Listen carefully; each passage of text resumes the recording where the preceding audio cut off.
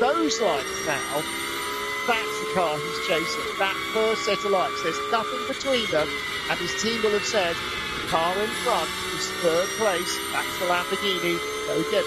And also, as from a driver's point of view and a team's point of view, knowing that it's normally always either rained or it's been safety carred or red flagged or something's always normally happened, you are trying to maximise the most you possibly can from this race. So that's why the guys that are on it are really maximising the track time. They're enjoying the circuit. They're enjoying the lack of spray, for example. Yeah. And they really are just enjoying it, because when they go on those rumble strips, as you and we all do now and again on the motorway, when you cross a slip road, for example, those rumble strips are very, very, very slippery. And with a 500, 600 brake horsepower car, it gets really, really leery and scary. So let's have a listen. Down the gears. 263, 161 miles an hour onto the brakes, and he brings it down to about 50 kilometers an hour in 100 meters. So that is the equivalent of coming on off a motorway slip road at 160 miles an hour and stopping for the roundabout. Yeah. Yeah, that exactly. is absolute. I mean, and that is the one thing above all else. If you get a passenger ride in a car like this, yes, the acceleration, the noise, the physicality of it, it's the brakes.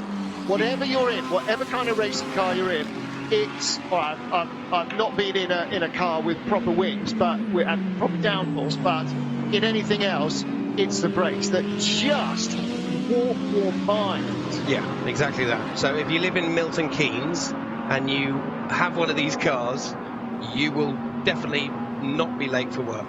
Simple as that. Well, you might be, because you spend a lot of time on the side of the road explaining to a policeman why you're doing 175 up a slip road. Yeah, they because Haven said I could stop by the roundabout and I wanted to check.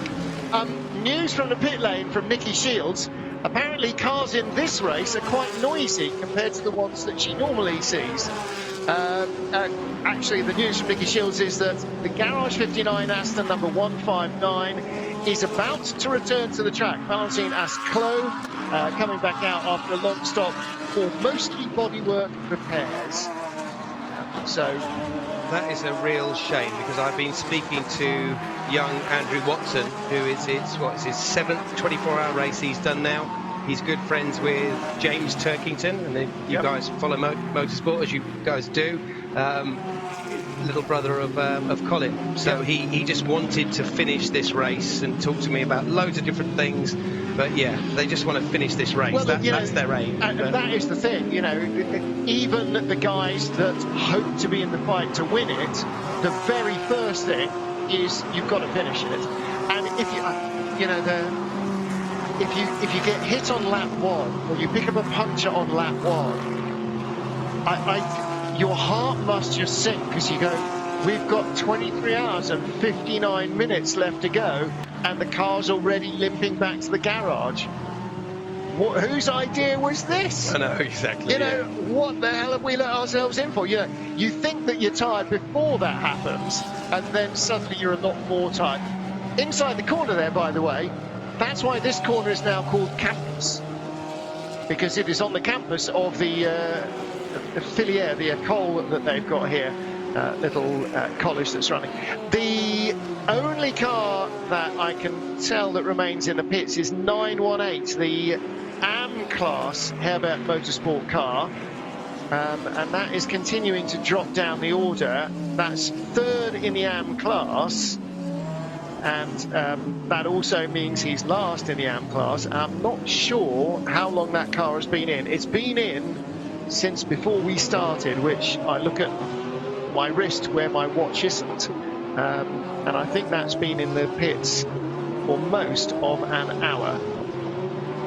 Heading towards the 16-hour mark. Now the next tranche of points comes at the 12-hour mark. So points are awarded at 6 hours, at 12 hours, full race points at 24 hours as well.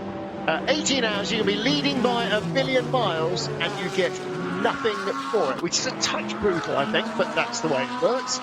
I think they assume that if you get into the night, you're probably going to get out the other end, which again, I think is a very wild and unnecessary assumption. However, nothing at 18 hours. So you get points at 6 and 12, and you get points at 24. Also, since we've come on air, since you and I have been coming on air, we haven't heard many drive-through penalties or people going off the track. No. So that's been good. But until we get a driver change, when they go, oh, well, I'm going to do this, right, go on. Yeah. No, carry on. What exciting expression have you just used? You're right. Okay, go for it. Just saw Nick Tandy right up behind somebody, and I wasn't quite. I caught a glimpse of who the somebody was. I think it's a lapped car. Yeah, it must. 29 is Cameron Dane in the Honda. Yeah, so it's not a. Yeah, no, it's not. But that wasn't the car that Tandy's right behind. Should be behind a Lamborghini. All right, so Cameron Dane in the Honda is right behind the GPX Racing Porsche. So, really? No, that's the other GPX. So that is for position. He's right behind Romain Dumas. So that was actually a battle for position. There are two GPX Hondas, Porsches, which has confused me. So Cameron Dane 13th, Romain Dumas 12th. So that is a battle for position. There, just going out of shot, is Nick Tandy. Still in 4th and still trying to close the gap to Dennis Lind. It's still 1.1 seconds though, so as we heard earlier, David trotting out yet another one of his lovely cliches. I think it was Bruce actually trotting out his cliche, softly, softly catchy monkey, which means he's getting very, very slowly, ever so very, very slightly closer, but barely. Dennis Lind 3 seconds behind Raffaele Marcello now, and it was 3 laps ago that Marcello passed him. So there is the battle with the blue, pale blue and orange of the Gulf colours on the GPX Porsche, and the red, white and grey on the Honda NSX. And behind him, is that the K-Pax Bentley? Is that Jordan Pepper? No, it's not. That's Dorian Boccolacci, possibly in the Santa Lockout. How far is he behind? Oh no, he's 10 seconds behind, so it's not him. But that is a battle for position with the number 40 Porsche and the number 29 Honda. And more Honda. Cameron Dane, yes, sorry, not Dane, Cameron. Yeah, more Honda news coming in. Well, let's just, I'll give you the full Honda remit. The car being run here by Yas Sport, who built it and who introduced the car. Remember when we went down and met Riccardo Patrese 2 or 3 years ago when they introduced the car? So they were running a couple of cars then, they're running one car here. And so Dario Desposito, who's also responsible for running their WTCR team, he is the team manager. Chief strategist is Marco Pastorino, who's been a Dakar rally winning team manager with X-Raid on a number of occasions. X-Raid, of course, running the minis. Just to interrupt you there, Martin. Go ahead. Sorry, just live in from Martin Lemmer, who is the boss of the Black Bull sponsored team Barwell Motorsport. It keeps drizzling, but you just have to hold your nerve. It's not for the faint-hearted, he said, bless him. So the AM drivers are struggling to keep the tyres up to temperature after a safety car. So it's a very, very difficult from that point of view. So tyres are a massive, big factor on this. Hence, they've got a new tyre this year. And that was particularly apposite because we were there looking at our silver leader in the Barwell Lamborghini. Perfect. So good that timing. was Frederick Schandorf. As if Mark planned it. And he is only just outside the top 20. That car is 22nd, and it is 40 seconds behind Andy Soucek in the K-Pax Bentley, who is in 20th place. And they, Barwell always want to, being part of a championship, they've always wanted to gain the points, and slowly catch a monkey, or whatever the phrase that David used, or whatever. But they are going for title. They are going for the win this weekend. Yeah. That is their main goal. There you go. Good footage there of the Black Bull car. And Hubert Haupt in second place is 28.7 seconds behind Frederick Schandorf. Third in the silver class, Benjamin Eat. He is in 28th place overall, whereas first and second in the class are 22nd and 23rd. So there is some real estate between them. In fact, there is more than a lap between them. Timothy Bouret is in 4th place in the Tech 1 Lexus. I think it was Bouret who was driving when the Lexus ran into the back of, I forget what it was, at La Source. Hugo Chevalier 5th for Orange 1 FFF, 5th. And Indy Donche in the HTP Mercedes is running 6th place in the silver class. He's the car that we were following a while ago with Nick Tandy. And another update, so Sandy Mitchell, youngest man at the time, youngest man ever to win a British GT race. Patrick Gajala, they're basically doing the same lap times as the leaders, and Owen Shand, the boss of Black Bull Whiskey, I think it's a whiskey company, yeah, I'm sure it is, who's been a sponsor of the team for many, many years. Yep. He is happy, so that's good. So if they're lapping at the same times, then, you know, all good. But it is all about the tyres, and when the weather conditions change, there is definitely going to be some action with tyre temperature and circuit temperature. So well done to Barwell, guys. Keep it up, doing well.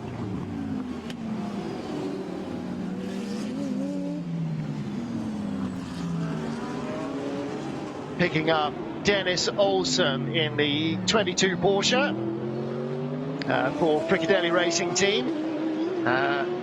Very experienced exponents, particularly in long endurance races, particularly in VLN and the Nürburgring 24 Hours. Not quite so much here at Spa, but if you can race 24 hours around the Nordschleife, you can pretty much guarantee you know what you're going to be doing at Spa.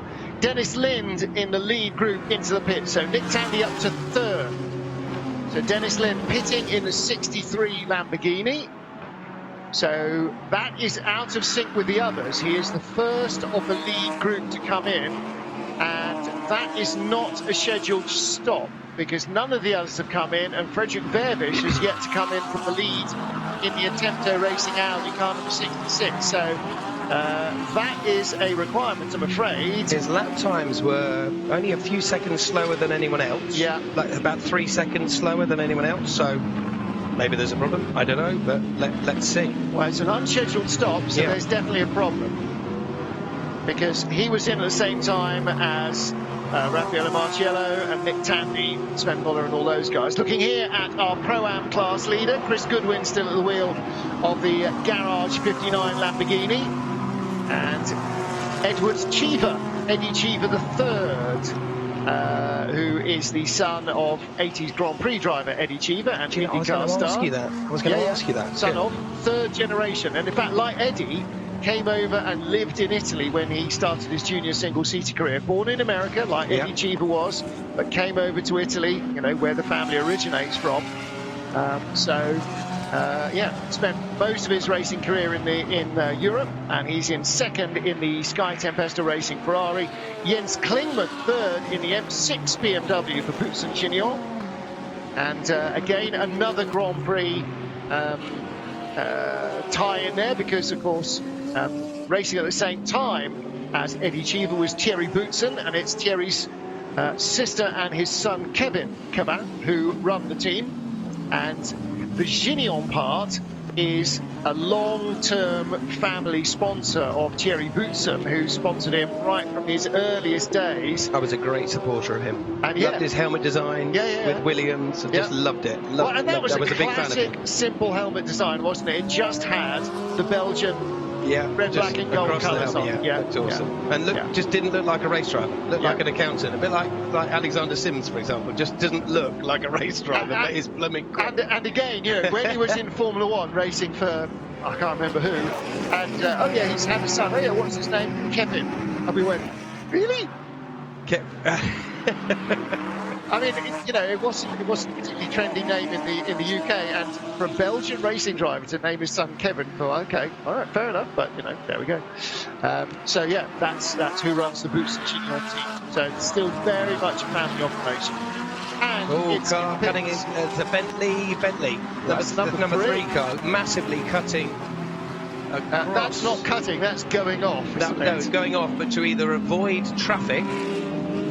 Let's have a little look at that. Was the number 3 Bentley? That was Jordan Pepper. Yeah, okay. So he was hovering around the bottom of the top 10. 10th place, Jordan Pepper. Yeah. But I just saw him. I think it was at the end. I think it was at the chicane, well, basically just at the end of the Reynolds Straight. Right. That's where I think it was. Frederick Verbisch is in the pits, so Raffaele Marcello and Nick Tandy are now battling for the lead, because in the pits as well is the Dynamic Motorsport Porsche, which has come in from 4th place. Matteo Cairoli in that car, so all sorts of changes going on at the moment. And I do rather fear that 918 is sort of permanently in the pits. Dorian Boccolacci in and out of the pit lane. Andy Soucek into the pit lane. And Raffaele Marcello now will be our race leader.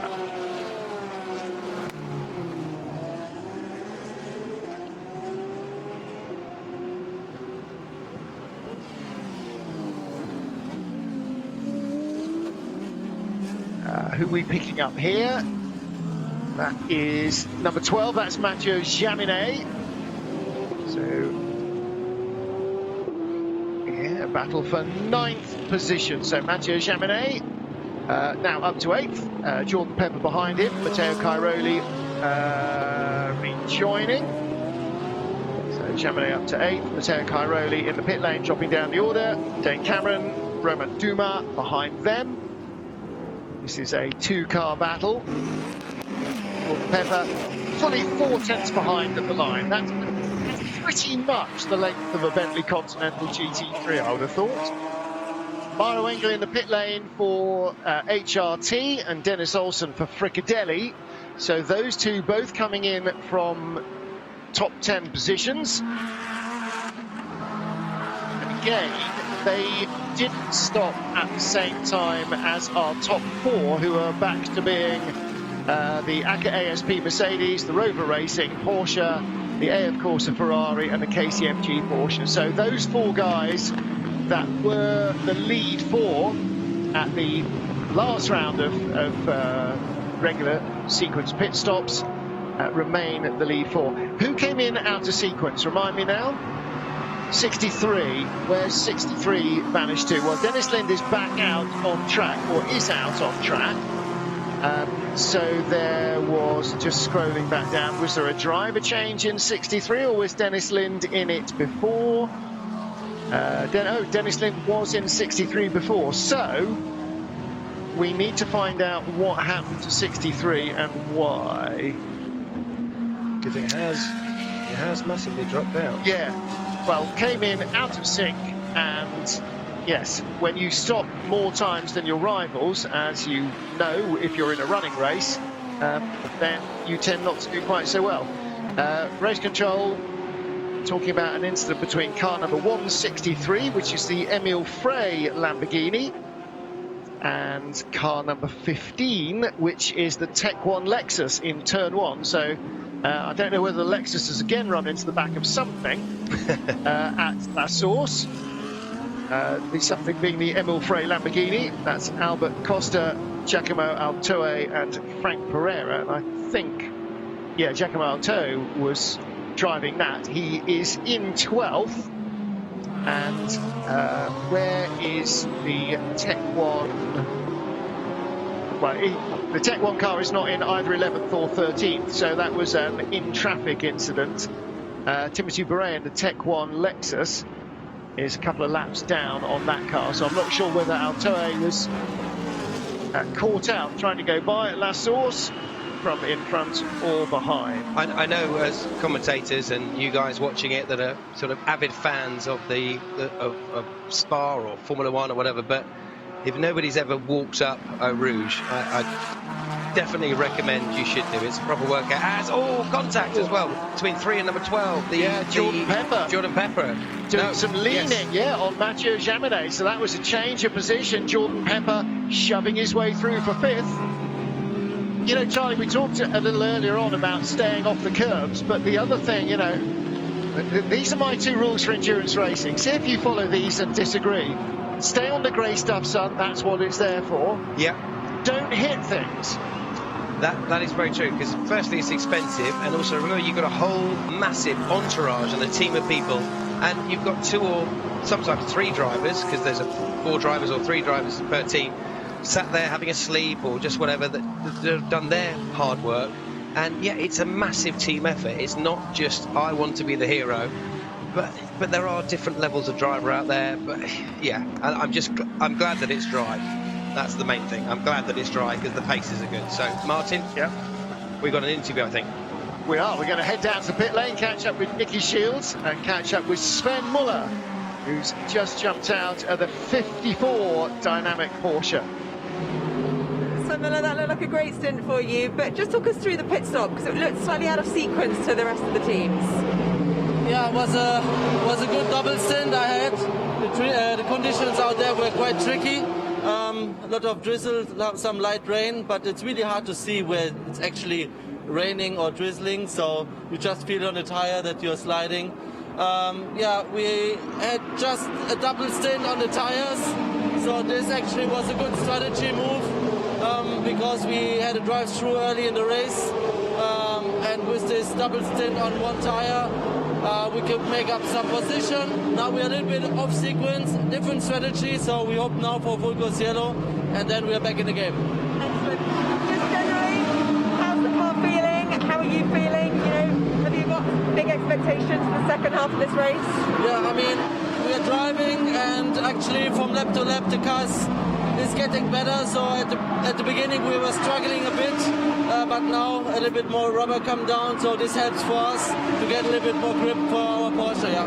And how are you feeling now? Obviously you've just finished a stint. Is the adrenaline running high? Do you think you'll be able to switch off and take a break, or is that not going to happen? I mean, it's always good when the engineer says, okay, box this lap, then you come down, but I mean, it's the condition out there were quite tricky with some light rain, some oversteer, some fighting, good fighting out there with different cars, so it's enjoyable. Keeping you busy. Thanks very much. Thanks.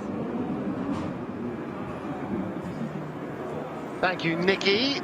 Catching up at Dynamic Motorsport with the progress of their Porsche. We've had a bit of drizzle, we've had a bit more drizzle, had a bit more drizzle. I was surprised to see on the clock and the old speakers tower just how warm it still is. But David Perel, who's just got into the 488 Ferrari, has set a new personal best lap, 2 minutes 20.9. And on the same lap, Ferdy Hapsburg has also set a new fastest lap, 2:21.0. Now, I'm not sure on the timing system whether that is for the driver or for the car, but 2 green laps. In fact, there are several green sector 1s at the moment. Dominic Baumann in the SPS Mercedes, Benjamin Goethe in the, remember the Audi, the Rothko Audi that had a puncture, that's back and running. He's just set a personal best. Ferdy Hapsburg has set another personal first sector. Alvaro Parente, who's just taken over the K-Pax Racing Bentley in car number 9, has just set 2 personal best sectors, and he's only just left the pits. That is literally his first flying lap, so full of fuel. Fred Macco, who's just taken over the Fricadelli Porsche, on his first flying lap has set a personal best. And is that last? No, that's not best. I saw a purple sector as well. Somebody had set a purple sector. It was the Boots and Gignon car. I'm just looking as well, just to try and help you out. And that was on the last lap. So it would appear to be about as dry as it's going to be, and about, well, maybe not as it's going to be, but about as dry and as nice out there as it's been, even though it is pitch black. And you can, well, if you're out in the forest, I guarantee you'd be falling down holes every third footstep swearing, because you can't see your hand in front of your face. No, genuinely. You say that from experience. Yeah, genuinely. You'd have to stay on the path. If you went off into the trees for a wee, we'd never see you again. Number 3 Bentley, Jordan Pepper. I'm loving the body language of that car. Yeah. Every time I either look up from the timing screens or whichever laptop we're all looking at, busy in the commentary booth, that car looks like it's on a right mission. And yeah, just the number 3 Jordan Pepper car always looks hungry, busy, angry, and also just against those little tiny sort of chic Ferraris and the little low down Lamborghinis, that Bentley is powering through. Look, as he just thunders through, you know, over the curbs, you know, brushing left, right, then left, just chasing. Yeah. And I'm loving the body language of that driver. It's good to watch. and he was up behind the number 27 Hub Auto Ferrari, Kamui Kobayashi. So Kobayashi having a bit of a busman's holiday away from his regular day job, which is racing LMP1 prototypes for Toyota. With my good old friend Anthony Davison, I presume, you know, in the... Do indeed, yeah. I was just wondering, is that... No, that can't be Miguel Molina's Ferrari. No, that wasn't the SMP car. No, that was of course a car. So that was Daniel Serra. We just saw the back of, because the SMP car is the one that's in the top 10. Miguel Molina in 9th place. So there's your leaderboard. Raffaele Marciello leading Nick Tandy by 8 seconds. Further 9 back is Alessandro Pierguidi. Kevin Estre 4th. They had a driver change last time round. Jordan Pepper 5th. 21 seconds behind Estre. So Estre safe from attack. The Bentley's not going to lunge him from that far back. No. That's the length of the Kemmel Straight. Even at full throttle, that's quite a distance. Daniel Serra into the pits. Where did I just say he was? Why was I talking about him? I've lost him now. Oh yeah, the Air Corsa Ferrari. Yeah, so 33rd. And where is he in Pro-Am? I think they were down in about 5th or 6th. 6th it was. So Daniel Serra in the Air Corsa Ferrari into the pit lane. And yeah, good news that Benji Goethe has left the pit lane. Good evening, Jamie Campbell-Walter. He won't hear us because he'll be in the garage somewhere. Busy. The Garage 59 Aston, Valentin Asclot, did come out. The car number 159 is currently shown as being back in the garage. 10th and last in the silver category. And now going to scroll. Oh, no, he's only just entered the pit, so that car did leave and was running. Looking here at Giacomo Altoe in 10th place for Emil Frey. So Emil Frey, after a couple of successful but relatively trying years with their Jaguars, with a Lamborghini and a much better known car, although obviously not necessarily to them, and probably nobody who knows it that well is keen on telling them, because you don't want to give too much away. Battling for 9th place with Miguel Molina. So Ferrari versus Lamborghini. There's the Ferrari just going out of shot with the blue and red rear end. And as you mentioned earlier, we've got the 159 driver change on the 159 car. Cool. So that has entered the pits, done driver change, back out again now. James Paul taking over. So Frederick Verbisch rides on the back of this in the Audi. There he is. So you've got those 3 cars running nose to tail to tail to nose to tail. And they're about nearly a minute ahead of Dennis Lind, who's in 12th. But Frederick Verbisch right up on the back of Giacomo Altoe, and Miguel Molina just in front of him in the SMP Racing Ferrari. Oh, the bus stop is an awful lot tighter when you get there, Charlie, than it looks even at 160 miles an hour. And I'm sure it looks pretty darn tight. Yeah, especially when I'm sure all the teams design it. We've got to lunge up into... No, we didn't have a lunge up into La Source. I say lunge, that's in a sprint race, but these guys are treating this like a sprint race, and I love that about this race. But it's about how bright they make their lights, so the team guys can see them on the telly, they can see them from the pit wall. And there's a great shot from the bottom of Eau Rouge. Look at that. The camera and even the F1 shots we get, it's awesome. But you're blinded by your own lights coming into that corner, and you've got to think about your brakes. And it's great to see the different cars taking different lines at the chicane, because some of them might be struggling with brakes by now. Remember, they've got to do their mandatory pit stop for the, 4.5 minutes, I think it is, something like 5 that. minutes, yeah. 5 minutes for the brake change, which, as you and I know, sitting at home, guys, to change brake pads and discs in your car, 40,000 miles, these guys are doing it just in 4 or 5 minutes, and it takes ages at Quick Fit or whatever company that you use. It takes a long time to change. So it's different braking zones, different angles, and I think it's just awesome, the fact that that corner really bunches everything up and then opens up into the awesome spot. The problem is it comes after one of the best overtaking braking areas, and whether you're trying to pass somebody for position or just to get by them, as we saw with Nick Tandy and the back marker that was in front of him, you've still got to go the long way around the outside or come up the inside, and still, you know, it's very, very difficult to get two cars squeezing through there, anything approaching a racing speed. So it's still, and you know, in daylight you've got much better distance judgment. In the night, much more difficult. You know, different drivers having different messages at that exact time, saying, right, come in this lap or whatever. So they might be just being told at that time, so you're just committed to overtake. And then I'm now up the inside of you, Martin, for example. I've now got to kind of cross you to get into the pits. There's so many different things that are going on. And hence, we look at that exact corner, another car comes into the pits. Perfect. Yeah, and that was Mathieu Jaminet. So he dives into the pits from the head of that little trio, which means that Dane Cameron is now up to 7th, Miguel Molina in 8th, and Frederick Vervisch in 9th. Refueling infringement. Stop and go penalty to car 66, refueling infringement. Okay, so that was Frederick Vervisch in the Audi, who's currently all over the back of Miguel Molina. Don't forget that he was leading for about half of his last stint because they were out of sequence. Giacomo Altouet dived into the pit lane in the Emile Frey Racing Lamborghini. Mathieu Jaminet in the GPX Racing Porsche. So he now, in fact, drops behind his teammate, further behind his teammate Romain Dumas. And also the 163 car of the Emile Frey Racing Lamborghini Huracan and the Lexus number 15 car. So the 163 car and the 15 car, Lexus and Lamborghini, no investigation necessary. So from what we saw earlier, it's all sorted.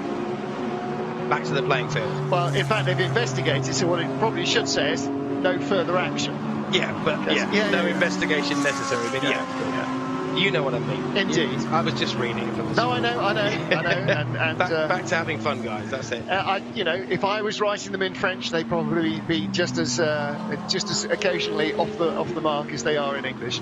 So Indy Doncia, we saw him earlier in the HTP Mercedes. He has handed over to Phil Ellis. Last time Phil was in the car, that got turned around, didn't it, I think? Or first time Phil was in, that got turned around. That car's in 32nd place, 6th in the silver class.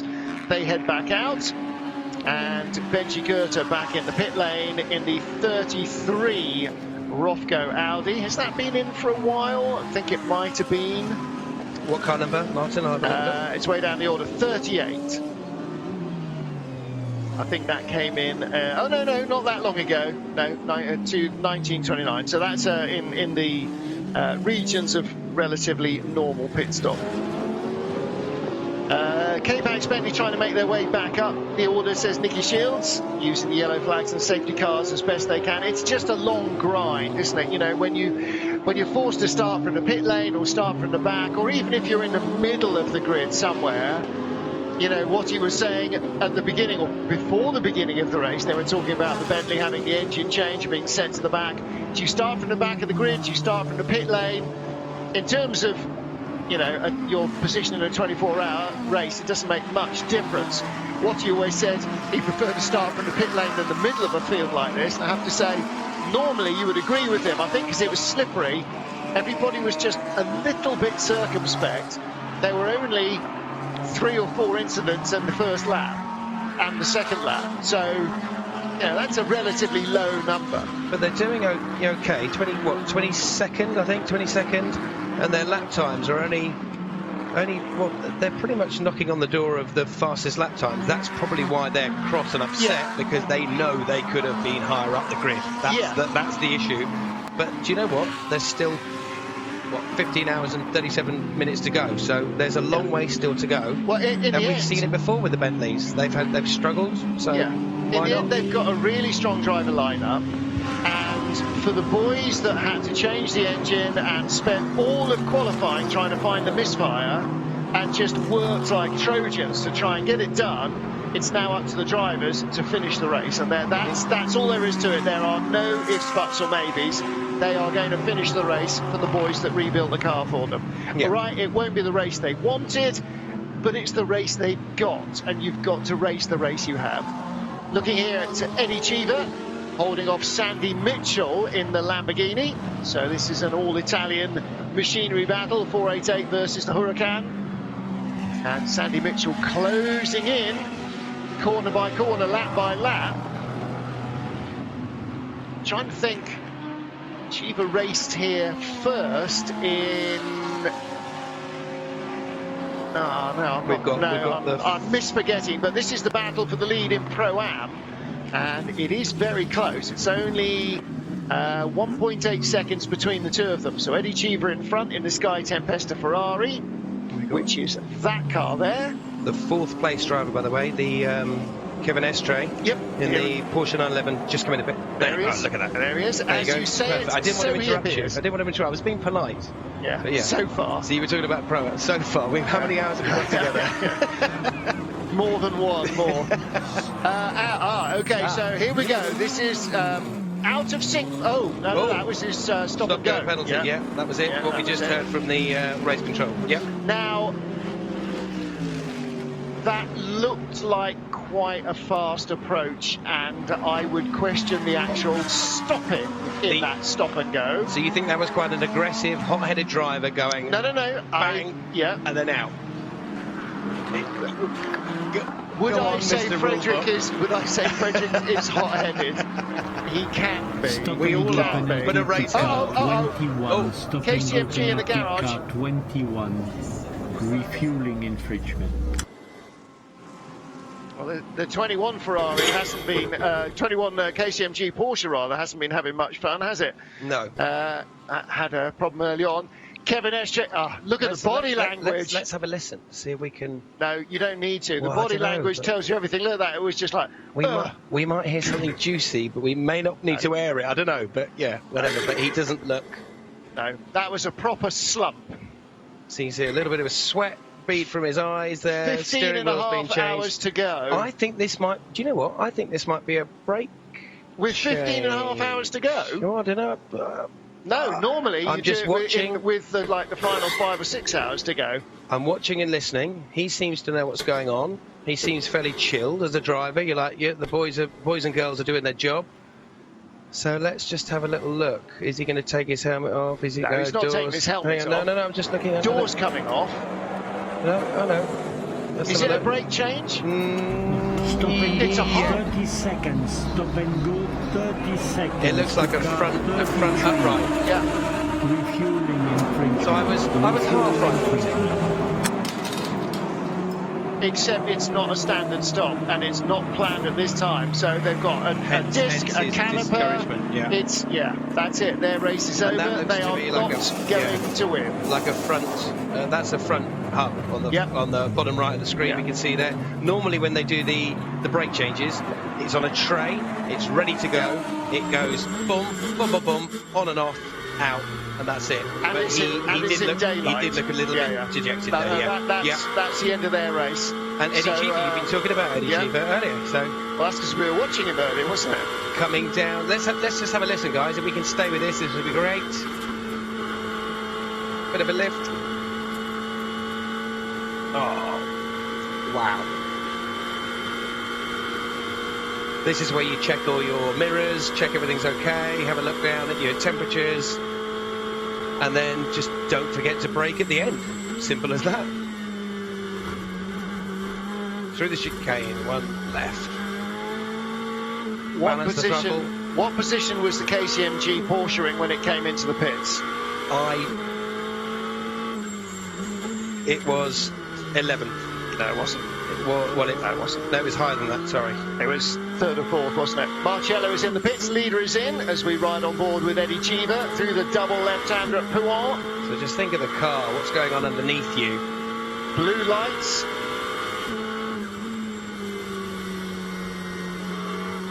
So here is our race vision powered by AWS Speed at Eau Rouge.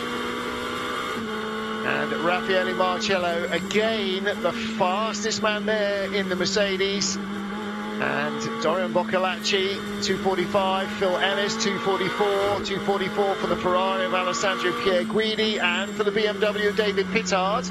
These are great stats. Yeah. Powered So- by, AWS, that have been giving us those figures. Yeah.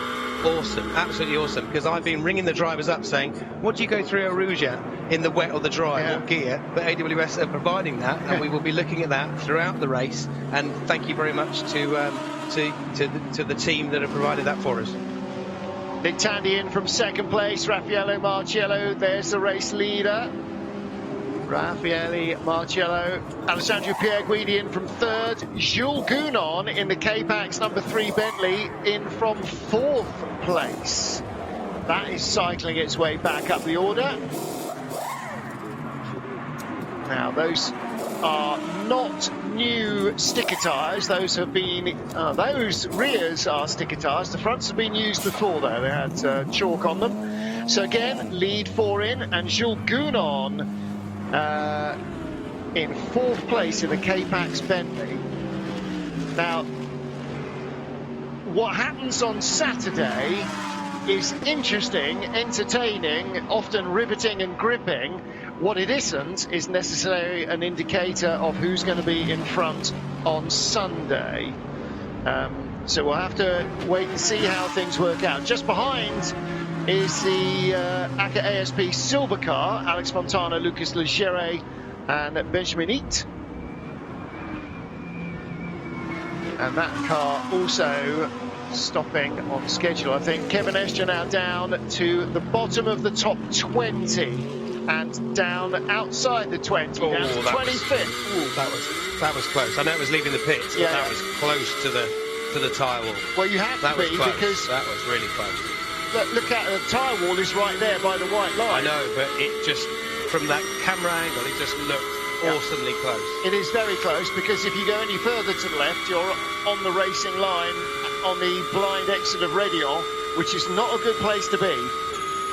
That is an awesomely long straight after probably one of the biggest, scariest corners in motorsport, I'd say. Yep.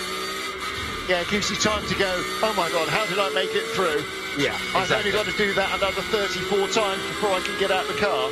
So you've got the netting on the right-hand side of the driver's right arm that protects them in case of an incident, anything flying around in the car if there's a crash that happens. But and also stops their arms flailing around as well, stops them flying around. Like caterham racing, I should know about that.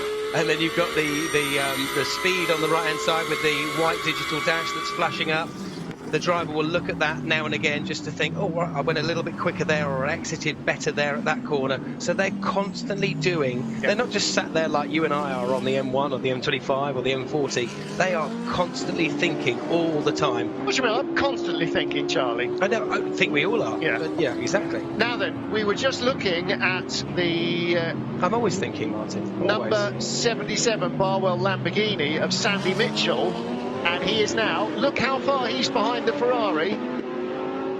Not very far, Charlie. No, that's not very how far he isn't behind the Ferrari. He was 7/10 of a second at the line. That's not 7/10 there. So the first of those two cars is Eddie Cheever in the Sky Tempto Racing Ferrari. That is your leader in silver, and in second place. In Pro-Am, and in second place is Sandy Mitchell in the Barwell Lamborghini. So Barwell, and where are they? They're those two sets of lights there.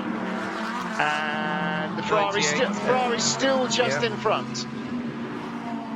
You've got to wait for the Lamborghini's lights to illuminate the colour on the back of the Ferrari, or the Ferrari's lights to illuminate the colour on the back of the Lamborghini before you can tell which is which. Back in the British GT days, we just had a little luminous strip. Now it's lights all over the place. All over the place. How time moves on. Well, Charlie, you're old enough to remember that after a driver change, you used to have to pull a strip of Velcro off the car, right? Run around the car, pull the Velcro off, and then go and chill out but in that was, Tyrrell's restaurant or something in Snetterton. Before LED lights and everything else, that was a way of letting fans trackside know that a driver change had been made. Remember, I raced a Marcos. We didn't have LED lights. We probably didn't even have lights. Yeah, you did. But Barwell are doing pretty well. So they're first in silver with the 78 car of Frederick Schandorf in the Lamborghini, obviously, because that's what Barwell run. And they're now second, which is what we've just been following, and in the other Lamborghini. So, yeah, my chats with Mark Lemmer over the last week or so have so far failed to curse him. Yeah, so I'm not going to say anything, but he wants to go all out this weekend. And yeah, so they're doing all right. So keep it up, guys. Yeah, absolutely keep it up. And Sandy Mitchell is all over the back of Eddie Cheever. Here we go. Now his pace is being dictated by the speed of the Ferrari. And again, look, still here at the bus stop, all over him, and into the pits he comes. So he was having a go at trying to get by for the lead before he had to get out of the car. I don't know if he is getting out of the car. He may not, because he only I think got in at the last change. Johnny Adam is third in that class in the Garage 59 Aston Martin 188. And he is in the pit lane as well. So Eddie Cheever is the Pro-Am leader. And the Boots and Gignon BMW M6 in fourth place, still with Jens Klingman at the wheel. Not Klingman. Boots and Gignon have had a relatively successful weekend so far. They finished second in both the TCR races this weekend, courtesy of Tom Coronel, who raced for them in WTCR over the last couple of years. And is now racing for them in TCR. I don't know if it's TCR Benelux, TCR Europe, whichever in the TCR races it was. So here is your Barber Lamborghini. I quite like the green and yellow. That's quite nice, isn't it? Yeah, I'm a big fan of the Lamborghinis. Yeah. If I won the lottery, I would buy a Huracan. Would you? I did some driving at Top Gear back in the day. Well, fairly recently, I suppose. But we had two cars that turned up in a big Arctic lorry. Yeah. And we had to do the skiddy stuff, and the presenters went home, and I tell you what, unbelievable car, absolutely love it. So there you go, there's my little pet favourite Lamborghini. So they've just left the pits, which is good. Also the tear-off strips. Okay, so we're looking at the tear-off strips now. They've got about 6 tear-off strips that they're allowed to use per race. So that is one of the tear-off strips, however many they've used per race. You see the Formula 1 drivers with their tear-off strips, flies, gravel, grit, dirt, whatever. So they've got about 6, and that just gives you a little bit of a clearer vision, probably for only a few minutes, until you follow somebody that very thankfully drives over the gravel or something and just scratches that bit of plastic, or is chucking out a bit of oil. And the other thing that really you don't think of as a road driver is all the little black marks from the bits of rubber that are thrown up. And you look at a car after the race, you go, where have all these, like, you know what flies look like on the front of a car? Well, you know, big blobs of black rubber. Every time a little ball of rubber gets rolled off a tyre, they'll get fired up at the car behind. And so that, as much as anything, because cars don't leak oil the way they used to, they don't spray oil over you the way they used to. And there's not many midges around at this time of the year, so it is those bits of rubber that just get that are all hot, over the screen, hot and oily, and just smudge up the windscreen. Yep. So the Honda goes back out again, and that came in from the lead, of course, drops down now to towards the bottom of the top 10. Dennis Lind in front in the 63 Lamborghini. Still don't know why it made an out of schedule stop, that car. I'm sure we will find out. We have a team of people. Nick Tandy in the Porsche setting fastest sector. So 63 Lamborghini back at the head of the field. Came in out of sync with all the other lead group of cars. And it seems to be running as quickly as it was, and it is back in front, but it is on a different strategy now to Raffaele Marcello. Frederick Verbisch, also on a different strategy to Raffaele Marcello, is up to third. Nick Tandy on the same strategy as Marcello is in fourth. James Collado, again with the AF Corsa Ferrari, in fifth. And David Pittard, the best BMW, the Falcon Horse BMW, in sixth place. Purple Sector 3 from Fred Makovici in ninth place in a Fricadelli Porsche. Yeah, and also Nick Tandy's just done his personal best in fourth place. So it looks like they've either had a bit of a clear run, or the tyres themselves, as well as the circuit, is rubbering up and getting drying, yeah. Even though it's dark and it's a bit moist in the air, it seems to be a peak time. So let's keep an eye on those times, because Nick Tandy's on a mission. Oh, is Estra back out of the pit lane? Yes, he is. And he has dropped to 33rd, but he has just set a green sector. Oliver Wilkinson in the 69 Optimum McLaren has just entered the pit lane, so let's see what that's going to come off, whether it's going to be a driver change or a little pit stop. So there are quicker times being set. SMP Racing in 12th place, Miguel Molina at the wheel of the 72 Ferrari, run by AF Corsa, of course, because you can't have a GT race without AF Corsa Ferraris. It is a law. And that car, 12th place overall. Here's the Bentley of Jordan. It's still Jordan Pepper. It is still Jordan Pepper. Have I lost him? No, Jules Gounon took over. Jules Gounon, yeah. Winner of the Spa 24 Hours on his debut. Ooh, Jules Gounon. Yes, that was a bit of... Right, okay, there's something trailing. There's something trailing for that. But there looked like a little bit of smoke. As they braked for the right-hander, there was definitely some smoke, whether it be brake dust smoke or tyre smoke, but something has definitely happened to that number 3 Bentley, which we saw being driven very aggressively earlier. Let's keep watching it, because there's a little bit, there we go, a little bit of blue tape coming off the back. Looks like it looks like it's going, okay, but there is some debris. Look, we can see there is something. Let's keep following it if we can, guys. I tell you what you are noticing, even at night, is how many leaves are constantly being hoovered up by the cars and spat up into the air. Or Bentley sparks from their for the brake calipers. That was Romain Dumas in the GPX Porsche, who's not too far behind, really thumping the Saussure curb on the inside of the bus stop, which he will be cursing himself for. I think it looks okay now. It's just a bit of tape, I think. But we will keep an eye on that, ladies and gents. We will keep an eye on that car. It wasn't. It was Matt Campbell, not Romain Dumas. So Matt Campbell is 1.3 seconds behind the Bentley. This is the battle for 10th. So Jules Gounon in the Bentley. We ride on board. It's right-hand drive, of course, because it's British. And you know, I just spoke to my dear sister, VBH, on the way up, and she's actually on a Bentley weekend this weekend, being treated in Northampton at some country house or whatever. I was going to say, treated and Northampton in the same sentence. That's why I sort of had to pick it up in a certain way. That's all the glamour of Bentley right there, Northampton city centre. About the Flying Spur, the Continental GT, and the Bentayga. So she's, you know, relative to she's going to have a really miserable weekend. She's having a lovely weekend. Yeah. She says, "Oh, it's so nice to be back in a nice hotel after working and all that." Yeah, like, Mickey, whatever. Yeah, whatever. You know, the hard workers work overnight. Yeah. We're doing the night shift. Yeah. So there you go. So we had good footage, and also, look at the debris that you're seeing there. Yeah. Well, are you sure they're leaves? I was thinking it's all debris and time. It's not. The way they flutter up in the air, that's all leaves. We are on board now with Jules Gounon. Matt Campbell is still just out of reach, 1.3 seconds back.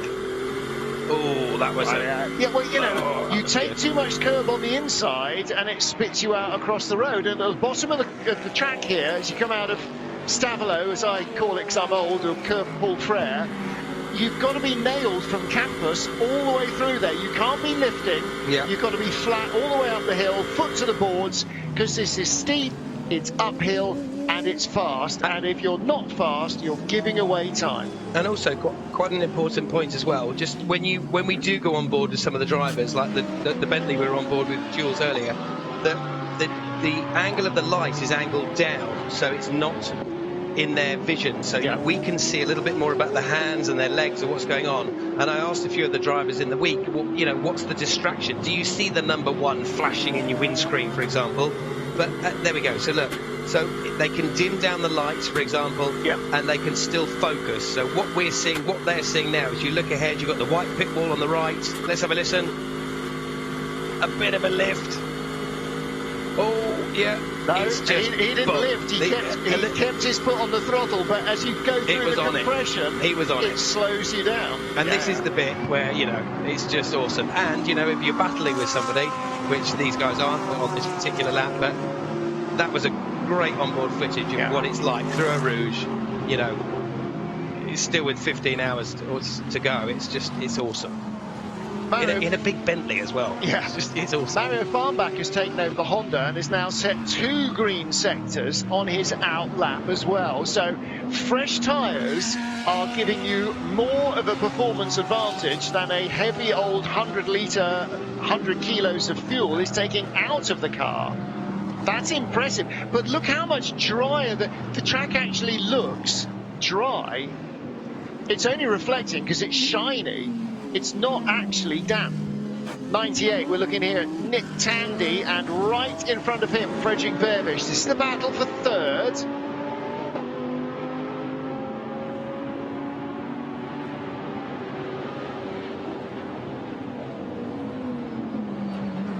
Down to the hairpin. Frederick Vervisch with the green highlights in that 66 Attempto Racing Audi.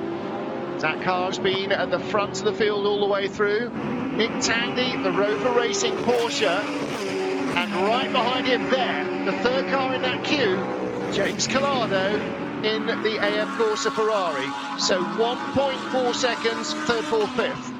And if you're standing there at Eau Rouge, that's how fast they come past you. Third, fourth, fifth. So these 3 lights coming at 3 sets of lights coming up together. There's the Rover Racing car, there's the Ferrari right behind, and the Audi is the first through your shot. So in fact, Collado is closer to the back of Tandy than Tandy is to Vervisch.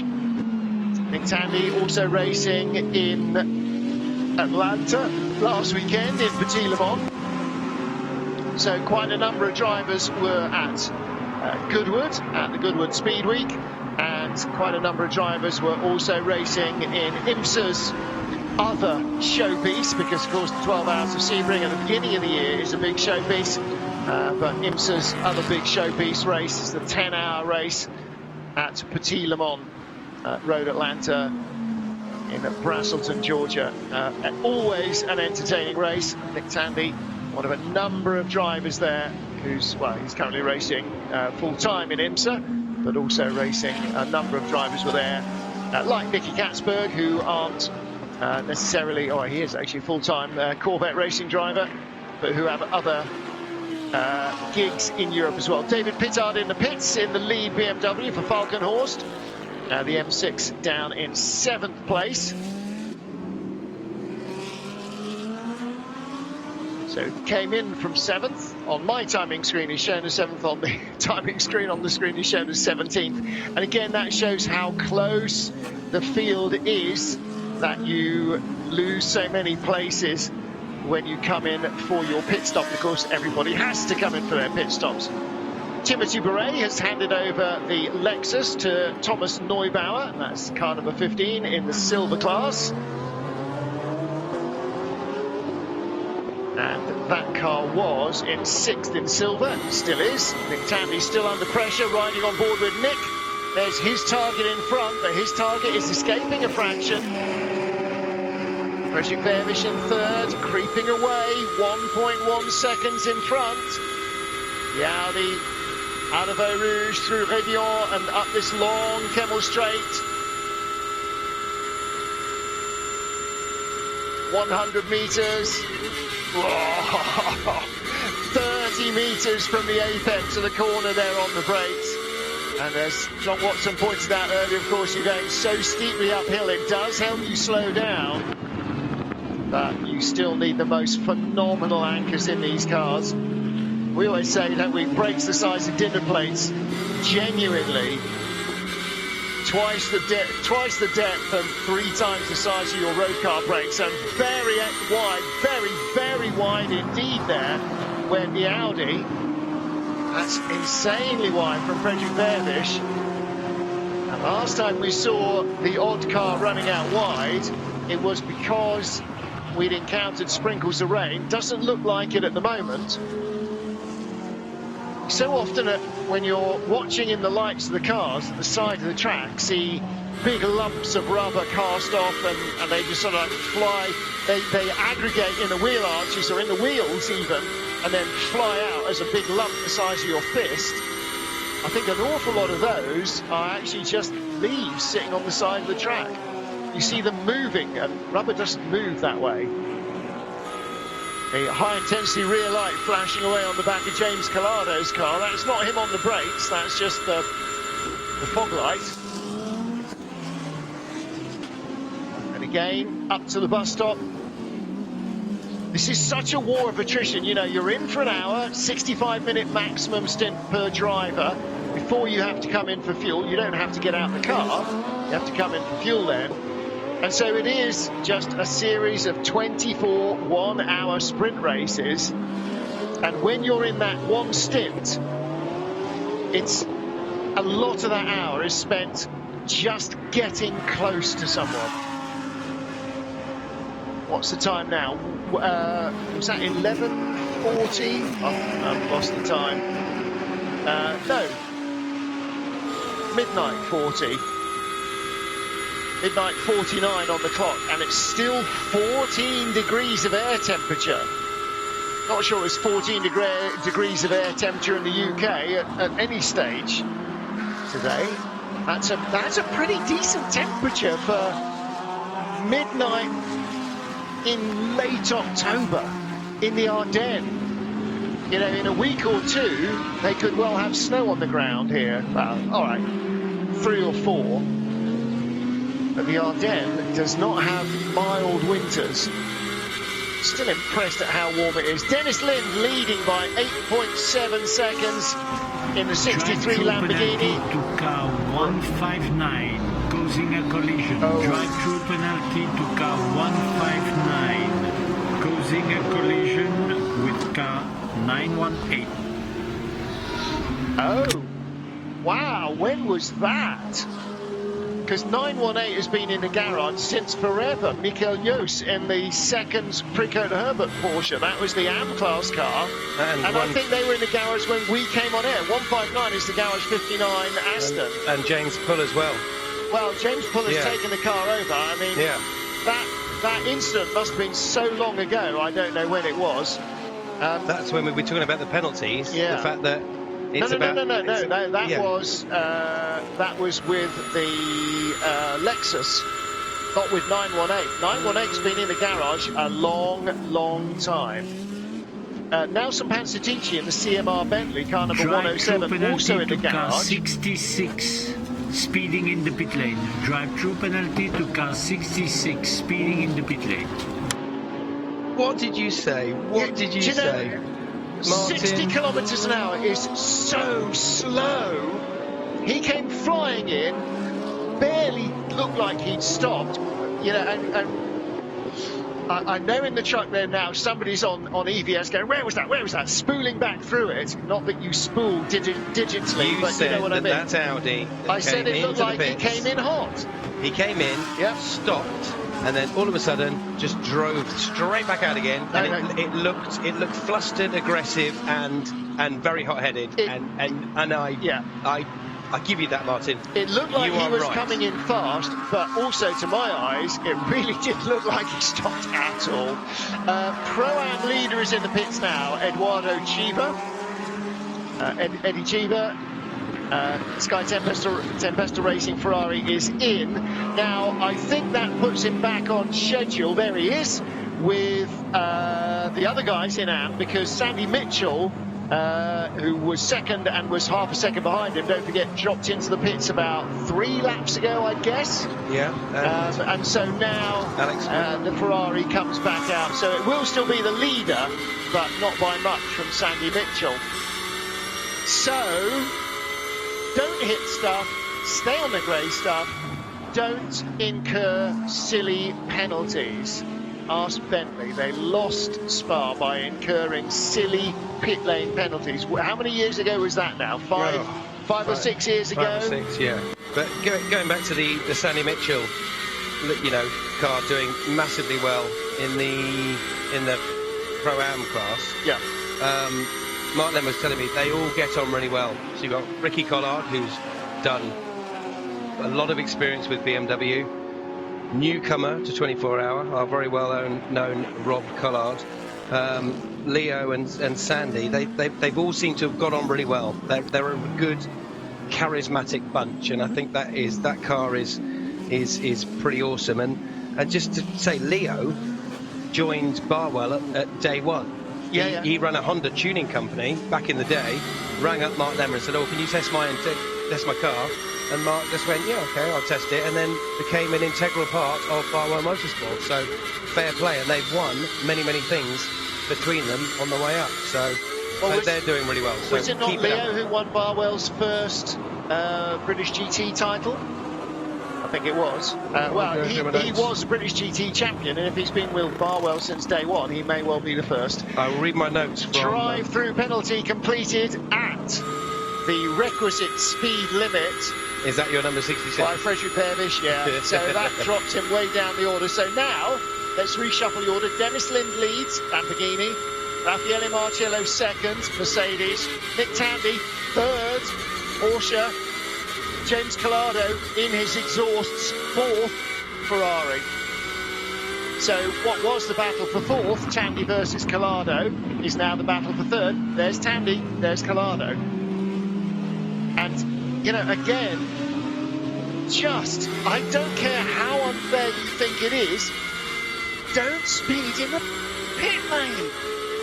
It's, you know, there's a special button for that. Yeah. You know, it's not even, I just misjudged the revs. It's just hold the button down. News from the pits, by the way, from Nicky Shields. The 63 Lamborghini, we said it made an outer sequence stop halfway, not even halfway into its pit stop schedule. They had a tyre pressure warning on one wheel, Nicky says. So came in, changed that one tyre. So it is out of sequence, but it is the race leader. Now, out of sequence now doesn't necessarily mean out of sequence at the end of the race. It's just you're out of sequence now. Whatever you do, don't panic about that. Yeah. Now's not the time to... Now is the time where for the next 12 hours, Charlie, you just grind it out. Fast lap times, clean pit stops, no penalties, no contact, fast lap. Just get to 3 hours from the end of the race. Then you're back timing from the end to try and make sure you don't have to have a splash and dash and all the other stuff. Yeah, work as a team. So, look, talking about Nick Tandy now, his lap times are going quicker than Collado, and Collado obviously has left Formula E with Jaguar, had a bit of a disappointing season. Rate him as a driver, spoke to him a few times over the years with my involvement with Formula E, and there you go. So let's have a look. So great advertising for his sponsors, but let's have a look. So wing mirror on the left-hand side. Look at the undulations and the stress going through his helmet, through his body. I feel sorry for the wing mirror. He seems fine. It's just everything else. But that was great stuff there. But the thing of it is, when you're going through that compression and, you know, up that hill with all the G-forces, it's grinding the air out of your lungs, you know. Again, it's impossible to explain to a normal driver, even of a really fast road car, just how physical this stuff is. Anyone that's been to Brands Hatch on a driving experience day that come through paddock when we take them out for a passenger ride after their experience, for example, they go, "Oh, it really is unbelievable, the feeling," you know, and we still get that as drivers, you know. These guys, even though we're used to it, we know what's coming up, we know when a rouge is going to happen, we expect it. All we want to do is be braver off the brakes, braver back on the throttle, and have that feel in our palms of our hand to understand the steering. And when you're being chased by James Collado in that Ferrari, two very different cars. You know, the Porsche and the Ferrari are two very different characteristic handling cars, but two world-class drivers. And of course, James Collado, no stranger to Ferrari, because he earns the other part of his living racing as a factory Ferrari driver in the World Endurance Championship. So the GTE car might be different. It doesn't have ABS, traction control and so on. Got a little bit more in terms of power and aero, but it's very much what he's used to. The same with Nick, you know, he's running GT Porsches for years, and so every year they evolve and they get a bit quicker and a bit trickier and a bit all the other, but it has the same basic handling tenets, you know. You don't change your mind in a corner and you drive it around the rear end, not the front end. And I think they are listening to what we're saying, because their last lap times were pretty much blooming identical. Absolutely pretty much identical. Tandy went a little bit quick. Yeah, so 2:21.0 for Tandy and 2:21.2 for James. They are both, I think, tagging each other along as a move 63 and 15. 63 car and the 15 car. Is that for position? Let's have a look. Okay, so 63 is the Lamborghini. 63. Sorry, that is the leader. Apologies. I was just wondering We where were the so Lexus excited had about got to. put some more on board, but yes, Yeah. that's the leader. So just Where's the Lexus? Oh, okay, now I've lost it. that was for an overtake for a back marker, I think. Yeah, that I've scrolled down too far. I'm now trying to find where the Lexus is. It is in 4th in the silver class now, so that's Thomas Neubauer, and he is chasing Lucas Legeret in the ACA ASP Mercedes car 89, not 88, which is the overall Pro Class car, which is 2nd place for Raffaele Marcello. So Dennis Lind leading, Raffaele Marcello lost a bit in Sector 1, lost a lot in Sector 3, gained a bit in Sector 2, losing. There's the 88 in second place. There it goes. Well, that will be.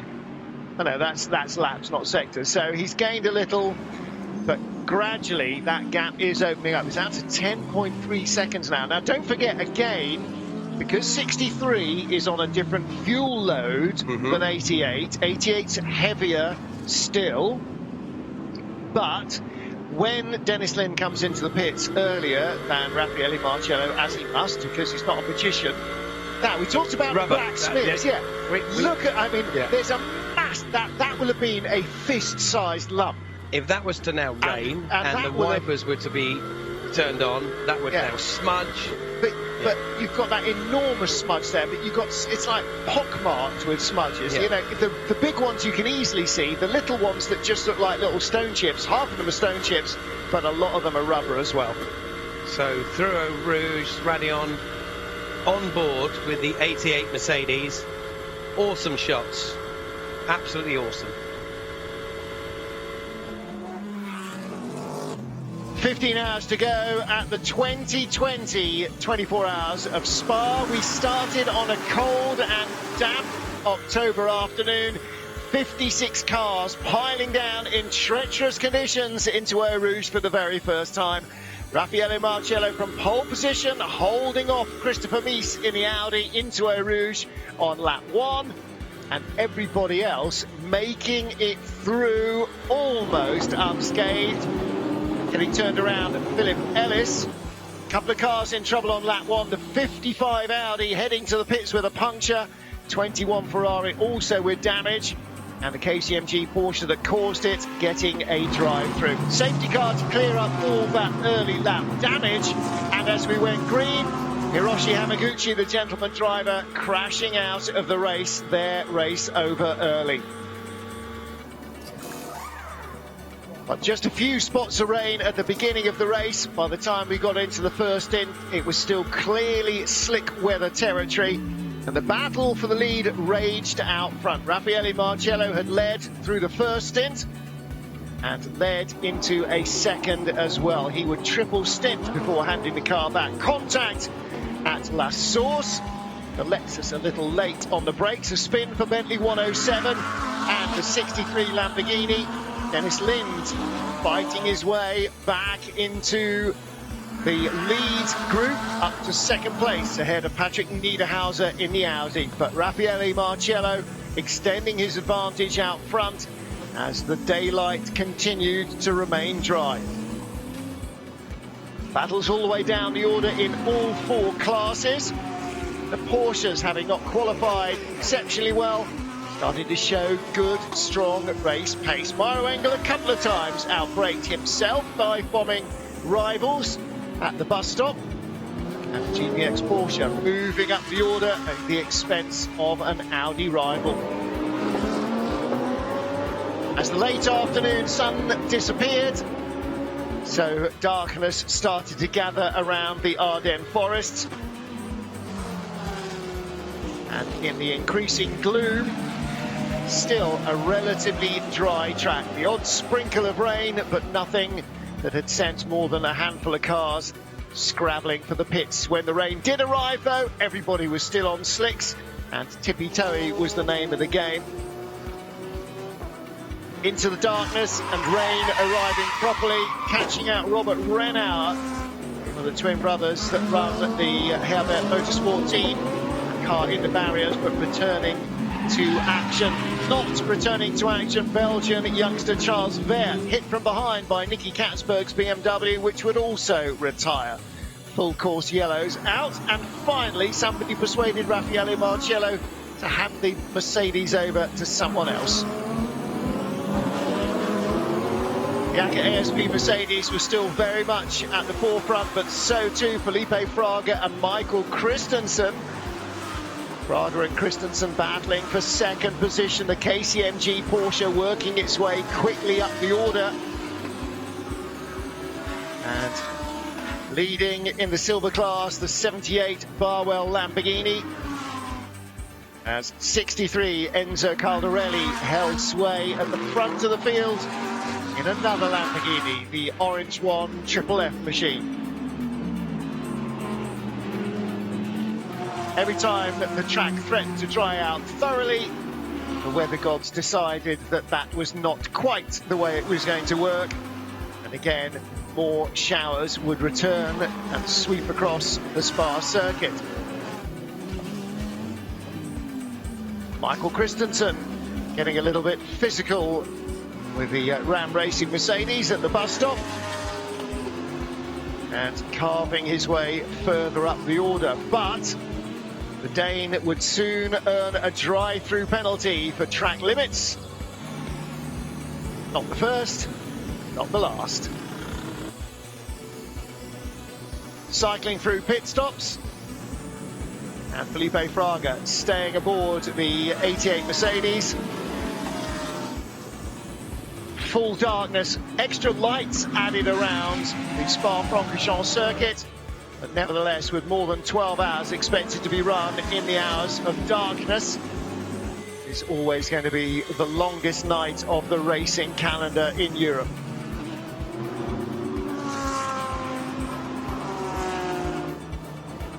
AM-Class leader 918 struggling a little bit. The car go off and ensue a long pit stop that dropped them down the order. Subsequently, the car that hit them would be tagged with a penalty. The 918 Herbert Porsche coming back in, and that's where it remains in the pit lane. More rain returning to the circuit. Fresh tyres for Enzo Caldarelli in the 63 car.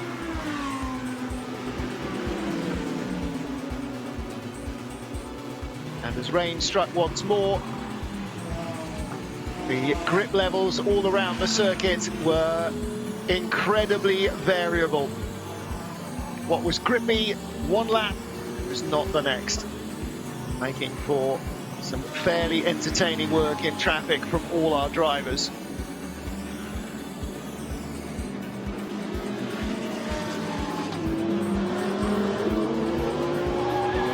Next major incident, Raymond Vos losing the Ram Racing Mercedes under braking and nosing heavily into the wall at La Source. That would be the end of their race. More slick pit work from Orange One FFF, keeping the 63 Lamborghini right at the sharp end of the field. Raffaele Marcello again giving chase in the 88 Mercedes. Kelvin van der Linde being hit with a drive-through for abusing track limits. 31 Audi team's race would not get much better from there on in. Another rotation for the 26 Audi, Christoph Kress that time. And then a safety car and the end of the road for the 31 Audi, Kelvin van der Linde pulling off at Ardennes in the Team WRT car, on fire. No problem for the driver. The brief fire quickly put out, but their race was over. Heading towards the 6-hour mark of the first tranche of points to be awarded, and battles to get into those vital points-paying positions for championship honours. More drama for 111, having to be rescued by the track workers, and still no change in the order up front. Although the positions changed around, still 88, 98 and 63 fighting for supremacy. KCMG Porsche running into problems.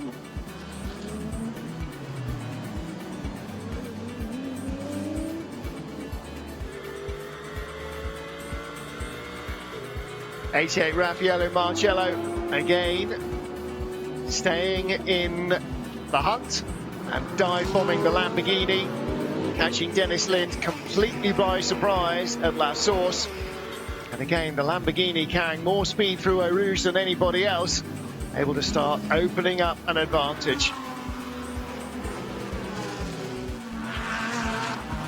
Kevin Escher's Porsche dragged back into the pit lane within the last hour, and that dropped from 4th to 33rd place. And now this is our current race leader. We have 14 hours and 50 minutes to go of the 2020 24 Hours of Spa. Frederick Vervisch in the pits again, the 66 car in for a routine stop. He was served a stop-and-go penalty. The stop bit was marginal at most, but the real problem with it was he was speeding in the pit lane serving a penalty, and so he got another penalty for that.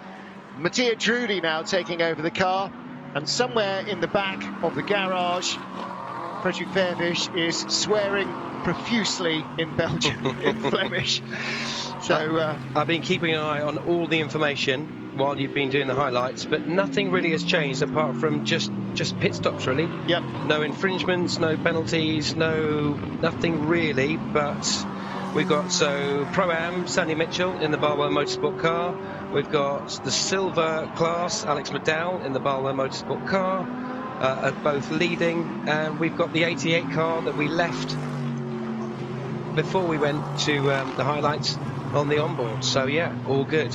I've been keeping an eye on lap times. Lap times have sort of flattened out a little bit. The best lap time that I can see at the moment is a 2019 dead, 2019-0, which is Sandy Mitchell with the Barwell Hurricane.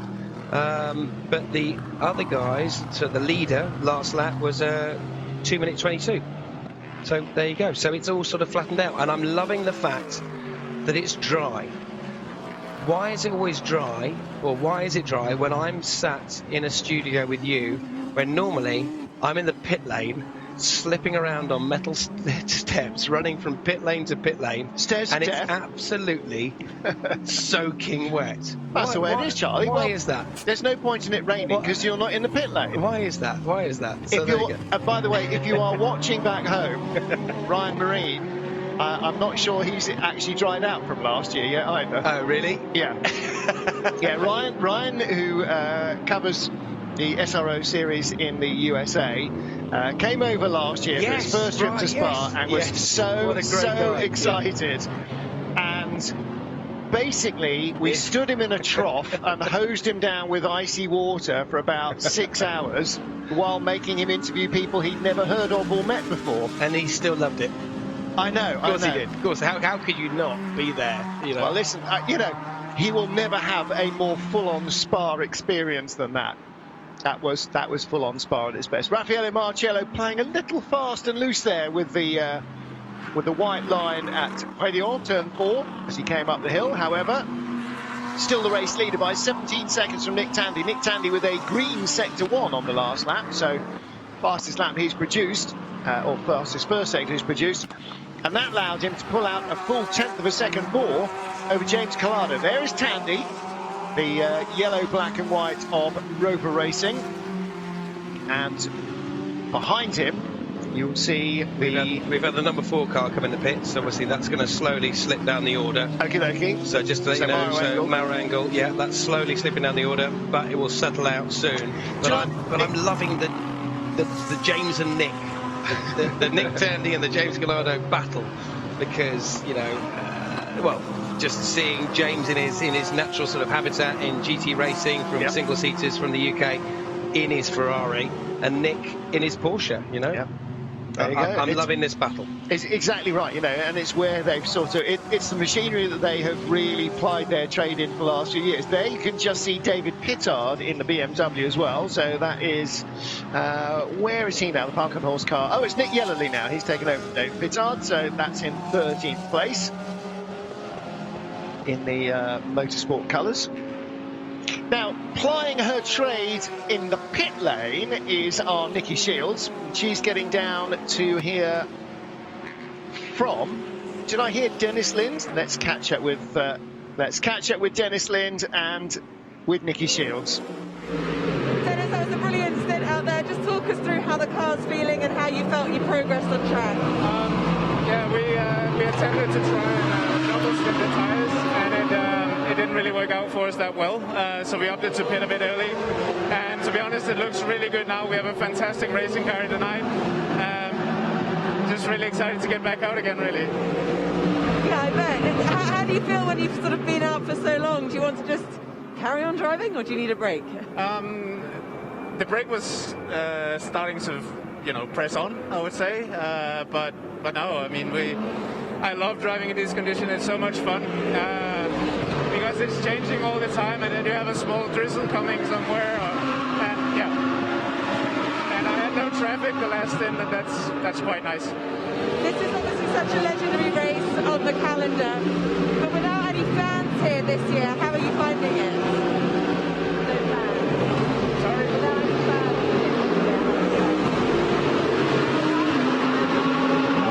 Obviously, it's a pity not to have fans. It was always nice to smell the barbecue in the evening when you were passing up through Camel and through camping. It was always nice to see the fans out there with their bonfires, and also it's a pity, and hopefully they'll be back for next year. Brilliant, thanks very much. Challenging times for all of us, not being able to hear each other as well. Thanks very much.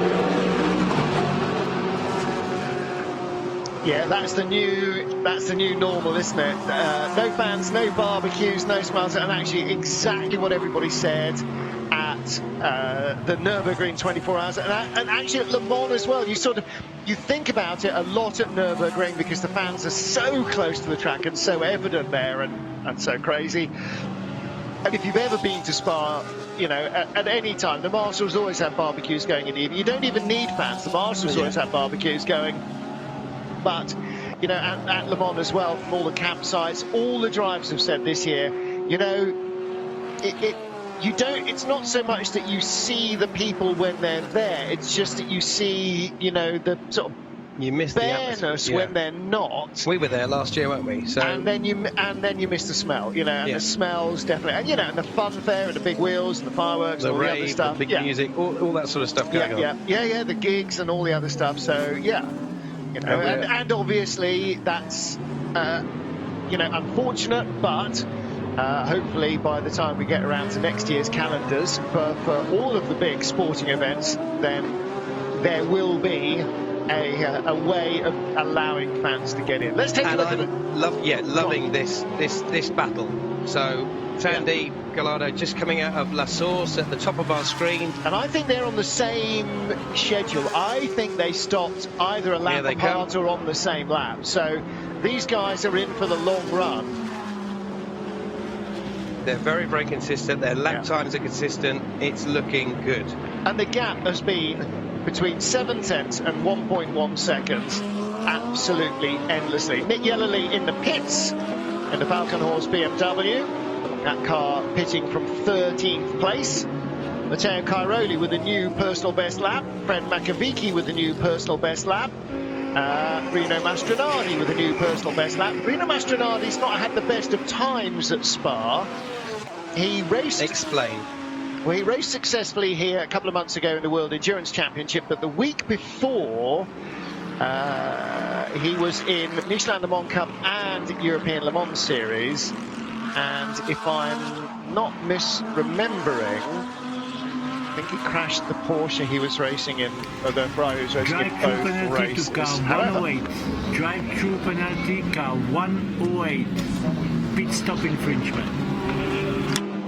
That's the Bentley. Alan, honestly, Bentley. I know, you know that, but when you're having a bad run, you're just having a bad run. It's not the fault of Alan Adam, obviously. You know, No. kick a man when he's down, but the two last running cars. No, that's not true, actually.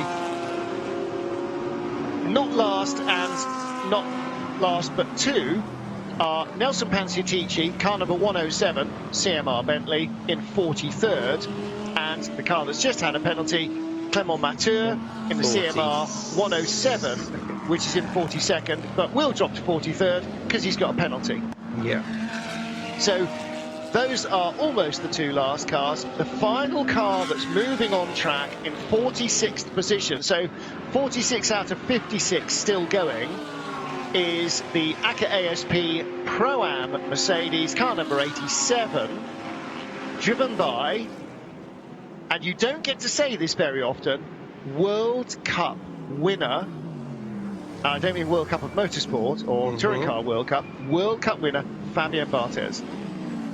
Not many times do racing commentators get to talk in not just, you know, a celebrity saloon car race or something, with a World Cup winner. And Fabien Barthez, you know, one of the talisman of that French football World Cup winning team from Paris.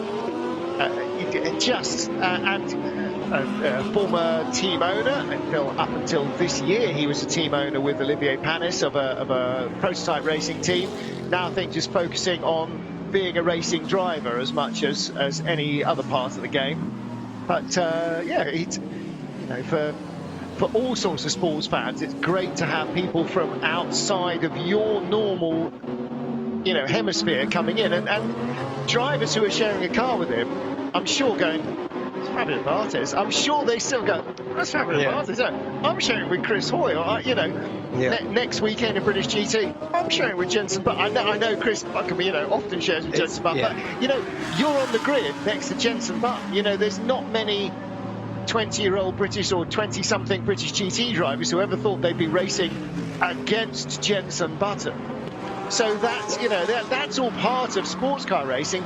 You can come in when you're 18 and still be doing it when you're 68. And likewise, we are what? So 14 hours and 38 minutes remaining.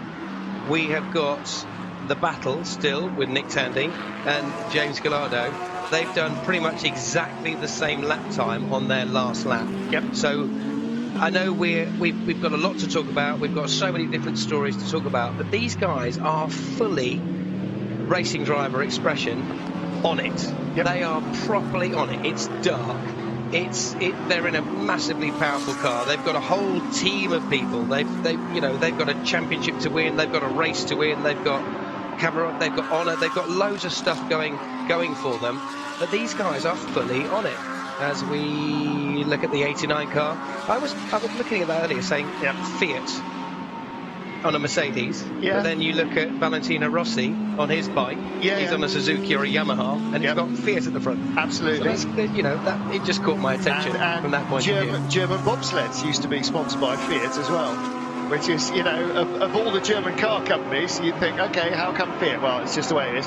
What you're looking at there is the Lucas Leggeret in the ACA ASP 89 car, which is third in class in the silver category. Yeah. So 88 is their pro class, 89 is their silver class, and 87 is their pro-am class car. So they obviously like numbers that begin with 8. Meanwhile, 98 that's the Tempo Ferrari, which is, I'm genuinely going number blinds now. I can't find the Tempo Ferrari. Let me help you out. Go on then, tell me where he is. What do you want to know? What number? Where's the Sky Tempo Ferrari?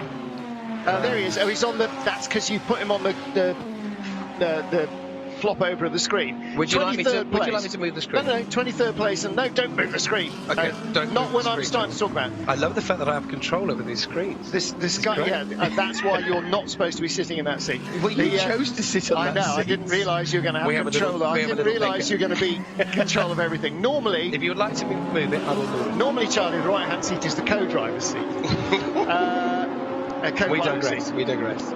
Eddie Cheever in that Sky Tempesta Racing Ferrari is second in Pro-Am. Sandy Mitchell is leading Pro-Am for Barwell in the 77 Lamborghini. So that Sky Ferrari, don't forget, before he stopped slightly out of sequence with all the others, he was leading. So now actually through the pit stops, Barwell have picked up the lead, and the Ferrari has not come back up to the top of the pile ahead of Sandy Mitchell. Johnny Adam is third, and in fact Eddie Cheever's 13 seconds behind Sandy Mitchell. Johnny Adams now under 30 behind Eddie Cheever. 1:24 a.m. Central European summertime, because it still is, and it's still 12 degrees at 1:30 in the morning in October. This is a gift. I know when we came here for the Spa 6 hours, it was 40 degrees on the Monday, Tuesday and Wednesday, 35 degrees on the Thursday. So, you know, it's been quite a long, hot summer, like it has over quite a lot of Europe, but it is a gift, actually, genuinely. You know, I was fearing this would be relentless, frigid deluge. You know, we'll probably get mist in the morning hours because of the temperature inversion, because it's actually it's been quite damp, but it's also moderately mild, and so the colder air above will hold that down.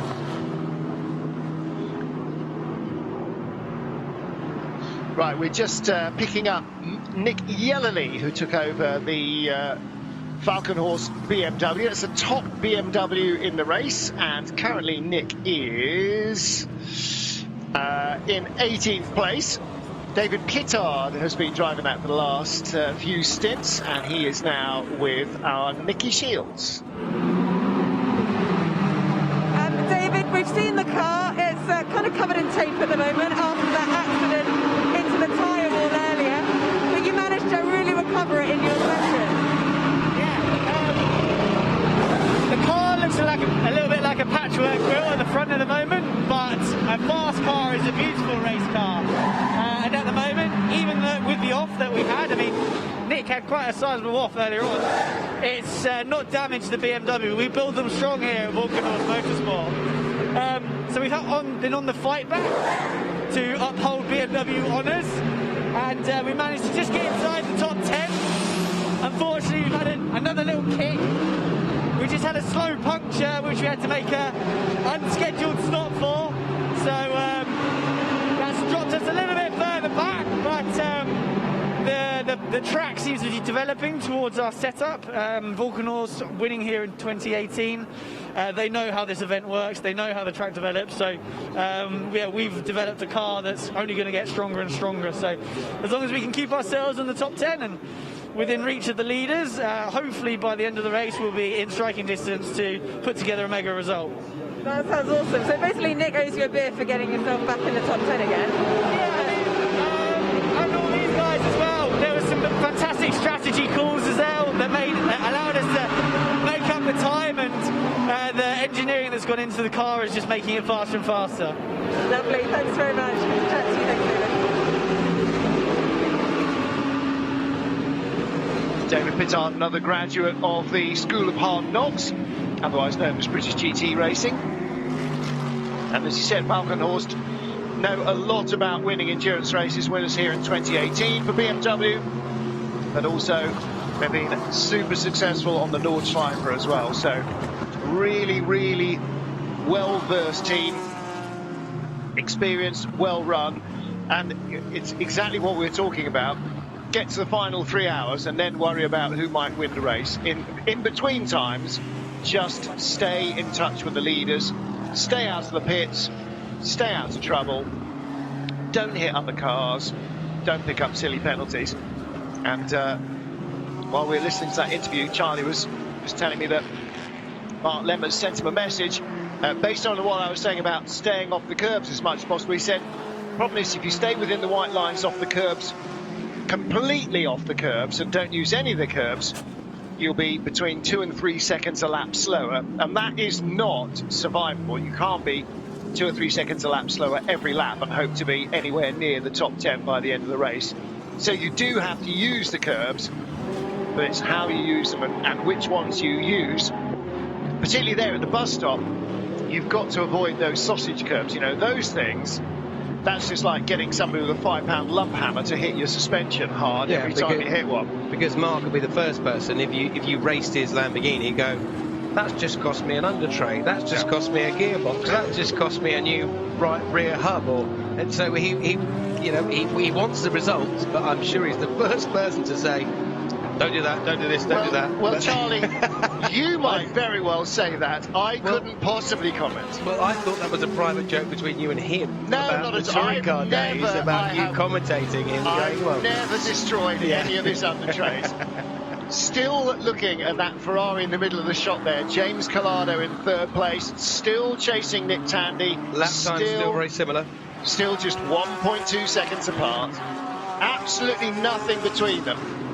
And the only way this is going to change is if one of them has a mechanical, or traffic gets in the way of Tandy and slows him up enough that James can get a run on him. But, you know, right now, you've got two extremely professional, extremely experienced, guaranteed race winners in cars they know intimately, doing exactly what they're being paid to do, drive the rotten wheels off the things, and that's what they're doing. Our AM class leader at the moment, a Lamborghini leading all of the other classes, Barwell leading in silver, Barwell leading in Pro-Am. Why hasn't Barwell got an AM class car? Charlie, you could be in that.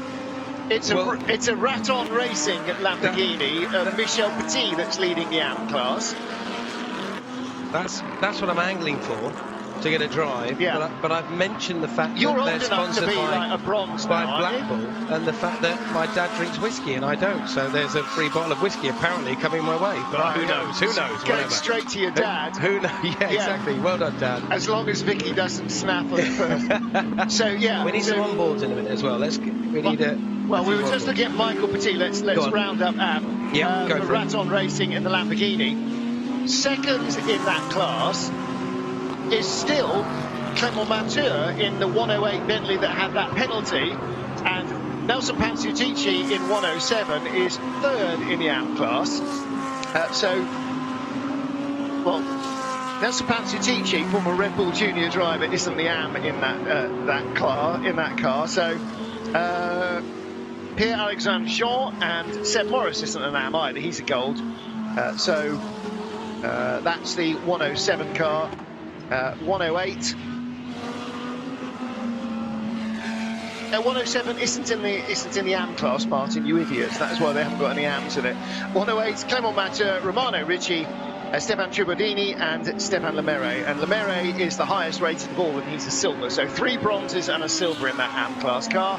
And in the leading car, actually in the AM class, let's see, 1, 2, 9. So we've got Christophe Lenz, the Swiss, who's bronze, Michel Petit, who's French and bronze, Stefano Constantini, who's Italian and bronze, and Lucas Ayat Maron from Switzerland, who's a silver. So like his middle that's name. the lineup. And there's 1, 2, 9. There is your leader in the AM class again, going around the outside of the bus stop. And the lights flashing in the windscreen. And again, alternating between the drivers. TLA, that's a 3-letter acronym that says 3-letter acronym. So his name, and mine will be HAV, yours will be CBH.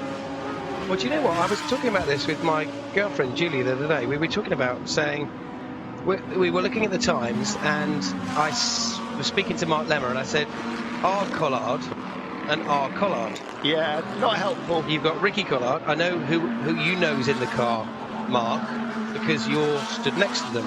Yeah. But to you and I and all the commentators and all the crew, we don't know who's who. Well, it should they put Junior in, so that's good. They put Junior and should Senior be in. Rob so or Rick yeah, as the letters in the window. exactly. But would I be CBH or would I be C? No, you'd be CBH. CBH. Well, I'd like yeah. to think so. Yeah. I'm sure you can request. Like JCW or TOC. I'm sure you can request what Yeah, name you want probably, to be. just to make life more sensible. Yeah, exactly. You know, I'm sure you can have a conversation with them. Benji Goethe has handed over to Rick Breukers in the number 33 car. And the lead car, the 88 car, is in the pits. Ooh, in the pits. So it is. It's in the pits. Okay, so here we go. Now, so he's in. GPX, Romain Dumas is in from 5th, and Miguel Molina in the SMP Ferrari is in from 8th. And so Nick is Tandy's Tandy. in as well, and so is James Collado. Right, so as you said, Yep. Tandy and Collado, those two teams, Row Racing and the AF Corsa, are working together. And- as in, same strategy. And the other car that was on the same strategy Here we go. is the Kevin Estre Porsche that's now down in, well, it came back in 33rd. So where is it now? What number was it? Is the KCMG car now? That's Michael Christensen now. So that is in 31st. So they've made up 2 places.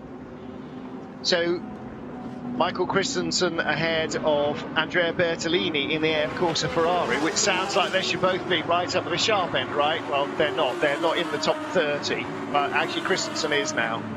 Okay, so let's see what's going on. So, Fuel. obviously, time. Yep. It's got to be timed. So look at the Pirellis there. Got stickers on the tyres. So that's Yeah. a brand new label. They're all bar-coded.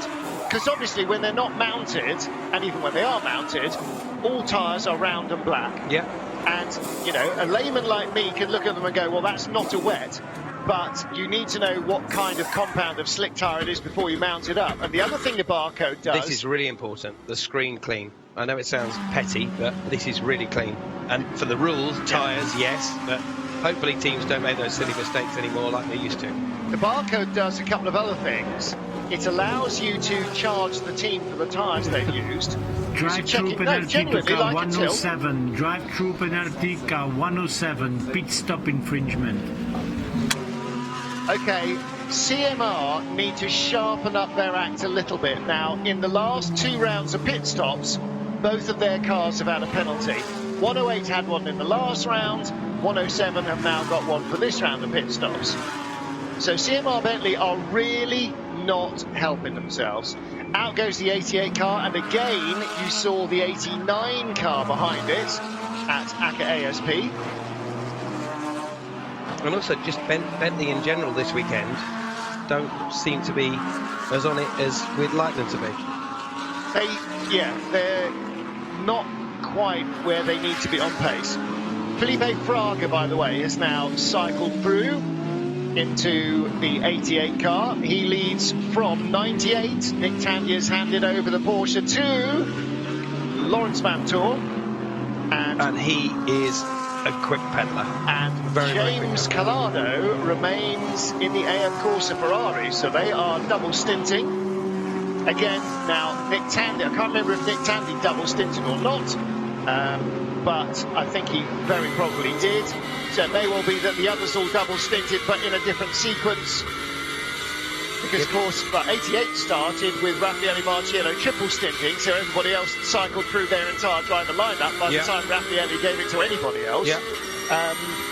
Or could have cycled through their entire driver lineup. Jules Gounon in 4th in the number 3 Bentley. It would be good to try and get a little interview with, if we can. I know that drivers, I know when I get out of a race car, public relations and all that sort of stuff, you have to talk to the press, but it's all part of it. It would be lovely to speak to either James Collado or Nick Tandy, just because they had a really good battle and they were battling with lap times and everything. So about how the car's handling, weather conditions, track temp, the new slick tyre they're on.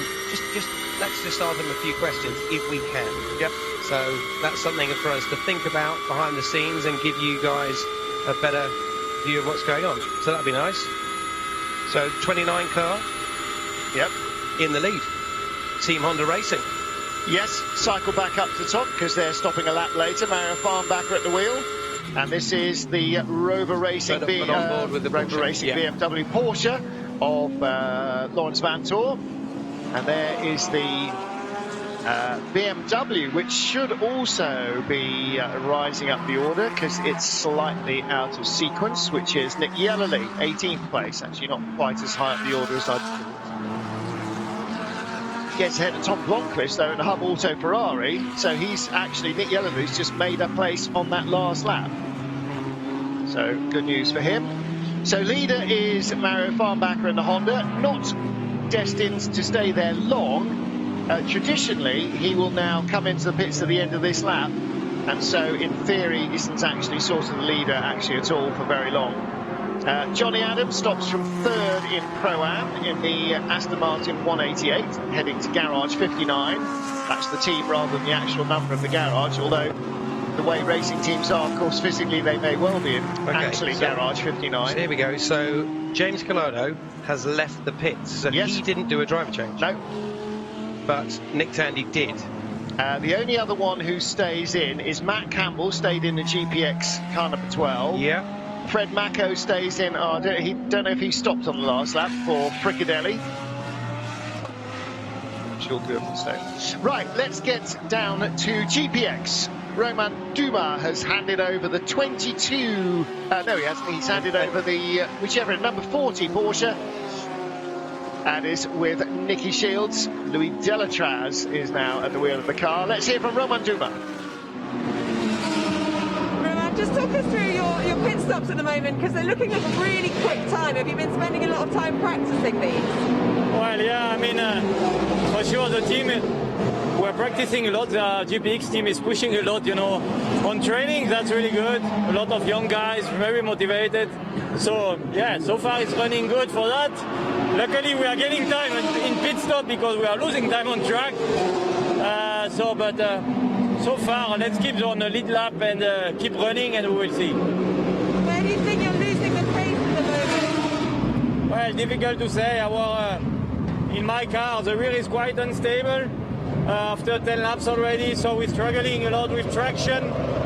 So, yeah, I mean, it was very good at the start of the race with Thomas, and after his second stint already, he started to say that he was not as good.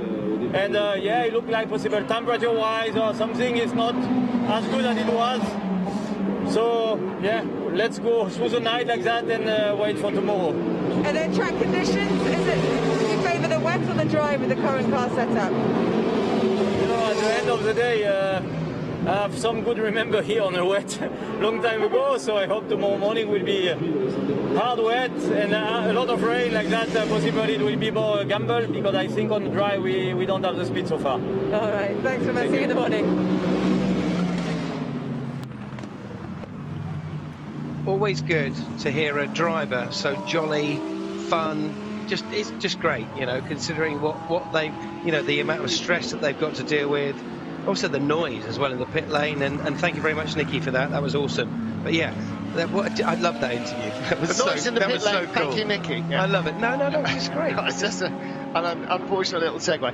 I had to go and make a copy then, so what did he say? He said that he was having a really good time, loving the race, few issues, but just loved it. Yeah. But all good.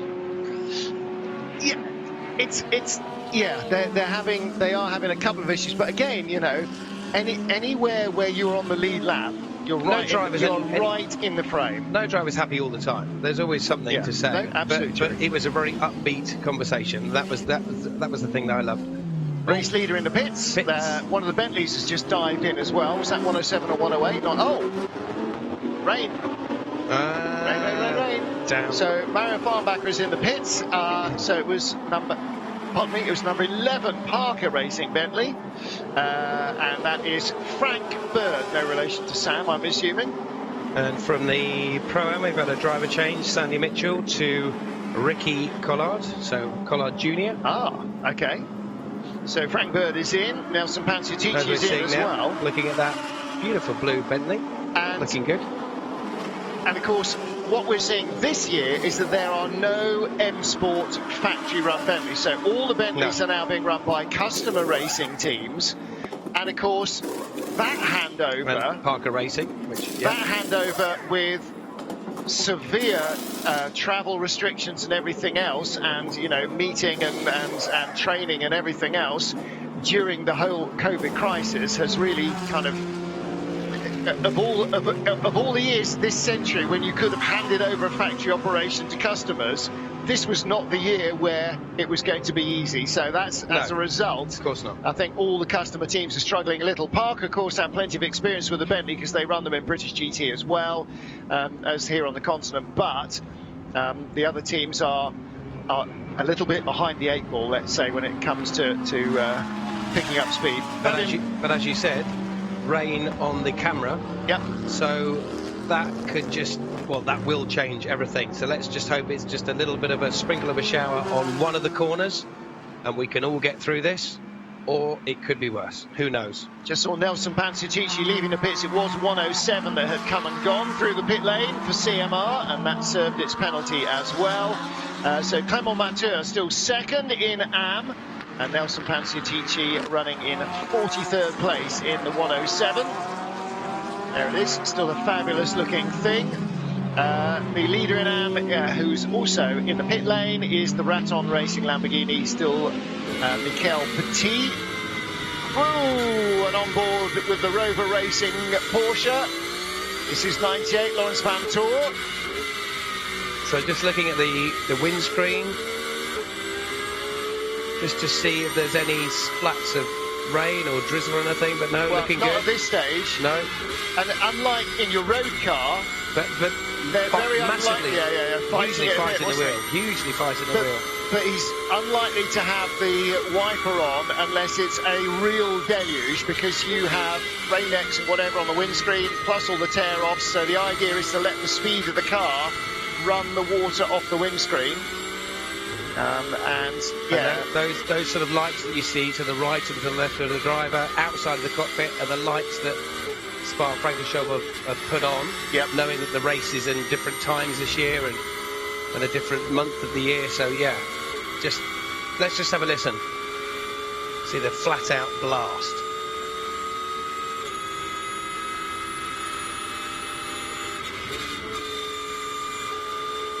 Quick down change.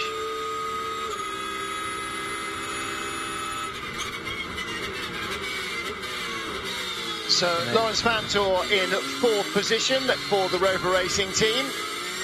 So we're catching up with part of Bam Tam Tour, I think is probably the new hashtag. Let's hear from Nick Tandy. Nick, currently the car's running in P4. How do you think it's been going so far?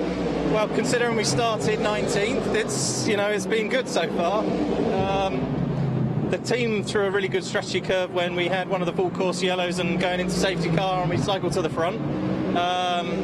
And when we're kind of in clear air, our car is pretty good, but we seem to be struggling a bit in traffic. The one thing that we have noticed with Spa in October is it's really difficult to judge the track conditions and the temperatures of the track. So setting your tyres and your tyre pressures correctly for the temperature, it has a big difference on the balance of the car. So we're kind of still learning.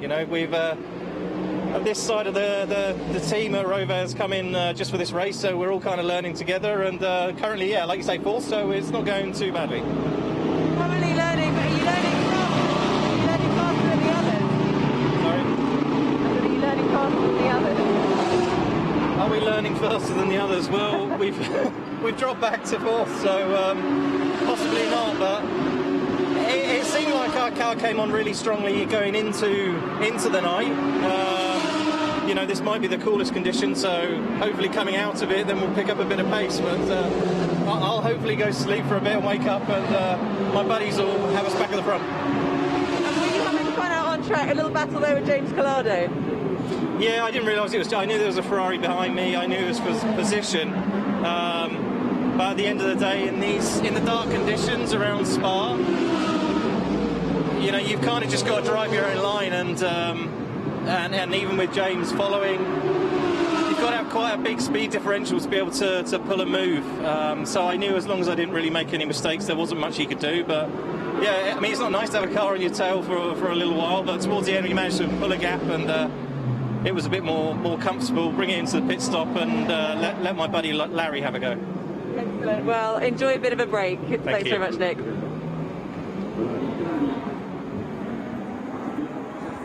So Nick Tandy and the two teammates in the Rover Racing Porsche in fourth place, Lawrence Van Tour at the wheel, and Earl Bamber will take over in his turn from Lawrence Van Tour.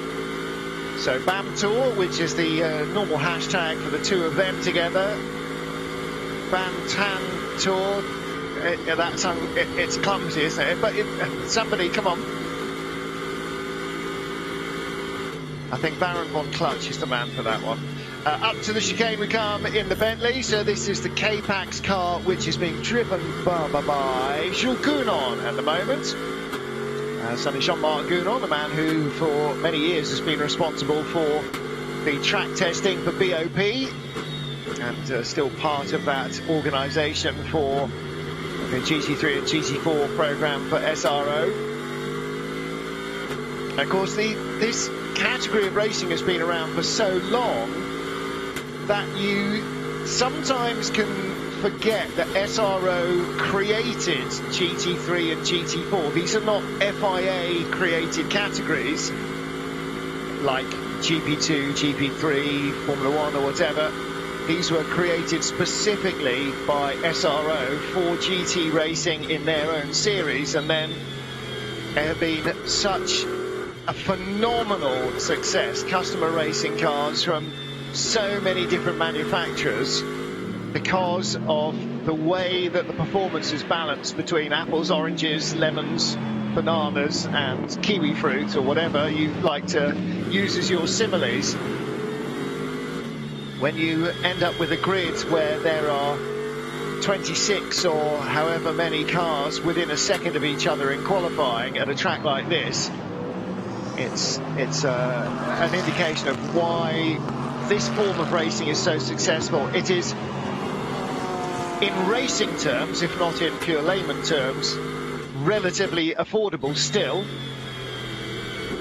and it is super competitive. Whatever the manufacturer car you prefer, you have still got a very strong chance. Into the bus stop, and oh, now was that contact from behind? It had just a little feel that it might have been. I think there was bat before ball there. Ricardo Fella in the Emil Frey Racing Lamborghini. I think that was unlucky Fella there, actually. So the Emil Frey Racing car was in 34th place. And he got away, looks like he got away with it relatively unscathed. Yeah, fairly innocent. But you see, the problem when you get hit like that is you never know.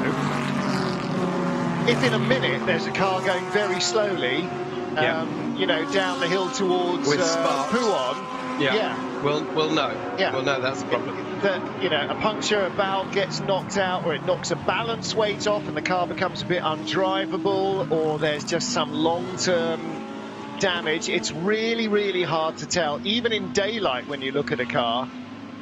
You know, and really silly things like, you know, if you knock a part of the rear diffuser, it gradually starts to get looser and looser, and more of the floor starts flapping at the speeds these cars are doing for so long around this circuit. You know, never mind knocking a dive plane off if you run into somebody, then you suddenly got understeer on one side of the car only. You know, all these things just make driving the car more difficult than it needs to be, and that's why, particularly when you're a guy like the man who's conducting us now, Felipe Fraga, the race leader, with still that massive lump of rubber strip on the screen, but it's in front of our eye line, not in front of his. So that's not an MOT fail. No, so that's definitely good. not. So you've got two Ferraris. That's a Lamborghini on the left, Ferrari on the right, very similar with the flashing lights. So we've done a move. That's the SMP Ferrari, so he is not about for position. No, he's about to put Sergei Sirotkin a lap down. Sirotkin is actually a lap down already.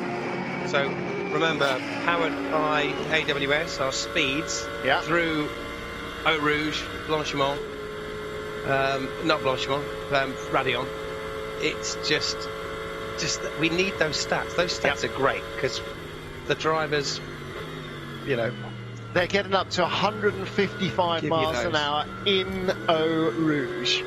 and if nobody's ever been there, walked up it, go to an F1 race, go to Spa when COVID's lifted, and walk up the circuit. Charlie, you ask, and there it is. There's the There you race go. vision powered by Look at that. AWS Speeds. Now, the So this is Lamborghini Blanchimont. tops the speed traps in Blanchimont up the not so steep hill. So this is ahead. the long sweeping left-hander before the hard braking, before the chicane. But where's the Mercedes there? The Mercedes at 251 is the fastest car into Eau Rouge, and everybody else is at 244 as the quickest cars. The Mercedes isn't even in the top 5 when you get to Blanchimont. So the Maybe- Mercedes then, we're saying, gets out of La Source and down to Eau Rouge faster than anybody else because it's doing higher speed at Eau Rouge. But on the longer, faster straight, it's losing out. So it's losing out on a less steep climb that's longer, which means its top speed is not as high. Even though it's got more speed going into Eau Rouge, it's a much shorter straight. It could be because we're battling with... Yeah, that's and possible. Look, this is a 24-hour race, guys. Just get yourself in the mode. You know, 24-hour race. This isn't just, you know, this is like a Formula Ford race or, you know, touring car race. We are literally right up each other's bumpers coming into the chicane. Do you up think the the curve. AF Corsa Run Ferraris have got that flashing high-intensity it's rear lights on? massively- It's on hugely off-putting me. purpose? Yeah, it's hugely off-putting me, yeah. Because Collado had his on, and luckily for Nick Tandy was in front, but every time we saw them going away. I've never seen a flashing Ferrari before. But that is I have now. that is the SMP car, and that's, again, it's got the high-intensity rear rain light flashing. I didn't think rain lights flashed. I thought that was only when you had the speed limiter on. However, it is flashing away. I've been watching that a little bit through qualifying and practice, but yeah.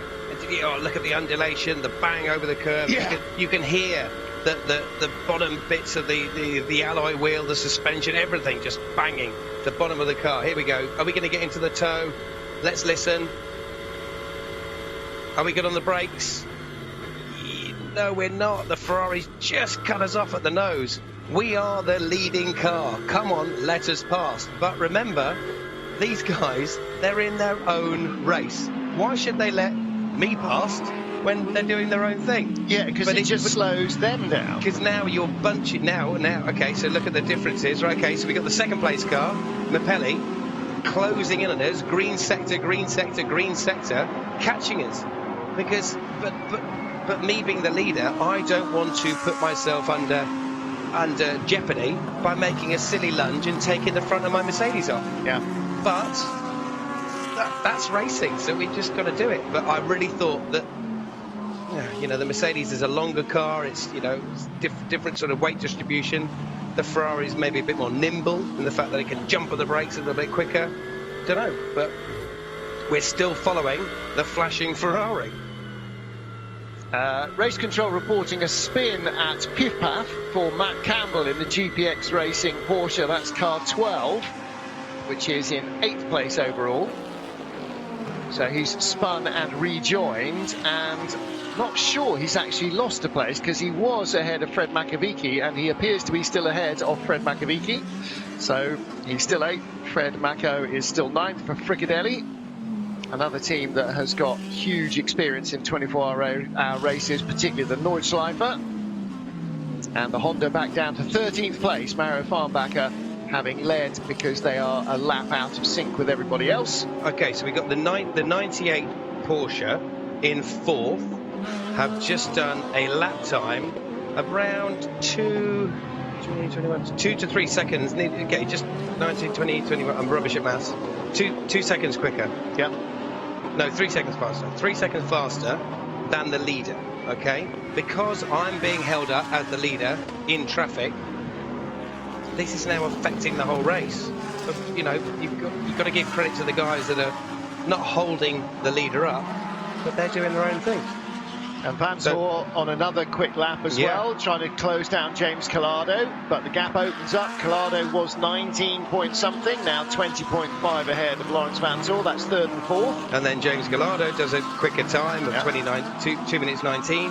It's all to play for. Yeah. And I'm loving the fact that it's not raining. And you're assuming that Lawrence Vantore is on fresher tyres because Collado is in for a second stint, so I don't think they will have changed the tyres on James's car. So chances are he's on more worn slicks. Eddie Cheever in the pits from 20th, still leading.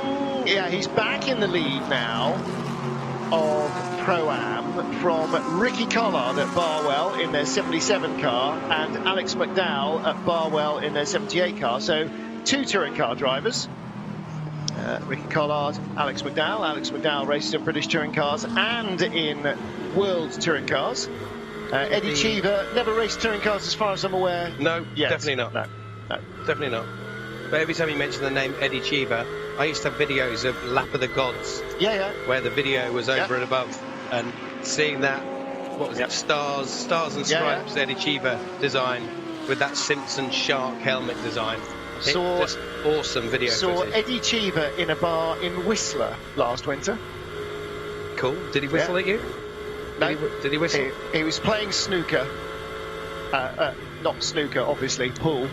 We've also got the Bentley, by the way. The Bentley in 7th place with Jules Gounon doing the fastest. Well, his last lap was 2 minutes 19, and the leaders are doing 2 minutes 22. So it is all to play for, and I'm looking forward to catching up with that. And we've got after some highlights. 14 hours to go. So 10 hours in, 14 to go, and we are 1 hour away from confusion with clocks, where although the time won't change, the time remaining will change. Don't even ask. I'm confused enough where everybody is now calling Greenwich Mean Time UTC. What was wrong with Greenwich Mean Time? Just because we invented time? I can't imagine. You know? 14 hours. We're still following this flashing Ferrari, and we're the leader. Mike is waiting until 2, 1, hit the button. He's waiting until this move either does. This is going to go on for laps. There's no point waiting for the highlights. So we've got a back marker on the left.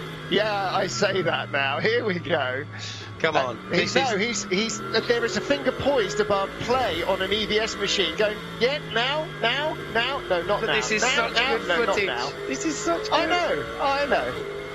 And the highlights. Good evening, George. It's not Mike. It's right. Okay, we've bailed now. We've gone for an exterior shot. We know it's not happening. Oh, he's gone through. He hasn't gone through. Let's take a look at how we got here. On a greasy track on a late October Saturday afternoon.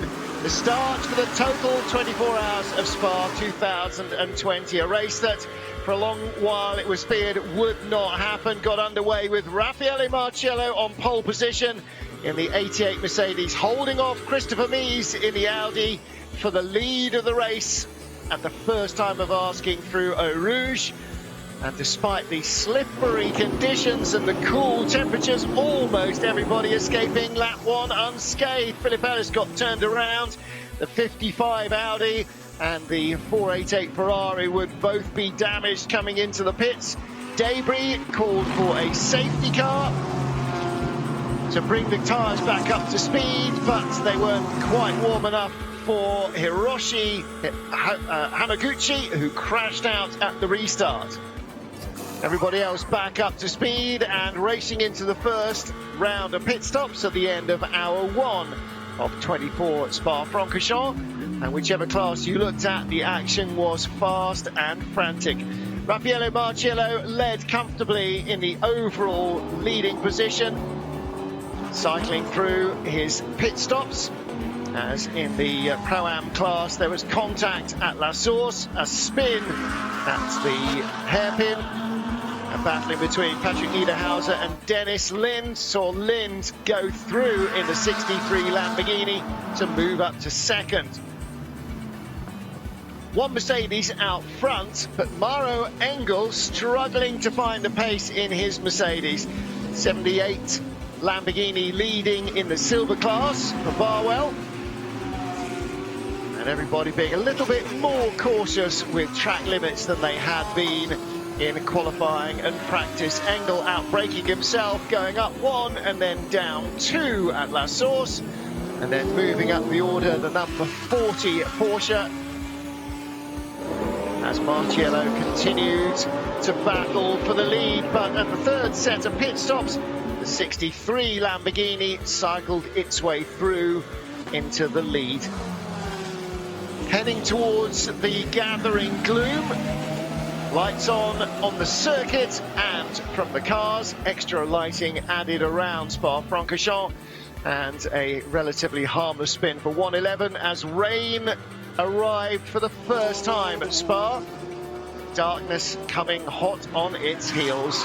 A tricky combination, and one that caught out Robert Renauer at Pouhon. 991 Porsche only hitting the barriers lightly, and it would continue. But trouble of a much more substantial nature for Charles Beat. Crashed out of the race. Nicky Katzberg's BMW, the culprit, which also retired on the spot. AKA ASP leading, Felipe Fraga in the 88 Mercedes, closely pursued by Michael Christensen, second place in the KCMG Porsche.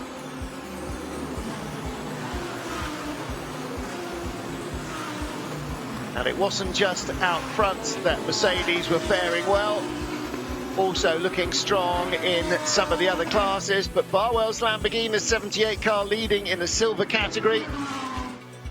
And then Andrea Caldarelli hitting the front of the field for Orange One FFF in the 63 Lamborghini. For a while it looked as though the Lamborghini would continue to pull away at the front of the field. And as the track started to dry, the balance of power shifted between the various different car manufacturers. And of course, as soon as it started to dry, this being Spa, it got damp again. Michael Christensen working his way up the order in the KCMG Porsche before receiving a drive-through penalty for exceeding track limits and undoing all the hard work. Next round of pit stops, and Felipe Fraga staying in the 88 car, fresh, hot tyres, trying to keep them hot before leaving the pit lane onto a cool track. Air temperatures surprisingly still in the high teens, despite the late date of the race. 88.63 continuing to battle. Falcon Horse BMW in the top 10 as they headed towards the 6-hour mark, where the first tranche of points are awarded. 4 points at 12 hours and the final slice at 24.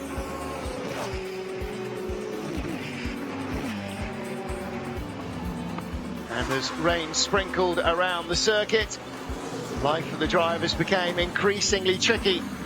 Near impossible to see where it got wetter.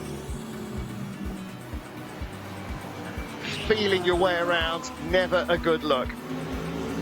918, the AM leader, in trouble and heading towards a long stop in the pits after contact. And the 108 Bentley struggling as well. Andrea Caldarelli, fresh tyres, keeping the 63 Lamborghini firmly in the hunt.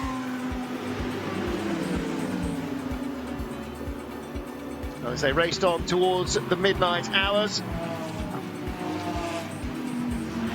More trouble in the Pro-Am class was awaiting, and this time for Ram Racing. They'd had a good start to the race, but would be out of action before midnight.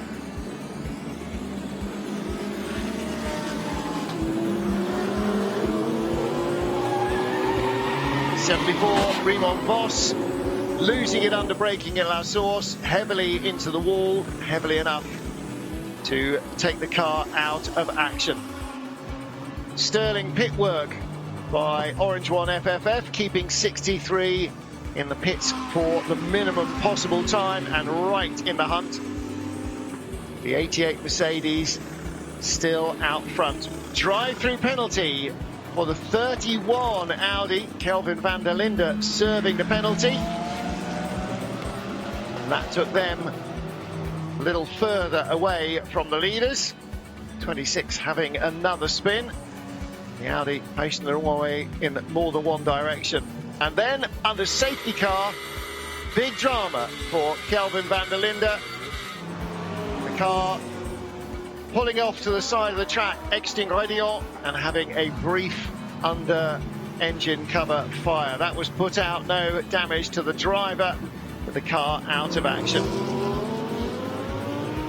Again, 88 and 63 battling for the lead of the race. AKA ASP Mercedes and the Orange 1 FFF Racing Team Lamborghini.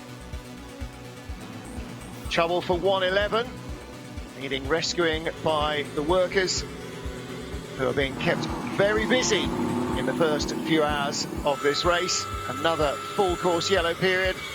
Been a couple of brief periods, and after the rain arrived, it's been getting drier and drier. Again, the KCMG Porsche in the thick of the action until, with 15.5 hours to go, it headed into the pit lane for an upright change, which dropped it from 4th to 33rd position. And still, the AKA ASP 88 Mercedes leading the field, having dive-bombed the 63 Lamborghini, catching Dennis Lind completely by surprise to regain the #1 spot on the leaderboard. 98 Porsche firmly in the top 4, battling with the lead AF Corsa Ferrari behind the Mercedes and the Lamborghini. It's been a tough race so far for Audi, tough race too for Bentley. But the track is drying out comprehensively. Track temperatures still acceptable, and with no further rain falling in the last hour or so, we're seeing some very quick laps being put in despite the darkness of the night. Tiny sprinkle of rain, and one car being turned around at the bus stop.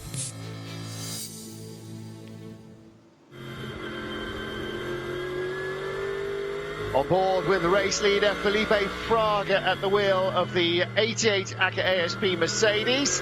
Well done, Martin, that was good. And those lights right behind you, that is Marco Mappelli, who is now at the wheel of the 63 Orange 1 FFF Racing Lamborghini. James Collado third for AF Corsa in their 488 Ferrari. And he is nearly 20 seconds ahead of the Rover Racing Porsche of Lawrence Bantor, which was in front of him for all of the last stint. Lap times all pretty much identical for the first two, and Collado just a couple of seconds off, but could have been traffic, but is catching. So this is for the race lead, guys. I don't think it is now. I think that was the 63 car that just dived into the pit lane from behind him. But it's not. So somebody did, but I thought that was 63. Oh, you put me. Oh no, you were. No, it was Marco Mappelli, the 63 car. Yes, so did come into the pits. Yes. All right. So my timing screen doesn't show that. It's of it. Well, one of my timing screens doesn't show it. While you were doing the highlights, I updated my screen. So there you go. Yeah. Cool. So it was Marco Mappelli. In as well is 488. Now this car was in trouble very early on. Had a lap 1 or lap 3 puncture. The Pierrette driven. I don't know if Pierre is at the wheel of that or not now. Let's have a look. Johnny Adams still in the pits, or in the pits again for Garage 59 in 3rd place in Pro-Am. Frank Bird is in the pits in 6th place in the Team Parker Bentley. And that is the Ferrari of... It all looks so relaxed, doesn't it? This is the race leader. Right, my flipping timing screen is not showing any Ferraris in the pit lane. So the race leader just cruising, as you'd think, but actually fully on it. So it's Rino Mastronardi in 488. That's who that was. I have an update on Frank, not related to Sam Bird.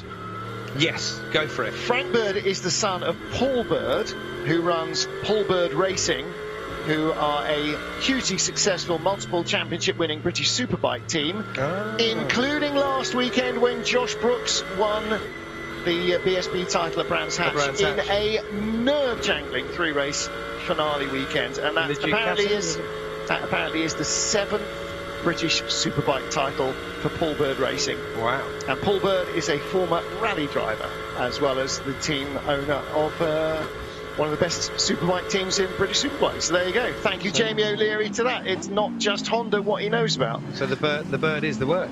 Bird is the word. Nikki Shields is looking for work. Not as in, you know, she wants more jobs, but she said, what else do we need to know? What else do we need to know? Okay, what do we need to know? We need to know what exactly it was on the number 47 KCMG Porsche. We thought it was a left front upright, and we need to know if they know why they had to change that left front upright. She's on it. Good.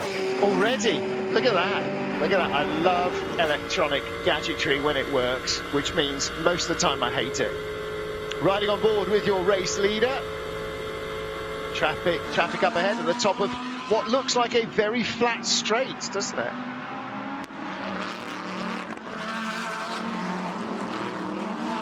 So you're going to see a replay in a minute of the 63 car attacking the leader. Yep. Now James Collado is up into second place, but not on the timing screen I'm looking at. It still has Marco Mappelli in second, so we'll refresh that. There we go, Marco Mappelli. He's handed over to... no, he's down in seventh. So here we go. Yep. That's him going around the outside. So on the outside. Whoa. At... that's the top of the hill. Top of the hill, yeah. Yeah. Wow. That's a bold run, isn't it? And actually, to get alongside and have an overlap on the outside of the Mercedes... That's very brave. That's a good run through Eau Rouge and up the hill, isn't it? So that was the lap before he came into the pit. So it was him diving in right from basically underneath the rear splitter of the Mercedes, wasn't it, into the pits, having almost got by him. That's how important it is to get that track position before you come in the pits. What would be good is to look back from the Mercedes now, because 1.6 seconds behind the Mercedes is James Collado. In the Ferrari? Yes, there he is. There's the flashy red light. So there's the Mercedes, there's AN Other, there's the Ferrari. That's those sets of lights that are coming through. There's the Mercedes, the little blue wiggly aerial, AN Other, flashy rear light annoyingly. That's the Ferrari James Collado. So that's second place. Mercedes is first, and in the middle is a Bentley. That was the Bentley and a Porsche probably, I think that's a K-Pax Bentley in the middle, isn't it? And so that's not Shulgun on N6, that'll be Alvaro Parent. There's the leader in 88, back into the pits now. 66? The 66. No penalty for this pit stop. That one, he's stationary at the moment. Who knows how fast he came in. Mattia Drudi, though, I think will be... About 8 seconds off the pace, lap times. Who? So, the car that we just saw in the pits. So that's because he's in the pits. Yeah, no, I know. I'm just looking at the last lap or the best lap that they've just done. All right. 8 seconds off? Yeah. No. Well, that must be his in lap then. He can't be 8th overall and be 8 seconds off. I'm just saying, just not as on it as the leaders. Right. Maro Engel in the pit lane as well for Team HRT. Car 4 from 4th place. And Mattia Drudi is in. So Christian Engelhardt, did he take over 54? Yes, he did. He wasn't in the dynamic Porsche beforehand, so he is now in the dynamic Porsche. So he has dropped down to 7th place behind Matt Campbell. Porsche are increasingly evident in the top 10, aren't they, Charlie? Bearing in mind where they qualified, where they were barely visible in the top 20. They were struggling in qualifying, definitely, And they admitted that. Listen, if you're going to do one thing right, finish Sunday right, never mind Friday. Matt Campbell, new best lap in the number 12 Porsche. Where's he? That's a GPX car in 6th position. Albert Costa up to 7th in the Emil Frey Racing Lamborghini. Where did they qualify? They were like 23rd or something when we were speaking to them on the grid, weren't they? And it's all changing. Yeah. Well, again, don't hit stuff, stay out of the pit lane. Yeah. Don't get silly penalties. Don't do pit lane speed limit infringements. Don't go over the curbs. Don't rile the race control. Sir, yes, you can talk. Go for it. Fastest race lap of all from Marco Mappelli. Yeah. That's his first flying lap out of the pits with a full fuel, lots of fuel on. Yeah, fuel. It's getting to that time. Full fuel load. A 218.146. So is that the only 18 we've had? Yeah. Yes. The best one we've had before that is 18.8. 219. No, we've had 218.14 from the Pelli. We've had a 218.8 from the Honda. Yeah, where? 218.7 from the 66, which was probably a lap where he was in the pits. So only 3 cars have. 4 KCMG Porsche 218.4 for them. So that was the fastest lap up until now. And we've had a 218.4. Have we? No, what? No, I think 218.1. 218.1 is the one that he's just said, which is the last and the best lap of the race. Previous best was a 218.468 from the KCMG Porsche that had that hub fail. So that is a new fastest race lap at what time of the morning is it? 1:20? 2:20. I'm not sure I've ever seen a race where they've set the fastest lap in not stupidly wet conditions. So that's 02:20. So it's now 02:20 Central European Summertime, and in an hour, what time is it going to be? 02:20 Central European Summertime. Except it won't be summertime; it'll be Central European time because the clocks will go back at a fraction between 3. It'll go back to being 2 o'clock again. My head hurts. But I am also watching James Gallardo's lap times, which are only 0.2 faster than the leader. I know there's a bit of a gap, but not much. But it is looking good. It is looking good. So as the drivers come out of the chicane, coming down the main Formula 1 pit straight at La Source, or coming into La Source. So the name and the number that you see flashing on the windscreen is the number and also the first initials of their name or surname or however it's calculated.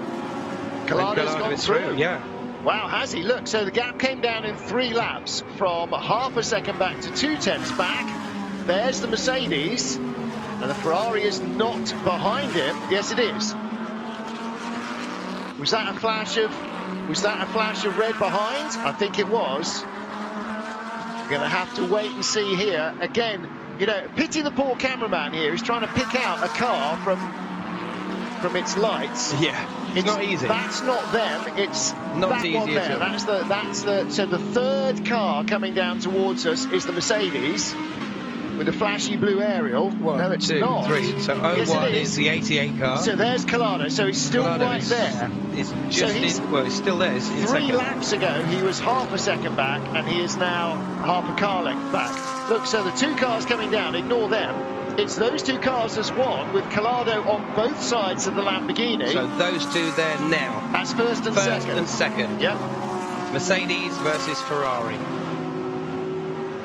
And again, as the track has got drier and drier, the Ferrari has become increasingly competitive. And this is what happens when you have all these different cars with all these different engine configurations and layouts and so on. The only thing they have in common, basically, so we're on board with the leader now. On board with their rear-wheel drive.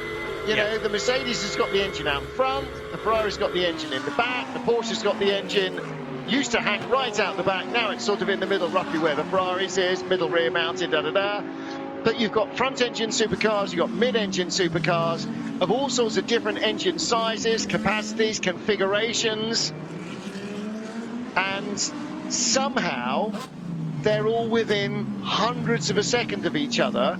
Yeah. But also you've got the guys in third and fourth, the 98 car of Lawrence Van Thor. Yeah. And the number 3 car. And the Bentley. Bentley as well. Where did that from? come from? That was, you know, just amazing. And look at this cluster of cars. So still the leader, 88.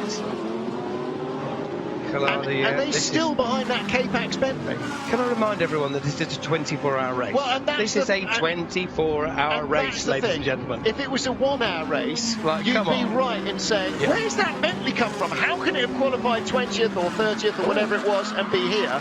But because of pit stops and full course yellows and safety cars and penalties and all the other stuff, you know, nobody's on the same play sheet as everybody else. Is that the Mercedes going through? No, that's the Ferrari. That's the Ferrari. That's the pass for the lead. Yeah. That's James Collado in the 51A, of course, of Ferrari. He has just taken the lead there, under braking up the inside, the classic way from Felipe Fraga. So James Collado, and let's measure these words, leads for Ferrari. He's doing better than he did in Formula E, which is good.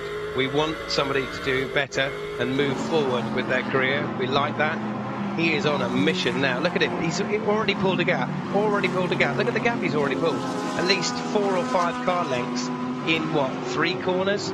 And look at the trail of cars. And that's how he got to be there so quickly, is that he's got more speed than the Lamborghini. And he's in a second stint, so he's fully dialed into the circuit. Fraga took over at the last pit stops. Now, we didn't see James's stop, so he may screens aren't showing that. He may have been. We know that well, we know that he double stinted because he was up against Raffaele Marciello, who was in the car. Well, he wasn't up against him, but Marciello was in the car in the last stint.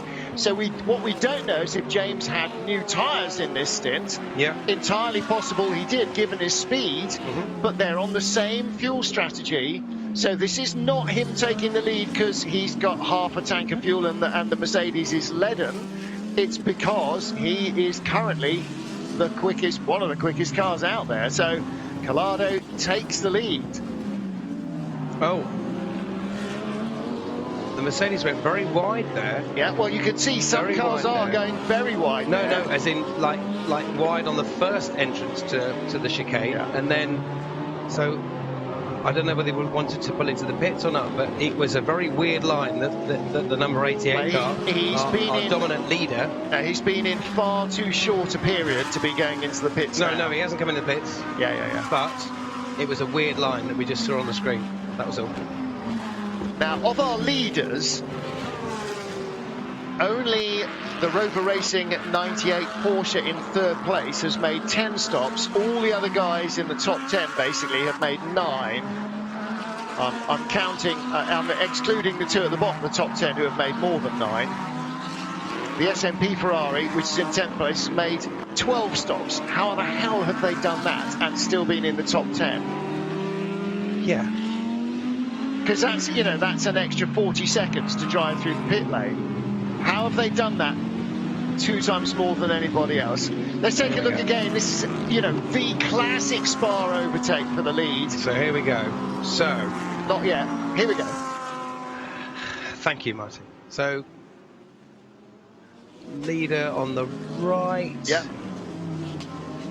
Collado on the left. Bit of a lunge. You can hear the gear changes. And then,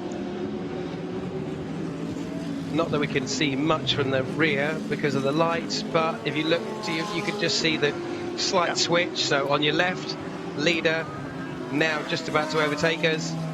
Right, now you see the problem for Raffaele Marciello is there are 2 sets of lights behind him. Exactly. Which one is the closer set when they split? Yeah.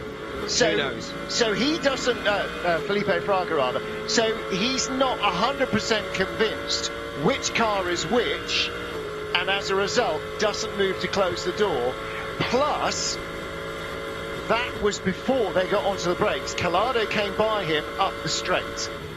Collado just had speed on up that hill to kill him with. And he did. He murdered him. He absolutely tucked him up like a kipper. But there's that flashing Ferrari ahead. There's the flashing Ferrari ahead. And that's how much Collado has pulled away from our dominant race leader. Yeah, not a vast amount, but 2.5 seconds. Battle for 6th position, and there you're looking at Mario Farnbacher in the Honda, and ahead of him, Albert Costa in the Emil Frey Racing Lamborghini. Now, if only I had a grid sheet, I could tell you just how far, but I'm sure when... I can't remember if it was Nicky or Gemma who spoke to him on the grid, but I'm sure they were down in the 20s in qualifying, and they are in the top half dozen. So the Emil Frey Racing Lamborghini in 6th place, Albert Costa, and Mario Farnbacher giving chase in that sole Honda. So we have one Honda, we did have one McLaren in the field. And also the 47 Porsche that we wanted to know what was going on with that. Yes. Very kindly, Nicky Childs told us, driver said he wasn't feeling right. The lap times were getting slower, so he pitted and discovered the wheel nut was loose. I think there is more than a story than they're letting on. Okay, well, let's see. But they had a hub, an upright, didn't they, ready to change? Front left. Yeah. So the fact that the wheel, it felt like the wheel nut was loose. Well, it may well be that it had stripped the thread on the hub, which means the hub and the upright are all one piece, and that had to come off. Then the new one fitted on. Otherwise, you'll never be able to do a wheel nut up. And as we know, Charlie, that's not a good thing. Not at all. No. I don't think I've ever driven a race car when a wheel has fallen off, which is lucky. And I'm still probably here. Yes. It's good. And thank God to the marshals as well. Yeah. Of all the places, being chased by a black bouncing tyre is not good. Of all the places where you want the wheel not to be falling off, exactly. there are a very high number of the places on the planet you don't want a wheel falling off on this actual track here. Yeah, exactly. You don't want one falling off at Eau Rouge. You really don't want one falling off there. You don't want one falling off at Blanchimont. You don't really want one falling off at Les Combes. That's more survivable because there's a lot of runoff area and places to go. But Eau Rouge, wheel coming off, not a good look. Not good. Already on the exit, not a good look. Not good. And Collado doing the pass, doing the move, 5-6 tenths a lap quicker now. Yep. So he's really got his head down. He's put that. So even when he was closing, stop knocking on about the Jaguar. Talk about all the races he's won. The fact he was a world champion. He's an amazing driver. He was a world champion for Ferrari last season. He is an amazing driver, and I spoke to him at some of the races. He just didn't suit him, maybe, I don't know. But he is doing a sterling job, and he's pulled away, like I said, 5 or 6 tenths of that. Meanwhile, watching Mario Farnbacher now, every time that the lead group pits, the Honda pops back up into lead for a lap, and every time it pits, all the leaders come back. Have you noticed how every time it pits, it drops less and less far down the top 10? Mm-hmm. So they are getting closer and closer and closer to not losing all of those positions again. So it's going to be really interesting to see in 10 hours time or 11 hours time, when we're getting down to the nitty gritty, just how close to the absolute mark the Honda Accord gets, and NSX gets. And into the pit lane has dived a Lamborghini. Now that's not, that is the Emil Frey Lamborghini that he was chasing, isn't it? And also we've got the GPX Racing Porsche 911 of Matt Campbell. Yeah, so Matt Campbell is in, Albert Costa's in. Albert Costa always sounds like he should be a character in Steptoe and Son. Now, with no disrespect to Albert, but Albert is not the most Spanish of names. It just doesn't register that highly with me. So there's GPX. That is Matt Campbell. I'm very much liking that retro Gulf livery with the pointy arrows. That sort of 908 Targa Florio look. Ask your father. But actually, you could ask your father as well, probably. No, I will do. Yeah. Targa Florio. A road race in Italy. Never mind. and the ballet of the tyres with 2 men doing all the work. Actually, the man with the lollipop, of course, would say that he's doing all the heavy lifting. 88 is in. Is that 88? No, it's not. That's 63. 163. So that's the one that came in first. So yeah, Emil Frey on the downhill side in the cheap seats. Now, you know, normally that's a real grind for the driver, coming chug forever down the pit lane until he gets your pits. The advantage here, as we've talked about a number of times, is when they put on nice hot tyres straight out of the lovely airing cupboard of tyres. Like your insulation for your heating, They are still hot when you get to the track. Whereas if you're coming from garage number 1, where you normally find AF Corsa, they've lost 15 degrees of tyre temperature before you even leave the pit lane. So these will be roasty toasty. That's why mechanics wear gloves. It's not to keep their precious pinkies clean. It's because the tyres and the wheels are at 90 degrees Celsius. They are almost, not quite glowing hot, because they need to be a lot hotter than that, but they are hot, hot, hot. Hotter than the bath hot. Hotter than you want on your hands hot. And the lights have to flash due to the fact that they're in the pit lane speed limit. Yep. So they have to flash. The rear lights flash as well. And then all of a sudden, boom, out we go. But then you've still got a 90 right, or nearly 90 right, onto the main pit straight, up the hill. Job done. But if you're in the higher up pits, it's a different story. That's some of the trickiest corners on the circuit, actually, because they're not rubbered, they're not warm, they're not dry sometimes. Yes, very much so. When it's wet, they stay wet longest. And also, you are coming out of the pit lane, often straight into the car, and you are desperate not to lose even 100th of a second. And that makes them very dangerous, because the tyre walls are right there. New fastest lap for Andrea Bertolini in the Pro-Am 52 Ferrari. So, who's he taken that over for? Not entirely sure. But that's the car that's running in 6th position. That's the AF Corsa 52 car. So still lots. So Albert Costa handed over to Franck Pereira. And Matt Campbell handed over to Patrick Pilet. So you've had a Spaniard handing over to a Frenchman and a Aussie handing over to a Frenchman in those 2 pit stops we were just watching. Watching Ricky Collard leading in Pro-Am for Barwell Motorsport. Ricky Collard Jr. Giancarlo Fisichella in the Sky Tempesta Ferrari as 2nd on the same lap. And the Garage 59 Aston Martin of Johnny Adam. Is that still in the pits? Every time I look at that car, it's in the pits. Is that because we only look at it when it's in the pits, or is it still? It can't still be 3rd in class and still in the pits. 4th in the class is the Boots and Chignon in Pro-Am. 4th in class is the Boots and Chignon BMW M6, being driven by Benjamin Lassen, who raced for them in WTCR a couple of years ago. And 5th in Pro-Am in the pit lane at the moment, 991, the surviving Precoat Herbert Motorsport car. Robert Renard was caught out in the rain in that car earlier on and tagged the wall, but that car is still running. So however, no, the 918 isn't. The Johnny Adam car, the 188 car, no, it's completed 243 laps. Yep. So it just is always in the pits when I look down just the when you look screen. at it, yeah. But we still got. Do you remember we still got battles going down? So we got, as you said, Collard Jr. Pro-Am with Barwell. We've also got a battle between the 2 of them, actually, between the Silver and the Pro-Am, both between Barwell. Ooh, yeah, and they've got the second K-Pax Bentley between them, yeah. So, in fact, the Barwell cars are 19 and 21st. I know, HRT. Oh, no, that's 1st in Pro-Am and 2nd in Silver. Yeah, so they're 21st and 22nd, yeah. But they are actually the 2 Barwell cars on your nose to tail. So that makes it easy for Mark, doesn't it? Yeah. Yeah, until they run into each other. Oops. Oh, hang on a minute. Don't say that. Does that change the lead again?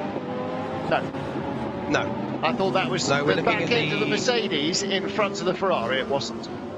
So let's have a little look at the tail end battle. So we're looking at, so coming up from Eau Rouge, Radion, Kemmel Straight, into the very hard braking area. You guys can see as much as I can. Let's have a little look. Back into the pits. 163.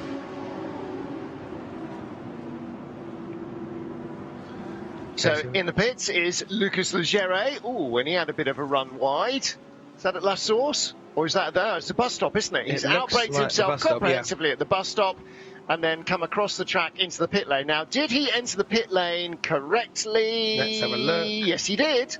Yes, he did. Hence, let's no have a pit penalty stop. to be served there. So, no, that's all good news for him. There's Lucas stalking away. That was quite a good pit stop to do, actually. I've flat spotted the tyres. Yeah.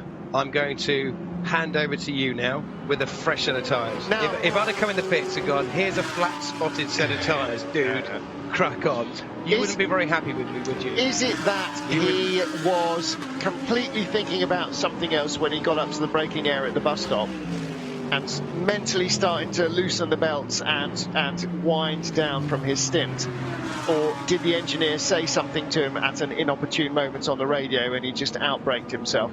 Or was he in traffic? No way of knowing, because we only saw the aftermath of it. We didn't see the actuality.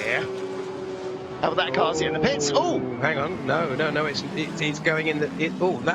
That's what we can find out. Just had a new fastest lap in the silver class. Phil Ellis in the 84 car that got turned around earlier on, done the 2:19.1.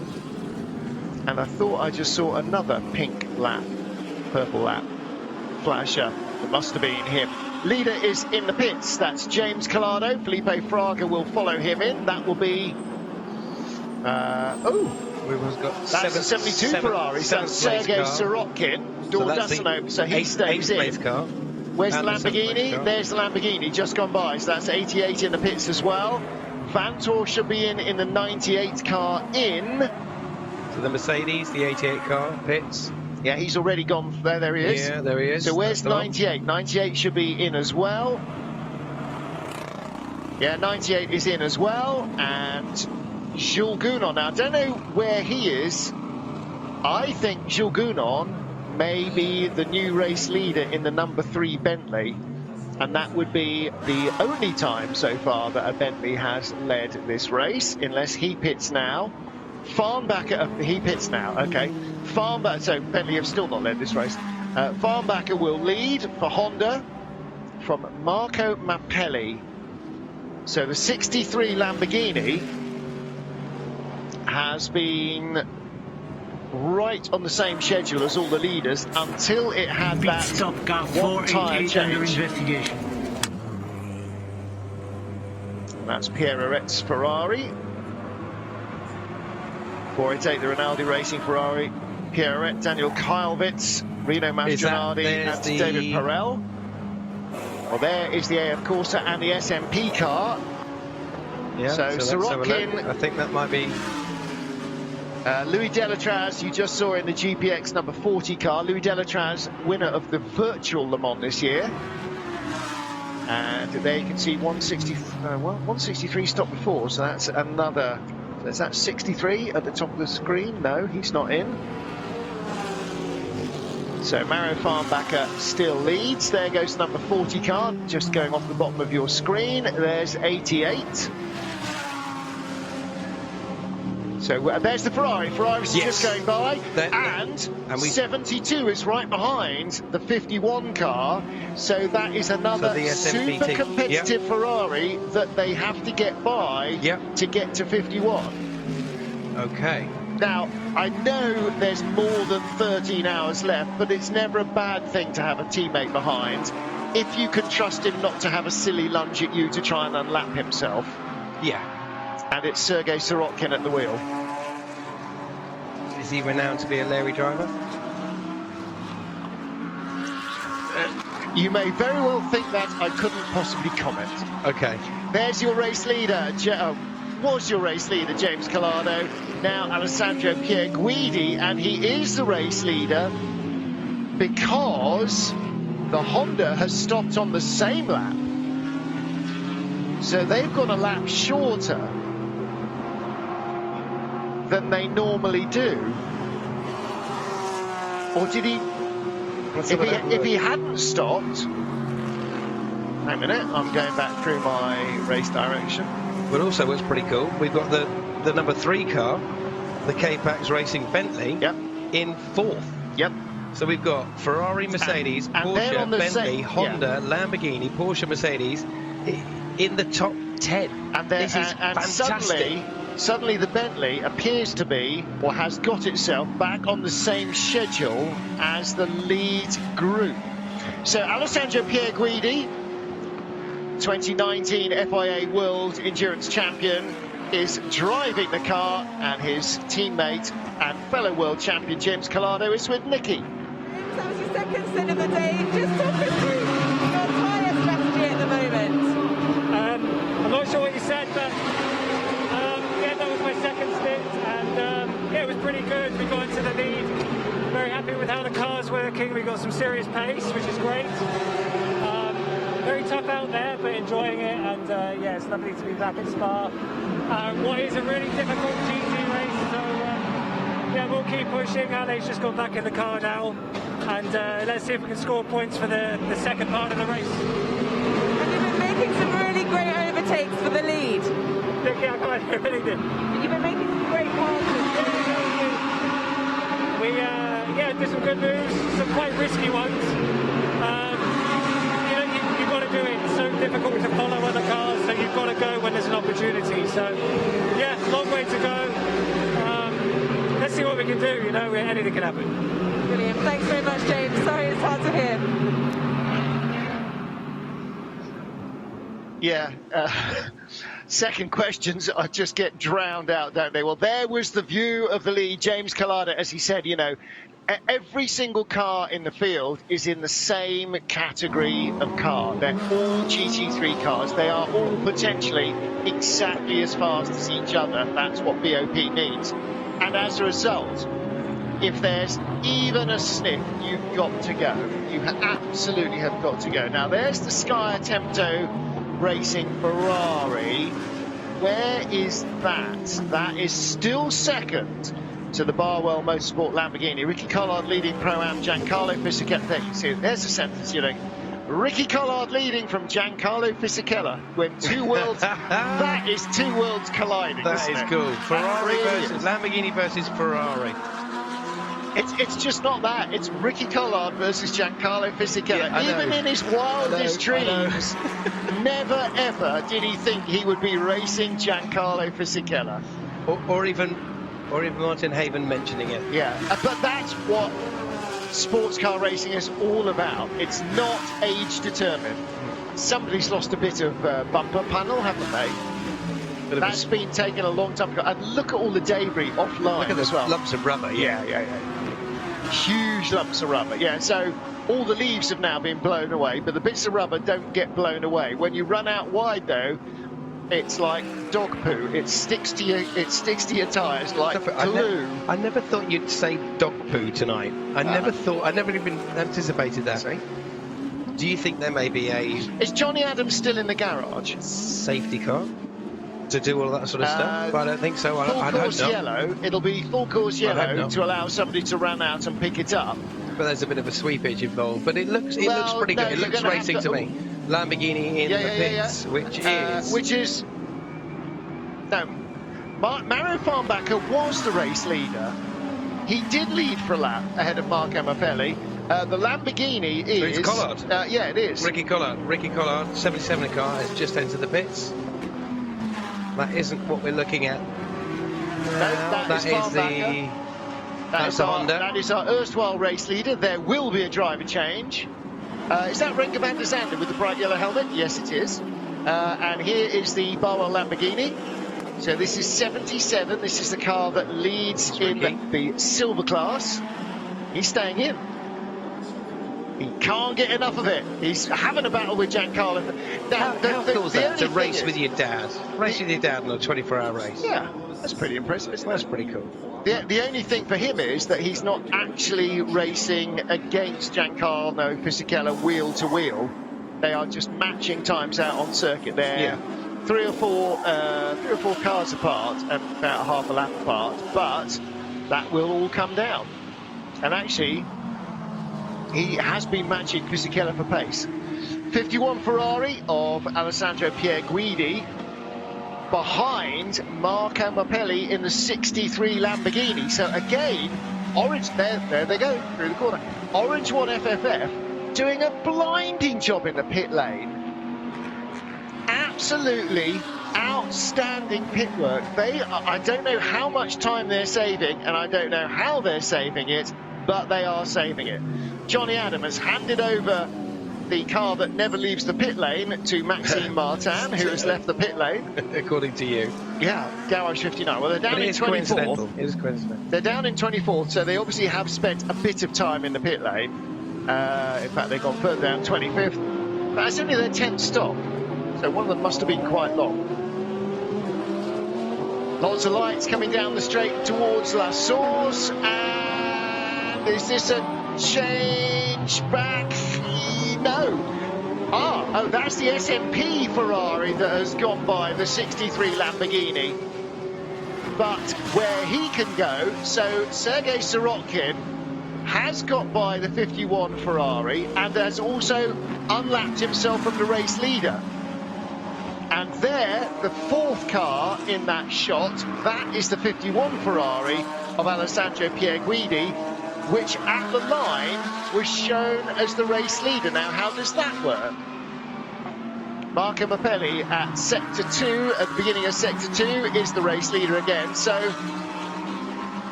Alessandro Pierguidi crept somehow at least alongside and maybe an inch in front at the line, and by the exit of La Source was back behind the 63 Lamborghini and has also got company from behind. Now that's not the position, but somehow in that 4-car kerfuffle, 5-car kerfuffle, good word, Sergei Sirotkin, yeah, gotta love a kerfuffle. Sergei Sirotkin out-fumbled all of them and sneaked through, and I'm assuming because he was actually a bit behind Alessandro Pierguidi's Ferrari, I'm assuming that the Ferrari and the Lamborghini might have kind of a bit outbraked themselves. So we're going to see what happened. So who's that in front? Can't tell. Who's that second? Can't tell. So is this 63? Yeah, that's your race leader. Blocking the inside. So round the outside comes Alessandro Pierguidi. Oh, and the race. That's exactly what I thought must have happened. You are Sirotkin psychic. Gets a long way round the outside, uses all the runoff area and a lot more. Just avoids the sausage curb on his right rear corner. Wow. And which then could affect the handling of the car at some point. Down at La Source, the car that comes through in front, or up at the top of the hill at Les Combes, the car that comes through in front is the one that started a lap behind all of this guy, or well, yeah, a lap behind. So he's now, go. you know, he'd gone by. So we've got, is there an 81 Mercedes in there? There's a Mercedes in there. And another Ferrari. So who's got the There's silver? There's an 87 Mercedes and an 84 that you might have seen. So 87 so or what's 81. the silver Ferrari? Whose is that? It is the 87 that looks silvery. Yep. No, there's a Ferrari because it's got a flashy rear But light. you said, So there, that Ferrari there, okay, let's have a little look. silverish white, that's not the Sky Attempto Ferrari. So what, that's the Hub Auto Ferrari. Okay, so that's the Hub Auto car, which is 27, 27, yeah. the most famous Ferrari number of all, of course. And that car... Yeah. Oh, hang on a minute. Producer George is now Formula-ing you, Charlie. I was just about to say what our producer has just said. Yes, he did replace. Well, tell the audience, because our producer is not on air. So, yeah. So Small mercies. So, yeah. So, the 27 car that you've just seen with Tom Blomqvist replaced James Gallardo, who's leading in the 51 car, or was, now second. Yes. So there you go. And Replaced. Jaguar. That's Jaguar. And Jaguar. the Formula E. Indeed. Yep. There you go. Tom, famously son of? Stick. Indeed, the actual stick. The stick. The actual Not stick. the stick, but Stick. There is your race leader then, Marco Mappelli, 1.4 seconds ahead of Alessandro Pierguidi. So the car in the middle is Tom Blanc, and he is trying to unlap himself again. And Tom Blomqvist is, he's not on the same lap as Sergei Sorokin. He's only 2 places behind. Sorokin in the SMP car, who's beetled off in front of this lot, is 16th, and Tom Blomqvist is 18th. And in the middle of that is not Nick Yellerly, who's 17th, is he? There's no BMW in there, so that's just... Blomqvist is all over the curbs there. He really is all over the curbs there, isn't he? I think there's definitely, since the circuit's dried out and they've had their team meetings and with the clerk of the course, etc., and the race stewards, there's definitely less track limits being taken, as I say, and they just drive off. But at certain corners, I think it's definitely been more disciplined, I think, personally. Yeah, much more so. And from my point of view, just to go back to the leaders, the 98 car, the row racing Porsche 911 is on a right mission. It's doing some stonkingly quick lap times. So we left that with what, Nick Tandy earlier. That is the one at the moment that has got my attention, because I'm looking at lap times.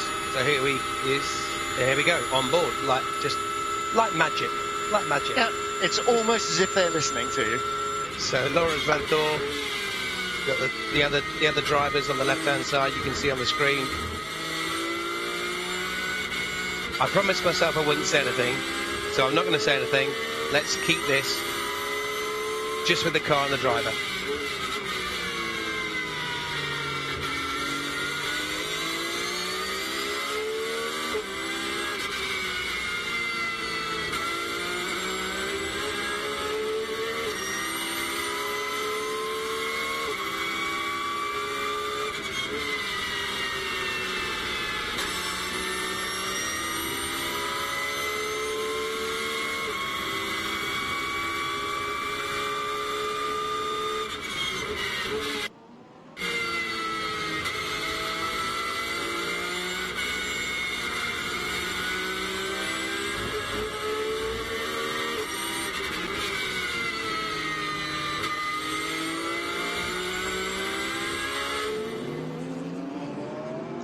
And there you go. I've proved my point. I can be quiet for a certain amount of time. But guys, wasn't that enjoying? That was absolutely awesome. Seeing that Porsche just meander its way flat out during a 24-hour race at Spa here in Belgium. Awesome. And it's dry. And it's just awesome.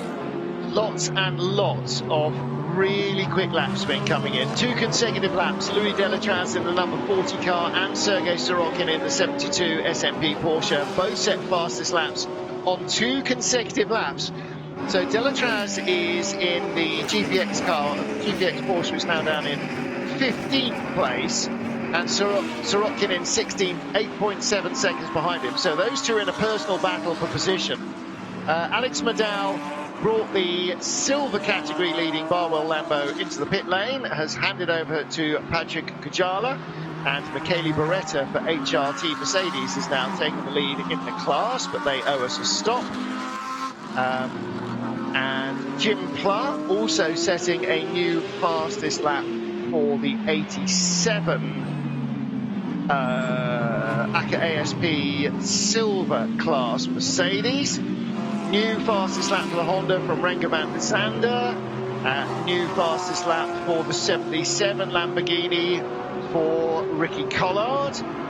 So again, heading back towards 2 a.m. again, and with 13 hours to go, we are seeing faster and faster and faster laps. And what I'm loving is that the first place car the second place car and the third place car are doing pretty much exactly the same times, and that road Porsche is catching. Yep. So consistently, leaders, first and second, doing pretty much identical times, 2 minutes 20.8. Aha. And the road Porsche 2 minutes 20.2. So just chipping away little by little. And I just love to get into the engineers and the pit crews to understand what is going on with what their tactics are. You know, who's going to drive next. Oh, the Hub Auto car makes a mistake. There's a chance for Alessandro Pierguidi. I was just about, when you finished your sentence, I was about to say, I wonder if AF Corsa are going to have a quick conversation about how to get the Hub Auto car out of the way of Pierguidi. And before we even have that thought, the Hub Auto driver outbrakes himself and runs wide. Tom Blomqvist. Here we go. Uncharacteristic error, goes out wide and just turns in too late. He was right up behind the Lamborghini, but no contact. Nope. No contact, which is good, because I was worried about the front right hub of the 27 car. Well, absolutely. But no, there was no contact, which was awesome. Yeah, that was good. Once he made that mistake, so we can crack on. Had to hug the inside because he knew that there was going to be a car beside him. And in fact, it was the Lamborghini that was defending from Blomqvist all the way up the hill. That was hard on the right-hand side, but then cut right across onto the racing line at the last minute. And I think maybe that's what Blomqvist was just slightly unsettled by. That was good driving by them all, to be honest with you. Because I really thought there was going to be contact, and while could have been debris central, couldn't it? The 27 car with a turning left, a little knock of the rear suspension, it could have just ruined. First of all, and also you're past the pit entry, so now I've got to do a whole lap, dragging sparks, ruining everything. Race is over, or what do we do? That was really lucky from a 24-hour point of view. The first thing that happened is Blomqvist could have run into the back of the 63 Lamborghini, punted him off, wrecked his car, wrecked Blomqvist's car, or Blomqvist could have not been able to stay out of the way of Alessandro Pierguidi. So that could have been debris central. Giancarlo Fisichella leads from Ricky Collard. What a name. I know. What a name. And Maxime Martin in third place. Now, Maxime Martin, not only a Spa 24-hour winner, but the son of a Spa 24-hour winner. So Maxime Martin's dad won the Spa 24 hours 4 times. Twice Maxime Martin's dad won it with his own brother. Pit stop for no further action. Okay. 2 o'clock, went right back to 2 o'clock again. There you go. The clocks have gone back in Europe. And indeed, here in the UK as well. Would you like the coffee while I do the highlights?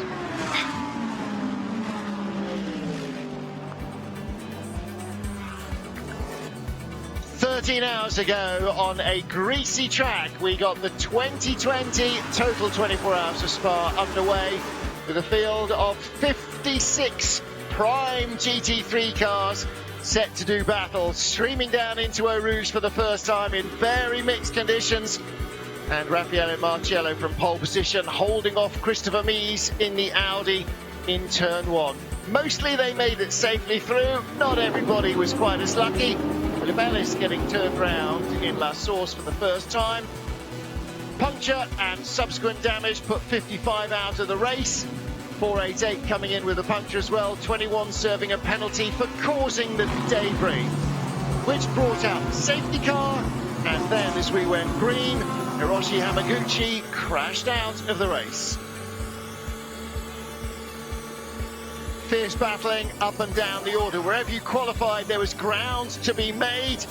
Into the pits, first of the regular stoppers, the 98 Rover Racing Porsche. Porsche hadn't qualified well, but it seemed had a slightly better race car on their hands. Raffaele Marciello led into the first round of pit stops, and it would take more than dynamite to get him out. He was due to do a 3-stint contact between the Lexus and a rival.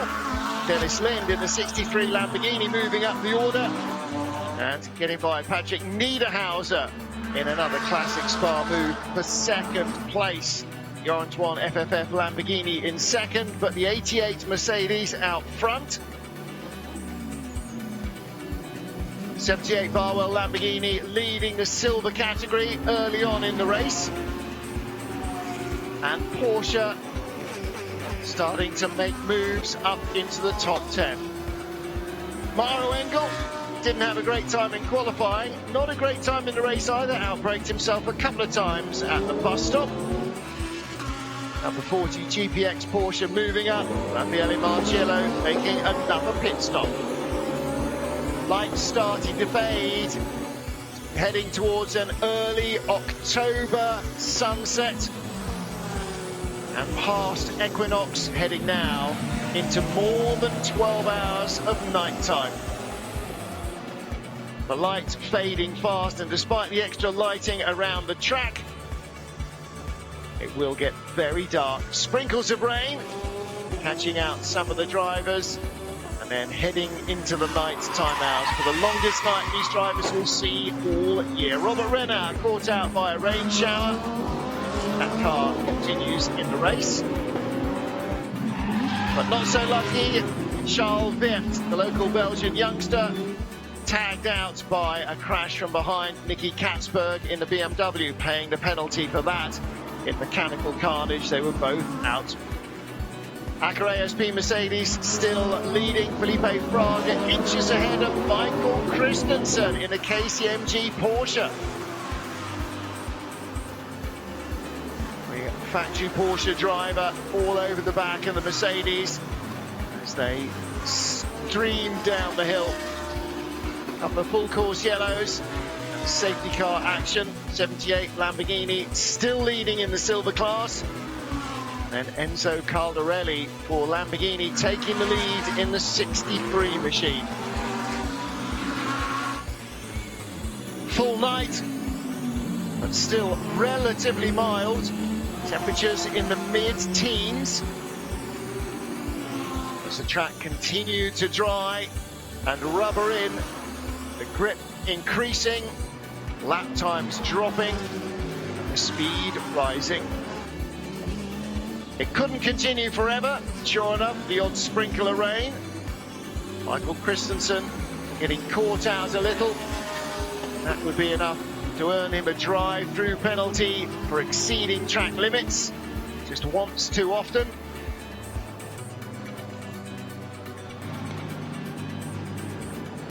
That car would later spend a longer time in the pits with a hub failure on the left front corner. Felipe Fraga staying in the 88 car and in the fray, constantly working its way back up to the top of the leaderboard. Another brief sprinkling of rain. The 88 car in traffic and having to work hard for every pass.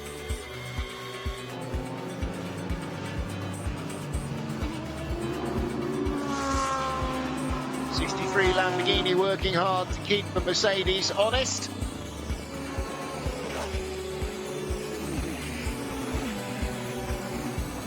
In one of the longer rain showers, we were to lose one of our front runners in the Pro-Am class. As battles raged up and down the order, the Bentley customer teams trying to find their way back in. The AM leader, 918, after damage into the pits and into retirement. 108 struggling back to the pit lane as well. Fresh tyres for Andrea Caldarelli in the 63 Lamborghini, leading the race.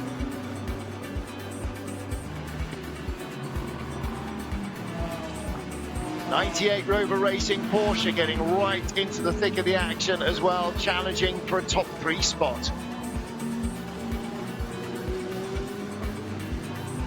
Falkenhorst BMW, the best of the BMs, in the top 10.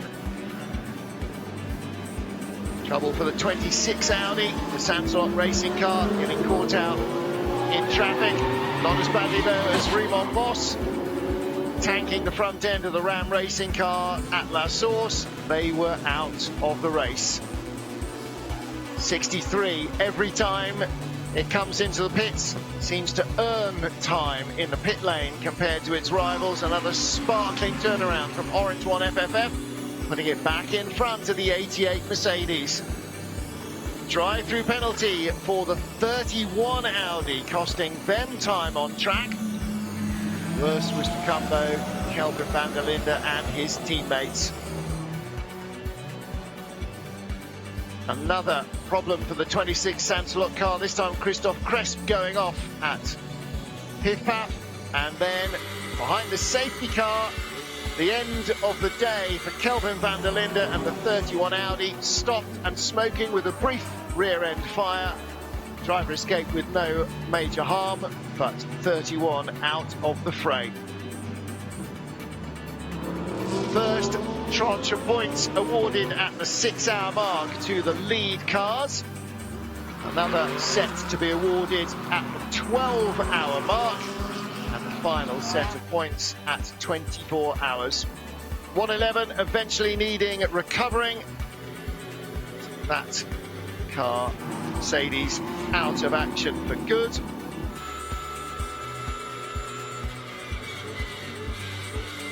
'88 coming back past the 98 Porsche. And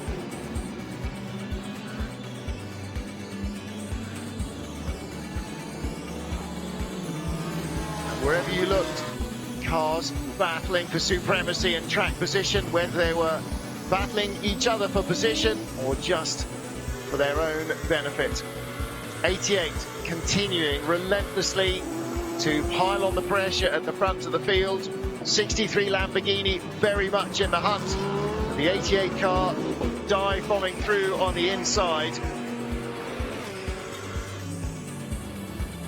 And faster laps being produced. 98 still in the top leading group. A Honda in there as well. Leading through pit stop changes, but dropping increasingly less and less down the order. Bentley struggling to produce pace, their best car number 3 in the top 10. Customer racing program in its first year, still much in infancy. More driver changes at ACA ASP. Whoever's behind the wheel, car still producing the pace.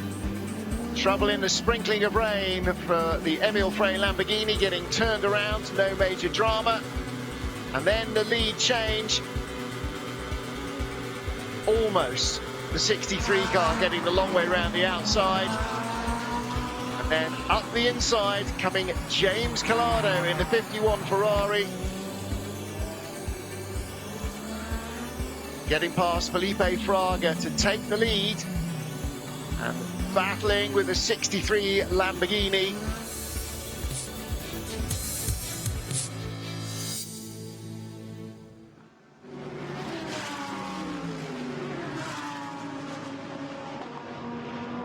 Heading towards the midway point of the 2020 Total 24 Hours of Spa-Francorchamps.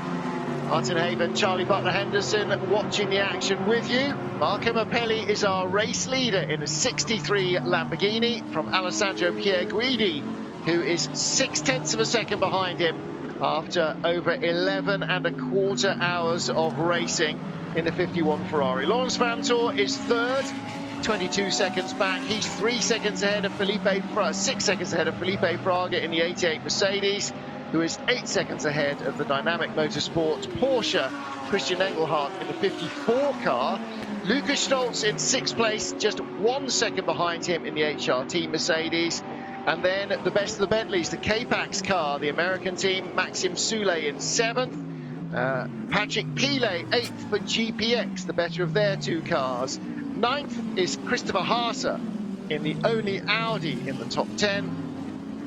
And Fricadelli's Jörg Bergmeister, who on Wednesday wasn't driving and on Thursday wasn't driving, but he is a late addition because Timo Bernhardt had a COVID test, but the result did not come through early enough timely enough for him to actually drive the car in practice. So Jörg Bergmeister, who was standing around helmet in hand, subbed in. Just as well, Porsche have some decent paid subs. Yeah. We're talking about Eau Rouge. That was the bottom of Eau Rouge. It's very, very steep. Cameraman, very, very brave to stand at the bottom of that corner, because it is absolutely awesome. You and I stood there last year with our frites mayonnaise. What's the phrase? What do you say? Mayonnaise. Yeah. You said it. You said it last year. It was like all fancy, like Belgium.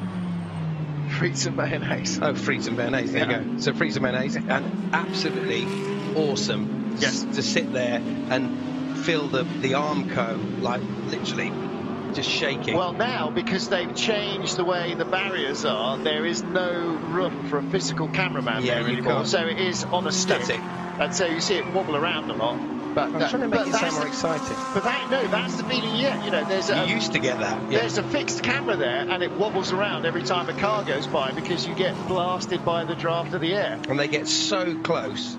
You know, it's who dares wins. You know, the later you brake, the faster Now, you go, Charlie, and the longer that you get through Hell Straight. Having stood there and experienced the like air effect of 2 or 3 cars coming by you, imagine what the first lap at speed at a NASCAR race is, with 43 cars coming back as one solid lump on a super speedway. I would think it's the most astonishing thing that if I had like Bose headphones, like, you know, the Bose head speakers, just integrated into your ears, would be awesome. It's just the whoomp, like the Bose. wall of air that comes at you. Yeah.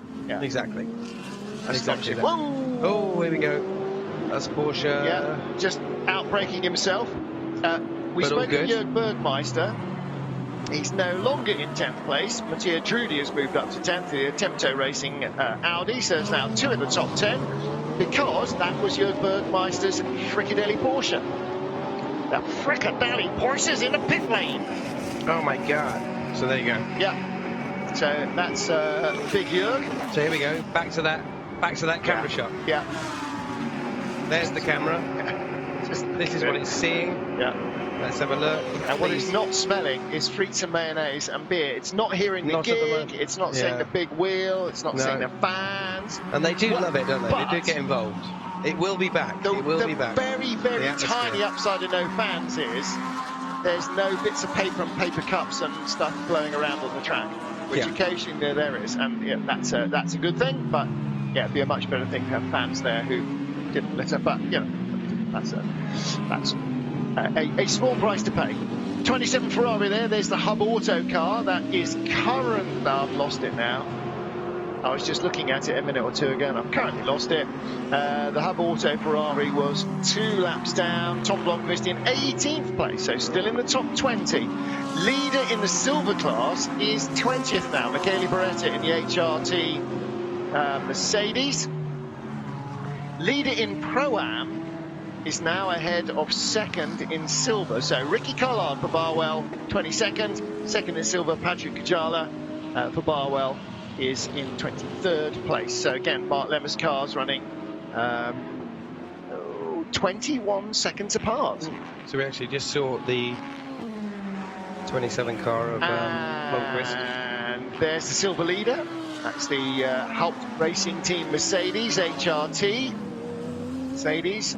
Hubert Haupt is one of the drivers of that car, but it's currently being driven by Michele Beretta. So Gabriele Piana, the Italian silver driver. Michele Beretta, Italian, also silver. Hubert Haupt for Germany, he is a silver. And a man who spent a lot of time at racing AMG Mercedes, Russia's Sergei Afnasiev.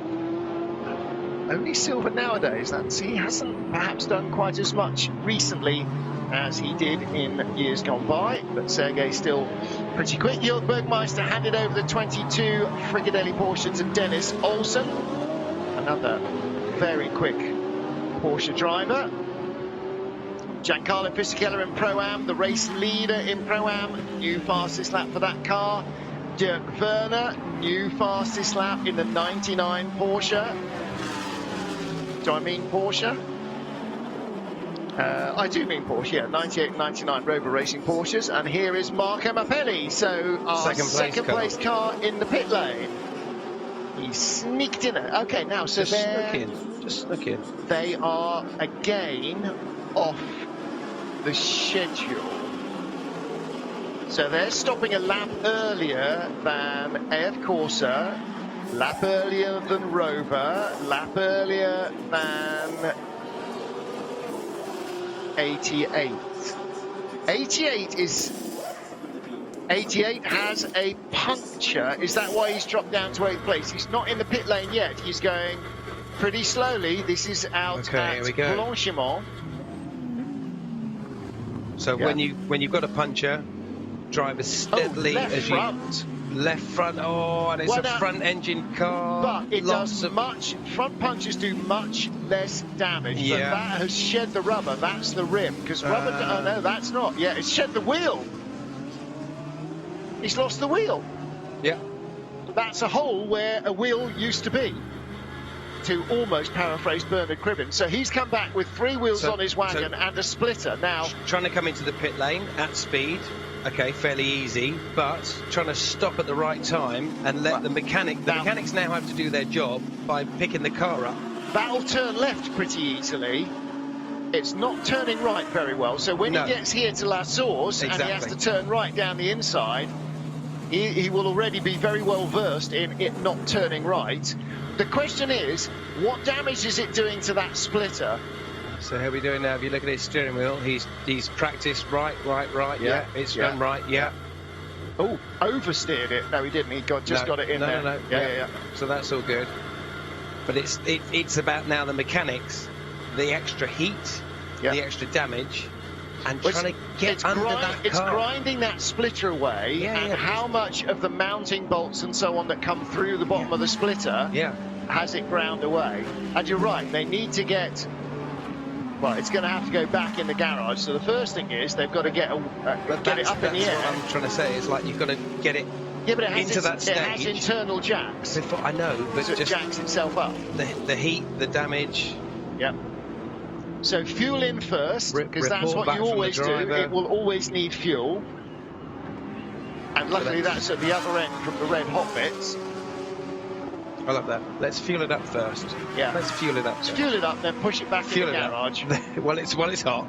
Yeah. Well, that's so that when it comes out, they're desperate to get ready to go. Get into the race. They don't forget. But they have been our leaders, and now not anymore. Okay, so this will be a good battle to watch this car crack on. So fair play to the mechanics. Let's see how quickly they can get this thing up and running. So there you go, up on the hydraulic jacks, as you just said. Trolley dollies go underneath. They go underneath. Those go around where the jack is, then you drop the car off it, or you twist jacks go back up into the car, and then you...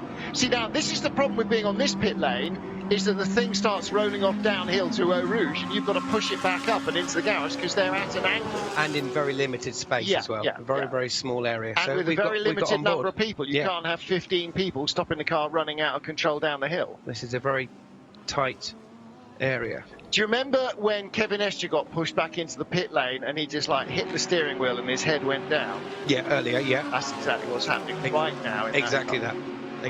Now, Felipe Braga is having that sick to his stomach.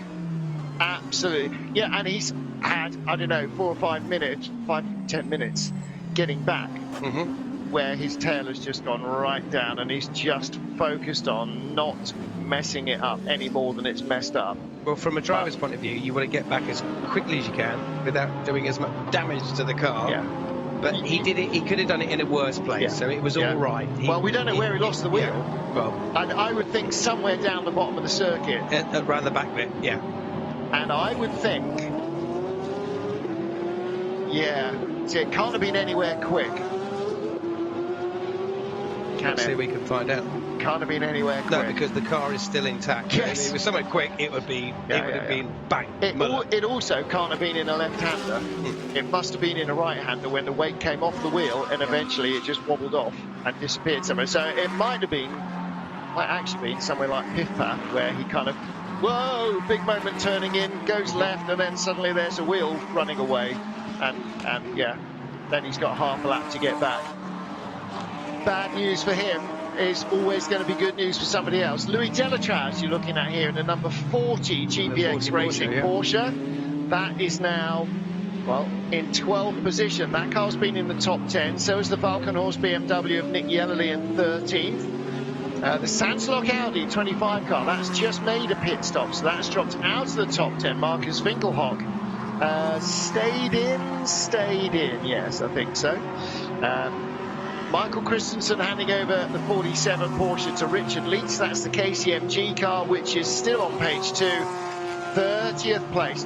And that's the problem, is there are no easy passes. If you drop 2 laps behind, you drop 2 laps behind 30 cars that are as fast as yours. Yeah. Unless they've got a not so fast driver in. And the problem is, there are lots and lots of fast drivers in this field. I mean, it's absolutely jam-packed with the top GT racing talent. Yeah. So looking at the overall top speeds there from AWS, Bentley, Honda, BMW. Yeah. There were no Mercedes in that top 5 list. Yeah. The Mercedes is obviously good from mid-corner to mid-range speed, and everything else then overhauls it at the top of the hill. Yeah. Which is why we've seen the Mercedes passed a couple of times up at Les Comps. Because you get the Ferrari or the Porsche that's got better top-end speed plus a slipstream. In the pits is one of the art cars. Now, John was waxing very lyrical about BMW art cars. Number 4. This was in 3rd position. Yeah. But this is Benjamin Messen. This is awesome. Yeah, he was wax lyrical about this design. He was having a wonderful time talking about BMW art cars. Yeah, loved it. And in fact, the one that he forgot, I've now forgotten, which was the Roy Lichtenstein, the famous triptych he did with the comic fighter plane, but that wasn't what was on the art car, but it was Lichtenstein. Because he had Andy Warhol and a couple of the others, and Lichtenstein was the one that he'd forgotten. Who's the only one I can, apart from Warhol, who's the only one I can remember. I can't remember who the others were. So Felipe Fraga in the pit lane, and the car that was a long-time race leader dropping down to 18th place. I'm making a note of this, Charlie, because somebody might put it in the highlights. Possibly. Where are we now? 12 hours, 30 minutes.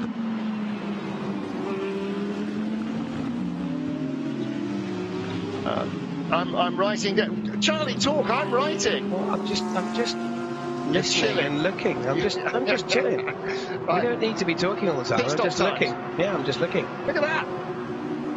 They are pretty quick, considering they're fueling, changing tyres, sometimes a driver change. And remember, these guys have to, at some point, change the whole brake structure on the front. Brake discs, pads. Yeah, but there is first of all, it's a specified rule that you have to do it. Secondly, there is a specified time in which you have to do it. So on board with the number 3 Bentley, who is running 3rd at the moment with Maxime Soulet. The technical pit stop, which is what it's called, a 5-minute stop, has to be completed between the start of hour 12, which we are in now, because we've got 12 and a half hours to go. So we've done 11 hours. So between now and the end of hour 22. So there's a 11 hour window in which to do it. But even if you have a catalogue of woes and have changed the brakes 3 or 4 times, you must still make the mandatory 5-minute stop. You don't have to change brakes in the mandatory 5-minute technical stop. Mm-hmm. If you've had to change them before and you don't need to change them again, you don't have to change them. but you do have to stop for 5 minutes. And looking from the Bentley's point of view, being on board, there's a lot of traffic around that Bentley. Yep. And if we can pick it up, so there we go, the number 3 Bentley coming into the chicane. With 107 or 108 right behind him. There He's you got go. the Sky Tempesto car behind him, Giancarlo Fisichella. And there we go. Overall Blanchiment speeds 259, 258, 257. So Bentley, Bentley, Porsche, Honda, Ferrari. Yeah, they're not far away in overall top speeds. Blanchiment, one of the quickest parts of the track. And just again to reiterate, 260 is 160 miles an hour. So that's what they're honking on at, 160 miles an hour in Blanchiment. And, you know, it's very easy to bandy those around. Yeah. But 160 miles an hour compared to the national speed limit on British motorways, which is 70 miles an hour, you're doing, it's like somebody coming past you outside your house at 90 while you're standing still. Yeah.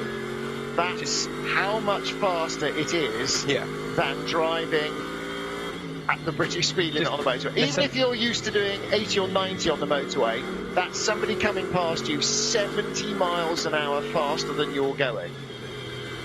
It's a hell of a speed. Just these gear changes and what these guys are doing, I think is unbelievable. So loads of buttons to the left. One gear change. Back on the power again. That is like a slip road going into Reading services, for example, and he's just on it. And look at the glow of the brake discs as well. Yeah, that's pretty cool. So we've got Bentley, Ferrari at the moment running in this little stream. And actually, the Ferrari at the back, Giancarlo Fisichella, is quicker than the other two because he's still setting personal best laps and he's closing in from behind. 88. Okay, it's back in the garage still. I thought I was going to say it's back out of the garage. It's not. It's in the garage still. And you can see, because this is on a hill, the garage is level, but like every car's width, you step down. So if they step back, you know, more than 2 seconds, it's had damage. It has been off, hasn't it? Look, because that's... It's already been tanked out. Yeah. So it's already had damage. So it has had damage. This is a long stop. This is a long, old stop, I'm afraid. And so, look at the body language. They're all just, that's it. It's done. Done. Done, done, done, done, done. Had enough. Don't want to do this anymore. Can we go home now? They've got the mask back on again. I know, but the body language is just, that's it. It's wretched. We go back to the onboard on the Bentley. They've spent 11 and a half hours. This is the stuff we want to see. This is this is so cool. Those guys at Acura ASP spent 11 and a half hours leading or nearly leading and thinking this could be our race. That's it. Half a lap. It's no longer your race. And it wasn't an outlap, and it wasn't close to being an outlap from a pit stop. It's like right in the middle of a stint. Yeah. So just a mechanical failure there. So there's the number 3 car that we've just seen. We've already talked about the rubber, the rubbish that gets thrown up on the windscreen. Just listen to the gears and just how cool this car sounds.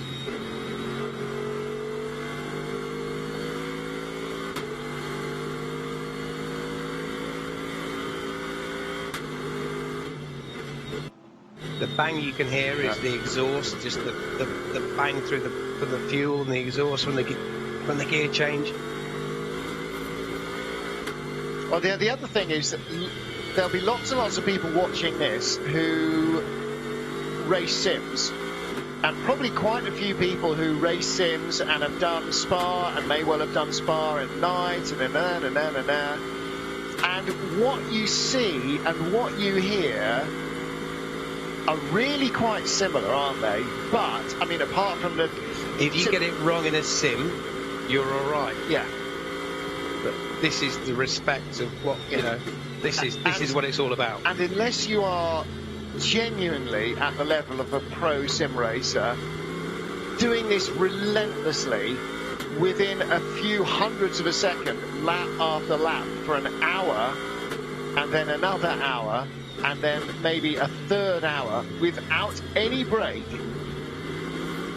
And of course, in a sim, you don't have anything remotely approaching the physical strain on the body that this has. And you're absolutely right about the danger factor. If you get this wrong in the darkness in a sim, you just sit there and swear a bit. Okay, well, you know, here you have a 160 mile an hour cartwheeling accident. Yeah. You know, so it's... This is what's awesome about watching this onboard footage. Yeah. What a great sounding car. What a car that you wouldn't have thought that would be in GT racing. A Bentley in GT racing. Come on a minute. No, hang on. Yeah. As we then look at a Lamborghini of one of the Barwell cars. Continent crushing, absolutely. But that's the Barwell car that was the leader in the silver category. Is now in second place. Giancarlo Fisichella in the Sky Tempto car is leading in the silver category. And then Patrick Kujala, Stereophonics. All I know is that he's a Finn and he's a really cool character. Yeah. Excuse the pun, but he is actually a really cool, he's chilled out character. One of the few. That's all I'm saying from Mark Lemmer. One of the few Scandinavian drivers who's never lived in Knutstorp. In Knutsford. in Cheshire. Knutsfjord in Cheshire, which used to be the home of all Scandi racing drivers when they come to do Formula Ford and Formula 3, didn't it? Yes, every Norwegian, Dane and Swede that ever came over. And I don't know who started it or why. It must have been, I'm assuming it must have been a Formula Ford team based up that way somewhere. And then it sort of became Scandi Central. And some didn't leave, did they? Kirsten Colby still lives up there, doesn't she? Yeah. Yeah. I still can't understand Christian Colby. Well, bless him. I think he's become more Scandi with the years. I think that's a Scandinavian thing. I think you just do, don't you? Is that a battle for position? 78? No, it's not. The Bentley's not for position. That's Patrick Kujala. Oh no, in fact, he's now back in the lead. So if we had a... Oh, no, hang on, different class, isn't he? Yeah. No, but Ricky Collard is now back in the lead of Pro-Am. That's I'm getting my Barwells confused. So Ricky Collard is back in the lead of Pro-Am for Barwell, ahead of Giancarlo Fisichella in the Sky Tempesta Ferrari in Pro-Am. But Michele Beretta still leads in silver, ahead of Barwell's Patrick Kujala.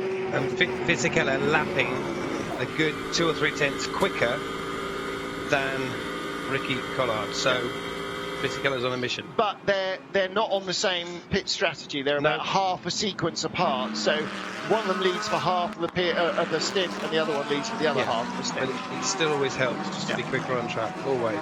Maxime Soulet in third place, doing a pretty stand-up job here. He is half a minute behind second place Laurens Vanthoor. And Laurens Vanthoor nearly half a minute behind Alessandro Pierguidi as well.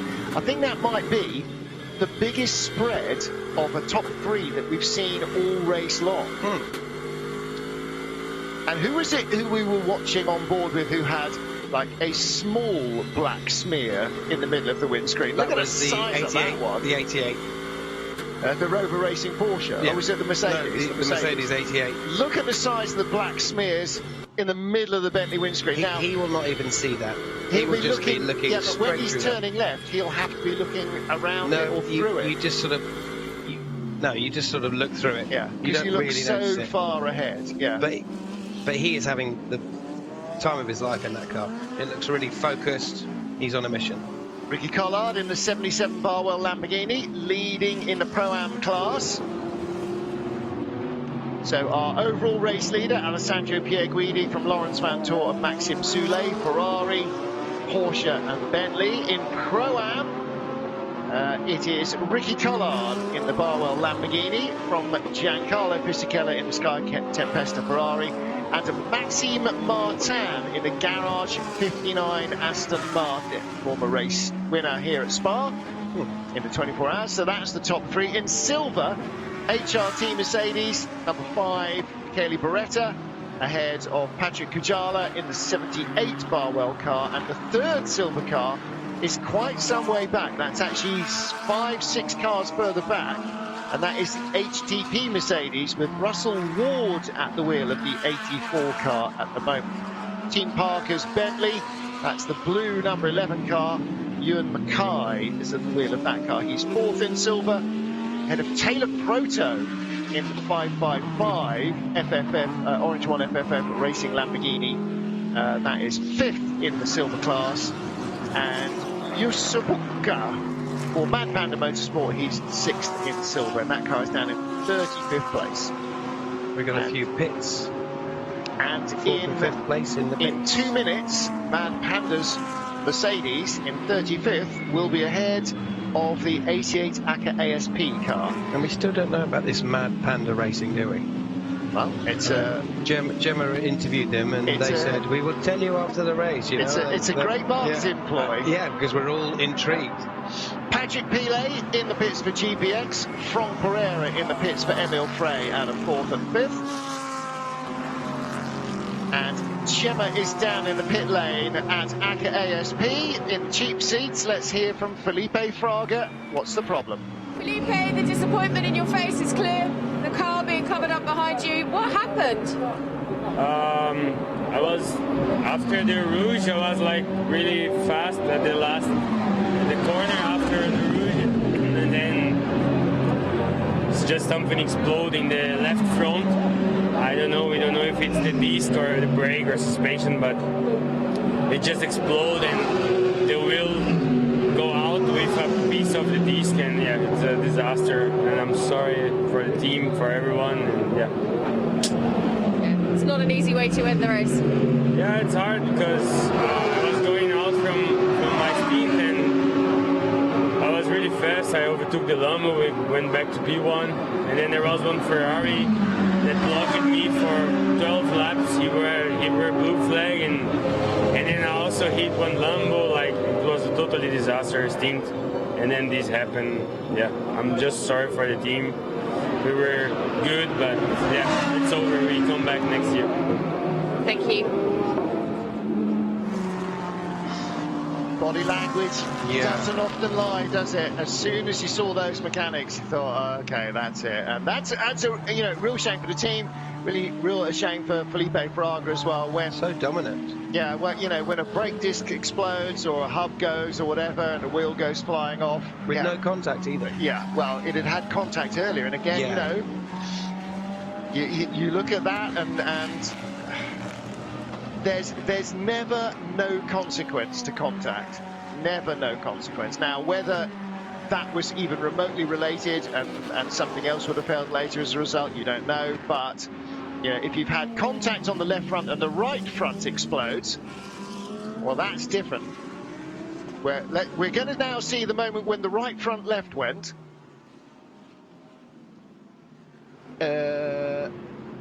Bang! Oh wow! So under braking at Les Combes.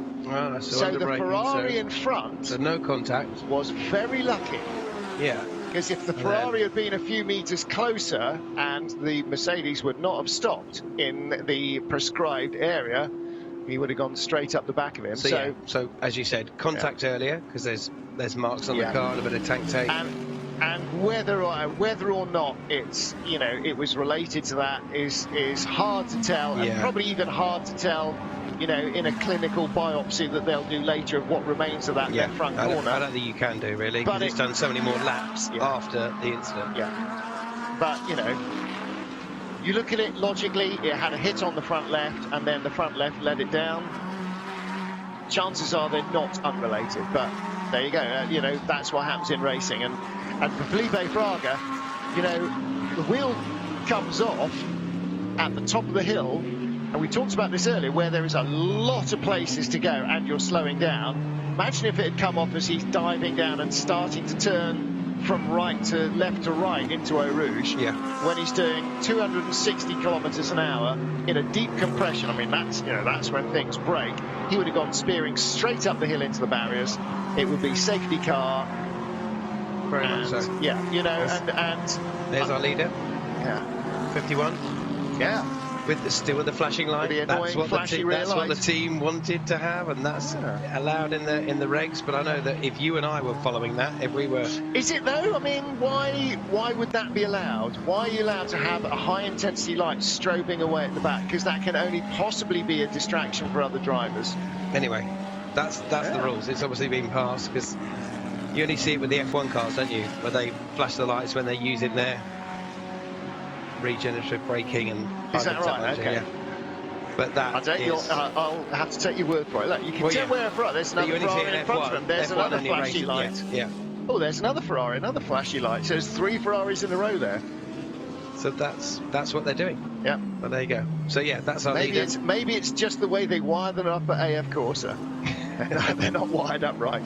Trying to figure out who's in front. I guess, although I'd be slightly surprised, is that the 72 car that's in front? The SMP car, do you remember, that got by in all that kerfuffle earlier on? Was it leading the race? No, just ahead of him on the road, because it unlapped itself, didn't it? And I'm just wondering how far ahead. The Hub Auto Ferrari was also around that area, but got dropped back behind, so I'm thinking that might be the 3rd Ferrari in a row. You don't have an awful lot of Ferraris to choose from. There are 1, 2, 3, 4, 5, 6 running. So of 6, we're looking at 3 basically in the same camera shot. The last of which is 488. That's David Perel in the Rinaldi racing car that had a puncture on lap 1. He's 33rd. 31st, Ferrari botherers. Louis Machiels in the AF Corsa 52 car. That's another Pro-Am car. Giancarlo Fisichella of this parish is the 4th best placed of the Ferraris. He's 22nd and 2nd in Pro-Am. Tom Blomqvist in the Hub Auto car is 16th and 3rd best of the Ferraris. 2nd best of the Ferraris, Sergei Sorokin in 6th position in the SMP racing car. And 1st best of the Ferraris and 1st best of everybody is Alessandro Pierguidi in the AF Corsa car, number 51. Now we're going to get down to Honda, since Gemma is down in the cheap seats, right next door to AKASB at Yasport. Alessandro Mariani, who is the boss of Yasport and is also therefore looking after Honda. So Gemma with Alessandro Mariani. Alessandro, when we spoke to your team last year in 11th, you've climbed up to 4th. The performance seems to be very, very strong. Yes, we have a good pace. Our target at the beginning of the race was to be the top 10 in the second part of the 24 hours. Now we are there. We are fighting for the first positions. We have a small gap with the other pit stop. Theoretically, is an advantage. We hope that the yellow flags or safety car cannot change the situation. Fortunately, the 3 drivers are very strong and constant all the time. So now we are waiting for the rain, hoping to be still there. Let's hope that rain doesn't get too hectic. Yeah. Thank you, Alessandro. Thank you. Hoping for the rain, really? Come on, be careful what you wish for, Alessandro. And just as that interview happened, we have the race leader, the 51 Ferrari. Yep. Have just come into the pits. And 2nd place, Lawrence Mantor is in the pits for Rover Racing as well. There's the 51 car. And that's the SMP Ferrari in front. So 72 was the flashy rear light car in front. Which now, was in 6th. Was in 6th. They're all being run by AF Corsa, Amato Ferrari's team, which, runs just a million Ferraris everywhere. So Sergei Sorokin is in. Louis Delatraz is in as well in the number 40 GPX car. And Lawrence Vantor in the 98. Here we go. This is good. Seeing a driver change, this is good. So this is Vantor handing over to Kevin S. Oh no, that's Earl Bamber, LKM. And there's the Kiwi or the so you got the feather on the side, yeah. So you got the hands device behind the driver's helmet, which is attached to the helmet. So that's new hands. So this is Bambi. So he is now taking over then from Lawrence Vantor. And Maxim Soulé is in as well from 3rd in the K-Pax Bentley. Come on, baby. Come on, baby. Oh no, that's the air hammers. I thought that was the starter motor we're hearing. Renger van der Zande then will cycle through to the lead for Honda. And Andrea Caldarelli in the 63 Lamborghini has not come in. This is the Emil Frey Lambo. Yeah, that's still out there, isn't it? Yeah. This is the other Emil Frey Lamborghini, number 14. Oh, hang so on. this is Norbert Siedler, Michael Grenier and Ricardo Feller's car. 72 is just leaving the pits now. We've just seen, so they're the two Ferraris just leaving. We've just seen that. Now then. I think 72 is back behind 51. I saw 72, I think. I'm sure I saw 72 behind. I think, yeah. 72 came in front of 51, and 51 has left ahead of it. Yeah. So 72 just lost its lap back in the pit stop. Although it stopped in front, it came out behind. I mean, it was behind anyway, but it was in front on the road and just a fraction under a lap behind ahead. Don't worry, I'm confused as well.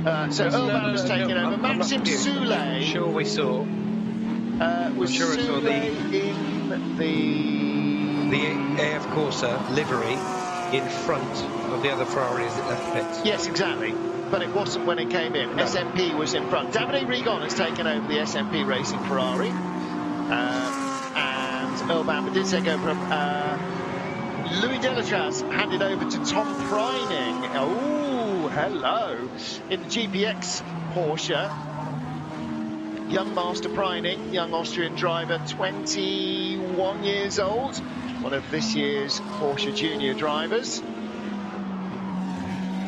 Dennis Olsen in the Fricadelli car from Pereira behind him. Now ahead of him, behind him in the Emil Frey Lamborghini 163. Patrick Niederhauser's in 66, the Attempto Audi. Best of the Audis, though, Marcus Winkelhock in the 25 Santalot car. That's the one that hasn't spun half a dozen times. And on board with Giancarlo Fisichella in second in Pro-Am, 21st place in the Ferrari. Still trying to catch the car ahead of him, that is Patrick Kujala, but that's not his actual target. Kujala was 1.8 seconds ahead of the line. That, I think, is the back of the Barwell Lamborghini you're looking at now, but that is not his class rival. It's just the Barwell car that's ahead of him on the road. His class rival in the other Barwell car is a further 23 seconds in front. However, Fizzy has got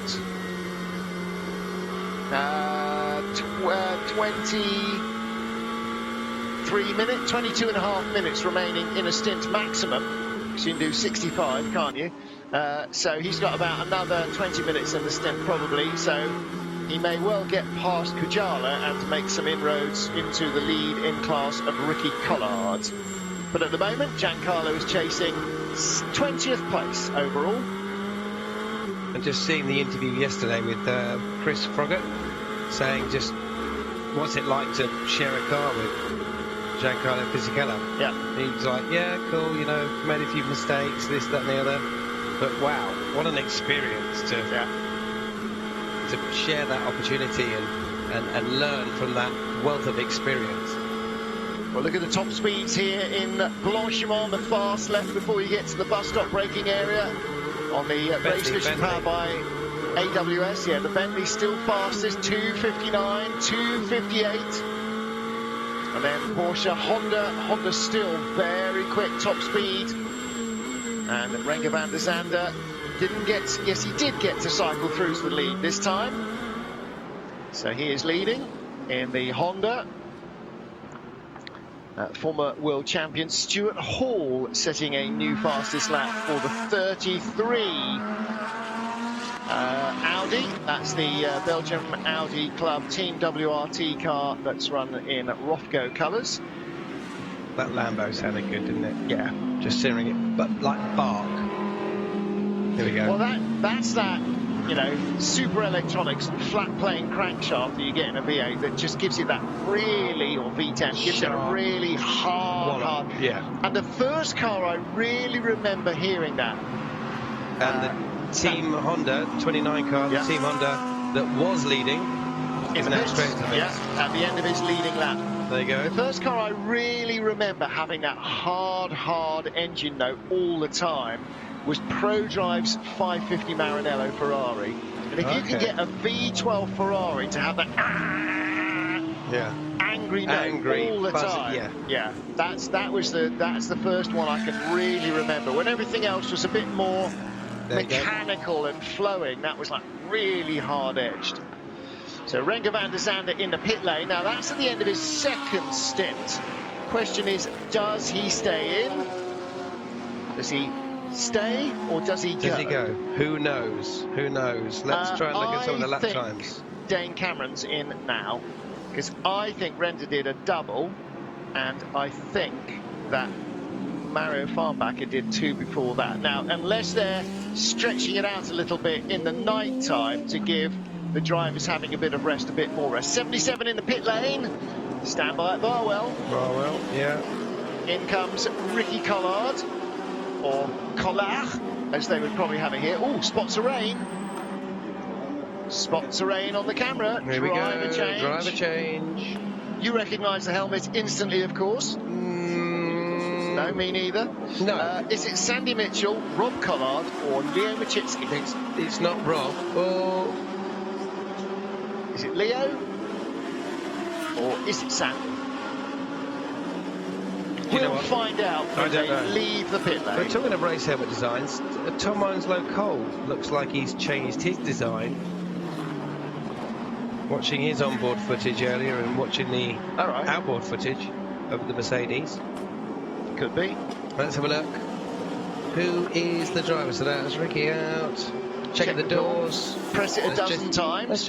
Well, listen. If you know, what is he doing? It's better to stand there pressing it 5 times. Has he just done his kitchen or something? Just pressing the mould or what? It's better to press it 5 times to make sure it's closed than to have him have to come back in again because you didn't shut the door properly. Because the driver inside can't shut the door. The driver 100%. outside I completely has to agree. shut the door. Completely agree.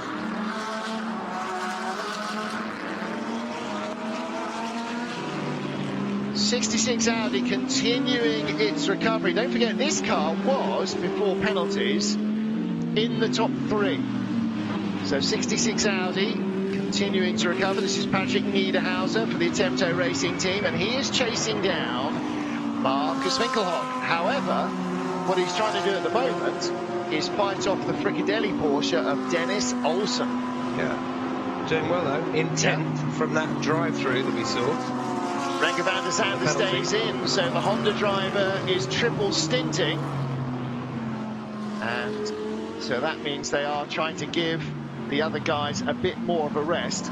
Now, while the drivers might get to go away and have a bit of a rest, the team don't. It was Sandy Mitchell, by the way. It was Sandy Mitchell. Sandy Mitchell in the 77 Lamborghini with Collard. So we've now learnt a new helmet design. They had immediately forgotten. They would retain the lead because they were about 3/4 of a lap. They're now 18 seconds ahead of Giancarlo Fisichella. Maybe 19. More spots of water down at Campus. Oh, don't say that. Well, you know, here we go.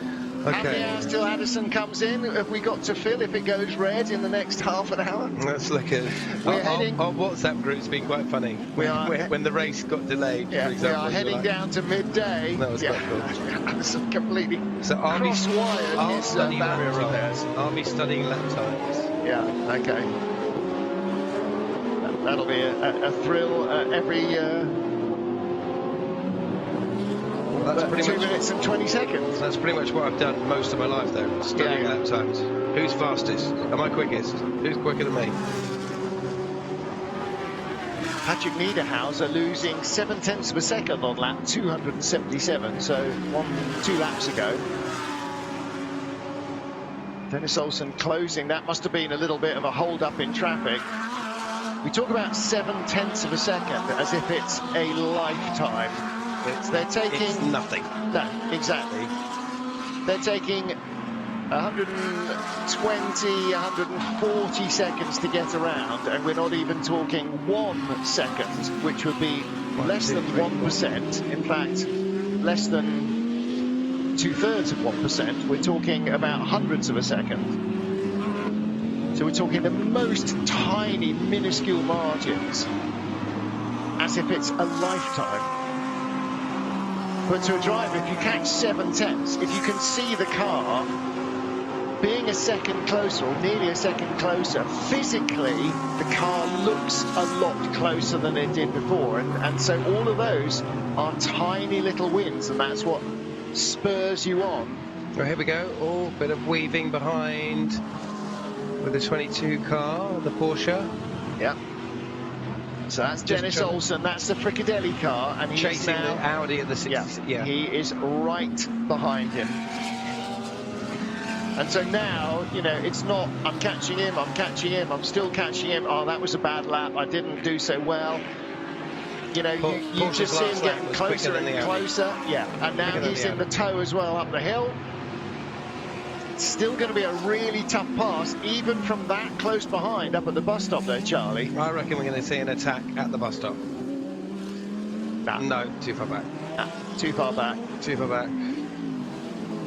Olsen's just basically going to have a crawl. Oh, forced a mistake. Yeah, water on the camera. Come on, Charlie's bet. Come on, Charlie's bet. We can do this. It was not wet there. So we've got Porsche lap. on the right now. Yeah. Porsche on the right, Audi on the left. Well, driver's left. Right. Yeah. And he's trying to close the door, and the Audi's still there on the inside. We're going to do the cutback on the inside. Yeah. So down the main straight. Come on. Are we going to do this? 4 positions. Oh, Porsche's gone straight through. There you go. But that was because the Audi arrived at the corner first and found that it was wetter than it had been the lap before, and the Porsche was on a different line, which is possibly not quite as wet as it had been before. Racing drivers. Oh, here comes the Audi though, up the hill. Here we go. Because the Porsche ran a little wide there, and the Audi is coming up the hill. So who comes through in front? It is still the Porsche, but the Audi is right with him, and spots of water there again at the top of the hill. So that's 3 or 4 cameras that have got a little bit of misty rain. And don't forget, this is the battle for 9th place. Dennis Olsen in 9th. They're only 6 seconds behind Marcus Winkelhock. Winkelhock, by the way, only just a second behind Christian Engelhardt in the 7th place Dynamic Motorsport Porsche. So look at your leaderboard. 7th place Porsche 911. That's Christian Engelhardt. 8th place Audi R8. That is Marcus Winkelhock. Then 9th place Porsche 911. That's the 22 Fricadelli car you're looking at, Dennis Olsen. And behind him in 10th place, the best of the Audis in the race. That's the 66 car of Patrick Niederhauser. So, what a good battle. Dennis Olsen moves up a spot. And are we going to Marker of Doom? We are, aren't we? The 88 car. Lost wheel.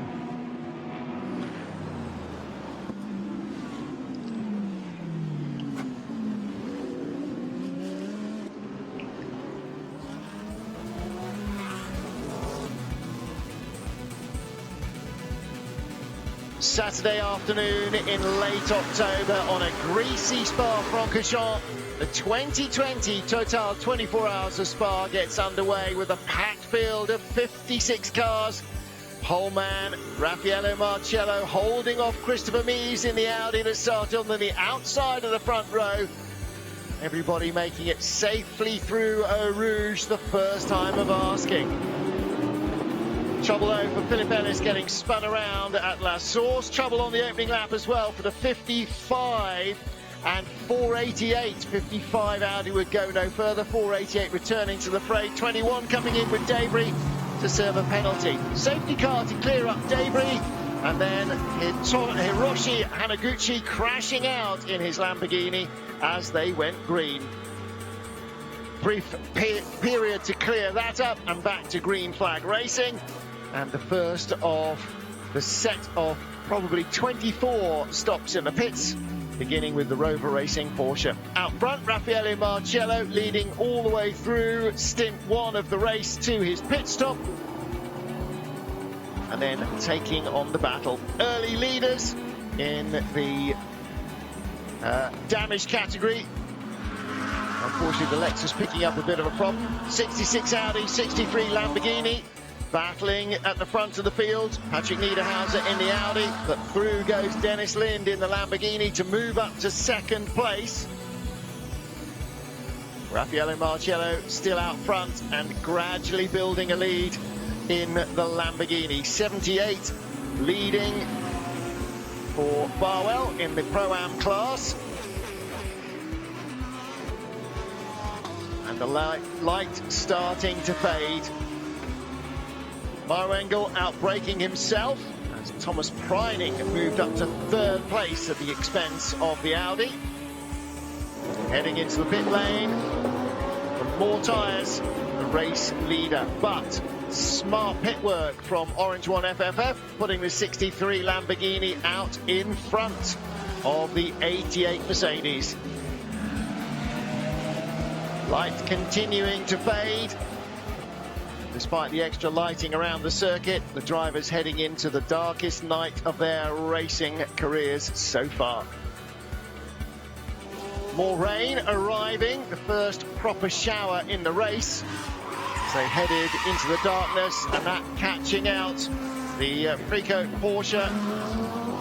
Robert Renauer sliding into the barriers, but the car would continue in the race. Not so Charles Weerts, the young Belgian, hit from behind by Nicky Katzberg, the BMW also out in that accident.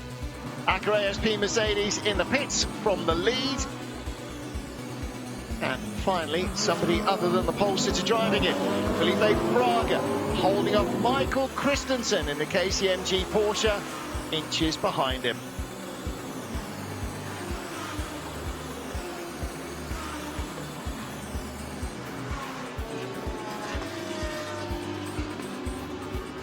'78 Barwell Lamborghini still leading in the silver class.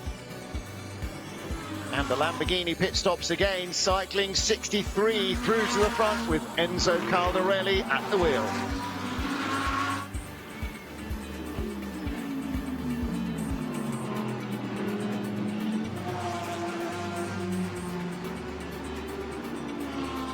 And before long, more rain arriving, a couple of sprinkles on various parts of the track. Nothing too much to worry the drivers, and no need for wet weather tyres. Michael Christensen showing commendable aggression in the Porsche, but a little too much abuse of track limits. That would earn a drive-through penalty for the Dane. All that hard work to no avail.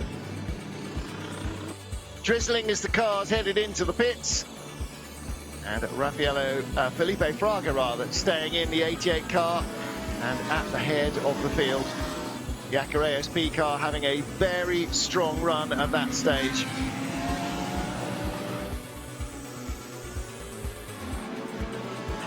Close run thing in traffic for the 88 car with the Falkenhorst BMW. And then trouble for the AM leader, the 918 Porsche, having contact and dropping out of the order. A slow run back to the pit lane, where it would remain never to re-emerge. So Parker Racing, one of the privateer Bentley teams, working its car through the order, and the Herbert Motorsport Porsche, after that contact, out of the race. Another drizzly period, meaning all the cars were working hard to find traction. Another pit stop for the 63 car, and the team keeping it very much in contention. The 88 Mercedes also reliably up in the top of the pile. 98 Rover Racing Porsche inserting itself into the top three battle.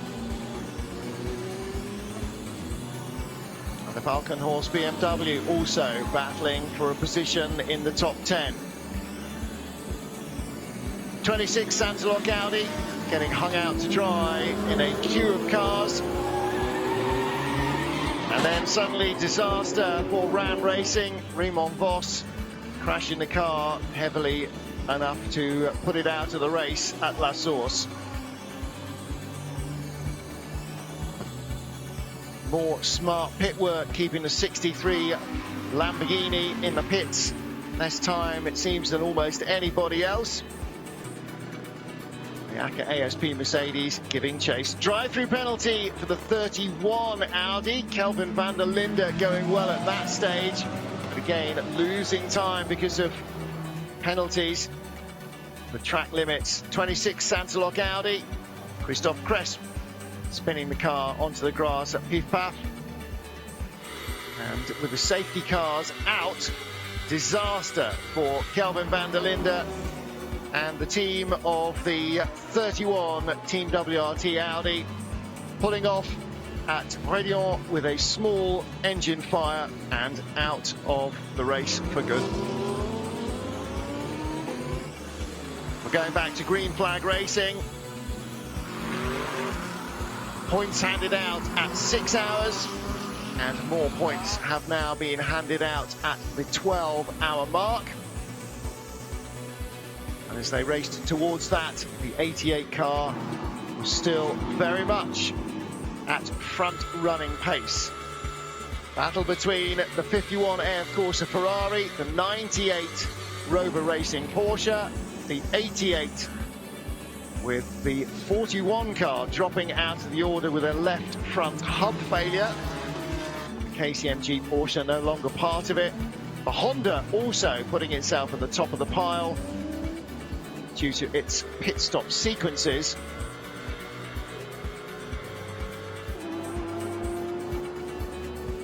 And 88 leading after 11 hours. Dive bombing Dennis Lind, catching him unawares in a 63 Lamborghini, going back in front once more.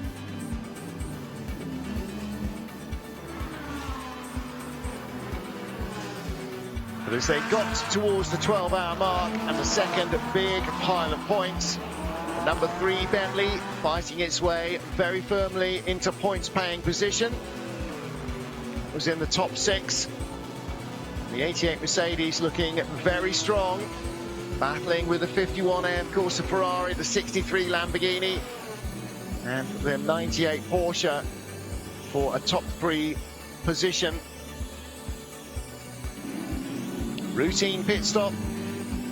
Car handed back to Felipe Fraga. And Fraga in super competitive form. Problem for number 14, Emil Frey Lamborghini. No major dramas. Plenty of action in traffic. Lamborghini trying a move on the Mercedes and then pulling it off. But just as we approach the 12-hour mark, with the AF Corsa Ferrari also in the hunt, taking the lead of the race. Drama for the 88 Mercedes. A left front wheel, disc, suspension, something explosion. Saw Felipe Fraga drag the car back from La Source, from Les Combes rather, on 3 wheels. And a brief examination was all they needed to write the car off.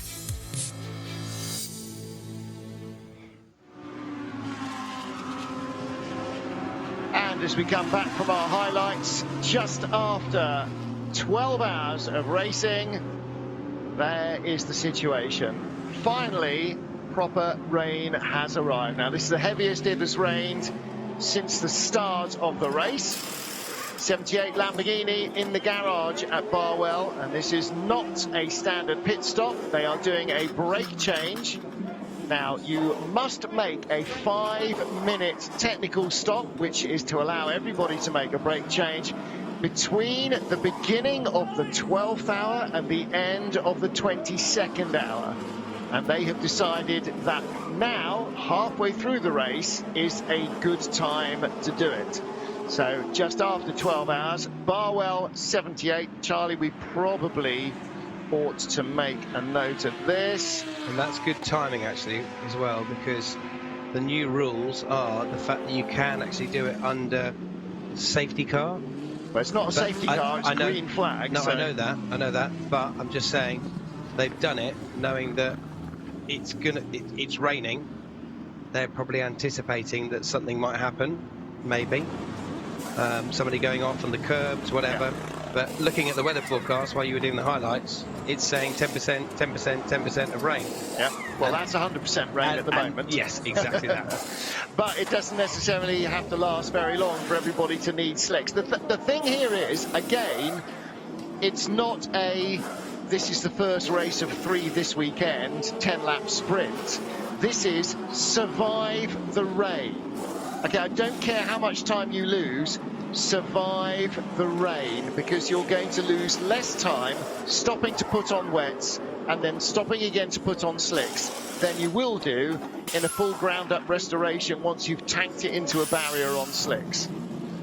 So the tactics that Barwell did by changing the brakes is probably a good time to utilise this time. And here's the other Barwell Lamborghini in, and it's come in at a cant because there was a car parked in front. Now, what they're going to do is put him on wet and send him back out, and then once the garage is clear and the mechanics are ready, bring him in and change his tyres, his brakes, and the other car will then be out on wets. So the deal about doing it now is, if you figure your brakes are going to last, they've lasted happily for 12 hours, they should last happily for the next 12 hours. You'd hope so. Yeah. And yes, that's what should happen. What happens when it starts raining heavily to everybody else's on-track speed? It drops. The lap times get longer, so you lose effectively less time than you would in a dry. Our leaders just come into the pits, predicted, yes. So yeah, it is obviously pretty wet out there, and they've utilised this as so it'd be nice to see what other teams schedule their brake change. Well, it'd be interesting to see if any other Lamborghinis do, like 63 for instance, because let's say the Lamborghini might be a bit sketchy to go 14 or 15 hours or 18 hours, which is the maximum you can go, or 20 hours rather, which is the maximum you can go, then, you know, it suggests that Barwell think the brakes are at least good enough for 12 hours, and here's some rain, right, let's do it now. Yeah. Let's get at least one of them changed while everybody else is going slower. And don't forget, because it's raining... That was a slick... Yeah. That was a brand new... But that's not necessarily what they're going to put on the car. We'll wait and see. Just maybe they're fooling us. Now, the other thing is, this is not Rover Racing's better placed car. So if you're going to go safe on one and gamble on the other, you gamble on the one that's not in the top 3 and you go safe on the one that is. So where's 99? 99 is Luftballons, is in 14th. And if you're going to put Dirk Werner out on slicks, then okay, that's because he's asked for it. 98 is in. And this is the other thing with Barwell, is that all of their rivals aren't just going to continue lapping. Because it's raining, they're all going to come in for an off-schedule tyre change anyway, which we saw with the 77 car. So, again, you are mitigating the amount of time you're losing. Those are wets. Those are wets. They're anticipating there's going to be a safety car. They're not. They're just knowing that everybody else is going to go slower and is going to have to make an out-of-schedule pit stop to go onto wets because it is raining heavily enough. Not here in the pit lane, but somewhere else. Oh, look at the back of that car. Now, how many hits has that had? Neither of those exhausts is either circular or pointing in the right direction. They are very squashed, yes. Yeah, that's had a couple of different taps, hasn't it? Now, all Porsche battle for second place here. Our leader is Alessandro Pierguidi. Earl Bamber is being caught by Patrick Pilet. There is 51. That's Alessandro Pierguidi. And behind him, well, what was 38 seconds back is Earl Bamber. There's our leader. So Earl Bamber is second. And Patrick Pilet, actually Patrick Pilet's a long way behind Earl Bamber. Earl Bamber's in the pits, that's why. We've just seen the 98 car in the pits, of course. So Alessandro Pierguidi is out front. There is a good battle, though, between Franck Pereira in 163 and the Emil Frey Racing Lamborghini, who's sixth.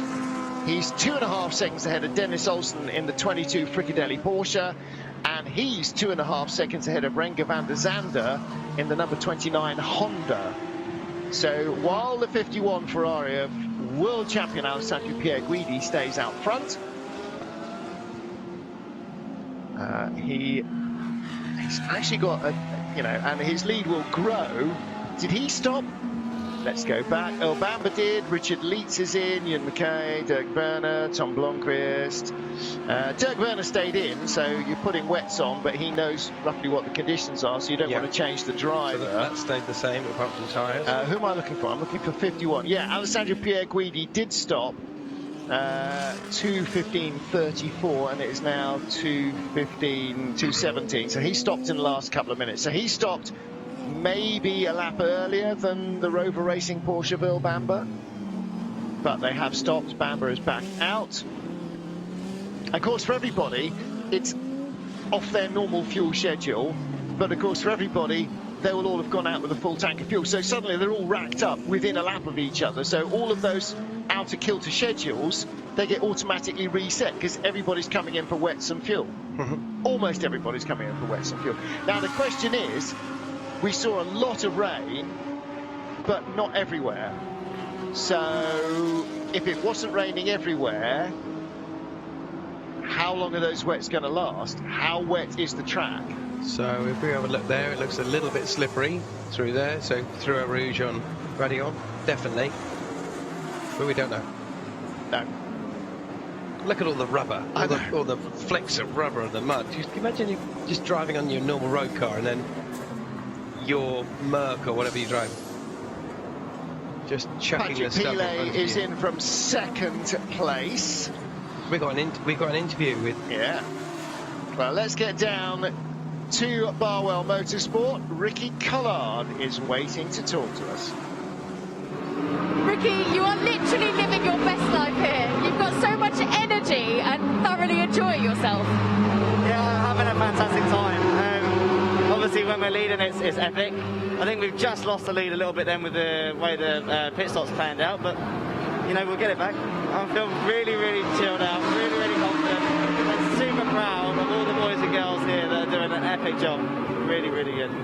And for you, racing alongside your dad is pretty special. We'd like to see a father-son duo on the podium, and that would be the first time in how many years? Well, I don't think a father-son parent's ever done it at Spa 24 Hours, so if we can do that, we'll be able to write the record books, and it'll be a pretty special moment, even though my dad is old and he smells and he's annoying, but yeah, if we can do that, it'd be great. You do know he could watch this, don't you? Yeah. Mum's watching at home, I know that. Listen, we just had a bit of rainfall. I don't know how wet it is out there, but it's certainly going to play a few different cards in this race. Yeah, definitely. Now it looks like the rain stopped, so maybe it could have braked the slicks. It's going to dry pretty quickly, so I'd imagine the car will be back soon for another pit stop. But no, I'm English, so I always drive in the rain, so I love the wet weather. So if it rains, bring it on. If it's dry, bring it on. But the package is really, really strong, and it's very competitive. And for Pro-Am's super competitive anyway. I think we're sitting in a very good position. It's a long, long race to go. Still got 12 hours. So we're only halfway. We'll just keep our head down. We'll just keep focusing, hitting our marks, and just not make any mistakes. Are you going to get any sleep at all, or are you just going to stay up and enjoy this all night? Oh yeah, I'm going to bed now. I'll probably text mum or whatever. I'm just going to say mum and dad, but my dad's probably asleep, so I'll probably just text mum and get some sleep.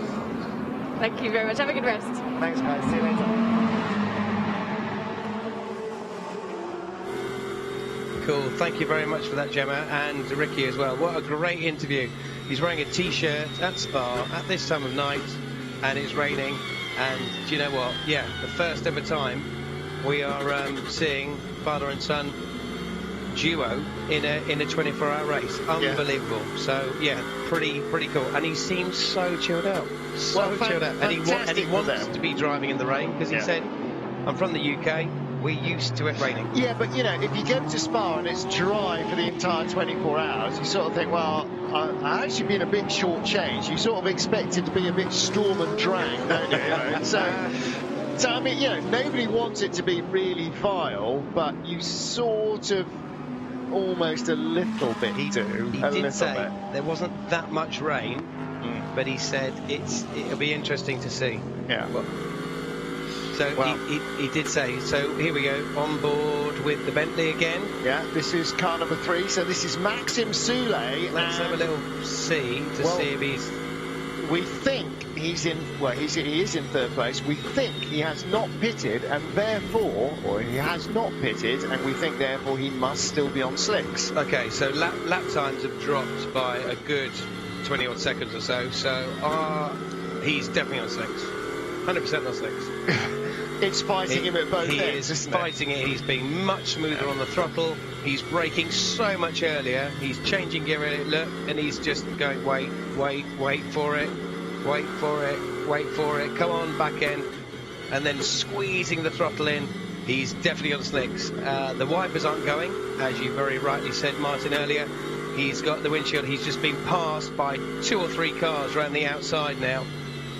He's struggling. I reckon this car, if we can stay with it, this would be good to indicate who's the bravest or who's stopped for wets or slicks to see if he does come in the pits. I know we're a long way away from the pit lane, but let's just see. But yeah, this car is 100% on slicks, so here we go. Just good car control. Now but he's being very patient on the throttle. And you have to be, because, you know, now they've rolled that dice. Yeah. Now they've rolled that dice, they're stuck with it. They have to stay on slicks, because now if they go into the pits, then they really any capitalisation they've had, they just get murdered, because they're going to have to spend the same amount of time as everybody else changing their tyres, but they've done 2 or 3 laps that are much slower than everybody on wets. And the real question is, how much is it wet and how wet is it? And judging by his onboard footage, if I was in a GT car now, I would be driving exactly the same. You're tentatively, gingerly driving round.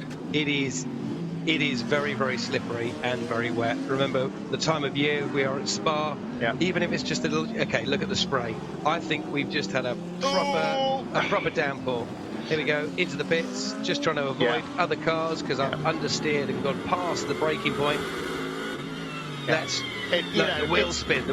What can we maximise from what I've lost? Brake. It's worth a punt, isn't it? But lane speed in limiter. the end, they've just discovered that they're losing too much time. But he's still, he was in the top 3 when he came in. Here we go. And you can see that car's been driving around even very slowly, but even at 80, 90 miles an hour, for example, the water hasn't really settled on the screen, and that's, when you look after your car and you wipe your screen with a certain material, it sort of slides off. So mechanics doing their bit. You can hear the brr of the air jacks and the tyres.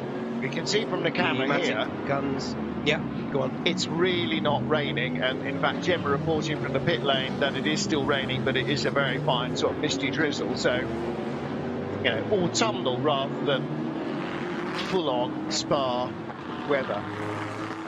But Soulé, he'll drop to the bottom of the top 10 because, of course, they're making a pit stop that everybody else had already made, which is what cycled them up to top 3. And so there's enough rain to want to go on wet. You wouldn't want to risk it. As Ricky Collard said, there's been enough. Ooh, there's Van der Zande having a bit of a meander Zander. On slicks as well, maybe? Looks like it. Now, there's more rain here, a little in the air, but not an awful lot. Just enough that the cameraman can't get his chamois onto the lens to clean it. It's like being in a beehive. Yeah. Yeah. There's enough spray. I think the clouds have come down a little bit. Obviously, we're not there, but it's Yeah.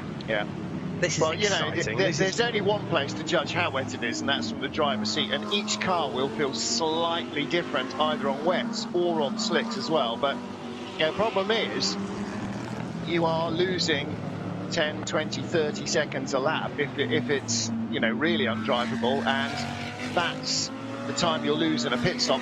Renger right out on the curbs there, very wide indeed as they came out of Campos up towards Curve Paul Frere, and then he starts the long climb up the hill.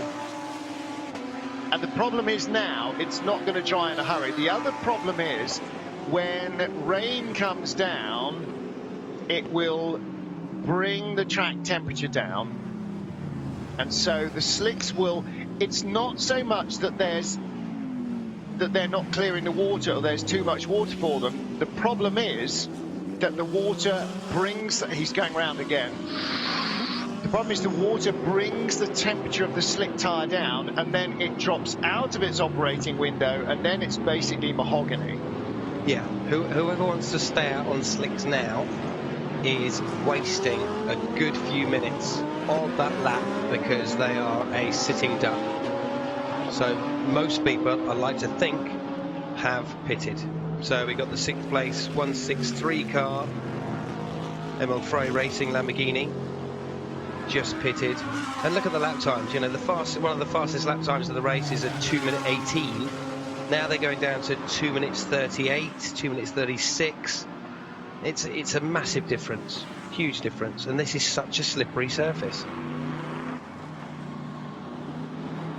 And yet, the Honda is still in 5th. It's been very quiet, hasn't it? Very subtle. It's just... Well, no, I'm just been there and I'm thereabouts. just looking at how much time he has to lose before he loses another place. Because the car that was in 6th has now pitted, Emil Frey's Lamborghini. Yeah. So the car that is now in 6th is Patrick Pilet, who's just come back out of the GPX Porsche. But he was 40 seconds behind. So if you lose 40 seconds on this lap, or if you lose 25 seconds compared to a wet shot car, then he's still 15 seconds behind. If you lose 40 seconds on this lap, then he's right with you.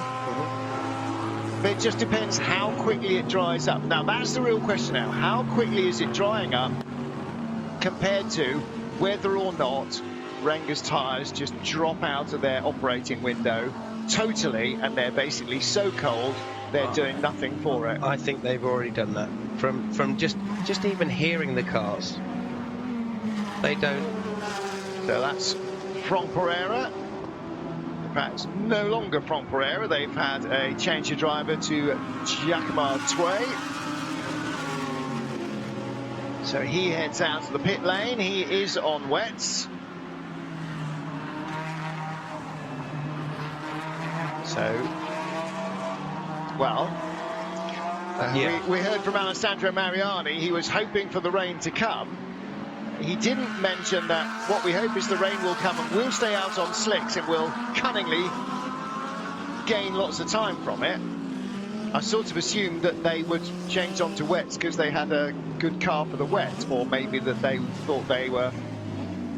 I'm not sure where they thought they were lacking, because their pace seems to be pretty good in the dry. And again... So that's their fifth place car. Yep, that's Renger van der Zande into the pit lane. Which is what we were just saying. But the problem is, again, they're not just 2 or 3 or 4 laps behind everybody else. They're also even a lap behind the Bentley that came in from 3rd, and the Bentley has dropped down to 13th, courtesy of coming in too late for wets, or later than everybody else for wets. So the Honda was in 5th. Problem at the bus stop for the Rover Racing Porsche. Yeah. Trying to go around the outside of... Is that the Parker Bentley? It's a Mercedes. Oh, The 84 It is as well. Yeah. 84 Mercedes. So HTP Mercedes. And it looked like the Mercedes spun, but Well, he was just probably got out of the gassed shop. up on the white line, on board in the 98. Speed still good. 200, 210, 216, 220. So obviously Earl Bamber doesn't feel that there was any contact there, or no effect if there was.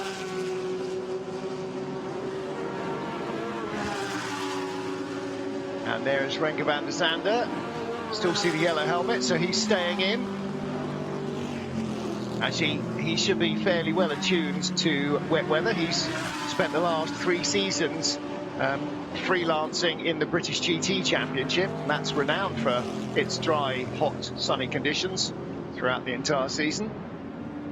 Yeah, I think it's a very fine mist rain, Yeah. but it's just properly blanketed the circuit.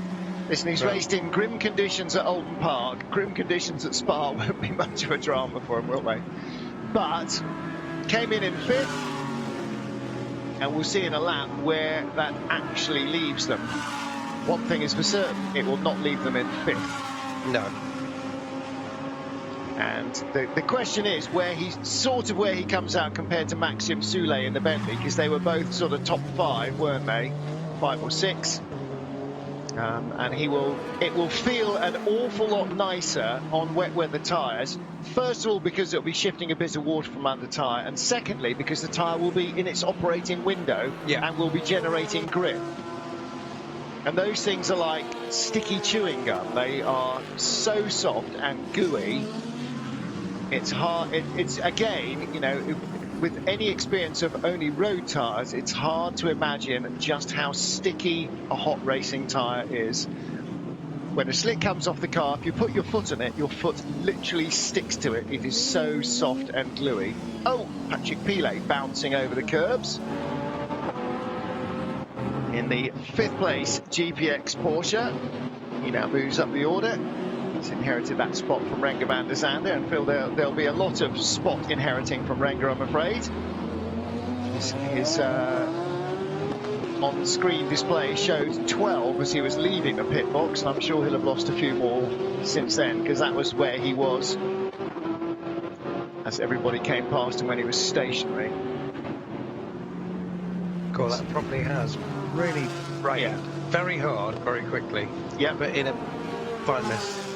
So they've all got wets on now. Remember, it was blowing a gale at the beginning of the race. Look at the trees; they're not moving at all. It's absolutely still. So all the rain goes up and comes back down, and goes up and comes back down. And in the interim, it's all in the air. So actually, visibility is worse than it has been at any stage of the race, by quite a considerable margin. We've not had this amount of spray. So here we go. So the 93 Ferrari on board. So coming out of the chicane into La Source. So Jonathan Hui taking over from Giancarlo Fisichella. Notice staying off the curbs on the left-hand side, otherwise that will create massive wheel spin, massive oversteer, and that concrete wall takes lots of prisoners. Yeah, the way concrete walls famously. Big lift, big lift. Back on the power again. Boom, as best you can to try and get the best run you can down the Kemble Straight. And look at the vision. Look at the vision. And there isn't really a car in front of us. There is, but it's a long way away. Yeah. Look at the spray. Look at I think the clouds have come down, definitely. Yeah. Well, the water's just hanging in the trees. There's nowhere for it to go. There's no breath of wind. And actually, you can see how much his windscreen wiper is working, and yet the screen is still constantly covered in raindrops. So actually, I think it's raining heavier again now. It may not be in the pit lane, but it is out here. That's proper wipers on. That's why it's not getting any drier, because it's still raining. And it's not absolutely hammering, but it is raining. If you were out, you'd know all about it. And we've got a fresh set of wets, so we're all good, feeling good. We're down into, third gear. Just this corner is not a third gear corner. You just gingerly just tapping the throttle, staying away from the curves on the right hand side. but the car still sounds phenomenal. And all of us watching this or hearing this are just thinking, yeah, we'd love to be there. Or would we? I know I would be. It's dry. Yeah. It's fun. I'm being paid, and it's awesome to be sat in this car. But very, very important that every bit of team work their magic, cleaning the screen, getting the wiper right, just doing the rain X and everything. Everything needs to be done perfectly. Yeah, it's definitely wet now, Martin. 100% wet. This is where we'll see that that Ferrari flashing light going, oh, stop distracting me, stop distracting me. That's what it's all about. So still Ferrari in the lead, the 51 Ferrari. And we will pick up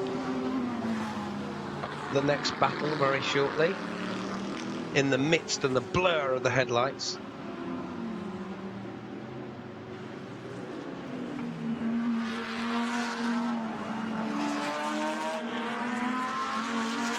I was mid-chocolate bar then. Mini bounty bars, yum, yum, yum. So we're looking at a 3-car battle here. The first of whom is the 66 Audi. So you're looking at the Audi with the green highlights, that's Patrick Niederhauser. And he is a second and a half ahead of these two, Sven Muller and Thomas Preining. Now, both extremely experienced Porsche exponents, both very young, but very, very talented indeed. They've been racing Super Cup for the last couple of years. Both came up from junior single-seaters. So Sven Muller in the 54 car with the green highlights, the dynamic motorsport car. And behind him, car number 40, Thomas Preining. And young Tom is in the Gulf livery car. So that is 54, 7th place, Sven Muller. Tom Preining right behind him in 8th, and just in front of them, Patrick Niederhauser in 6th. So 6th, 7th and 8th. And Tom in 8th is doing quicker lap times by nearly a second or so than the two in front that you just mentioned.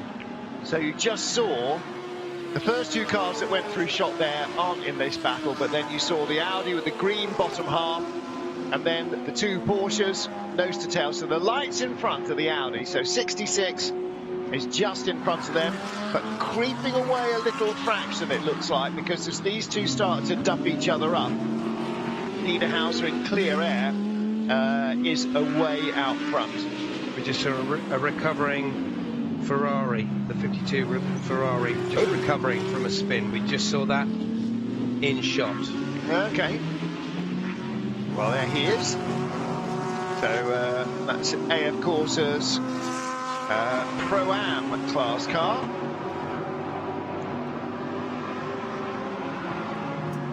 So 52 car, the composite Louis Machiels. I just caught the end of it, just as it happened. Oh, yeah, there you go. So he's spun, he's facing the wrong way, give it a bit of welly, try not to stall it, try not to spin again, bit of damage on the front left. So that won't help for the aerodynamics later in the race. And then get back going again as safely and as quickly as possible without ruining anyone else's race. There you go. So that was the 52 Ferrari. Yep. That we just saw. And that was Louis Machiels. He stopped a couple of laps ago, actually, Louis Machiels. So he was one of the late stoppers. Yeah, stopped 3. That's his 3rd lap out of the pits. In fact, that's his 2nd lap out of the pits, quite possibly. So, 2nd flying lap. Gemma saying the wind is picking up. Well, that'll be dinner for you there. But the rain is not going away. So, yeah, very much as we can see from other points on the circuit, so in the pit lane. And often that's not the case. Bruce Jones was talking about that earlier on, about how sometimes, because of the direction in which you look, when you're in the commentary box, you're on the pit garage side of the pit lane, basically looking down at the pit lane and across at the grandstand, but you're on the outside of the track, on the inside of the track, looking out, but not in the direction of the prevailing weather. If you look out the back door, if you look out the back, you're actually looking into the press room. But if you then walk all the way through the press room and look out the windows on the far side of the press room, that's where you see the prevailing weather coming from. So from the commentary box, all we can tell is what the weather is like in the pit lane. From the old commentary boxes, you could see all the way down the track, so you could see an awful lot more of it. But those are in now. There's now hospitality suites in the old timing tower. It's a 51 Ferrari, and that is our race leader, Alessandro Pierguidi, with the not even remotely annoying stroby rear light. Not now, because you can't see it. No, not from the front. Just have stroby lights at the front. I think they would definitely pull you up on that. In fact, there was a... Oh, whoa. Is that the Audi? It is. No, it's not. It's the 30 Audi, which is in the way. That's Mathieu Vassivière, WRT car. And so that is traffic, because Vassivière is down in 23rd. I mean, not real traffic. Oh, change! No, it hasn't. Beg your pardon, 22. Hang a minute. Where's the Fricadelli car gone? 22. That's Dennis Olsen down in 15th. So he is 15th. Renger van der Zande, by the way, is 14th after his late pit stop for wets. So 22, that first Porsche, is not battling with the 30 Audi that's behind him, because there's a lap separating them. And he is also not battling with Patrick Niederhauser, Thomas Preining or Sven Muller. And Tom Preining has got by Sven Muller, is now 3/10 behind the Audi. So if we can pick the phones out of this, there's Preining in the Golf car. Now he's the third of the car, so here we go. So the car, I'm getting myself all over unnecessarily confused. The first car not in the battle, there's the Audi. There's the battle. There's the Porsche. So Preining has got by that Porsche, which is behind the Ferrari, and the Ferrari is the race leader. So that's the 51 Ferrari, that's the 51 AF Corsa Ferrari. So is he coming up to lap cars now that are battling for 6th position? Blimey, O'Reilly. It would look like that. Yeah. It does look like that from the timing screens, because I'm trying to study on the battle that we're watching. Well, they can't have gone past him, or they'd be leading, so he must be catching them. Or caught napping, who knows? They could be a very long battle. Yeah, he's catching them, because if they've gone by him, they would be leading the race and he wouldn't, so he's catching them. So the race leader is catching the battle for 6th position. And we've still got over 11 hours to go. Wow, that rain has really changed things around, because there were something like a dozen cars on the lead lap at 11 hours run, and now at 13 hours run, nearly, we're possibly going to get to 13th end of the 13th hour. We might have 5 cars on the lead lap. That's quite a change around. Just goes to show how important the pit crews are. Yep. Tyre change, and all when the planning, you make it. Yeah, when you make it, exactly that. Yeah. Here's another big change around. The Valkenhorst BMW is down to 17th. Now, what on earth has happened to them? Why are they so far back? They were up in the top 8 or 9 at sort of midnight. And now in the witching hours, they've dropped down almost the bottom of the top 20. Number 3 that stayed out a bit too long on its slicks, that K-Pax Bentley is now down to 11. But the Honda seems to have torpedoed below the waterline any chance of a podium finish, and that's now down to 14. Mind you, it's still ahead of Dennis Olsen in the 22 Fricadelli Racing Porsche, which was behind it before they stopped a little earlier, because 22 is down in 50.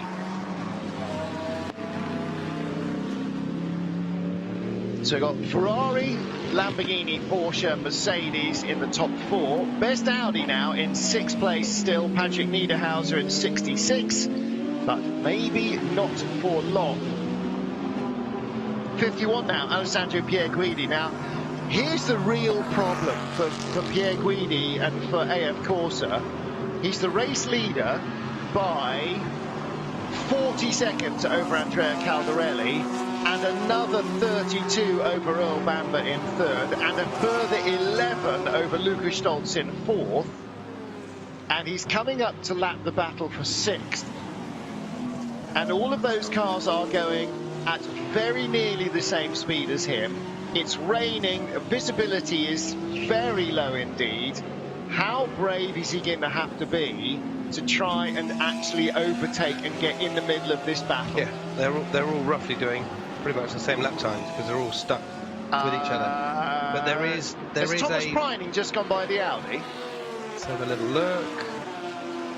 Update my screen. There's the 40, that's the Golf. No, so that's Preining. He's still behind the Audi. So what's in front of the Audi then? I'm still not quite sure. So we've got a number 12 Porsche, but I can't quite see the number, which is Patrick Pilet. Is that? No, it's 22, that's not 22, 12. Okay, Right. so that's a Fricadelli car. I'm not being able to see the first digit. So, cool. Well, visibility is so good. So 20, I can't. Yeah, it is, 22 is Dennis Olsen, who is lying 15th in the race. And what lap times is he doing? He's doing losing ground to these 2 minute guys. 36.3, and they're doing. And the pack that we're doing and we're watching is 2 minutes 36.4. So pretty much the same lap times. 236.1, 236, 230. Yeah, they're actually probably being hindered a little bit. Oh. No, they're pretty much doing exactly the same. Yeah. Give or 2 or 3 tenths, but in these conditions and traffic, you brake a bit early, can't see, you go for the lunge. Do you lock up? Do you outbrake yourself? Do you cause the team and your teammates and everyone damage? So no, they're having to be patient. Yep. Well, and that's what Alessandro Pierguidi might end up. Oh, whoa. The Audi tried to go by and got it wrong. Or to me, that just looked like I've lost patience, I'm off. Thanks very much. See you later. I'm fed up and following you. Yeah, however, that's what I think. You know, that happened on camera, and although it's not a pass for position, he still gained a place by going off track. Let's wait till we hear. I suppose in theory he didn't gain a place, he just put a lap on somebody he was already ahead of. However, any time where you have a big excursion like that on camera, it tends to get examined. And of course he did get, and it's not necessarily gaining place, he gained an advantage. He definitely gained an advantage on the pursuing cars. Okay, so here we go. So we're following the 22 car, I'm the Audi, here we go. Again, it's picking the bones from the headlights, isn't it? The Audi so has we're half run. Past. I've gone. Yeah. No, do you know what? He wasn't even remotely half past. I've stayed behind you. I'm off. Thanks very much. You're ruining my race. Let me crack on. That is exactly what that 66 driver has done. Yeah, the problem is he gained an advantage over a rival by going 100% off track. And the rival he gained an advantage on wasn't the 22 car, it's Thomas Preining in the number 40 car right behind him. Because not only did he increase the lead that he has over him, okay, well let's see. But he also put another car between them, which is a further disadvantage for Preining. Let's see if Preining does the same thing the next lap. Alessandro Pierguidi thumping over those curbs on the inside. And not just the curb, the sausage curb as well, which A, is not comfortable, B, not good for the car, and C, it's wet! He's attacking it like it's the last lap of the Formula Ford Festival. Look how far he's run off wide there. Yeah. Because he ran right up, almost into the back of the Golf Porsche. And still going, the back of the floor, he's still bouncing along. I'm not surprised. It's because he's bouncing over the curbs. So here are the two Porsches. So this is the 22 car ahead of the 40. So this is not a battle for position. The Golf car trying to get by. So Thomas Preining, so there'll be a degree of shouting between Porsche teams. Thomas Preining trying to get by. Does he get a chance to get past? No. Doesn't get by. And there's, you know, the Fricadelli team and the GPX team are not the same team. It's not cars being run by the same factory. They just happen to have come out of the same factory. Okay, so here you go. Just to add this to the mix, the Audi, the 66 Audi car that we saw doing a bit of a lunge, have been told if you gain an advantage, you have to at least give up the place or slow down. Yep. The Audi doesn't seem to have got away from the two Porsches.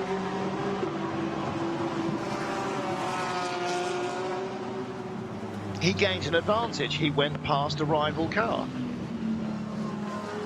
Team manager of car 88 being summoned to the stewards immediately. Now that is the ACA ASP Mercedes that was retired half an hour ago. So I don't know how old that message is. They don't tend to stay on the screen for very long. No. Although we are still being told that the 52 car spun 10 minutes ago and that the Bentley still need to put their lights on. But very interesting to see what the chat, radio chat and messages are going on between, you know, the Porsche teams or that Audi team that has blatantly made a lunge. But do you know what? Well, I'd have sort of done the same thing as the Audi personally, because I was going, look, you're holding me up.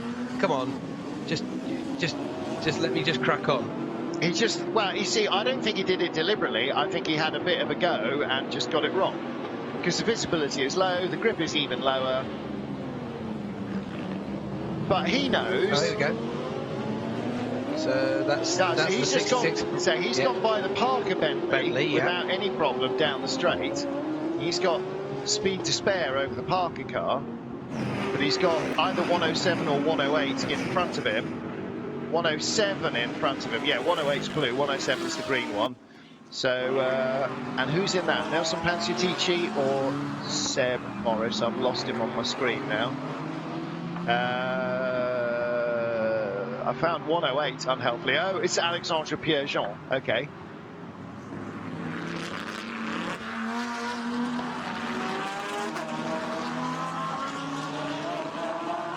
So now, at Les Combes, the two Porsches are held up by the Parker Bentley, so they didn't get by him up the straight because they weren't quite close enough. So now, for Thomas Preining, he's not only got the slow 22 car in front, he's got the slower than that Parker Bentley in front, and he's got the fastest car in the field, who is now going by him to put a lap on him. You saw the Ferrari coming around the outside as the two Porsches ran wide. The Ferrari was on the track. Did he get through? No, he didn't. So he did get by the Parker Bentley though. So the 40 Porsche still behind 22. Looking at the Audi, looking at the lap times of the Audi. There's the race leader. 2 minutes 35.7. Everyone else on 2 minutes 36 is 2 minutes 37. So he is. And the 66 has just gone by the other Bentley as well. So he's dived through at campus. So the Bentley's being very gentlemanly indeed about allowing the door to stay open. And definitely Patrick Niederhauser is taking full advantage of everything that he can think of.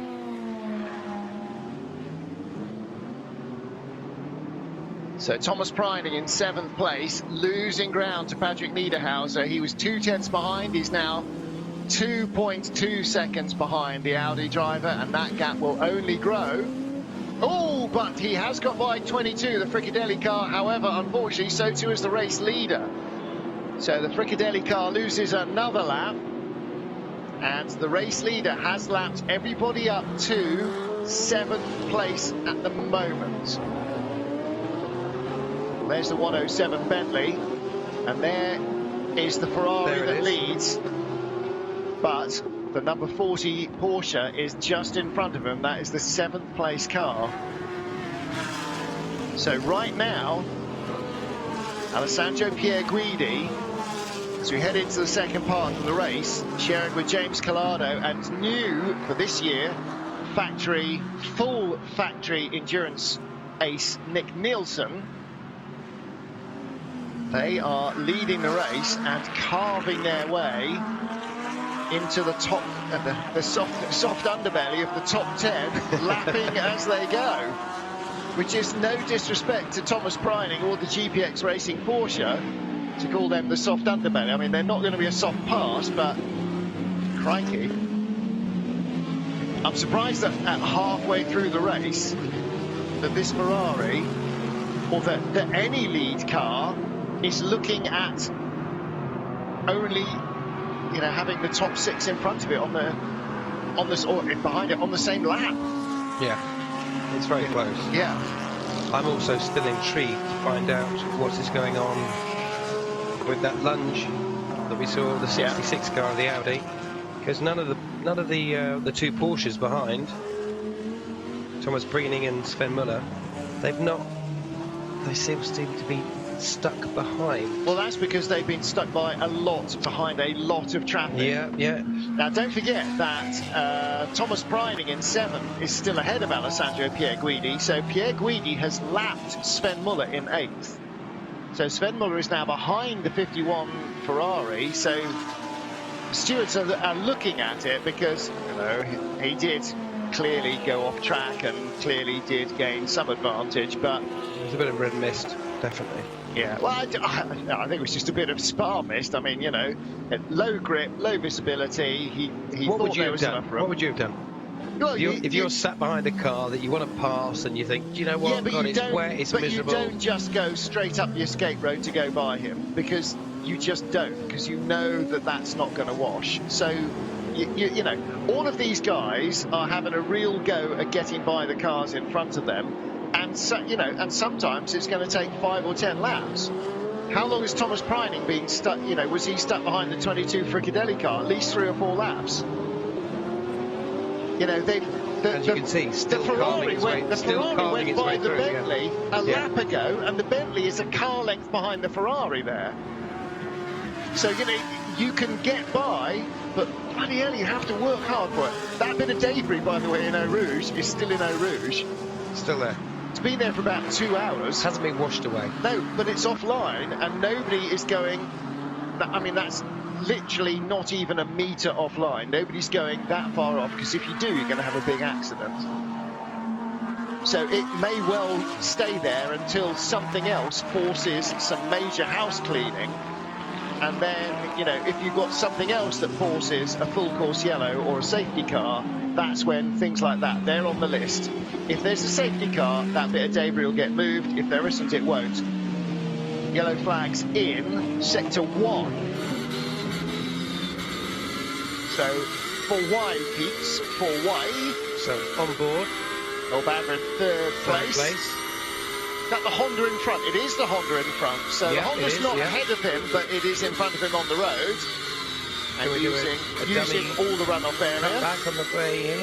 The Honda's easy to spot because it's got that long light all the way across the top and the 2 little curlbacks. That's the only way I know that. I spotted that quite a lot earlier. There was a good cut back there that didn't happen. So let's look through here. What's the downforce?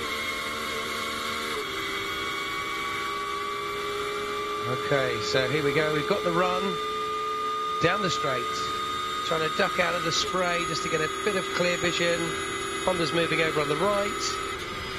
On the limiter, you know, the car going brrrr. Yeah, but you could actually very see, difficult. You could see, even though Bamber got a good run out of Eau Rouge enclosed, and he was in the slipstream, the Honda still opened up the gap at the top of the hill. So the Honda's got long legs. Now, it will lose out somewhere else, and that's the way balance of performance works.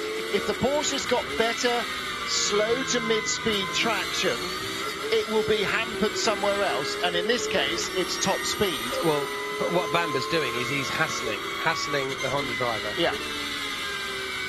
So the Honda, let's say, has got let's say the Honda's got a little bit less mid-corner grip. Here we go. It'll have better top speed as a result, because it'll be given that power. There is millimetres difference. This is great stuff. In the dark, in the rain, at Spa. Can we go around the outside? There's more grip around the outside, yes. Full course yellow, 20 seconds. We've got blue flags flashing on the right. We've done the move. Full course yellow is 10 seconds.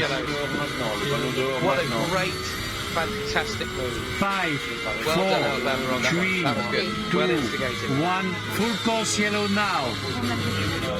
Access to pit lane is forbidden. Access to pit lane is forbidden. The pit lane is blocked between the exit of the Formula 1 and the entrance of the entrance pit lane. Pit lane is forbidden. Okay. So that's what the full course yellow, or that's what the yellow flags in sector 1 are, where you turn the right-hand corner when you're in the pit lane, something is blocking the Something has entrance happened. to the Somebody- yeah. to the second half. So Alfred Renauer, who dived into the pit lane just before it went full course yellow, his garage is on the downhill side. That's where Preco and Herbert are, and that's where he needs to get to. But the pit lane apparently is blocked. It's halfway round, so he's going to get to the blockage. Just looking at the orange flashing lights. Yeah, and going uphill. Going up towards So that's that going area. up Yeah. in the to pit pinch lane point. on the wrong direction. So somebody has stopped dead there. So it's not on circuit, which is good. Yep. Racing still continues in a minute, but it means that nobody Marshall. can use. There you go. Look. And also, what did you say? Let's get rid of that bit of debris. Are you happy with that? And everywhere else, there will be marshals on post going now, go. Yep. Clearing up other bits and pieces. Yeah, a large piece of. I mean, They that's do a been great there job. for They do that's a been there great for job. 2 hours. That bit of debris. They do a great job. They're unpaid. They're freezing. It's blowing a gale. It's been hurling down with rain on them for the last 3 or 4 days. They get into their caravans at night with all their wet gear. Here we go. No here we heating go. to So dry on it out. What is? Are we going to see a car being? No, that's reversing. Oh. Yeah. So we're going to see. Careful, Watch mind it. There's the a wall, wall mind the there. wall. There's You a can wall. lose your mirrors. That's on the inside of the pit lane.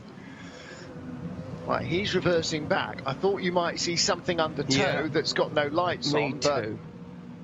But in fact, not yet. Here we go. So here's the 991. Now, So this that's is fine. the pit lane exit light before on the Formula before One. the turn, yeah. So before you turn This is right down the before hill. whatever's Yeah. just happened ahead of him. Yeah. Now, so there are 2 ways of going into the endurance pit lane, the downhill side. You can come in through the Formula One pit lane and turn right, or come through the gap in the wall at La Source and just dive in, and potentially somebody has done that by mistake. Oh, look at the little bonfire. Yeah, they've got well, going. listen, Look at that. it's Bless not going to them. I dry love anything that. out, but every time they get a chance, they can go and at least warm their hands. Okay. Right. So Now, we need to know. We don't have a camera in that gap because normally you don't need a camera in that gap. However, what we're hearing from the pit lane is that somebody has. Do you remember when we were on board? Yeah.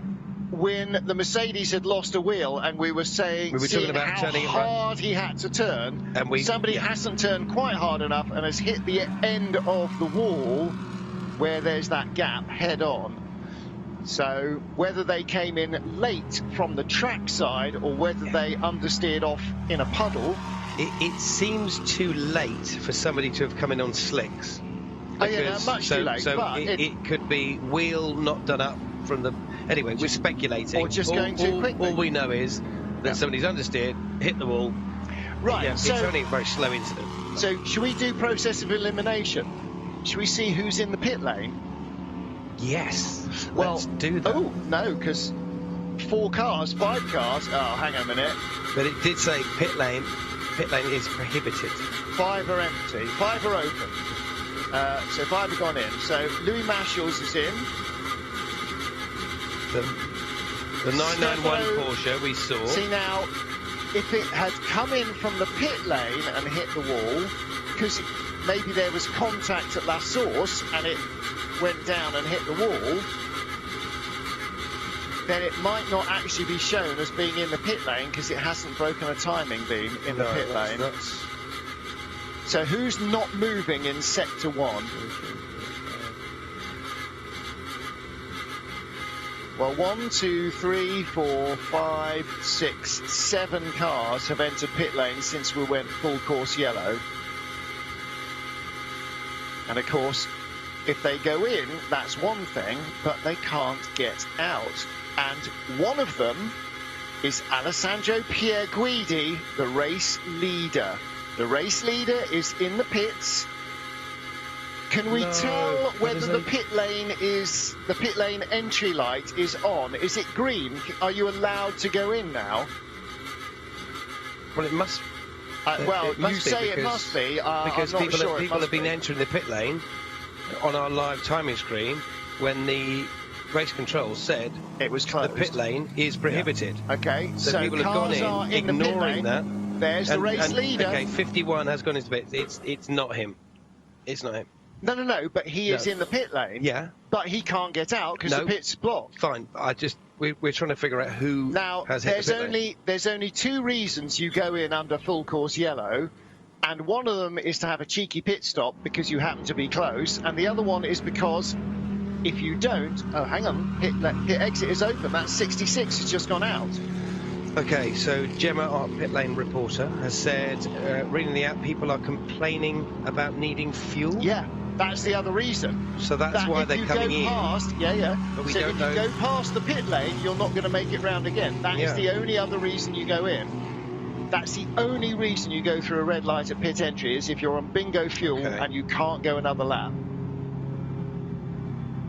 Now, I don't intimately or even remotely close know the rules. Safety car. Cars left the pit lane. Safety car. Yeah. I don't know the rules. If you're at the Nürburgring, you're allowed to come in and take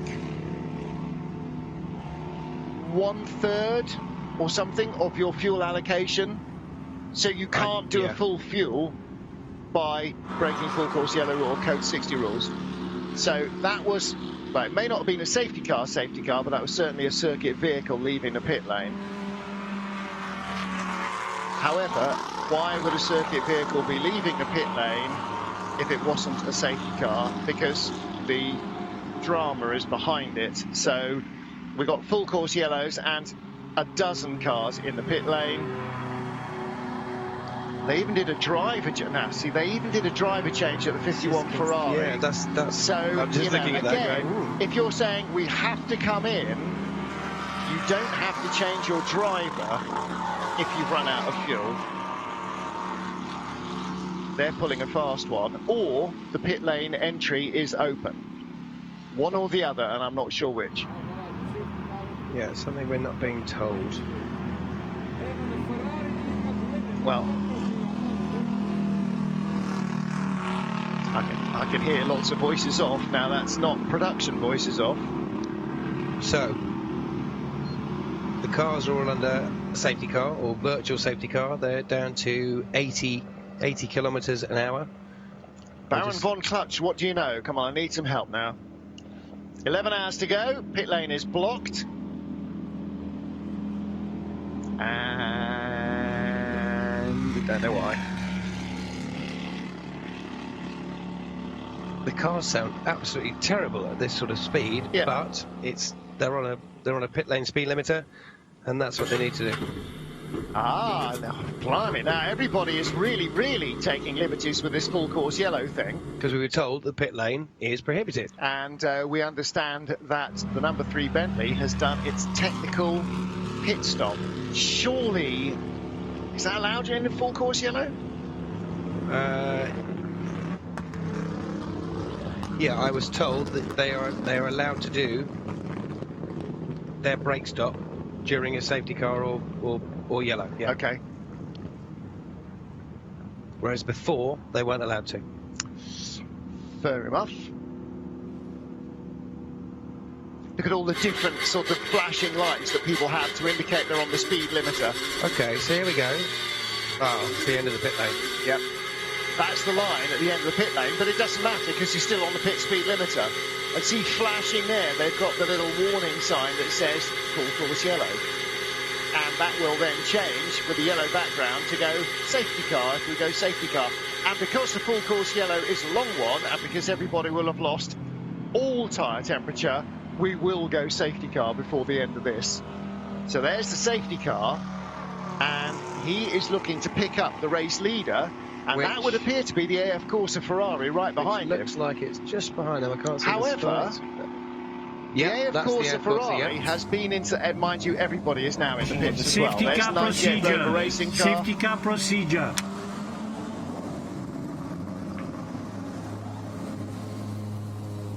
There is going to be a lot of arguing. There's going to be a lot of arguing going on over this, because so the pit lane was blocked. How many of those cars who have come in and done, they're doing a technical on the pit apron? And I didn't think you could do. I didn't think you could do that in the I pits. thought you had to do it in the garage. In the garage. Unless they can do it with 2 men. And if they can do it with 2 men, you can have 2 men working on the car. So there have been a lot of technical pit stops. So me cleverly making a note of when whoever it was who made one earlier on, Barwell, is irrelevant now. Gone out the window now. but also, the pit lane's now clear. Charlie, look, there's our coffee room, empty. Like we're not in there having a lovely glass of champagne or a coffee or anything. Like last year. Yeah. Oh. Yeah. Right, I'm a little bit confused now. You're a little bit confused. Okay, what we're going to do now is we'll assume that everybody is perfectly okay. Everyone's good. That's the main thing. Everyone's safe, so that's good. I still don't know who was blocking the pit lane.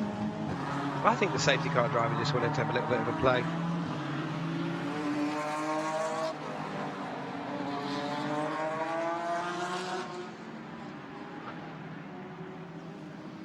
Okay, so the drivers do get a chance, guys, everyone that's watching, to warm up their tyres. So we've had the full course yellow, safety car laps, so they get a chance to do that. So the safety car driver will be driving very, very fast as they possibly can. You hear Lewis Hamilton say, the safety car driver's not driving fast enough, got to drive faster so they can get heat into those brakes and tyres. The wet tyre has not changed this year, but the slick tyres have. So we're all on wets, so that's fine, we all know that. But as a driver, you're braking, going on and off the brakes, trying to get the heat from the brake discs, the brake pads, the brake calipers that then spread through the rim of the wheel, that then spread into the tyres, and just go up and down the gears without damaging the gearbox. Because remember, this poor little gearbox has to do 24 hours flat out with a very powerful engine and 3 or 4 very aggressive drivers and a very demanding, winding Belgian circuit such as Spa. So this is good from the race organisers, having to give them the chance to do this rather than just letting them go out after clearing the circuit, clearing whatever they needed to, and then going straight out on cold tyres, which then causes either red flag or a big accident. So hopefully everyone's going to be sensible, utilise this time to brake, get everything warm, and then be able to crack on with this race. But yeah, a bit of a confusing moment, that one. So first place at the moment, still the 51 AF Corsa Ferrari, Nicholas Nielsen. The 63 Lamborghini Huracan, my favourite car, Andrea Caldarelli. Yep. And so they got another lap or so behind this, Martin, just to get them to get temperature into their tyres before they move on again. Now, to win a race like this, you need to have really good drivers, a really good car, really good pit lane, and really good luck. So the 51 Ferrari, luck. You do. You can't win it without luck. Definitely. So the 51 Ferrari, the safety car has picked up the 51 Ferrari, which is our race leader. They came in, did a driver change, so Nick Nielsen is now at the wheel, and their rivals are now nearly 2 minutes behind them. And we've just had safety car in this lap. Safety car in this lap. So that'll be another 3 minutes and 35 or 40 seconds and I just before saw they go green. A flash of yellow and white, which is the 99 Row Racing Porsche 911. All right, 99, but not 98, so that's okay. 99. That's not their better. better. In 10th place. That just snuck into the pits there. I just saw it out the corner of my eye. Now then, 7th place is the 98 car, which is still on the lead lap. So the top 7 have been are still on the lead lap. 8th place, the 72 SMP Racing Ferrari, that has been lapped. So safety car will come in this lap. I think they need to go a bit quicker to actually build up any tyre temperature. The problem, though, is that the safety car is not a racing car. It is a high-performance car. But the difference between a high-performance road car, especially in conditions like this, even with a racing car driving it, is that you can't bin the safety car. I was just saying. Even with four-wheel drive and a V10, even with whatever umpteen horsepower it's got, you've still got to lead them round at sort of, you know, it'll be picking up the speed. It starts at 80 k's up to 100 k's and 100, but it's still 100 kilometers an hour slower than they would normally be going. So building tyre temperature is really, really hard. Yeah, so you're driving along, left foot braking, your left foot's on the brake, your right foot's on the throttle, and you're just going on and off, trying to generate heat into those front tyres, going down into second gear, lighting it up a little bit, trying to get some heat into those rear tyres, but without wearing the tread down of the tyres, and also using those brakes up that your team have just very well and hard worked and earned their keep by working hard on those hot materials that you've now just about to ruin again. So, teams that didn't dive into the pit lane when it was officially closed are now going to lose out again because they are in the pit lane and we're going to go green.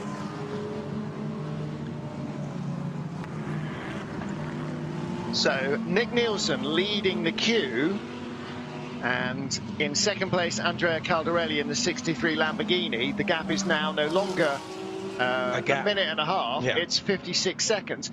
But in that 56 seconds, it's not empty track. It's about 40 cars. Lights off.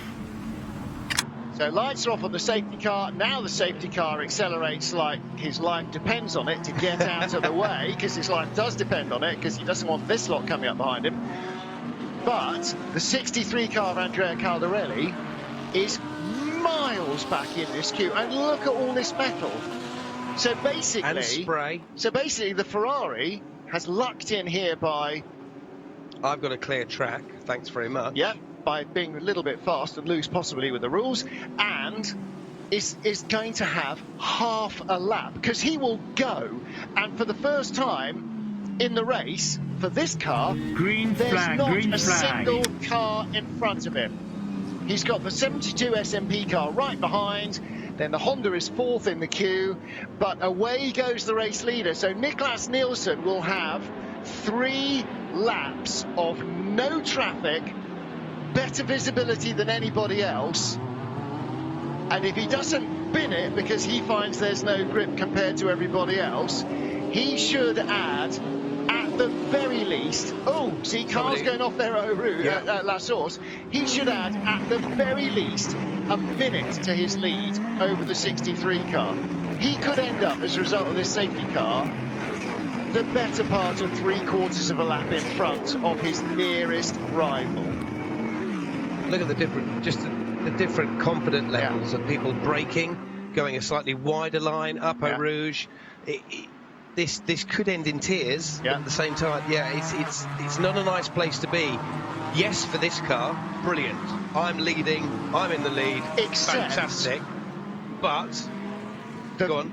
Except he's the crash test dummy. He's the first man who's trying to brake later into the corner where he finds there's not enough grip. He's the first man that runs out of road and goes off. He's experienced. He knows what the score is. Not. He knows. He hasn't done any laps on this wet track. It's the 5th onwards place, backwards, that is in the danger zone because of the spray, the back markers, different level of drivers, experience. Remember, some of the cars, have got new brakes. I know the brakes are bedded in and whatever, but it's like, this feels different to how we did on Thursday. Do you know what I mean? It's very suddenly different. there's more immediate bite than there might have been on tyre and air brakes. Wet. There you go, Porsche, Ferrari, Lamborghini, all into one corner. Which Lamborghini was that? And that's the question. What we need is a GPS tracker, so that, for instance, we saw the Honda was 3rd or 4th in the queue. Where's the next car that's behind the Honda? How far behind it in the queue is that? And we knew where the 51 Ferrari was, because that was easy to spot, because it was first in the queue. But behind him, where's the 63 Lamborghini? How far behind? How many cars are there in between them? And a GPS tracker is the only way of working that out, unless you can stand here and squint through the glare and figure out which car is the 63 for Lamborghini. And so far, it's not going to be very easy to do that. Yeah, So unfortunately, you need a couple of laps for GPS for the cars to spread out, so the GPS doesn't just show everybody on the same 100 like meters. in Formula One, where they all go out at the same time for the last qualifying session. You just see coloured blobs. So I can understand why. And in why we're not Formula One, using how many cars go through into final qualifying? 10. Yeah. Whereas here we've got 55 more than that. Was that a bar? 45 more Well, than that was a Lamborghini. It was a Lamborghini. Was that 63? No. 555. 555. 555. Yes. Yep. That was the Orange One FF racing team for Hurricane. Yeah, that is their silver car. So who was driving that? Taylor Proto, possibly. No, wild guess. It was Florian Latour. Yeah. We also got our. He's a Porsche Super Cup star as well. I was just about to say something really intelligent then by going. Oh, also our previous leader, 88, is in the pits. Yeah. But we know about that. Has been for a while. Yeah, there you go. That's it. Thanks, Tommy Screen.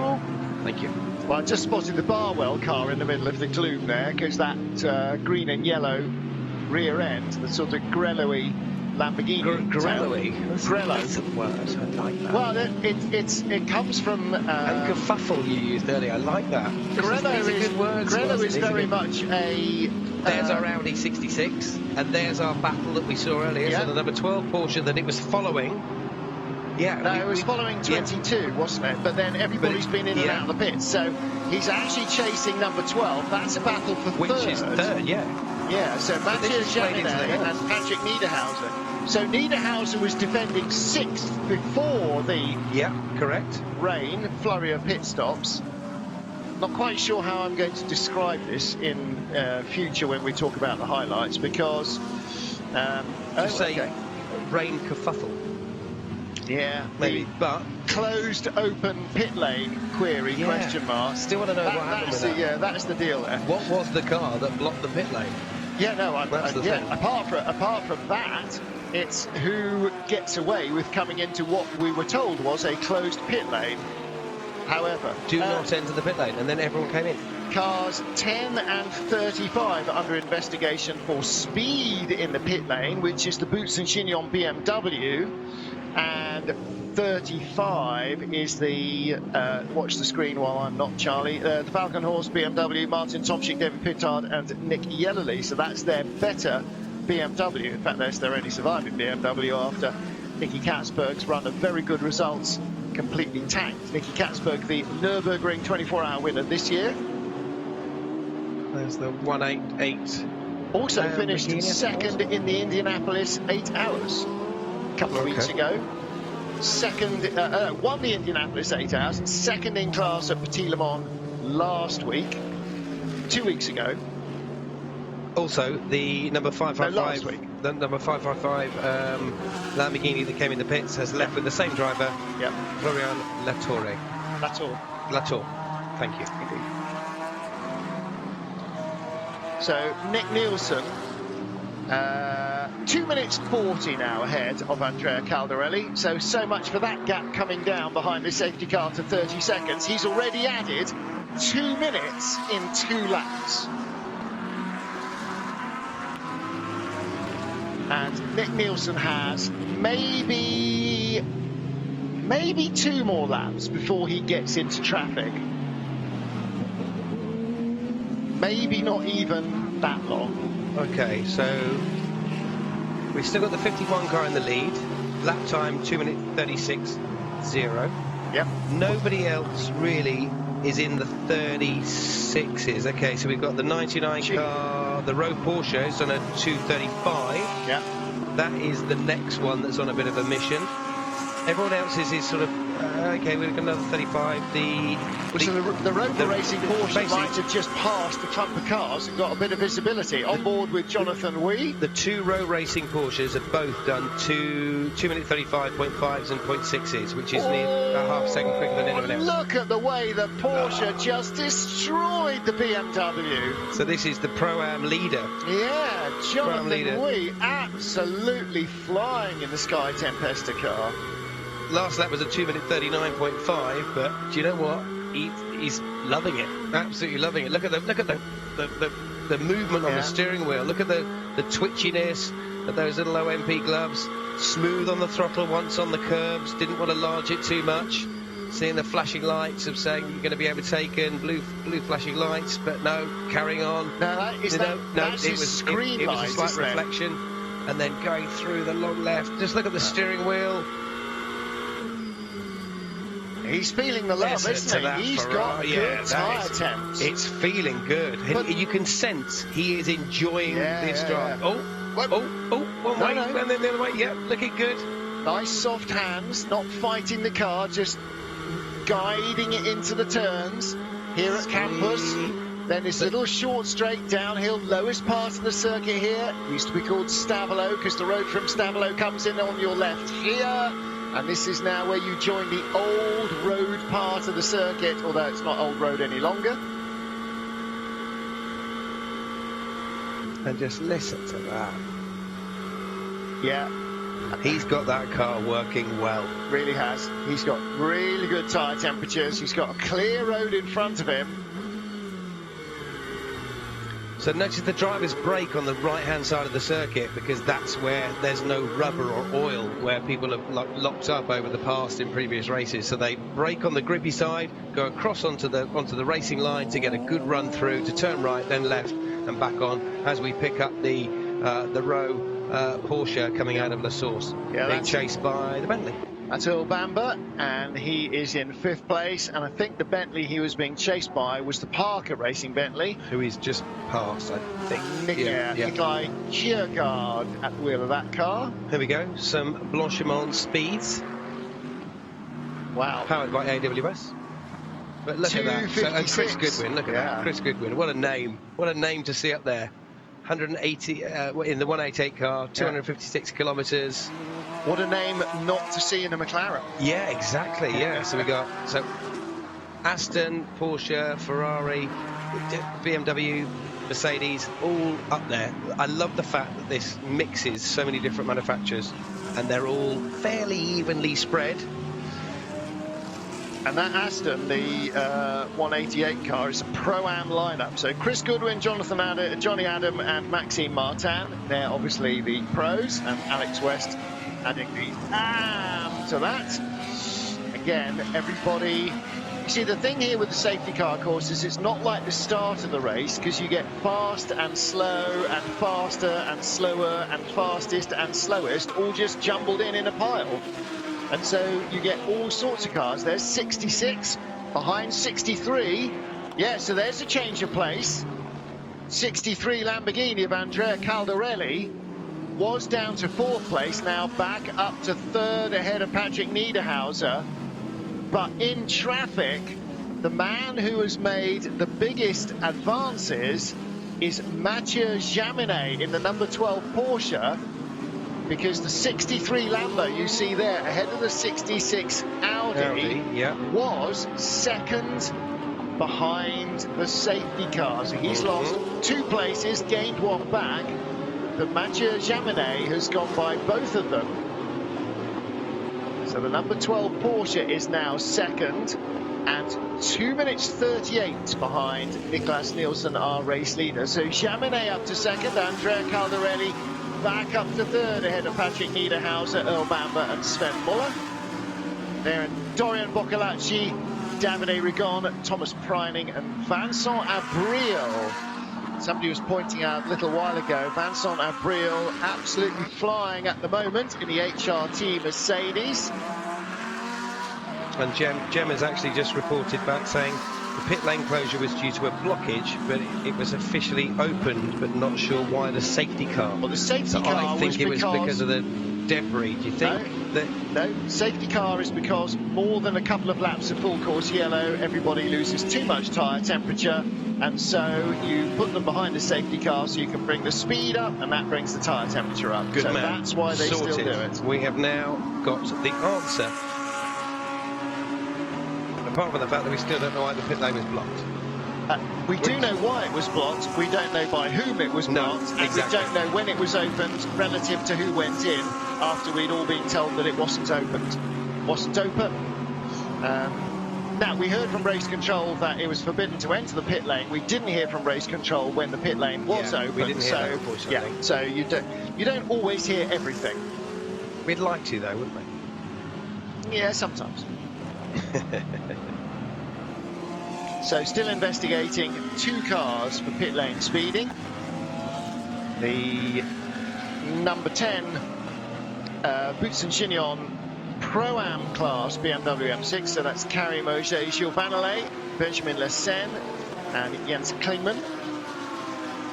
And did I say 25 or 35? 35 Valkenhorst BMW, Martin Tomczyk, David Pittard and Nick Yellerly, and that car is now down to 16th. They could really live without a penalty.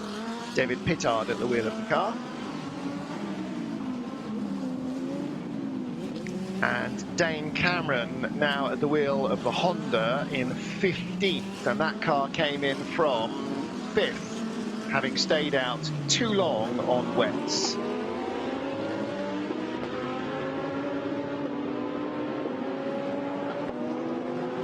So Niklas Nielsen, race leader for AF Corsa, and the 51 Ferrari. 51 is a very well used number in AF Corsa annals. One day I'll get round to asking Amato Ferrari what's special about 51 and 71 and why they occur quite so frequently on his cars. Except, of course, I won't, because I'll always forget. 63 going even further off than the car he's chasing, which was not Mathieu Jaminet. I think that was the number 5 Mercedes, which is our silver class leader. Am I right or am I wrong? No, it's not the Mercedes, it's a... there. So Nick Nielsen leading from Mathieu Jaminet, Andrea Caldarelli 63 in 3rd place, ahead of Patrick Niederhauser in 4th, Niederhauser in the 66, there you go, it's 89. So that was the Mercedes, and it is Acker ASP's silver car. Alex Fontana, Station Benjamin Eat. And that is, their silver car is... long way back, in 38th place, so a long way back. And that, as you run down the order, Martin, fifth place with the Row Racing, Earl Bamber, 4/10 of a second quicker than our leader, but the only 2 drivers at the moment in that lap to be on a 2-minute 35 second lap, so 2-minute 35. So yep. Those Porsches are looking very, very strong, and were earlier, you know, with Nick Tandy, as we saw with the race. So yeah, I think it's good. Here we go. The Porsche you're talking about, Earl Bamber, with not much in front of him. So 2-minute 35.6 was the last lap. Looking at the speed at the bottom. Circuit, I reckon, depending on the wets, we could be seeing some slicks soon. But I'm being massively optimistic. I think Hugely optimistic. I think so. Hugely optimistic. In soon, do you mean before daylight? I know. I'm just trying to excite myself watching this, being on board, because this is, you know, the drivers are absolutely loving it. So massively flat out. Look at this, the KPM speed, just lifting slightly, using all the road, bit more traction over that painted green curving on the right hand side, braking down the gears. Kiss the curb. Kiss that curb. Try not to go too wide. Look, not going wide, and using, as in not using the track limits, which is good, and then powering through for another lap. And just the speed that these things accelerate. Very, very slippery corner, the source. Really good, important that you get down onto the pit straight with a really good exit, because it is a really slippery corner. Right, race leader in traffic now, so that might have been 3 laps, might have been 4 laps before he caught traffic. And it's now, the timing screen is now showing that the gap over Mathieu Jaminet is no longer 3 minutes, but 39 seconds. That can't be right, surely. And behind the 51 is the 2nd AF Corsa Ferrari, 72 Davide Rigon in 8th place. So that's the second of those red Ferraris, and behind him is a GPX car. So that's the Tom Preining car, number 40. So they've lapped him. He's in 9th place, and he is trying to unlap himself. But rather more importantly for Thomas Preining, 72, the SMP Ferrari, is in 8th place. So Thomas Preining in that number 40 GPX Porsche has caught Davide Rigon and is now trying to pin Davide Rigon up behind the 51 car so that he can have a lunge and actually take a place. And if Preining's really lucky, then he might actually unlap himself off the 51 car. Preining looks to the inside. It's not quite happening there. But this is very close, Charlie. So the leader still hasn't caught traffic. He must have caught traffic. These guys weren't right. Oh no, they were right behind him in a safety car queue. Yes, they were, of course. So the leader with the 72-40 battle, and that is Davide Rigon in 8th, Thomas Preining in 9th, right behind the race leader. So he is not escaping Nick Nielsen, not escaping these guys anyway. He's leaving the rest of the field for absolute dead. Also, have a little look at the race control box at the bottom of our screen. The 66 Audi from earlier. Yeah. And the Frigadelli Porsche, the 22 car. Right, so that was under investigation. So that was when the Audi went. I'm assuming. Unless there was something else. Yeah. That's when the Audi went ahead at Les Combes about an hour ago. So we need to keep our eyes on that, which we are doing. Probably more than an hour ago. Okay. Yeah. So these things in the fullness of time will be worked out. Now for Davide Rigon in the middle of this sandwich, the second of these 3 cars, the SMP Racing Ferrari, he's got his sister car in front. Although it's got a different sponsor's livery, it's run in the same garage. Davide Rigon is paid from the same checkbook as Niklas Nielsen. There's a reference for the kids. So what he can't do is get it wrong and hoof the race leader out of the way. The real problem though is he needs to be going a little bit quicker, because Thomas Preining is going quicker than both these Ferraris in his Porsche. Maybe not all the way up the hill, but through a lot of the twisty stuff he is. And so if Davide Rigon isn't careful, stuck behind the leader and not able to try and force his way by, he might end up with Thomas Preining dive bombing him and taking out the leader anyway. Yeah, even though we've said this is a 24-hour endurance race. Whoa, Preining's up the inside again. Look at that. I tell you what, if you had your fingertips in there, you might have got them pinched. Yeah, definitely pinched. And Preining running out very wide there. I thought that was specifically prohibited. Now then, what's going on here? 72 going through. There he's around the outside. So Preining underneath gets blocked behind the 51. Preining held up by the race leader there at La Source as he tried to find a way by the 72 Ferrari. So the 2 Ferraris still running 1-2 in this little group, and neither of them paying any attention whatsoever to track limits at Rédion. It's okay. There's all right.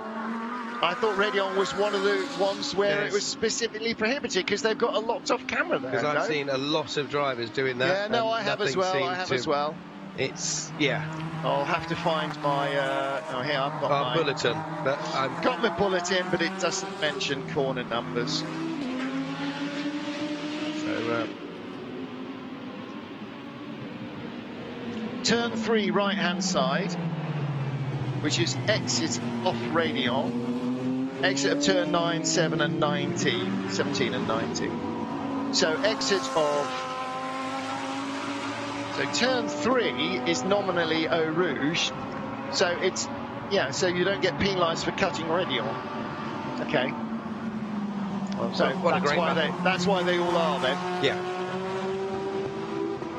Davide Rigon in the middle of this, Charlie, is he's between a rock and a hard place. He can't push to get by the car that's holding him up, but every every second corner, the Porsche's having a bit of a lunge. Regan on the karting line, isn't he? Going out wide everywhere. Looking for the grip, the unrubbered, unslippery, unoily bit of track. Unsullied. But the problem is that every time he goes offline, it sort of leaves the door wide open, and Pryning in the Porsche's going, oh, I'm having a look. It's like having a bit of a waft outside leg stump. It's not a good look. I know. This is great. It is, but it's ultimately frustrating for Pryning.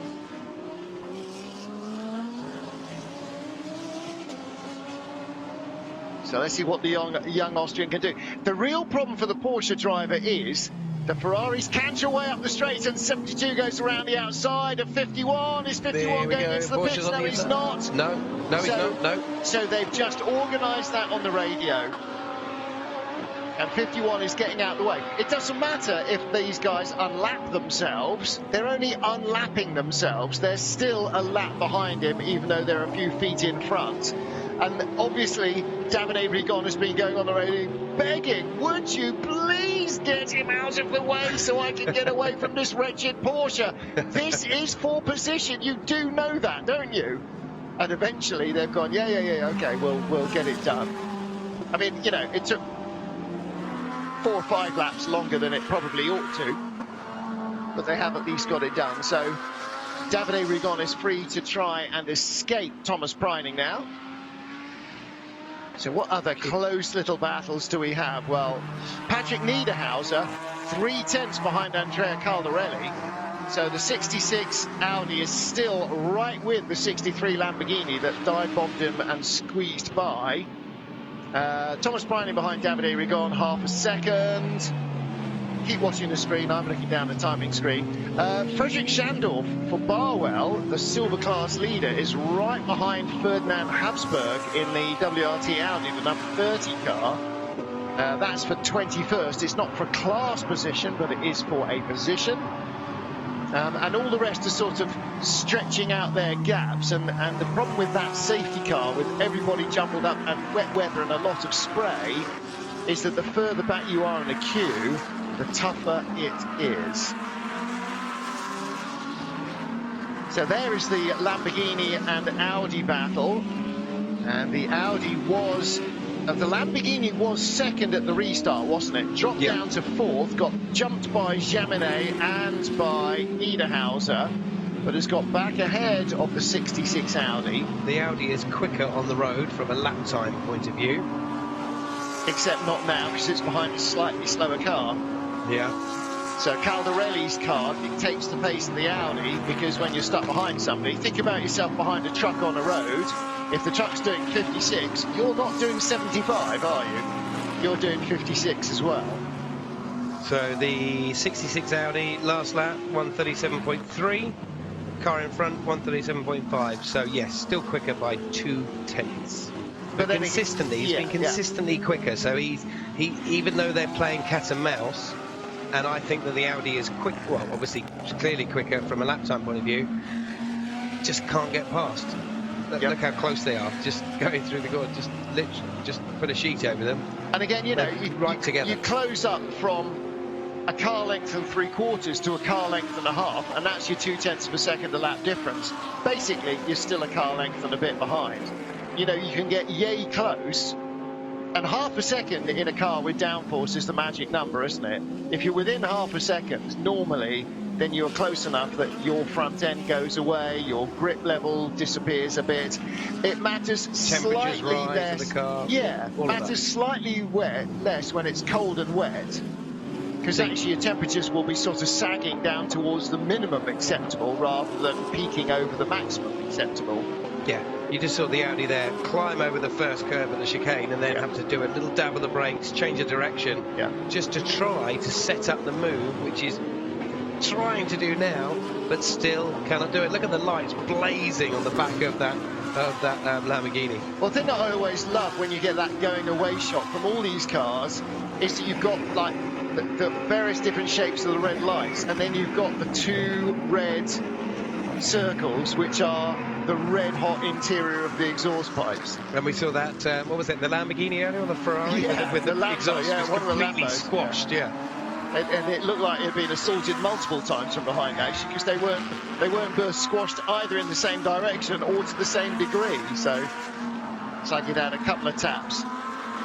Again, there's the Lamborghini, and this is a little bit like Thomas Pryning trying to chase the Ferraris. You know, they balance cars in different ways. If you haven't got the same amount of grip, then they give you a bit more power. If you've got more power, they take away some of your grip, or they add a bit of weight, which, you know, makes your car slow down slower and accelerate slower. So it's all these different elements that you can play with, ride height and all the other stuff, that changes the way a car performs compared to its rivals and its own basic nature. So they will perform differently in different corners.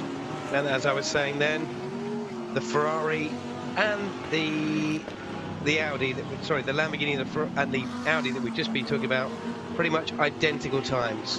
2.38.2, yeah, 0.2, pretty identical. Leaders are doing 37s or high 37s. Well, if you put a piece of elastic between them, it wouldn't be stretched very far. Look at the Audi going a long way around the outside. And you know, that double right-hander there, it's two separate corners, but you basically take it as one, because you've got to have full commitment, full throttle coming out of the second, or going into the second right-hander, but especially coming out the second right-hander, because it leads to an uphill mile before you get to the next bit where you're not full throttle. I reckon the Audi's getting a little bit impatient. I can sense body language. Have we got to move here? Seeing double lights? No. Are we going to do the cutback? So we've got glowing. Right, okay. So yeah, cutback on the left-hand side. Good on the power now. The Audi's now going to be on the wrong side for the source. Let's see, we've got a glare of lights. There's definitely two cars there. Here they come. Side by side. The Audi's on the inside. Outside still, and now he's going to do the cutback. No, still not made it. Well done. Well done. Yeah. Caldarelli's doing a great job. Great job defending. That is, you know, even though it's quite a petite, little Italian chic little car, it's very wide right now.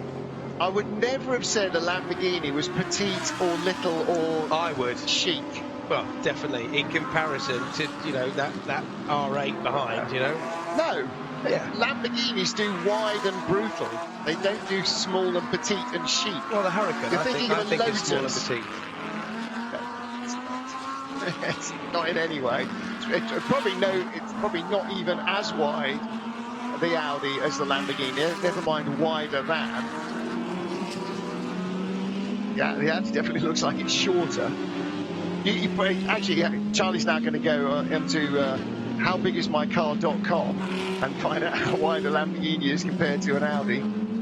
There can't be too much difference between them, but the Lamborghini, I just think, kind of has that look of being a wider, lower car. And while we're talking about this battle, we've still got the 66 car still under investigation. Yep.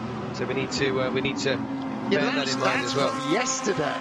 That's from when there was more than 12 hours of the race remaining. We're down to now nearly only 10 hours remaining. And only about another 4 or 5 hours till David Addison returns to the microphone.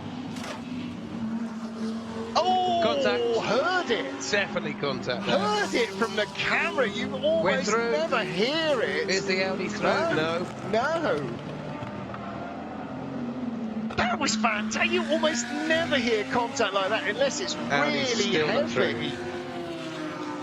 It seemed like carbony, like a brush, but nothing massive, but just that almost had the sound of something crumpling. So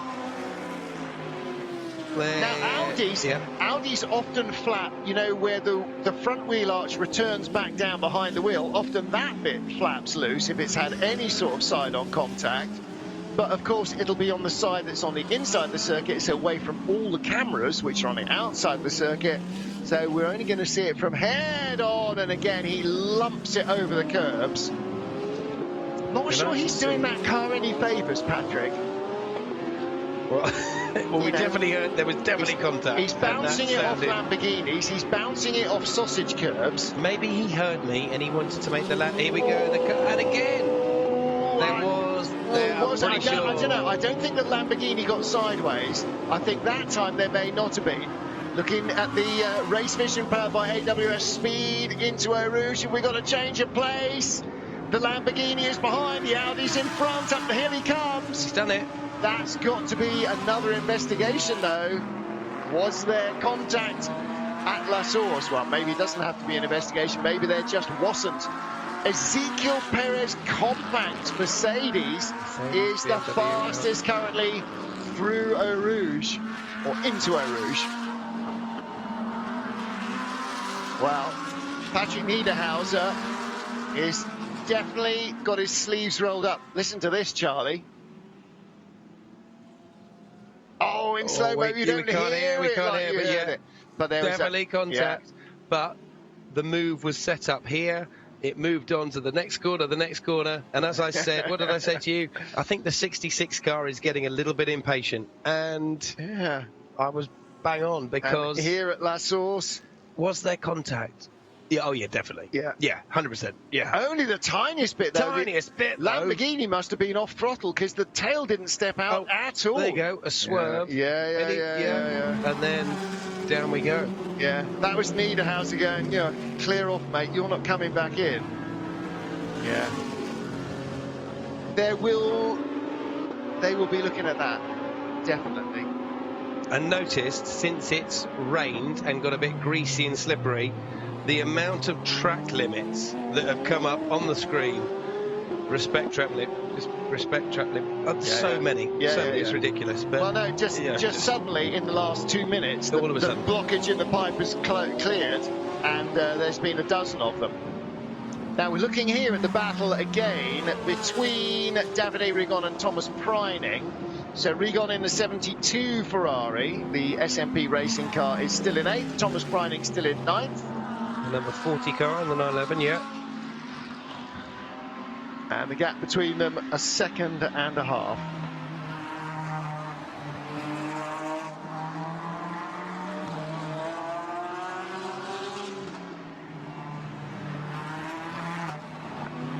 Oh, there is your race leader, Nick Nielsen. The gap is slowly coming down.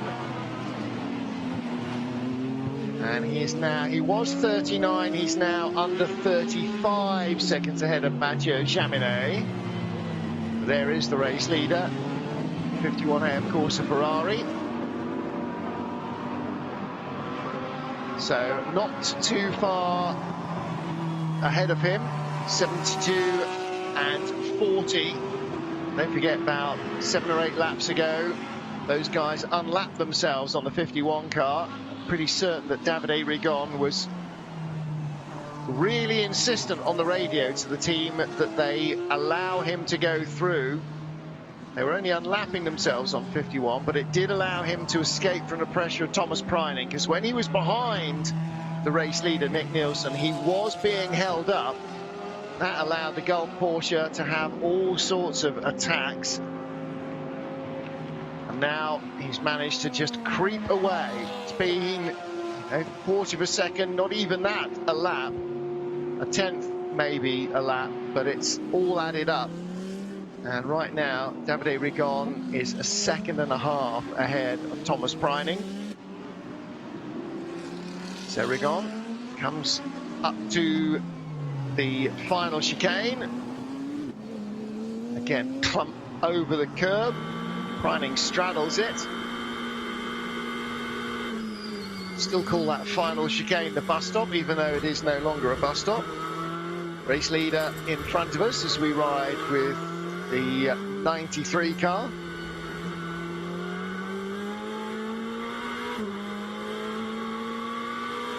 See the time in the stint counting up there.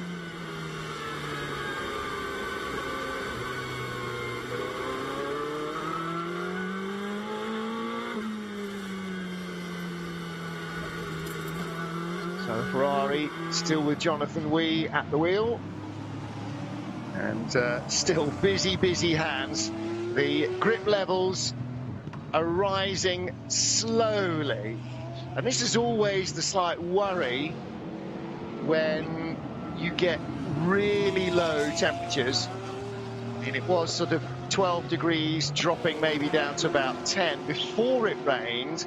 Track temperature probably wasn't an awful lot more than the ambient air temperature, but then you put cold water on it, and the track temperature, I'm sure, has dropped further. I'm sure the air temperature has dropped as well. That means that we are likely, as the sun starts to come out, to have a little bit of early morning mist. And of all the things that you can put up with at a racetrack, mist and fog are right at the very bottom of the list of things that race directors like.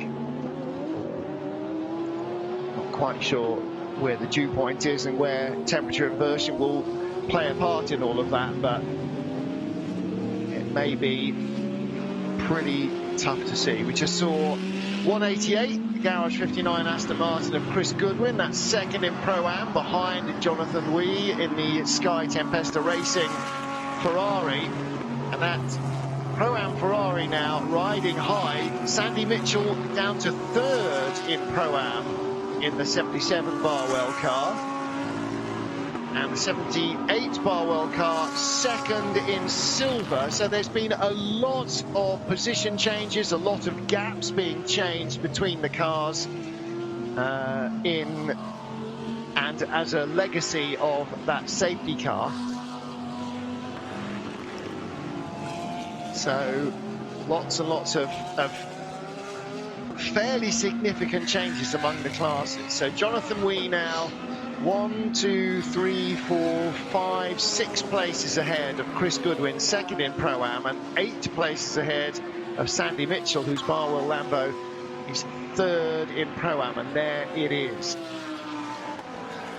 Yeah, and we saw some fantastic footage of Jonathan Wee in the Sky Tempesta Racing Ferrari earlier. He just looked like he was so in control, so masterful of the car earlier. Circuit looks like it's drying up a little bit as we look at the 991 Porsche, sorry, just running a little bit wide there.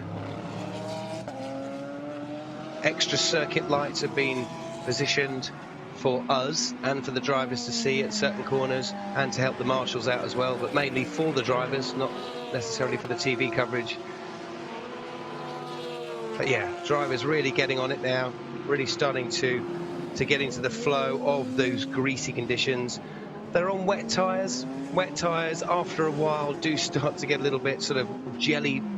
They sort of start to move around underneath you, so not the best of conditions now as it starts to get greasy, a little bit slippery, a little bit oily, rather than that spray. We're not seeing much spray, as we saw one of the Porsches there going a little bit wide at the chicane as we have our camera position heading into La Source. But just looking at that battle that we saw earlier with the 66 Audi, lap times quick, a good second quicker than the 63 run Lamborghini that it was battling with earlier. So a good about 9/10 of a second roughly on the timings. So that has been a little bit of an update there from that position. But track limits. Yeah. And I promised myself I wouldn't mention it. It should be tarmac, grass, gravel. Well, everybody's just being warned, aren't they? Exactly. And you know. But because the conditions have changed, everything's changed. Yeah. The driving style. Well, still pitch black, and it will be as we get to the 10 hours left to go mark. It will be for some while. Great shot there. What's the Buffalo time Rouge. now? It's approaching 5 a.m. Sun isn't even remotely likely to start showing its face until about 7 a.m. Central European time. So 14 hours in and 10 hours to go in the 2020 24 hours of Spa. And we started in cool and blustery and damp conditions A late October Saturday afternoon. Not many people thought they'd be racing the Spa 24 Hours in October in 2020, or indeed in any other year. But 56 cars heading away. Raffaele Marciello from pole position denying Christopher Mies a run at the lead on lap 1. Successfully through the first few corners on lap 1. Phil Ellis got turned around early on. Puncture sent the 55 car into early retirement. 488 survived Gibbs puncture, but the 21 car that caused the carnage had a penalty. After a safety car to clear up the debris, immediately they went green, more trouble. Hiroshi Hamaguchi crashing out in his Audi. And again, a brief caution period to tidy that up before we were back to green flag racing into the first round of pit stops at the end of hour 1 of 24.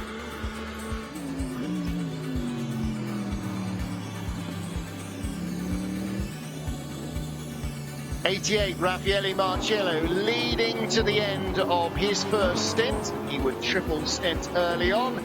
Lexus getting into trouble and losing some bits and pieces. One of the Bentleys with a spin at the bus stop.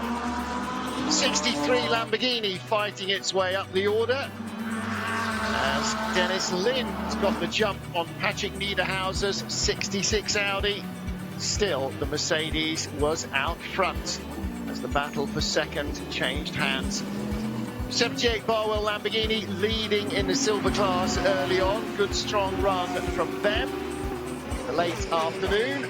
Temperature holding up and the rain largely holding off. Little bit of a mistake under braking from the Mercedes of Mauro Engel. A couple of times he outbraked himself.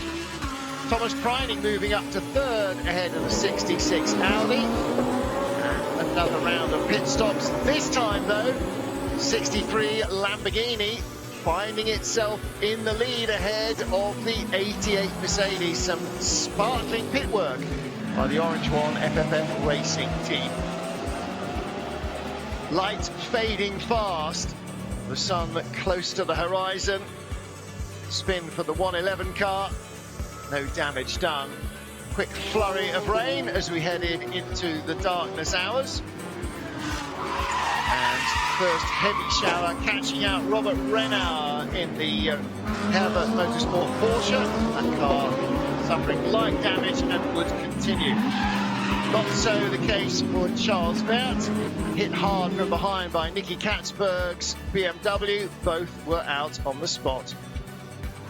ACA ASP Mercedes back into the lead. Felipe Fraga taking over the car, but coming under intense pressure from Michael Christensen. 5 seconds Porsche. time penalty to car 66 to be taken at the next pit stop. Well, that's an update on the 66 Audi for an infringement, gaining an advantage off track. 78 still leading in the silver class for Barwell Lamborghini. 63 Lamborghini taking over outright. Enzo Caldarelli at the wheel. Andrea Caldarelli at the wheel. And after a number of hours of relatively dry running, it couldn't continue, and of course, being Spa, it didn't. Just as the track seemed to be completely dry and people were turning their quickest laps of the race, the drizzle returned. More light rain showers. Michael Christensen running out wide in the Porsche as he battled for position and had run out too wide too often for race control. The Dane handed a drive-through penalty. Drive through to car 10 for speeding in the pit lane. Speeding in the pit lane.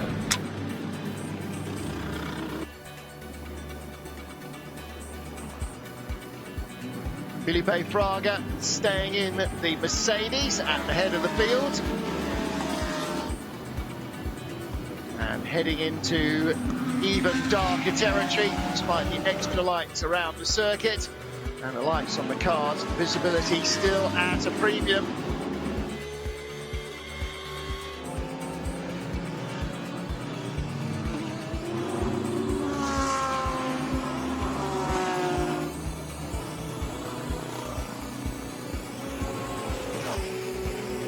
more drive-through penalties for track limits being handed out by race control.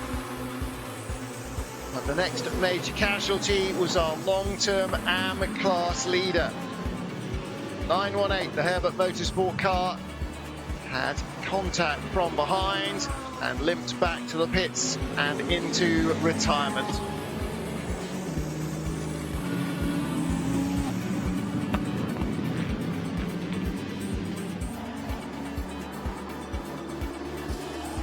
'63 Lamborghini still very much in the race hunt. And again, quick work in the pits. They seem to cycle it in or back out one place further up the order than it came in. 98 Rover Racing Porsche driving its way back into contention, having qualified down at the tail end of the top 20, battling for a podium spot before the halfway stage. Points awarded in this race after 6 hours and after 12, and finally after 24. 26 Santalog Audi in trouble, but big trouble for the Ram Racing Mercedes. Raymond Boss, their gentleman driver, crashing his out at La Source. 63 staying in contention, right at the front of the field. And its constant companion, the 88 Mercedes, still there too.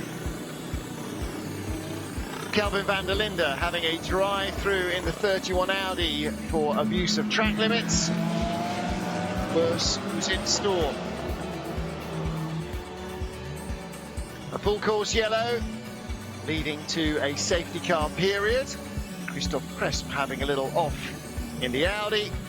And behind the safety car, disaster for the 31 Audi.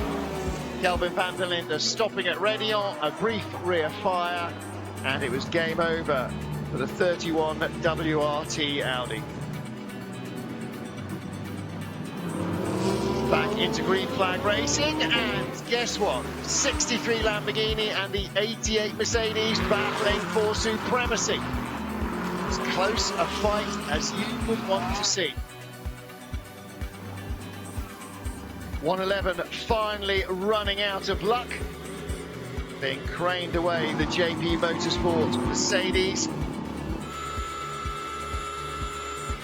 Then another full course yellow period. The Rover Racing Porsche being dive bombed by the 88 Mercedes. And the KCMG car in trouble as well in the middle of the pack. That would soon be in the garage and struggling. The Honda cycle its way back up to the lead group at the end of every pit stop run.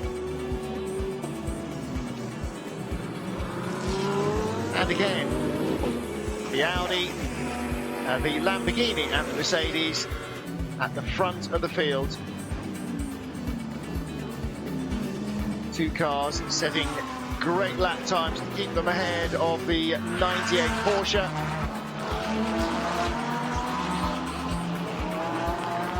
Bentley trying to work its way back into contention. The number 3 car around and about the top 10.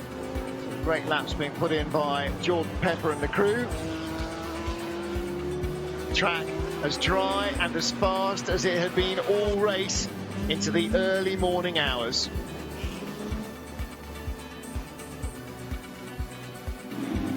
'88 still right in the hunt.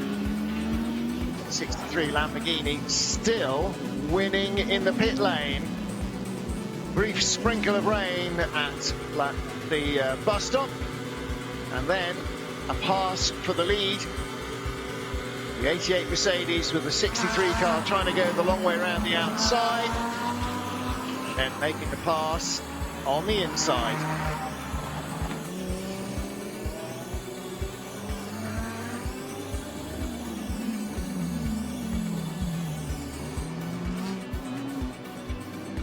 Problems for the Michael Christensen, Kevin Estre Porsche.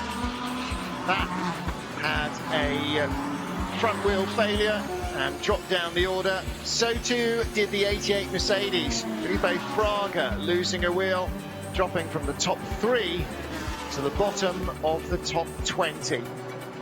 And it wasn't long examining the damage in the pits before the car was withdrawn from the race. 51, AF Corsa Ferrari, then the race leader, having crept up the order. Heavy rain arriving with the usual argy-bargy.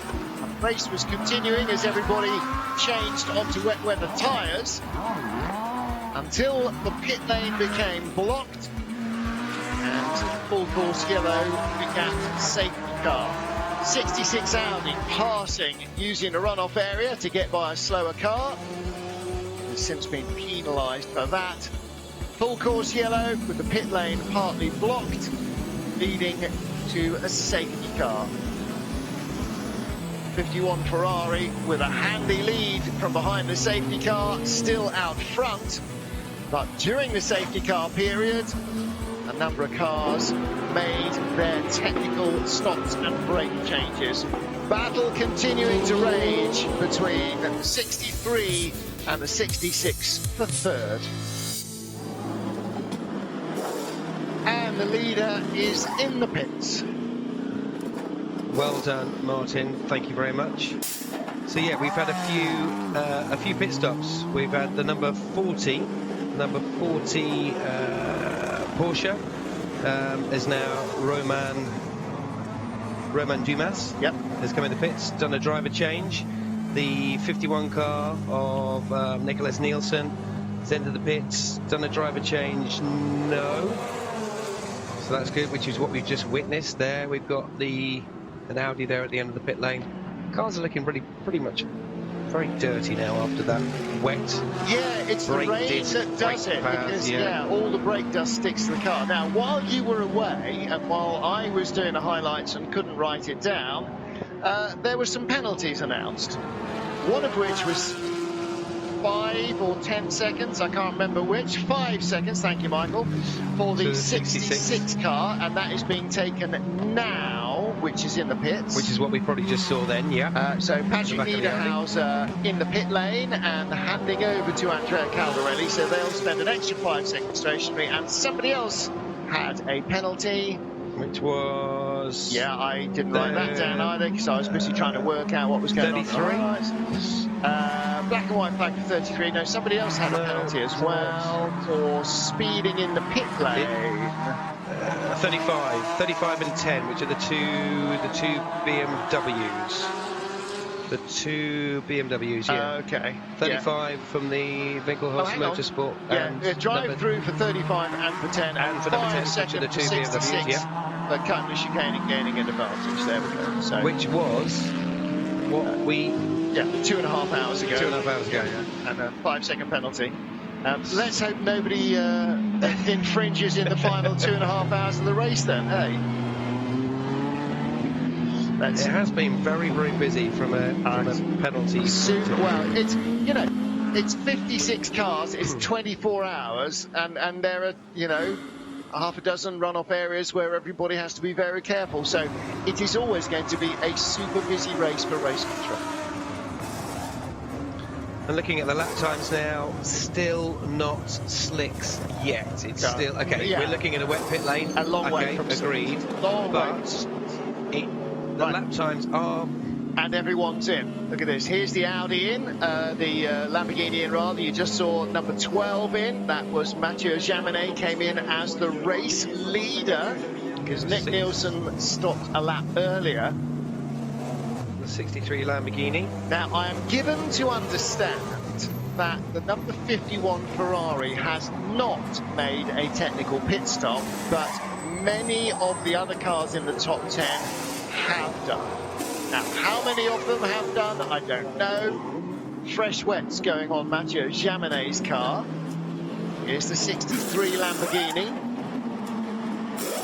And, look at that stationary car with all the smoke coming off. Yeah, from the heat, from the brakes, the steam from the tyres. Everything, yeah. The tyres are boiling the water off them because they are so hot. And also they've come into the pits, which is stationary water, still water. And yeah, credit's where credit's due. These guys do a cracking job. Those cars are noisy, hot, they come in fast. You've got an impatient, hot-headed driver in there. There is a lot to do around that pit, and you can see how what a military operation it is. They can't have too many people working on the car at any certain time. You know, look at that. You know, yeah. What a gift to be able to go into your local tyre fitters and go, oh, I'll have a fresh set of tyres, please, and just drive out in five seconds or so. It's great. But those two guys that do the tyre changes do that ballet a minimum of 24 times in the race. Yeah. A minimum of 23, because they'll do it every hour, and of course at the end of the 24th you don't have to fill it up. But of course then you have out of schedule stops because of safety cars and rain and yada yada yada. Yeah. So 25, 26 times they're doing that. And in the final half of the race, they're already absolutely knackered. Well, as I very well know, being down in the pit lane, either soaking wet or loving the sunshine, boiling or hot, the dark, or whatever, freezing cold. In my fireproof race suit, lugging around with a battery pack. This is just me as a presenter from that point of view, chasing my cameraman. Yep. These guys, this is great stuff that we're seeing from the cameraman here. But you walk down the pit garages, there's hospitality laid on for them. The teams really do look after each other, and just the hard work that they do. They're either nothing, falling asleep, or fully on it, and they all know their sequence and they all know what to do at the right time, unless there's that unscheduled incident, damage, front splitter needs changing, and they've got to wake up, whatever country they're from, you hear German, French, Swedish, whatever team, you hear that sort of shouting and get up, get ready, we've got to do this, and they all just jump to attention. They all really do revel in this and love it. The chicane's been really busy. We've seen lots of action at the chicane. Always do, Well, change of driver for our Pro-Am leader. Chris Froggatt's now taken over the Sky Tempesta Ferrari. But out of the 72 car is Davide Rigon, and Gemma is with him. Davide, we've just seen you come out of the car. A very, very interesting and intense stint. Yeah, very, very difficult because we started with dry, it was all good, good balance of the car, but actually it was the same pace as the 51. So we were not able to get the lap back. So then good choice to go on the wet because the rain was quite a lot. And nothing on the wet, we have a good pace. My car was good, I was able to take back the lap. Will be still very long, it's nearly 10 hours, so we don't leave anything, we push until the end and let's see. How tough was it getting past? Once you did get past, we saw you put away. The 51 was very fast, they are the leader of the race. Of course we are teammates, so I don't want to do stupid things and I don't want to make him losing time. I just did a clear overtake, nothing. I was a little bit faster and that's it. Were there any team orders there allowing you to get past because you were faster? No, I don't think so. No. Just we have a free race for now. Still 10 hours to go. So now everything could happen. Just be concentrated and let's see. And how much is the track drying out now? It's still very damp. It takes time to get dry. It's since 15 not so but it's still very, very damp. The line, maybe in 10-15 laps, we are going to go honestly. Thank you, David. So still saying that the track is very damp. Well, you saw everybody went onto fresh wets. There's not the remotest chance that's slick territory yet. And, he's just got out of the car and he will absolutely, from what he said, have said, no. Any chance of slick territory? No. Wets. Don't even go there. You can see the car still throwing up spray. Nobody is yet having to hunt out wet parts of the track because everywhere you go is a wet part of the track. So there's all the visual evidence. Now, of course, these aren't 30 or 40 minute prototype stints. These are full hour-long stints. So in an hour from now, it could either be you know, that was close. That was a dodgy chop, wasn't it? That was a dodgy chop, definitely across. So yeah. That and yeah, the guy behind, the Porsche behind, was very lucky. Who was that? Came in at the last minute. Not Klaus Bachler. It was the 54. 54. Sven Muller. Yeah, blimey, Sven, come on. If you're coming into the pits, don't do it from the far left-hand side of the track with somebody right up your what's-it. There we go. There's the Fricadelli car is in as well. Yeah. Dennis Olsen just behind him in the pit lane. He'll leave in front. Yeah, Sven Muller should have been a little bit more sharp with his P's and Q's there. That dynamic car could easily have been tagged into a spin. And look at the grease and everything. Just look at the clean screen on the right. Yeah. Just, I know they've sprayed stuff on it, but just the dirt and the grease. You can just see by the front of that car. Yeah.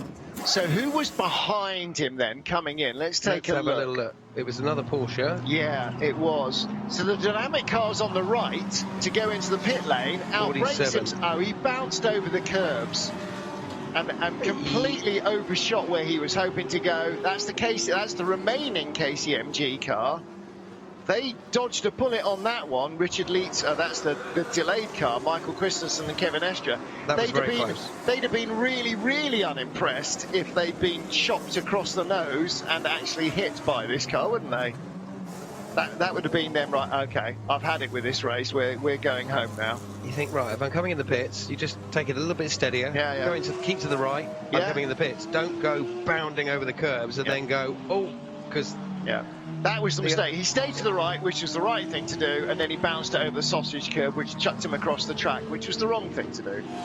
So, yeah, who's in the KCMG car? Still looking on page 2 of the timing screens for that, because he's 25th. Kevin Estre. I bet there was a bit of choice language. Definitely a bit of choice language there. Oh yeah, definitely in whatever language. What on earth did he think he was doing? Only possibly not quite so polite as that. Yeah. So got the leader in the pits. Have we again? Yes, 54. Ah, okay. So just leaving. Well, yeah, that's Matteo Cairelli. So yeah, he was the last to pit. So. Not actually leader on pace. Nick Nielsen retakes the lead. Car number 51, that's the Ferrari you just saw there hopping the curbs. Again, hopping the curbs. 277 laps the leader has completed. No, he hasn't. 331. That was his best lap, was on lap 277. That's before it rained, before the safety car, when it was happy hour. So 331 laps of the race. And 14 rounds of pit stops, or 15 or 16 or 17 for some cars. Who's had the most? 21 for the 33 WRT Audi, the silver category car. Mind you, they've had punctures and all sorts. Rinaldi's 488, they made their first pit stop at the end of lap 1 because they got hit into a puncture, didn't they? So they've had 20 stops, but 14 rounds of regular pit stops. Lap times are still fairly consistent, the 2-minute 34s. I'm keeping an eye on this because I know that, all of these cars pounding around the circuit, it is going to, at some point, get to that greasy, driest stage of who wants to do the gamble. But then looking at those two cars that just came into shot then, loads of spray, absolutely loads of spray, but they were slightly offline. Now what we need on our timing screen, Charlie Farley, yes, is a column that tells us when they have made their technical stop, or that they have made their technical stop. I don't need to know when, I just need to know who, which would be quite a useful addition to the timing screen. Can you get that sorted out? You managed to get the collards sorted out. So do you want me to now ring up Belgium? Yeah, ring timing and scoring and say control, so I've got the mid-race, redesign and put another tab in the timing screen so that... I think they're too busy trying to do track limits and keep people on the straight and narrow. So I'm going to say no, I can't do that, but maybe we have a crew that can help us do that, or Well, maybe for next year, maybe. I have whatever. found a tweet that suggests, and Go I on. don't know how valid this is, that the number 3 K-Pax Bentley, the number 4 HRT Mercedes, the number 29 Honda, the number 40 GPX Porsche, the number 63 Lamborghini, and the number 98 Rover Racing Porsche have completed their technical pit stops. The race-leading 51A, of course, of Ferrari has not. Now, I don't know how Vincent J. Bruins would know that or find out that information, but Vincent or Vincent, it would be good to know if there So are I'm many more. Messaging Mark Lemmer now from SRO Motorsports about the 5-minute pit stop, about the brake change. That's what you want to know. Yeah.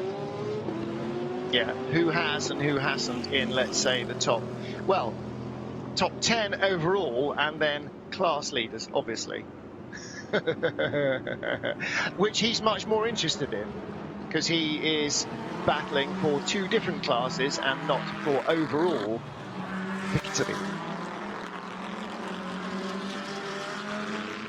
Well, down at the bottom of your timing screen there, or timing tower in the Pro-Am Cup, you can see the Phil Keane car and the Raymond Vos car both retired. Everybody else still going, so we have 10 cars remaining. Chris Froggatt leading in the Sky Ferrari, Johnny Adams second in the Aston, and Rob Collard down to third in the Barlow Lamborghini. Yeah, Johnny Adams seems to have done very, very well. They've clawed their way up. We didn't mention them much earlier in the race, but except they seem to say that have they been permanently in the pit lane, because they seem to be as you mentioned earlier. Yeah.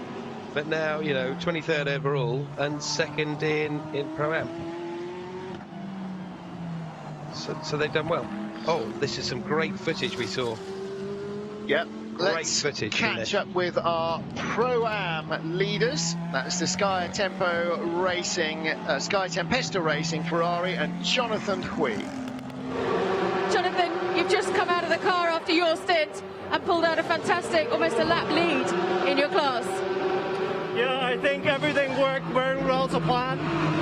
We took advantage of the full course yellow and also did our technical stuff. That worked perfectly. The conditions were quite tricky, but yesterday, in qualifying, I think I did pretty well in these conditions. So we switched to a double stint strategy for myself, and I just tried to drive consistently, and the car was perfect. So I think we're in a good position now. You guys have been on pace all year throughout the whole season with this car. Yeah, the car's been fantastic, but I think in a race like this, you do need a bit of luck.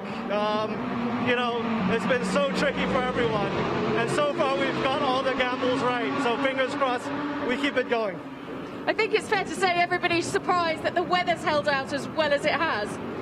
Compared to last year, this is already a miracle, but the forecast yesterday or the day before was saying it's going to be dry until tomorrow. Now this is Spa, and that's what happens, and everyone just has to roll the dice. Chris is in the car right now, I believe. What's the plan? Single or double stint? Well, it depends on how he feels in the car and how the conditions change. But, our main goal was to score good points in the first 6 and 12 hours. Now we're going to try to just manage the pace now that we're up front, and then see how Eddie and Giancarlo feel, and hopefully take it to the finish line first place. And if the rain that's forecast does hit, how are you guys expecting that to happen with the car? Sorry? How about if the rain hits? How's the car set up for handling the rain? Yeah, so far it's okay. I think heavy rain is not so great for the Ferrari, but I don't think the forecast is for something as dramatic as last year. So if it's drizzling like this, provided we get the tire strategy right, I think we're okay. Thank you very much, Jonathan. Thanks so much. And as we talk to Jonathan Hui, puncture for the 78 Barwell Lamborghini. Now that is their silver class car, and that is the car that is second in silver. Roglic Schandorf at the wheel. Acura driver Ryan Eversley bailing on our coverage. I can't believe it. He's got to watch some F1 thing in the morning. Well, also, I don't think Mark Lemmer will be getting back to my text message about how many people have done the brakes. I think he's got other things to worry about. However, the good news is that Lamborghini is in the pit lane. It's in the pit, so and in one piece. The best thing when you have a puncture is it's near the pit lane. If it was a puncture now at the source, you've got to do the whole lap. Yep. And that could cause safety car, more damage to the car, debris on the circuit. Just so it couldn't, in a way, have happened at the best place. So here we go. So the Black Bull 78 car in the pits, position on the screen, driver's initials on the screen that lights up and that changes and alternates. Right, so now No.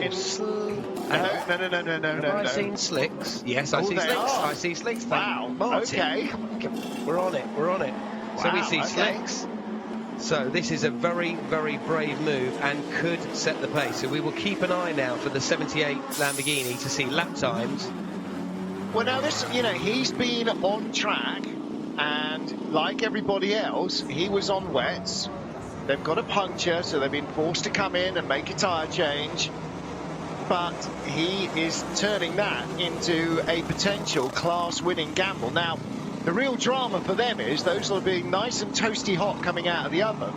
But you see how far up the pit lane Barwell are and how long he's got to go at pedestrian speed on very cold track before he can try and get any more heat back into the tyres. And as Mark said to me, these new slicks that they're running, which is the DHE slick tyre, they run on a much higher temperature range, so less degradation, more. So they've got to judge it just right. And as he said, you will start to see drivers in these greasy conditions, the circuit slightly warming up, getting punctures. He is the perfect prime example for this, and I think has taken a gamble to go on to that slick tyre, but it will take this car a few laps to get up to temperature, and woe betide this driver. They make 1 foot wrong, go offline to pass another car or whatever, it's game over. And they have come here for glory rather than championship points, which is what they normally do. So go on, Black Bull. Let's do this, but let's try and set the cat amongst the pigeons and see what we can do. Because now the good news they need to get heat into those tyres. The good news is they are a lap ahead of Indy Donche in the 3rd place car in silver, the HTP Mercedes. But the bad news is that they are a lap behind Gabriele Piana in the HRT Mercedes, which is the silver class leader. So they're sort of a lap away from the lead and a lap ahead of 3rd. And if they can eke, he's still got his hazards on. If they can eke enough advantage out of these slicks by the end of this full stint. Yeah. Did they fuel him or did they just do tyres? They just did tyres. Just did tyres. It was a very quick stop. Yeah, just did tyres. But they haven't been out long since they changed last time. So let's assume he's weaving to try and get some heat into the tyres. It is really important. I can't stress enough how important it is for him to get heat into those tyres. And it was only Mark that was telling me how important it really is. So, and the problem is hazards are still on. Problem is they drop off so much leaving the pit lane.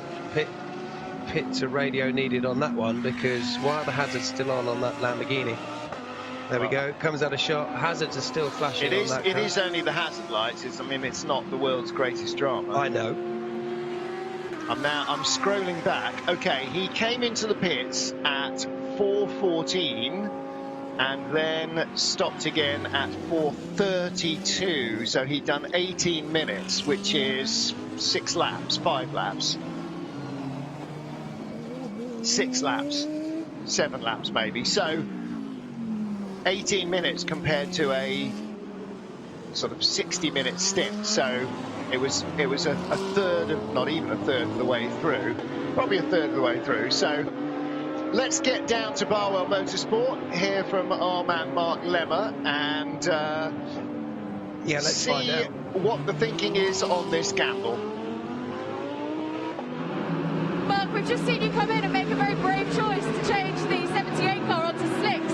Is that a bit of a gamble? Well, to be fair, it was we weren't quite ready to go onto slicks, but we were forced into it because we had a left rear puncture. I think you might see 1 or 2 other punctures now. It's going to be, we're really at that crossover time where the wets are overheating, but we can't quite get on the slicks. So we were forced into it. We'll have to make it work. Any reports back from the driver yet? He hasn't said a lot. I'm sure he's got his hands full. It'll be pretty hairy at the moment. They're saying not a lot is better than some blue language. Yeah, I guess so. But, you know, Fred's a great young professional driver, and I'm sure he'll make it work. He's got to make it work. There's no option. He's got to make it work to keep his seat.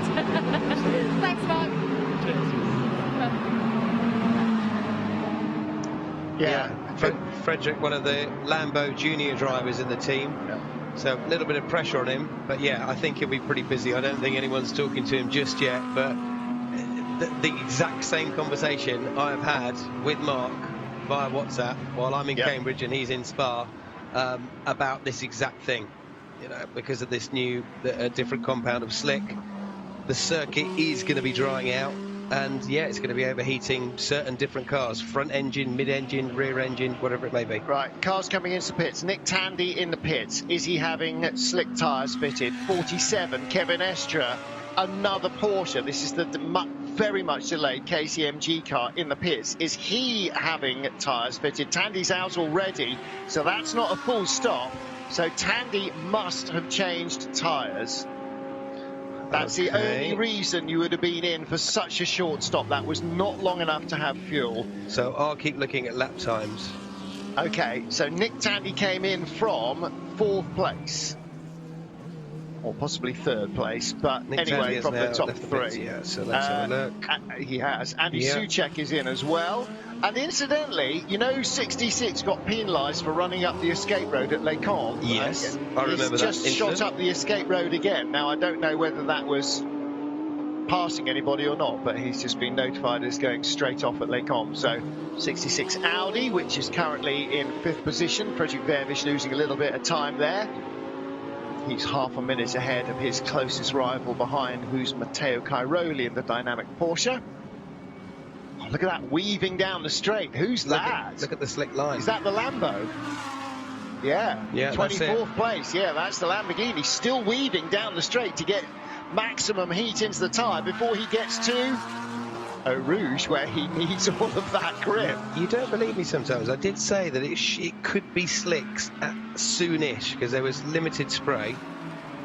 And as Mark said, here we go. There you go. Straight off at the top of the hill. Yeah. He's going to be busy. As Mark said, he is going to be really busy. He's not going to have time for a chat. One tiny bit of footprint of that slick tyre off that dry-ish, still greasy line is going to be not fun. It's going to be pretty scary. And the problem is, Charlie, every time you run off along a wet bit of road, not only do you get water on the tyres, but it takes a bit more temperature out of the tyre as well. And also it just pulls you towards the grass, the barriers, and Spa goes, I'm going to have you, and you're like, no, I'm going to try and fight you. With that Lamborghini engine behind you going, no, and screaming behind you. So lots going on. There's a few gamblers. Andy Soucek in a K-Pack Bentley in from 16th, and that was a short stop as well. That was not a long fuel stop. We've got the 54 car in as well. Are they going to change? So we're on. Actually, Andy Soucek was a minute and 50 seconds, so that might have been fuel as well. On board with Nick Tandy. But have a look as well. Yep. Where's the light grey line? Yep. Now, down into Eau Rouge, it was very pronounced. It doesn't matter so much on the straight until the braking area. Which we're going to see now. Is Nick going to overshoot it? Matteo Cairoli has pitted as well in the dynamic 54 Porsche. No, Nick's he's still online. But slower. You know, bit sensitive on the throttle. Here we go. Back on board. So using the road, over the curbs, straddling the curbs, down the dip. Smooth on the brakes, probably using another lower gear than he would do normally. It's all Porsche's. Because, Mathieu okay, Jaminet slicks, in right. from second. So Barwell have set the bar, excuse the pun. Apart and from Barwell being forced in, the other changes are all happening. in Porsches and Andy Soucek in the Bentley. And Soucek is not the better placed Bentley either. They haven't gambled with Jordan Pepper, who's in 11th. They've gambled with Soucek, who's in 18th. Who's not going to, let's face it, who's not going to win the race unless they produce something genius. And Jaminet was just tyres, wasn't it? He's down and gone again. Woo, woo, woo, woo, woo, woo, woo. Come back, baby. There's your race leader, Nick Nielsen. Now, where is the crossover between Nick Tandy sliding around because there's not enough grip? I'm looking at lap times now. I'm frantically looking, yeah. And Nick Nielsen sliding around because the tyres are overheating so and the grip level just plunges. There is 100% a dry line, but not the full width of the car. So you've got to be really brave and really concentrate. It's dark, and like making an adjustment on his dash there, but it's definitely now slicks. Well, it is the full width of the car. Only on that side. It is the full width of the car because no cars are narrower, and so they're all going to be cleaning the same basic width. Cutting corners and no, absolutely. But it is the width of the car. What it's not is 1.5 cars wide for the passing. For lapping. Well, no, for anything. So that if you're one tyre's width too far out, then only 2 of your tyres are on the dry, and that's not enough, and you start to run out of road, like here. So you turn in slightly earlier. Turn in again, just to make sure that those 2 left tyres are still dry. So you change your driving style to suit. And a little breath there off the throttle as well. Nick Nielsen is in for slicks. Race leader is in the pits. Dorian Boccolacci is in the pits. Miguel Molina is in the pits. And Jordan Pepper is in the pits. Andy Soucek has clearly been on the radio and gone, yes, yes, yes, yes, yes, slicks. And Nick Tandy about nearly 4 seconds faster on that one lap. And that's not yet a full confidence lap. This is going to be a very good move from Nick Tandy because he was one of the first to change to slicks. But he only gets 1 lap advantage. He only closes 3 seconds on the Ferrari because the Ferrari immediately saw the danger and they covered him off as quickly as they humanly could. Okay, so he's now learnt the circuit a bit more. His tyres are now at a real racing temperature. Yep. Let's say he gets 2 laps. Yeah, okay, 2 to 3. But now he's now got to be brave to go, right, I'm catching you, you're on wet still, bloke in front, whoever it may be, and then flash, flash, flash, flash, flash. Come on, get out of the way, get out of the way, get out of the way. I'm on slicks. Don't let me go on the slippy stuff. Yes. Boom. So you need, and now, so, and now, wait, now go. So this is what he has now got to deal with. His tyres are now cold again, briefly. He's now got the warm again, back on the dry. This is awesome stuff, and this, just following that little grey snake is brilliant. And this car still looks like, this is now the famous 66 car that we've been talking about quite a lot. Brand new set of P0 slicks going on the car. And it's fiery Frederick Vervish at the wheel again. So let's hope that he came in at a pace that will be pleasing to the stewards rather than displeasing. Away they go. So he heads off now. They are at the far end of the Formula 1 pits, so they only sort of gets the corner, but then they have to go all the way down the hill there, so it still costs them. And here comes Nick Tandy down the hill. And he is past the 66 car that came in from 3rd. So different driving style. You really are earning your money now as a driver. Because look, there's only a little tiny, like a bicycle bit of greyness just there on the circuit of the dry line. Let's just hear him braking. He's using the curbs, he's hugging the curbs to try and hook the car in to try and give it more grip and use the suspension on one side and the other side to then get the power on. So he's using the curbs and using his experience, but he's having to also be very patient at the same time. Yeah. Because one mistake,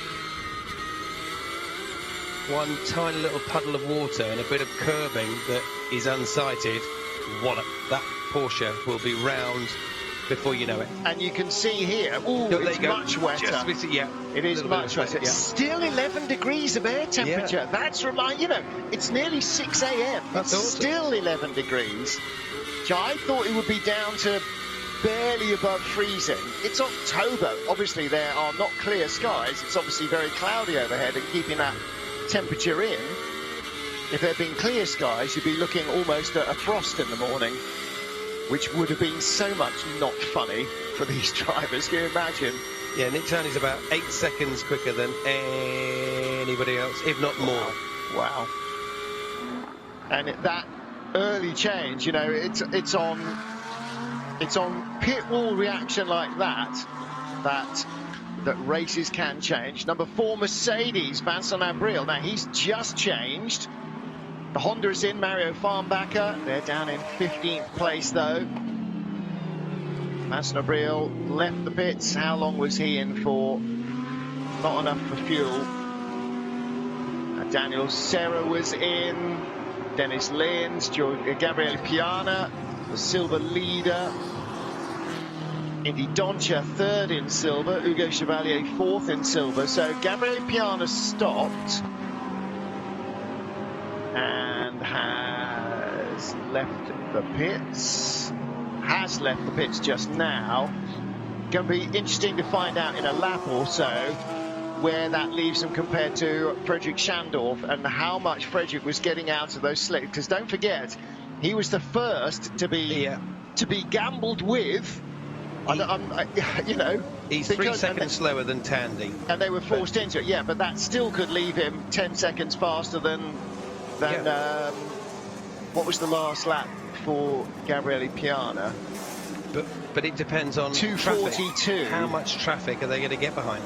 2:42, and Schandorf did a 2:30 last time round, so he was 12 seconds a lap quicker than the leader, and he's been out there for 5 or 6 laps. Now, not all of them will be 12 seconds quicker, but it's who's the bravest of the brave. Anything that gets you onto the same lap as your leader, as opposed to a lap behind, is worth its weight in gold, isn't it? 40, eventually the second GPX car changes and goes out. That's Romain Dumas.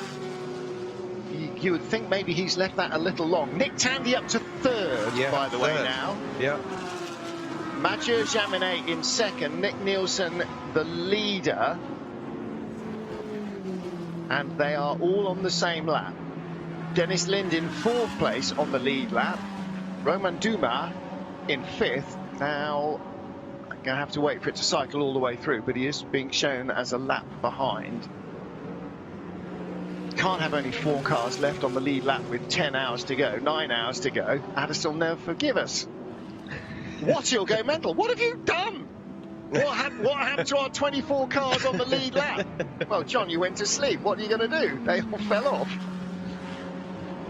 Somebody crashed in the pit lane. Well, yeah, loads happened. The irony of it is, it wasn't driver error. It was that rain-affected safety car. That was, the rain on its own wouldn't have had a big enough effect because it was the same for everybody. And it was very quick as well. It was a blanket of that cloudy rain. And the problem was the pit lane being shut, not shut, shut, not shut.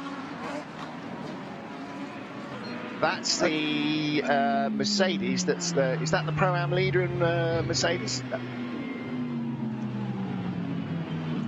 thought it was the Ferrari? No, that's the Ferrari. But what's the Mercedes in front of it? I keep trying to identify that Mercedes and keep not identifying it. Mercedes. Yeah, the red one. I think it was the Fiat Mercedes, the 89. Oh, it's 89. I think. Yes, you're absolutely right, it is, That's the one I keep thinking is a different Mercedes. So that's the race leader behind, 51, Nick Nielsen, leading by 9 seconds. Remember when the safety car pulled in? He pulled out a lead of 2.5 minutes. Where's that gone? So we need to keep an eye out also for some very clumsy moves, like from now, for example, go up the inside, lock up the brakes. Yep.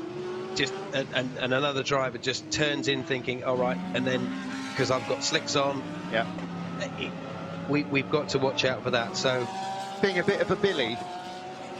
God, I haven't heard that phrase for ages. Yeah. Even though they've got ABS and traction control and all that sort of stuff, but you know what I mean. There are going to be some. I'm on slicks. I've gone off the racing line to pass you. Incidents. A whole bunch of 3rd, 4th and 5th, I think, in Pro-Am have just come into the pits. I think the new phrase is being a fraggle now, isn't it? Oh, is it? Being Okay. a fraggle. Being an utter if you make a fraggle. mistake, you're a fraggle, yeah. Seems entirely reasonable. This is going to be really, really interesting. Looking at Nick Tandy's times, it's all starting to even out a little bit. There's a few. Oh, who's the car on a mission at the moment? 25 car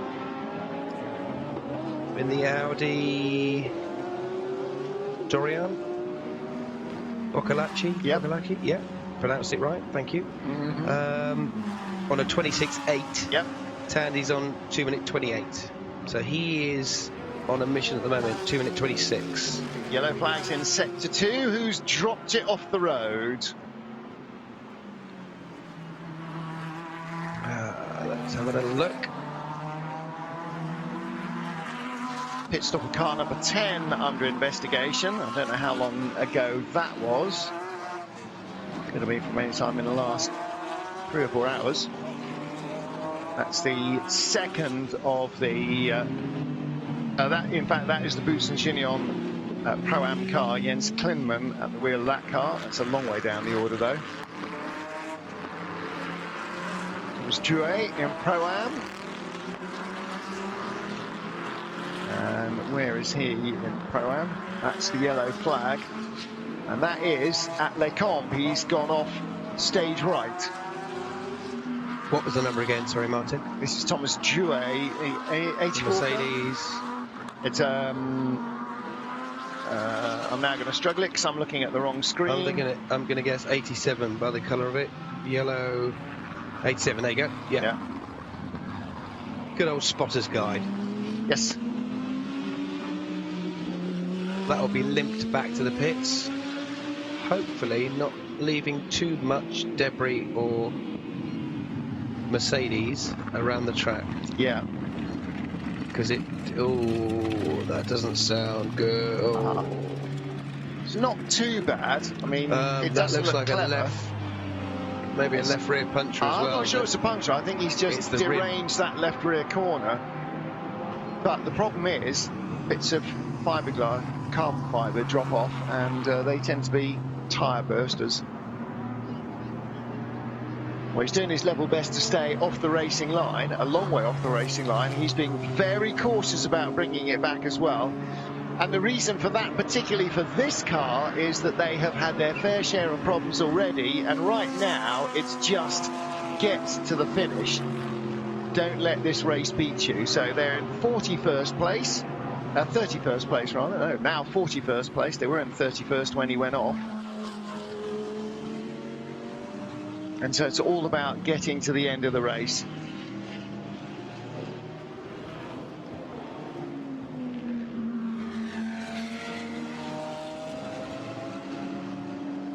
Ooh.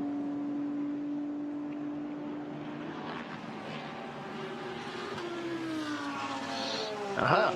So, Vincent J. Bruin has told me why and how he knows who's done their technical stops, because the Intercontinental GT Challenge official Twitter feed listed them. A blocked pit lane necessitated full course yellow and safety car periods, under which 69, 63, 98, 4, 43, 29 and 9 all served their mandatory technical stops. So probably ought to make a note of that.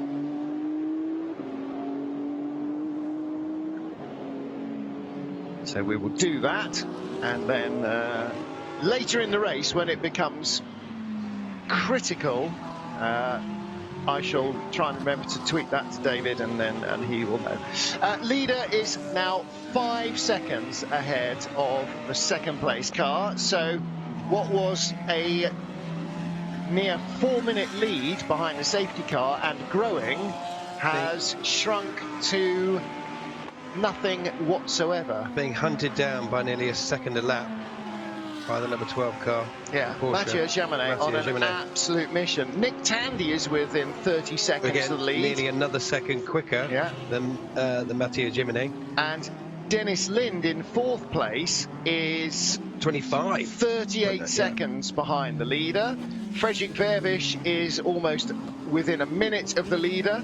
So suddenly, everybody is concertinaing up behind that car, number 51. It was 5.7 seconds.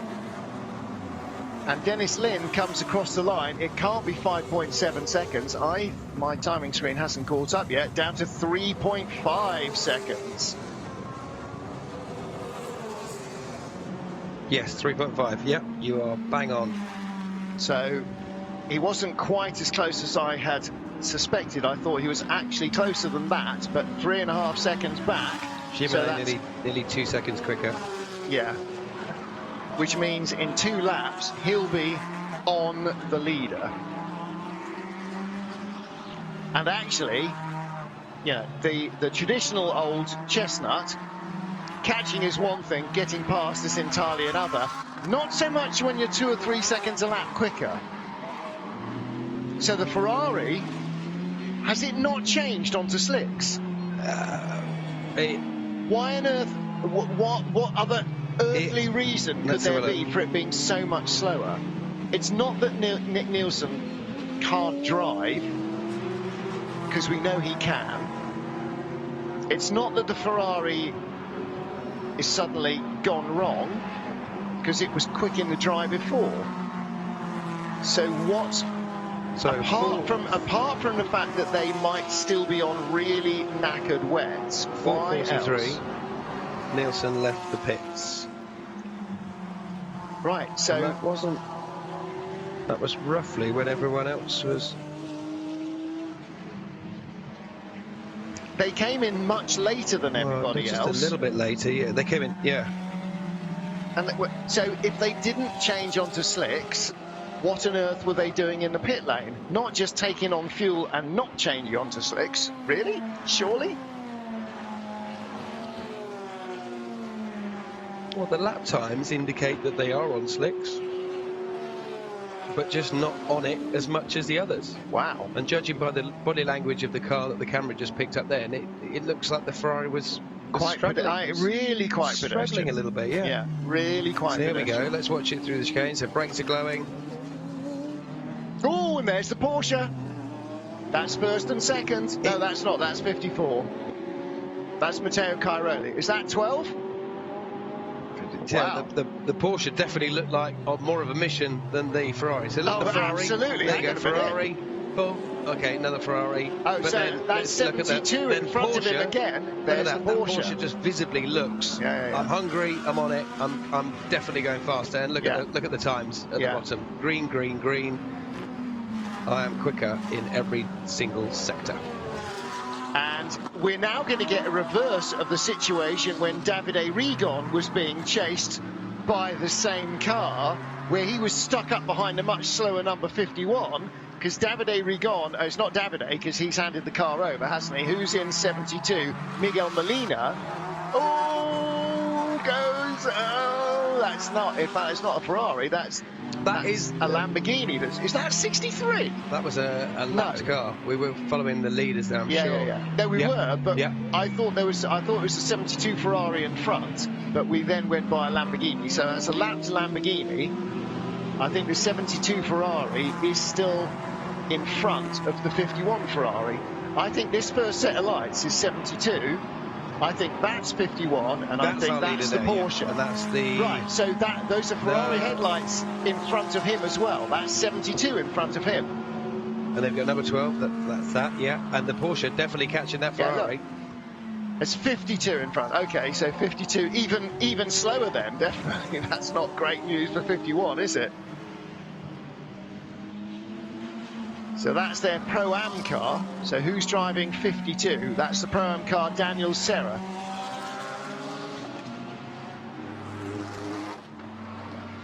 Oh, and who's parked up against the barriers in their Audi? That, again, is at Les Combes.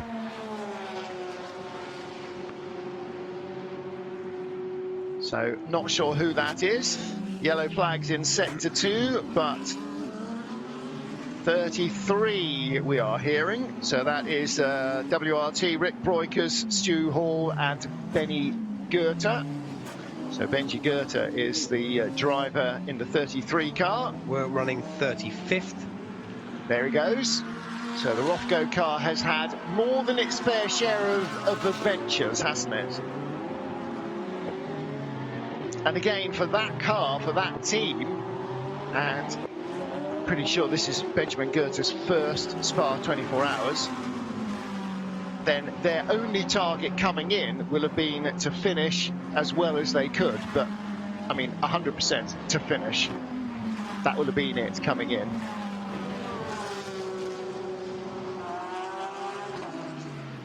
Porsche still looking absolutely fully lit. Mathieu Jaminet within a second of the race leader, Nick Nielsen.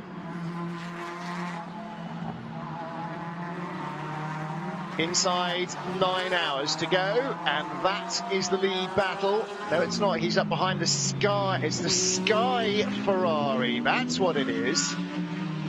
So he's up behind the Pro-Am leader. At least I think he's still the Pro-Am leader. Chris Froggatt in the Sky Tempesta Racing Ferrari is still the Pro-Am leader, and he is right in front of the race leader. And there's the flashy headlights. So there is another Ferrari closing in from behind, because that's another set of Ferrari headlights. There's the Porsche. And that's another Ferrari at the top of your picture, I reckon, from that headlight pattern. I think I'll agree with you on that one, of Tandy, yeah? The Porsche in third of Tandy? No, I don't. No, that's way back. No, Sorry, that's yeah, 30 seconds back. No, that's another Ferrari. My mistake. Another Ferrari, and we keep cutting away just before we get to identify. Not that it matters, because it's not part of this battle, but still, they are going to close in.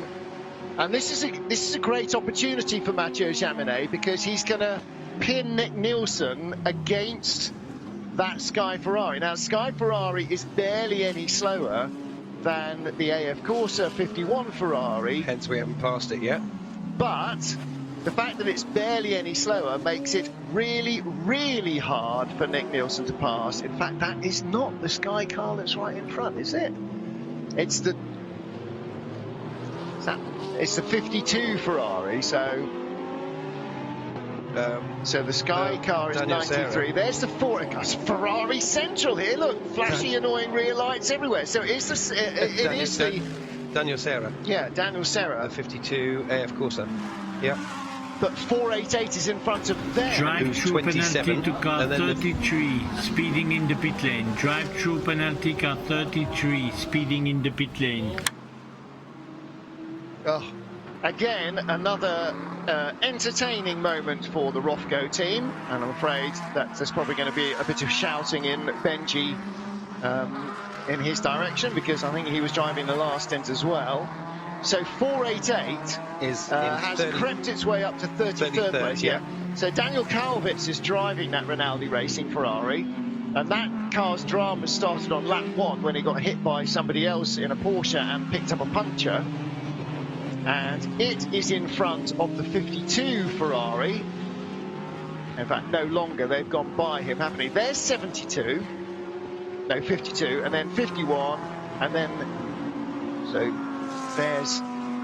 that's the race leader right there.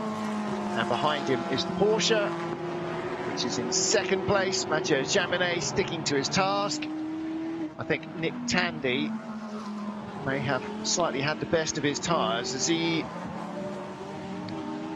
plateaued out a bit. And I tell you what, looking at the very excitable Jordan Pepper in the number 3 Bentley, doing 2 minutes 22.6. Everyone else has sort of plateaued out at 23s, 24s.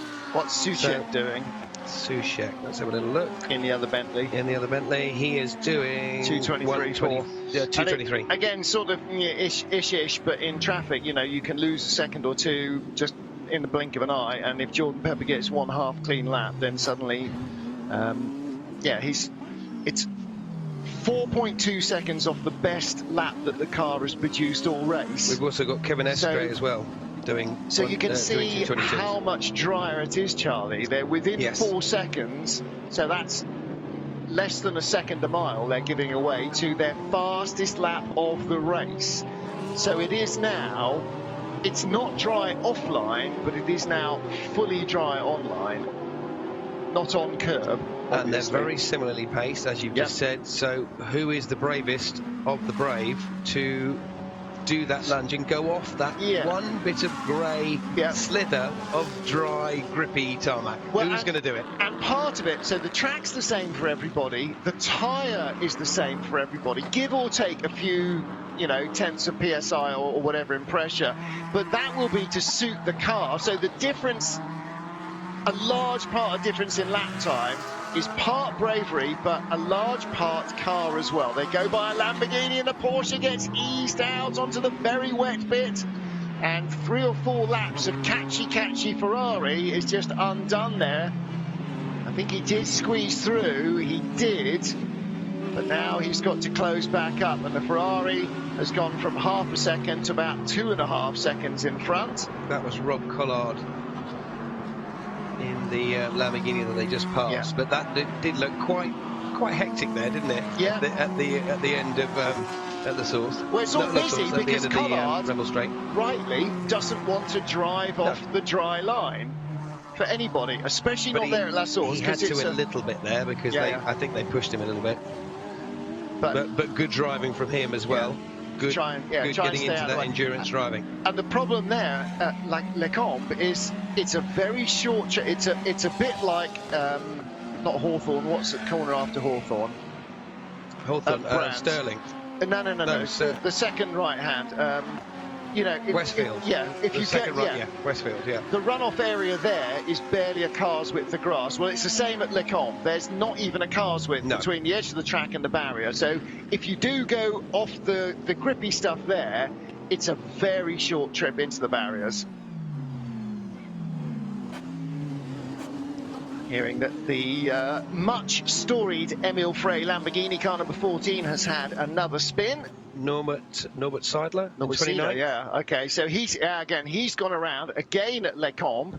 Now that car was tagged into a spin in the drizzle earlier, wasn't it? It was in the middle of like a 5-car battle. And he's just having a little bit of a play. Yeah, well, not intentionally, I know, but don't get nudged up against the barrier. Well, that shows you how much grip there isn't when you get onto the grass. Where's he going? And, you know, for all of the, replace tarmac runoff areas with grass, that's why you don't, because cars actually accelerate when they hit wet grass, don't they, Charlie? Well, I know As that. you very well know that. Exactly so. In the minis a couple of years ago, We're both very well aware. It hurts. Yeah. And it's not that they just look like they accelerate because they're not slowing down so much. They do accelerate because there's a lower coefficient of friction than there would be. Yeah. And the car just skis across the wet grass into the nearest hard object. I like that, skis. And they never miss the hard objects either, do they? Relentlessly.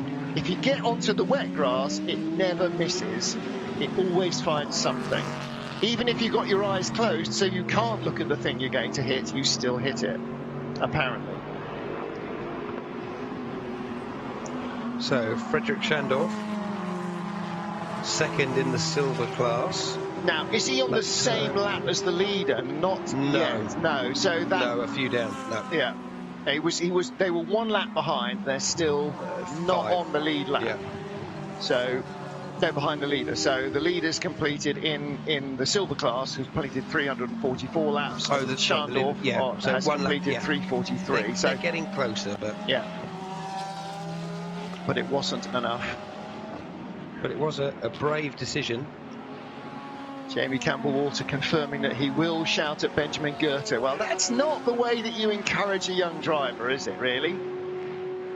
Mentoring and the arm round the shoulder, I think, particularly. Good old Jamie. Particularly when you got Bless him. Stewie Hall, who's guaranteed to rip a strip off him. Has he just messaged you? Yeah. So you've got to have nice cop, nasty cop, and you can't have two nasty cops. That doesn't work. That's not a thing. Race leader Nick Nielsen continuing to stay just out of lunging reach from Mathieu Jaminet. Jaminet 6/10 behind at the line. There's the 52 AF Corsa Ferrari. There's the 51 cars. The second one of those two near identical cars is the race leader, who's just got a black and white flag as well for disrespecting track limits. Yeah, he's desperately trying to hang on, isn't he, somehow? Need to keep an eye on that.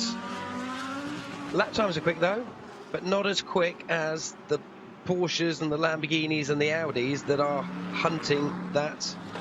Yep. Mainly leading Ferrari down was the Mercedes early on in the race, but now that Ferrari is under attack. Yeah, for so long, first 9 hours, it was 88.63, 63.88, 88.63. Then the 98 Porsche started to get a little bit into it, and then the 51 Ferrari, I mean, they turned their race on, didn't they?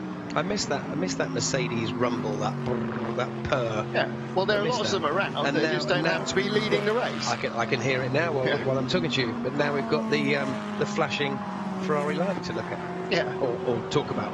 But only as it goes away from us. There you go. There it is. There it is. It's interesting listening to Davide Rigon when Gemma was asking him, did you get on the radio with their team orders to get the 51 car out of the way and to let you get by? He said, no, we're just racing each other and da-da-da. And so maybe it was just genuinely an error by the 51, or maybe on the pit wall, without asking Davide whether he needed to get by, they could see as clearly as we can, and they've got a lot more information than just the TV pictures, that he was being held up. Maybe they did ask 51 to get out of the way, but they just didn't bother to mention it to Davide because he didn't need to know. It makes it easier if you know that the guy's going to pull over before the bus stop and let you through, because then it doesn't catch you by surprise, and then you do go through the gap that he's leaving. But could well be that it was just not that. 129 in trouble, and that car in 39th place overall. It's Michael Petit in the Raton Racing Ferrari, and that was for a long time our AM leader. And this is at the top of Eau Rouge as well, so I'm going to guess either safety car or now. Yeah, because that's on light up. Fire. Yeah, that's not a spin. And the flames are starting. There we go. We can start to see them licking at the top, and it's in a very vulnerable place. And the driver has not yet opened his door. Oh no, he's run out. Oh, he's run out. Already, he's got out. He couldn't run out any quicker. He has been off though. Look, there's damage all at the front. So that was a spin, and he's clattered in the back. And let's see the other side of the car. I don't know. Yeah, the other side of the car will look less pretty than this side. Yeah. Because he's shunted the right front and the right rear. But he's run out. Yeah, he's jumped over the barrier, so he's fine, safe. I was looking at other things. Oh, and Benjamin Goethe has headed into the pits to be shouted at. It doesn't officially say that, but it hasn't. Although they've got radio, so they're probably already shouting out. Full course yellow. Well, at least we know he's all right. That's fine. The car isn't, but let's just make sure that get the fire extinguishers on it or something. Just to now, the real problem is out. They've got to get a flatbed up there or down there, back down from across the other side of the road. So they've got a rescue vehicle there. This will go safety car. And how far away are we from more pit stops? I think you're going to say highlights then. Swift work. Far too close to highlights. Swift work from the safety truck man. There we go. Look at that. He's there. Yes. The car's not on it yet. there's always something with you, isn't there? Come on, he's there. It's good. We're going to get it on. The driver's out. It's safe. It's still in one bit. There's not much circuit damage. Let's look at the positives and the point of view. I think this will be recovered fairly quickly once. Maybe it's the brakes that are smoking, that are overheating, but somebody definitely needs to put an extinguisher out of some sort to dampen those licking flames that are trying to ignite something. Frederick Verbisch in the pits. Of course, when you lift it up and you expose the underside to a lot of airflow. And then a bit of air, boom, Or Frederick woof, Verbisch in from 5th place in the 66 Audi. And now, Pro-Am, Chris Froggatt leading in the Sky Tempesta Ferrari. Johnny Adams second in the Garage 59 Aston Martin on the same lap. And what's the gap between them in Pro-Am? A minute and 10 seconds. 9 seconds? A minute and 10. At least minute it was. 10, yeah. Rob Collard third in Pro-Am. One lap behind them. Yeah, Silver is led by Gabriele Piana from in the HRT Mercedes from Frederick Schandorf in the brave person Barwell that puts slicks Lamborghini. on. Aha, now what's going on here? Is that a GPX car going back into the garage or coming back out of the garage? Coming out of the garage. So when did it go in? Which one's that? Number Duma. 20. Is that 40 or 12? 40. So they've done a 40, and neither 40 nor 12 are in a pit lane according to timing and scoring, but I can see one. Right, 25 is in. So that's Santalok Audi.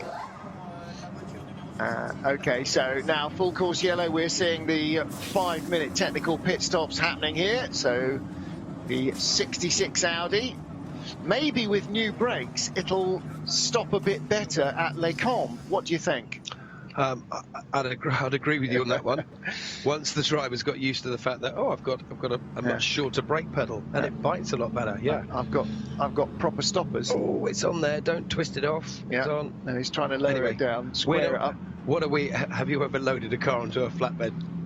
Not like that. No, exactly. So there we are. We're always experts when we're watching somebody. Yeah, but we are professionals. Yes, at giving advice on. Yeah, that's it. Leave it there. Yeah. Get it off the track. Get rid of those blue lights. Let's carry on again. Right, hands up anybody who's still on track. Not many is the answer. In the pit lane are, deep breath, leader Nick Nielsen, second place Mathieu Jaminet, fifth place Frederick Verbisch, sixth place Matteo Cairoli, seventh place Dorian Boccalacci, eighth place Miguel Moneda, ninth place Mauro Engel, 10th place Romain Dumas. So not on track not in the pit lane in the top 10. Nick Tandy, Rover Racing, Dennis Lind, Orange One FFFFFF, Racing Team Lamborghini Huracan. So there is the 51 car. It's doing its technical change. So by the time David Addison wakes up, they will all have done it, won't they? Yes. Yes.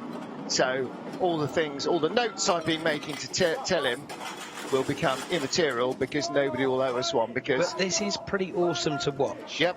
So rather than watching a load of lights and cars going round, or on boards, we like on boards, it's good to watch the teams actually get to work and do their thing. Yeah. So this is Tandy. So we got the full course yellow that's flashing up on the dash. Yep. He's limited to 80 kilometres an hour.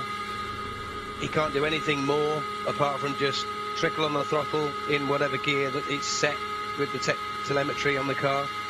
And just drive, just keep the tyres.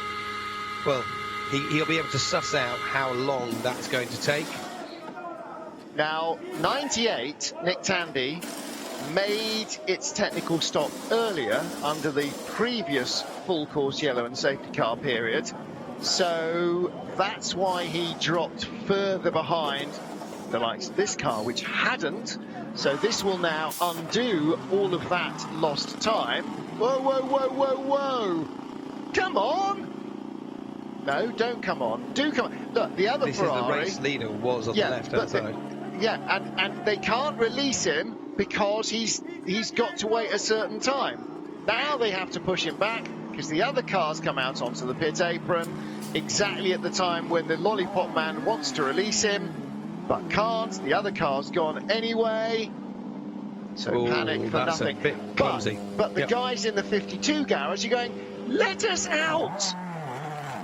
These guys had to wait another full minute at least on the pit apron, but it's a 5-minute mandatory stop. They're waiting there for a full minute, which means they don't spend 5 minutes changing the brakes. They had a minute left. Listen, 4 minutes into me doing a brake change, the kettle hasn't boiled yet. Okay, so is that a hint? Do you want me to make a couple of No, I'm just saying, in any real world, the first 5 minutes of a job, even if you've got all the tools and all the parts, it's boiling the kettle and making a cup of tea. That's ridiculous. They can change brakes on a racing car quicker than you'll make a cup of tea at home. Okay, from a racing driver's point of view, which I am, looking now at this, I've got a flatbed lorry with a car on it. Where is... Okay, so it's now indicating off. Is that going to now drop my car off at the pits? Or is it... Obviously, it's so damaged. Is it now going to drop me off? But how many more flatbed trailers and lorries are there parked at Eau Rouge ready so we can carry on again? Or is it going to dump my Lamborghini off, drive back again? That's now the thing. As a driver going around the track, I need to calculate what is going on. Well, your team will be saying we're now on lap 2 of full course yellow and they're moving the car. This will end up going to safety car. Track position is everything. And for about another 4 minutes until cars eventually cross the line, James Collado is, quote, the race leader. However, you see, now the thing is, if you're the race director, James Collado on the timing screen is shown as the race leader, except he's just spent 5 minutes stationary. So he can't actually be the race leader because that's more than a slow lap at 80 kilometers an hour. So what the race director has to do is now allow that non-lining up of information from the cars to catch up on the timing screen, so we find out who the actual race leader is, or somebody in timing will say it's Nick Tandy because he crossed the line and so is stationary and so is stationary and so else is stationary, or it's not Nick Tandy, it's Mathieu Jaminet or whoever. But until you send out the safety car to pick up the race leader, or before you send out the safety car out to pick up the race leader, you've actually got to be aware of who the race leader is, because if you choose the wrong car in 8 hours 37 minutes, you're the idiot who ruins the race. Oh, and Tandy is in the pits now then. Oh. So track position is everything, but he has given up the lead behind potentially a safety car to go into the pit lane. Now they're picking up debris, so he might be able to get through and fuel and come out in front of Dennis Lind. And a fresh set of boots, a new set of rubber. Yeah, but I'd rather have track position on older tyres with the former leader 45 cars behind me than be 45 cars behind the current leader on fresh tyres. Now, if nobody else fueled, that's one thing. There are tyres ready. The only reason I can see now that he's in is because he needed fuel. I'm not sure why you would want to. 5:23, when did he last come in? Oh, this is going to be a nightmare to try and find it, isn't it? It's going to be early in all of those pit stops. Let's have a look. So while it's being fueled, okay, the mechanics on the other side are ready with a fire extinguisher, and they earth the car as well. Clean the lights. Martin. Yeah.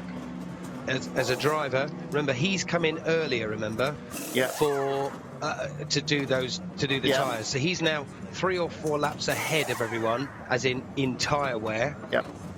When you come in, you might as well change for a new set of rubber. It's possible that he needed fuel. I can't go far back enough on the timing screens I've got to see how long ago, how many laps ago he came in. But it is possible. It was more than 20 minutes ago anyway. But so naturally, more than 25. If I came in for more fuel, I'd go, guys, stick some new tyres on. Of course you would. Yeah, absolutely. That's what I'm saying. But my question was, he might as well. He's not going to lose too much. My question was, why were they giving up track position? And I think the answer is they had to. Because of fuel. Yeah. I agree with you on that reason one. 100% agree with you. Yeah. Because this full course yellow is still going, so we know it's going to change into a safety car. So the last thing you want is to give up track position behind the safety car. So the only reason you would is because you have to. Now, maybe he only had 5 or 6 laps of fuel left. Maybe he only had 2 or 3. Maybe he only had 1 or 2. Not sure. Haven't got that information to hand. Unfortunately, Porsche people haven't started a WhatsApp group to tell us that stuff. No. I've got Nick's number in my phone, but he won't be able to answer back to me because he's in the car. He might. Well, do you know what? Following that Ferrari that he was following earlier at that pedestrian pace as a racing driver under full course yellow, it is so pedestrian. You were like going, come on, come on.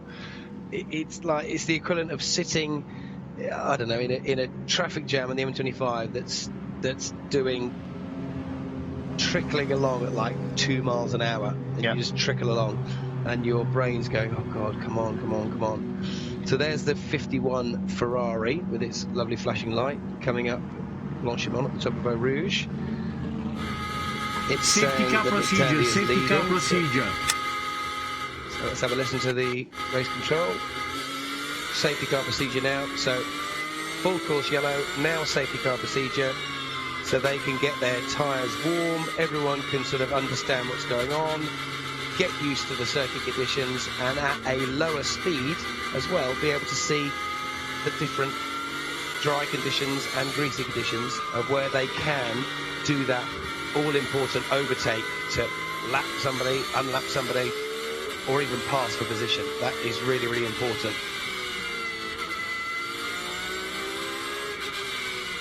So clever, I think, from Rowe's point of view. And interesting that somehow they behind the safety car stayed the race leader. So how far ahead was he that he made a full pit stop? Of course, everybody else is only doing the same speed that he was doing in the pit lane anyway. So, yeah.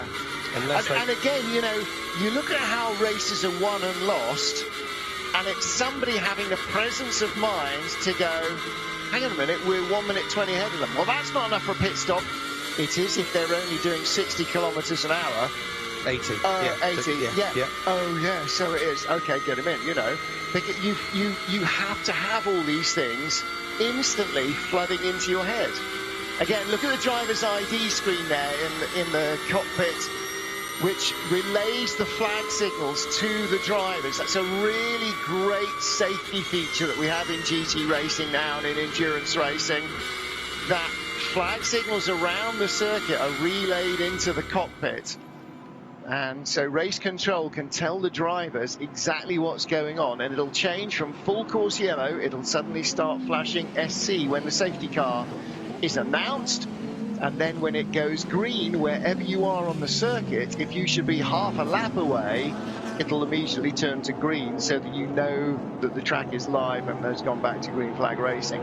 So safety car has done 1 lap. And just watching the onboard with Nick Tandy there, just he can't properly weave left right to generate. He's having to be really careful, because if he goes 1 tiny millimetre, centimetre onto that darkish greasy line, the car will just spin round. So he's got to restrict and minimise or maximise as best he can on that drive at a tarmac. So from a driver's point of view, I've been in this situation before. It is really, really tough, but you've got to be clever and you've got to use your nous and plan ahead of how you can heat your tyres up. Yep.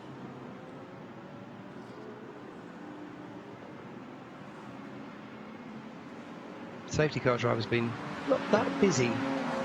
Is it? No, and, you know, and which is good. Increasingly endurance racing, full course yellows and slow zones and so on negate the need for a safety car, and the only reason that in SRO racing that you have a safety car is after a prolonged full course yellow when tyre temperatures really plummet. You want to give drivers a chance to run at better speed and get their tyre temperatures and pressures back up to somewhere near the operating range, and particularly when it's nearly November. Yeah. And all right, you know, it's not Arctic outside, but it sure ain't July. So you've got to give them every chance. Otherwise, you know, safety cars breed safety cars, cautions breed caution. Yellow flags lead to yellow flags. Looking at the silver class, we've had a driver change. McDowell is now in the lower car. Second, so that's changed. Just to give us a heads up on that. Be interesting to see what the gap is first to second, because don't forget that they were on the same lap. So it'll be very interesting to see. But we'll see it unfold once we get a couple of laps racing again. So yeah, I'll keep an eye on that.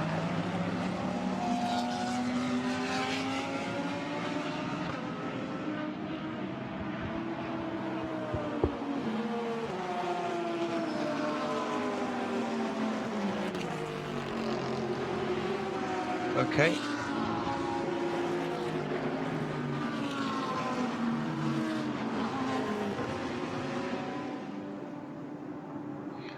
So we should.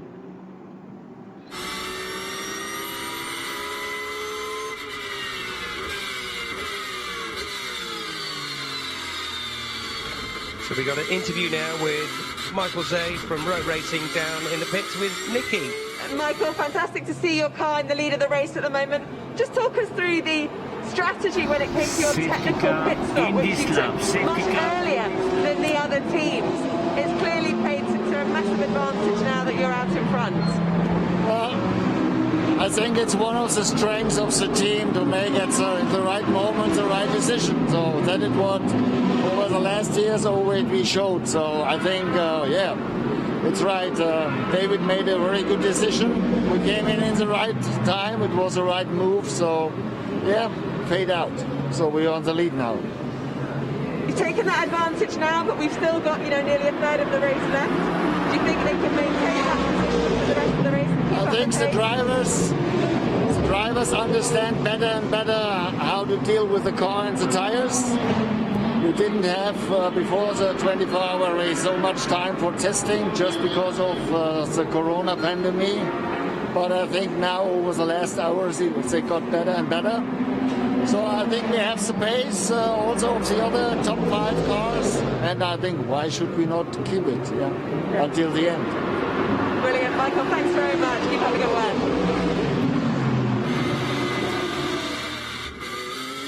There you go. A team that are on the case at the moment and have planned it all absolutely perfectly correct, with their driver lineup. They've obviously run the Porsches for a while and know what they're doing. So here we go. Safety car should be in at some point. Okay, the lights are still flashing. Oh, safety car going a little bit leery then. Nick warming his tyres up as best he possibly can behind the safety car, and we should get under racing very, very shortly, but the safety car lights are still on. So you can see why the safety car is out, because in full course yellow they're doing 80 Ks. There you can see from Nick's Speedo they're doing 180 Ks, and that, even on the straight, that rotational speed of the car and putting some more load in it through the corners and giving more speed to scrub off on the brakes and so on, that all helps build the pressure, build the temperature back into the tyres. So it makes a significant difference. It's not like they're only doing 100 Ks, they're doing 180, you know, and so it gives them a fighting chance to have some tyre temperature, because as you can see still, although the racing line is dry, offline is definitely not. Here we go. Safety car is heading to the pit lane, and Nick Tandy is giving chase, and he has got a long queue of cars behind him. But again, as we saw with the 51 Ferrari, and also he's got a there, he has a clear track ahead of him now for a good 3 laps. Best visibility, fresh tyres, full tank of fuel. This is where Rover Racing will win or lose this race. If he can get away and really establish something out front, we'll have to wait and see where everybody else is. Back to second place. Unbelievably. Look at the lead already. Look at the confidence. Enough said. Look at the lead but already. Back to second place, up snakes and ladders, is the 63 Lamborghini again. Where's that come from? Dennis Lind in second, just 1.6 seconds behind the safety car. Matt Campbell in the number 12 car that Mathieu Jaminet was driving, third overall. He's only half a second behind Dennis Lind in the Lamborghini, so we're going to see some very close battles for position overall as well as in the classes. James Collado, 7 tenths in the 51 Ferrari behind Matt Campbell in the number 12 Porsche. So there you go. That's in that little group there. You just saw the back of Collado's car. Yeah. So they're all in that little crunch group. Up to 6, Jordan Pepper in the number 3 Bentley. When did that happen? This is where all those technical stops earlier and technical stops more recently are starting to swap around again, and cars that were nowhere because they'd spent 5 minutes extra in the pit lane are now suddenly right back in it. It's all starting to unfold, isn't it? Yeah. So back on board with the Bentley. Yeah. So on board and heading down into Rivage. Or Bruxelles, as it's, in fact, that's Pit Pad. Lots of busy hands, though. You can see again, you know. Lots going on in that car. Yeah. And as I said earlier, 1 millimetre off that line, and they are in the scenery. So lots of concentration. But if I'm in that Bentley and I'm quicker than the car in front, regardless if I'm either lapping them or just about to pass them for position, it's where I do it. How can I do it? Because why should I let you pass Mr. Pepper behind me, for example, in the Bentley? It's really, really tactical stuff. Let the Ferrari go right up on the curb there. Porsche running a little bit wide at the chicane. It's all happening, and definitely more to unfold. Tandy being sort of pulled in a little bit by the Lamborghini of Dennis Lind, definitely. So Tandy not got as much of a lead as what he did have when he, went for it after the safety car came in. Right. I just thought that was a car. Car behind the barriers. No, it's just a marshal or spectator. Yeah. Exactly right. Phew, I was like, what's just happened there? What's gone on there? Yeah, Dennis Lind just a second behind Nick Tandy, and in fact that is not even a second, is it? 7 tenths faster, the Lamborghini, than the Porsche in the lead. So a big chunk. 7 tenths in motorsport is a big chunk. Now don't forget that the Porsche will go longer on fuel. It stopped just before we went to safety car and the others didn't. So Tandy's got fresh tyres on, and he's got more fuel. The Lamborghini is the second car in your shot. That is first and second with 8 hours and 21 minutes to go. And remind me which Lamborghini had the crash and brought out the safety car. It was the A20, hang on. Let me look through. Was it 129? It was 129, yes. 129, okay. I recognise 129. Yes, the green, the Rayton Racing, 129, yeah. Okay, and that car was, that was at one stage the leader, the class leader, wasn't it? Was not at one stage the silver class leader? 129? Anyway, AM class leader rather. I'm sure they were for a long while the AM class leader. There behind the GPX car, you can see the blue tail of Matt Campbell's car, James Collado right behind him. So as close as Nick Tandy and Dennis Lind are for first and second, Matt Campbell and James Collado are for third and fourth. There they are, look at that. Whoa! And the number 11 Bentley goes. Bentley going a little bit, I think, getting ousted wide. Often. Getting pushed wide, definitely being muscled out by the hungry pack, trying to get that space and get those places that are well and truly needed. Yeah, for Frank Bird in that number 11 Bentley, the Parker Racing car, 31st place. Again, for that team, it's all about finishing the race. Here we go, down the hill into Eau Rouge. The lighter Lamborghini chasing the heavier, beg your pardon, that's the Ferrari Porsche battle. So that's Collado chasing Matt Campbell. Collado pinning in some really superstar-y stints in this Ferrari, which is perhaps not a surprise. But having a really good run last time he was in the car, and he's up the inside, forces the mistake. The Porsche takes the shortcut. Oh, and the KCMG car is there as well. Now, is that Michael Christensen in the 47 KCMG car? It's several laps behind if it is. Did the Porsche give the place back? It did not. And the Fricadelli Porsche is there as well, 22. So a whole slew of Porsches. So Nick Tandy still leading from Dennis Lind. Matt Campbell still third.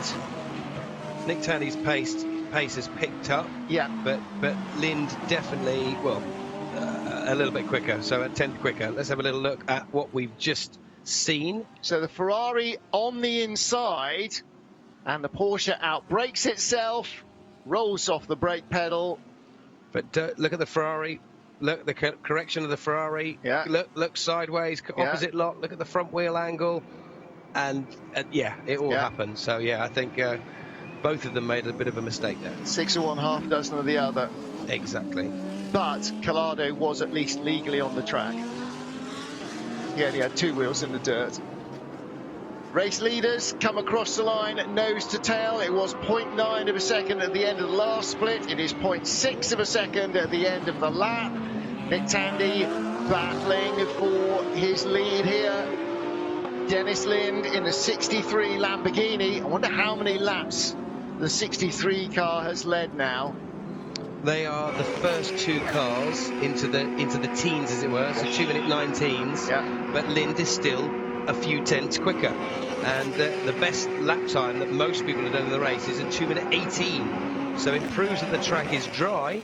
They're both on their own. They both do what they want, but it just proves how much these guys are on it, because it's dark. They're both battling, but 1 foot wrong. It's pretty tentative stuff from these two, and look what they're pulling away. They're working together, even though they're from 2 different teams, 2 different car manufacturers. They are pulling away. Well, they're not working together. The Lamborghini is sticking with the Porsche, and they're clearing off. Yeah, but absolutely. also the Lamborghini can't pass the Porsche, and Nick Tandy knows that, so he's going, right, okay, the Lamborghini's catching me here, so I'll go a little bit quicker here. So they're just watching in their mirrors and learning from each other's strengths and weaknesses to push on. As we go back on board with the number 3 Bentley, I think, with Jordan Pepper. With a little bit of traffic. Once you're in with the traffic, we can't do anything. We're stuck. Well, now, it's identifying what the traffic is in front of him. That's not the back of Mauro Engel's Mercedes. That's another Ferrari in front of him. But where is Mauro Engel's Mercedes? It can't be too far away. No, that is Mauro Engel's Mercedes. So he's only 2 tenths behind. So that's Mauro Engel in front. So that's not traffic. That's a position. That's 6th place. And again, how's Mauro Engel ended up in 6th position? Yeah, I was just looking at the same thing, thinking, how's he got there? You know, that car has been, relatively, apart from where he's outbraked himself a couple of times at the bus stop, relatively anonymous since since daylight. I don't think we've even spoken about that car since it was daylight the first couple of hours. But trying to get past, as I'm probably boring you, Martin, about this, but if I'm in this Bentley, I can't get past these guys, even though I'm quicker and just gaining on them. If I go offline one little bit, I'm just going to sail straight on. So it is whoever makes the mistake. Like, there we go. We've hit the back of the Ferrari there. It's an Audi, isn't it? That's right in front of it. So sorry, forgive me. But the Mercedes is in there somewhere. Maro Engel is only a second and a half. There's Engel. He's the first of these four. That's that sort of the first of the bronzy colour, So he's the first of that little queue, and then there's an Audi right in front of us, and that's a Porsche in front of him. And then Engel is in front of him. So Engel, now Maro's got traffic going up the hill. Does he get a clean pass? Yes, he does. Very clean pass. That's somebody going very, very slowly. That looked like the back of an Aston to me. It did, didn't it? Yeah. Yeah. And in front of us, we've gone by one car, and we followed a Porsche through. Nearly two cars. Is that car going to rejoin? Oh, it's rejoined. So that's what happened with Colado a minute ago. Oh, that's a Parker Bentley. A Parker Bentley on the left. We're offline. We've done that now, so that's good. That's the 47 KCMG Porsche in front of us. That's the car, that's the Kevin Estre, Michael Christensen car that's down in 24th place. And it's all about whoever makes the mistake, you've got to capitalise with this one little slither of dry tarmac. So in fact there was two Bentleys ahead of us, because that sort of oval set of lights, you know, the overall round oval, that was a Bentley as well. The Parker car reminded me of that. Well, that was a cracking bit of on board there, just to show whoever makes a mistake, I'm going to capitalise. Go. And you know what? There's 20 cars probably that are having laps like that right now in the middle of a pack of cars going up and down the order. You know, it's real snakes and ladders when you're in traffic. And it's not always the fastest car that goes up the ladder and the slowest car that goes down the snake. It just depends who makes the mistakes, like you said. I'm now a new fan of Jordan Pepper. I think he's really excited me on the stint that we've been commentating on. His car has been alive, excitable, hungry, and look at these two. Yep. This is brilliant. You know, Nick Tanny is just playing around, knowing that the Lamborghini cannot pass me. You can't pass me, because if you do, you're going to slide off. So I'm going to make this Porsche as wide as I possibly can, even though your lap times are always 2/10 quicker, as we ride on board with Nick now, following that light grey bit of dry tarmac up Kemble Straight. And that's the thing, it's line and length, you know, you just leave him with the corridor of uncertainty on either side, and he's going to go off, isn't he? Let's stay on board, let's just have a listen. Well, you can hear the commitment, can't you? I mean, you know, he's barely started to roll into the corner, and he's already drilling the throttle. Absolutely fully committed, and it tells you that grip levels are high. Jordan Pepper into the pits. No, that's all right. No, fuel and tyres. I don't know if he's going to be staying in or not. I was going to say, is anybody setting green sectors? And the answer is yes. Nick Tandy. Well, no. Well, Nick Tandy's just done the best lap. The last lap was the best lap. Marcos Gomez in the Hub Auto Ferrari has just set a green sector 1, and Dennis Marshall in the WRT Audi car number 19, he's just set a green sector 1 as well. And that shows again how much different the track is from an hour ago when it was streaming wet and everybody had done a full wet stint and were coming in for more wets. Yeah, so Dennis Lind his best lap was a 2-minute 18.1. These two leaders now are on a 2-minute 19.6 and 0.4 respectively, so they are nearly there. But then the best lap of the race for Dennis Lind in the Hurricane is a 2:18.1. Best lap of the race so far for the Rover Racing Porsche is a 2:19.1. So it's only half a second away from the fastest lap it's done in the entire race, whereas the Lamborghini is 1.3 seconds away from its fastest lap. So clearly when the Lamborghini was going sparklingly quickly, The Porsche was not so much. Let's have a little listen. I promise you I'm not going to say anything. Throw Rouge, Nick Tandy.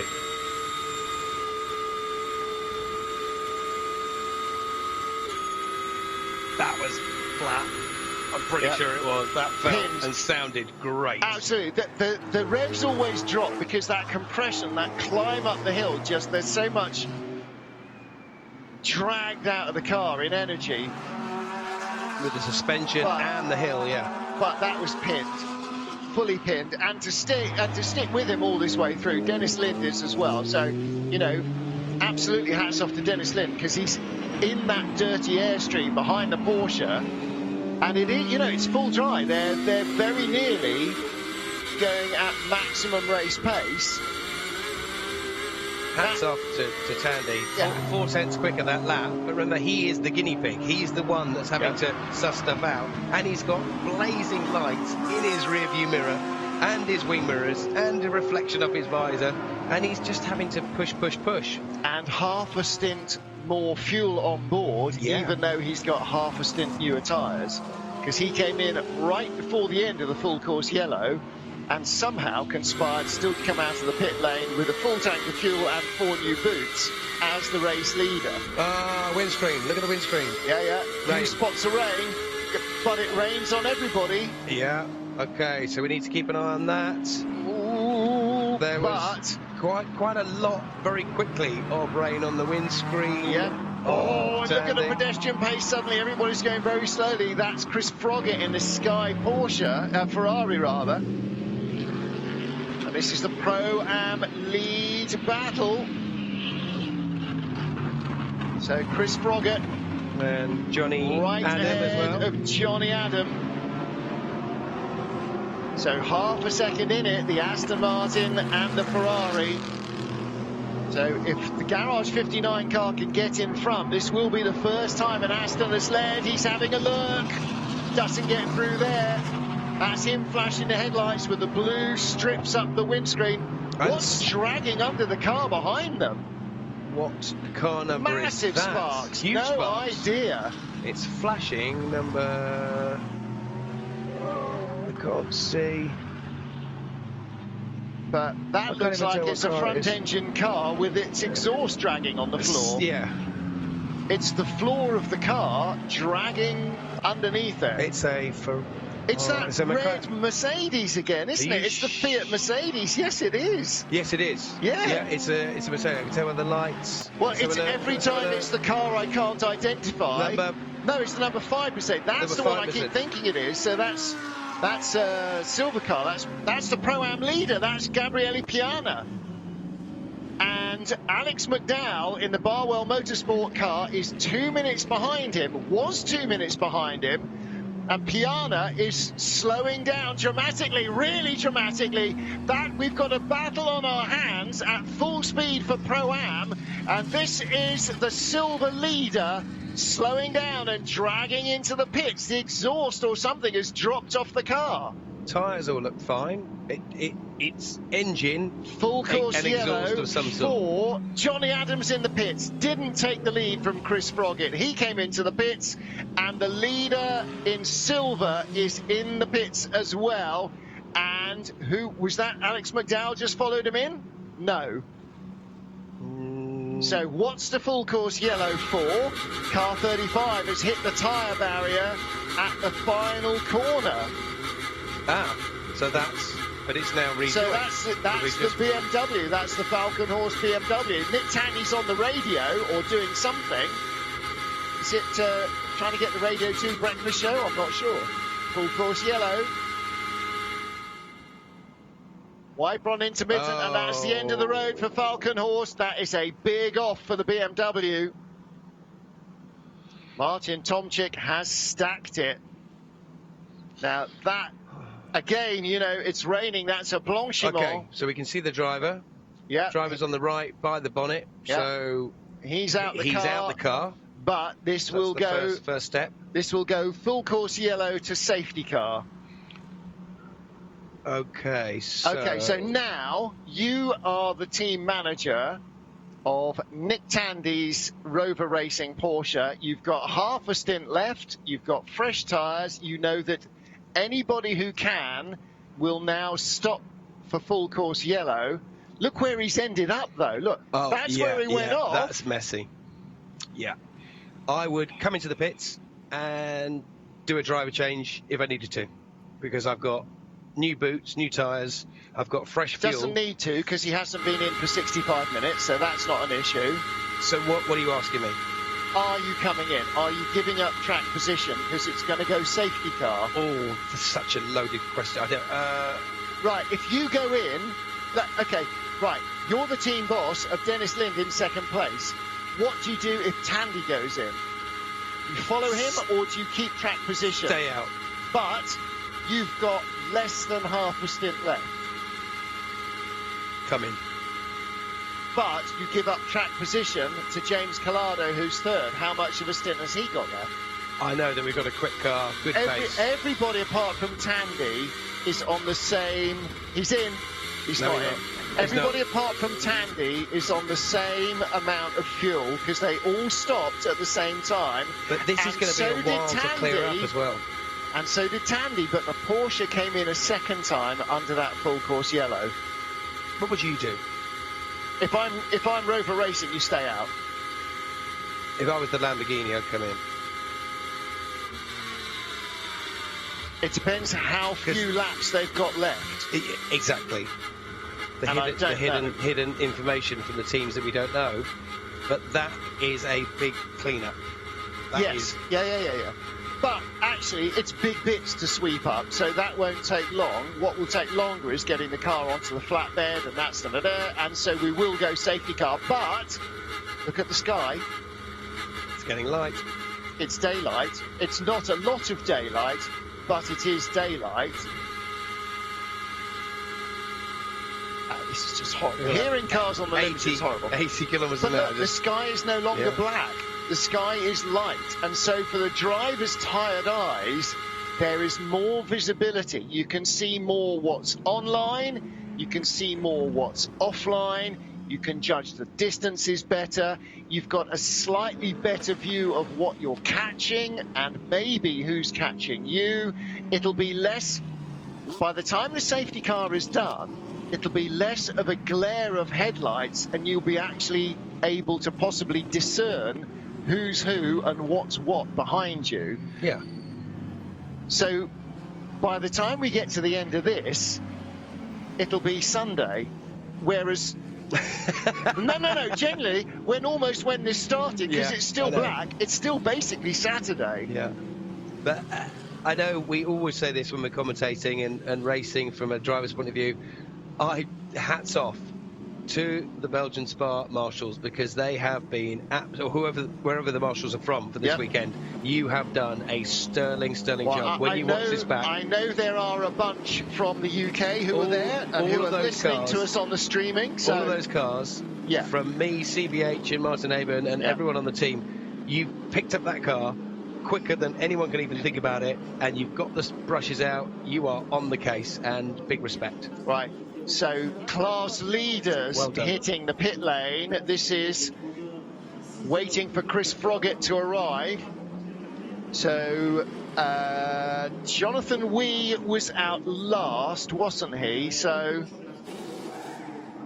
who's going to take over 93? Who does that leave us? Eddie Cheever or Giancarlo Fisichella? Well, that's not Fizzy's helmet, is it? It's got Star on it. That's Cheever, that's the Star. That's a monochrome version of his dad's helmet. Very similar to Anthony Davison's helmet as well. Yeah, very similar. Yeah. Very similar. Very similar.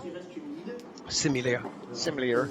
Chris Froggatt go that away. Imagine that being teammates with, like, Eddie Cheever Jr., Giancarlo Fisichella. Just how cool is that? Imagine being teammates with Chris Froggatt. Wow. Fizzy must be just all his dreams come. Okay, you're tired now. You're tired. But just, Oh, dear, oh, Lord. So that's what the roll cage looks like. Right, okay. Get the second pot of tea cut out. This is more than a one pot of tea cut job. That's a big... I've got a BMW, and I could do with that badge. How did he lose it? I mean, that's a big lose. Will we find out? I don't know. But as long as he's okay, as we know. It's hit with the nose and wiped off the other side, and then gone across. What's left of it has gone across the road. Could have been worse. Could have been other cars involved. Yep.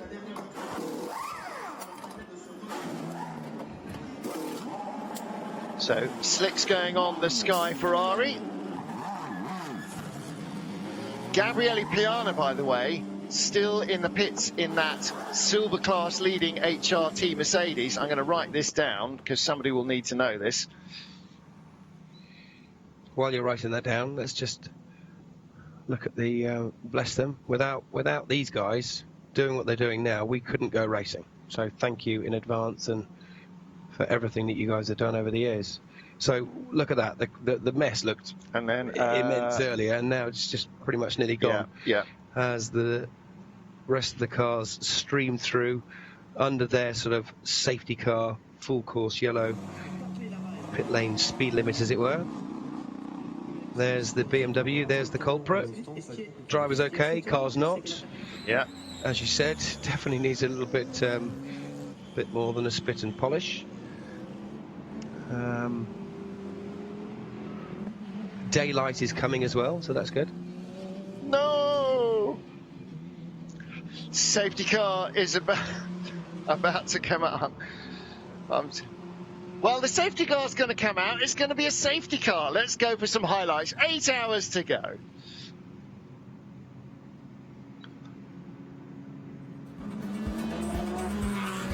Let's take a look at how we got here then as we head into the final third of the 2020 Spa 24 Hours. Saturday afternoon, 4 o'clock, a slightly later start than expected due to damp, greasy conditions, catching out support race drivers. Didn't catch out our poleman though, Raffaele Marciello, heading off the challenge of fellow front row starter Chris Mees as they headed up the hill for the first time. A relatively clean first lap. Wasn't until lap 2 that Phil Ellis got turned around, but punctures for the 55 Audi that would put it out of the race, 488 Ferrari that would delay it, and a penalty for causing that from the 21 Porsche. Safety car out for debris cleaning up the moment it went green. Gentleman driver Hiroshi Hamaguchi tanking the Lamborghini into the barriers and out of the race. Green flag racing then, and fast and frantic it was with our 56 car field into the pits for the first time. The Rover Racing Porsche. Porsche had not qualified well. The battle out front was all about the 88 Mercedes and everybody else trying to catch Raffaele Marciello. Marciello had told us before the start he was in for 3 stints. It was going to be a busy 3 hours for everybody, with far too many drivers making mistakes early on in what was still pretty decent conditions. Good battle for second. Patrick Niederhauser in the 66 Audi.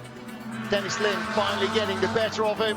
A classic Spa pass at the top of the hill at Les Combes. And still out front, the 88 Mercedes. Well, while that Mercedes had gone well in the silver class, Barwell's 78 Lamborghini led from the off.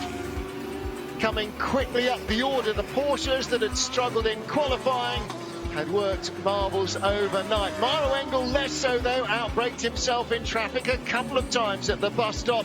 Up the snakes, down the ladders. Thomas Preining moving up to 3rd place in the number 40 GPX Porsche. Still out front into the 3rd round of stops, the 88 Mercedes.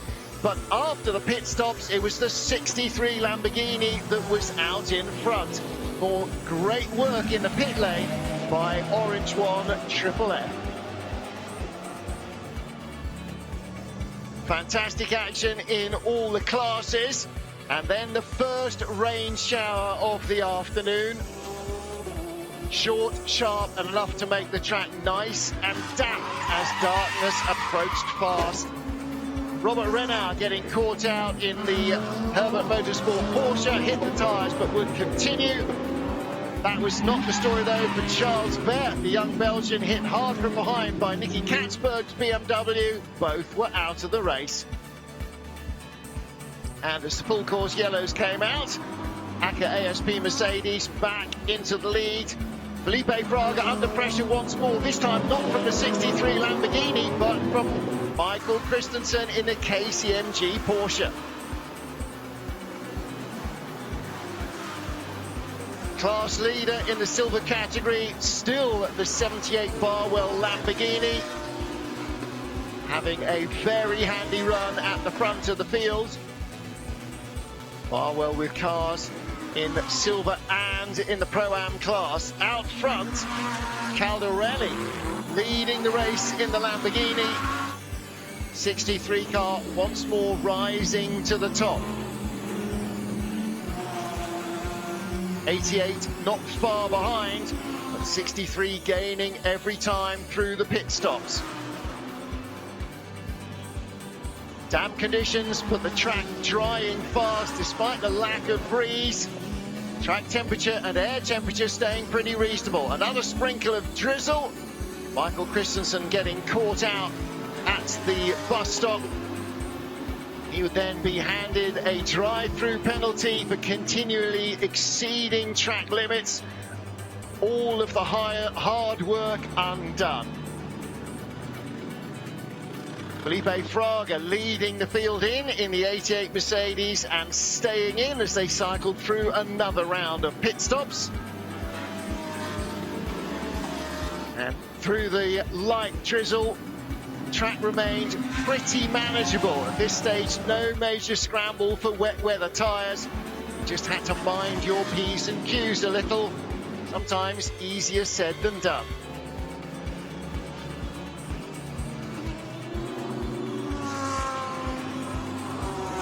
Among the classes, trouble was to strike the long-term leader in the AM category, 918, having contact from behind out on the track and creeping its way slowly round into retirement.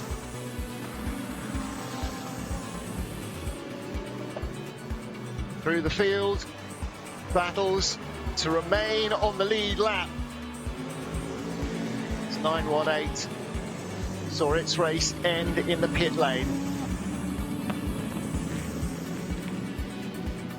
Online, relatively decent grip. Offline, precious little.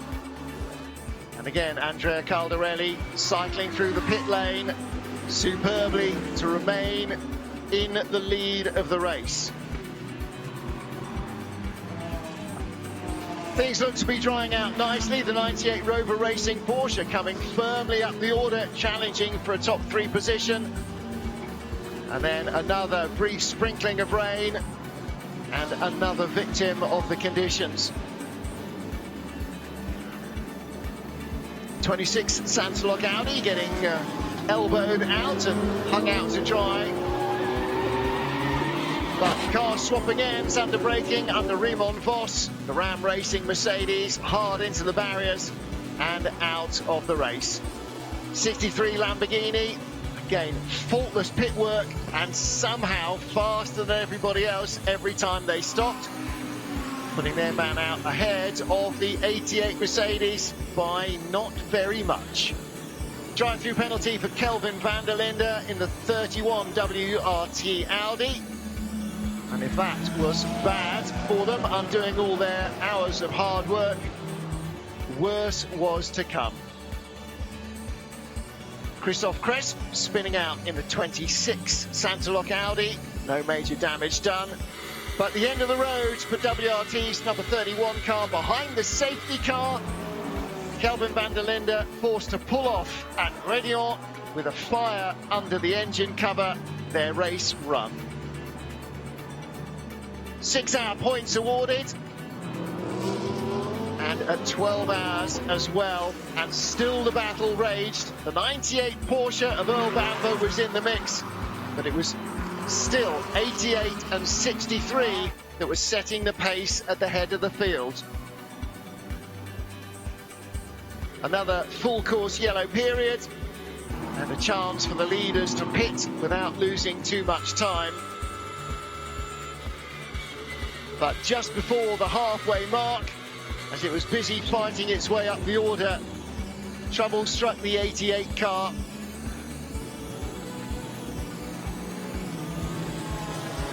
Felipe Fraga at the wheel and leading the race as the battles continued behind.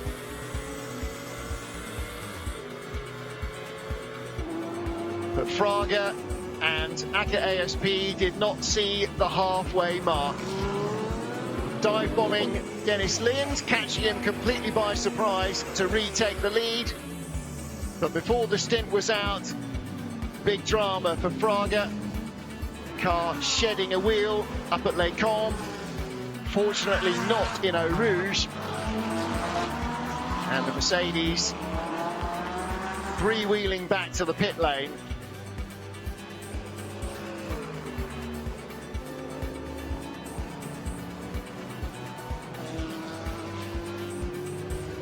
Well, that dropped them out of the race. And we have also lost the HRT Mercedes and the number 35 BMW to a huge crash for Martin Tomczyk. Safety car, lights off. Safety car, lights off. And another safety car.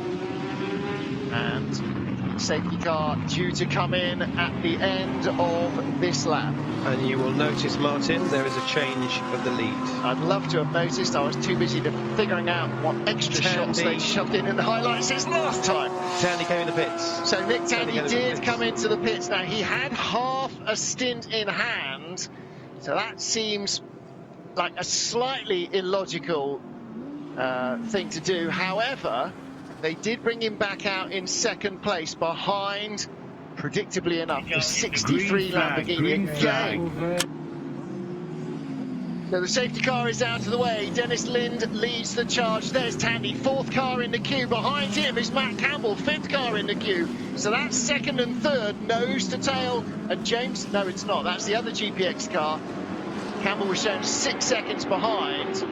But James Collado is right up Matt Campbell's chuff. So what we do know is the leader is 63, and Tanya's already through for third in that queue and trying to make a move to get by, and he does, I think, get by before they go down into Eau Rouge.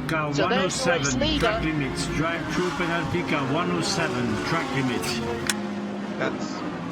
And Tandy didn't get through. So he is still the third car in the queue coming up the hill. There's the rescue crews again with their vehicles back in position, ready for racing as it resumes. Dennis Lind leads in the Lamborghini. Drive-through penalty to car 52. Drive-through penalty car 52. Speeding in the pit lane. Speeding in the pit lane.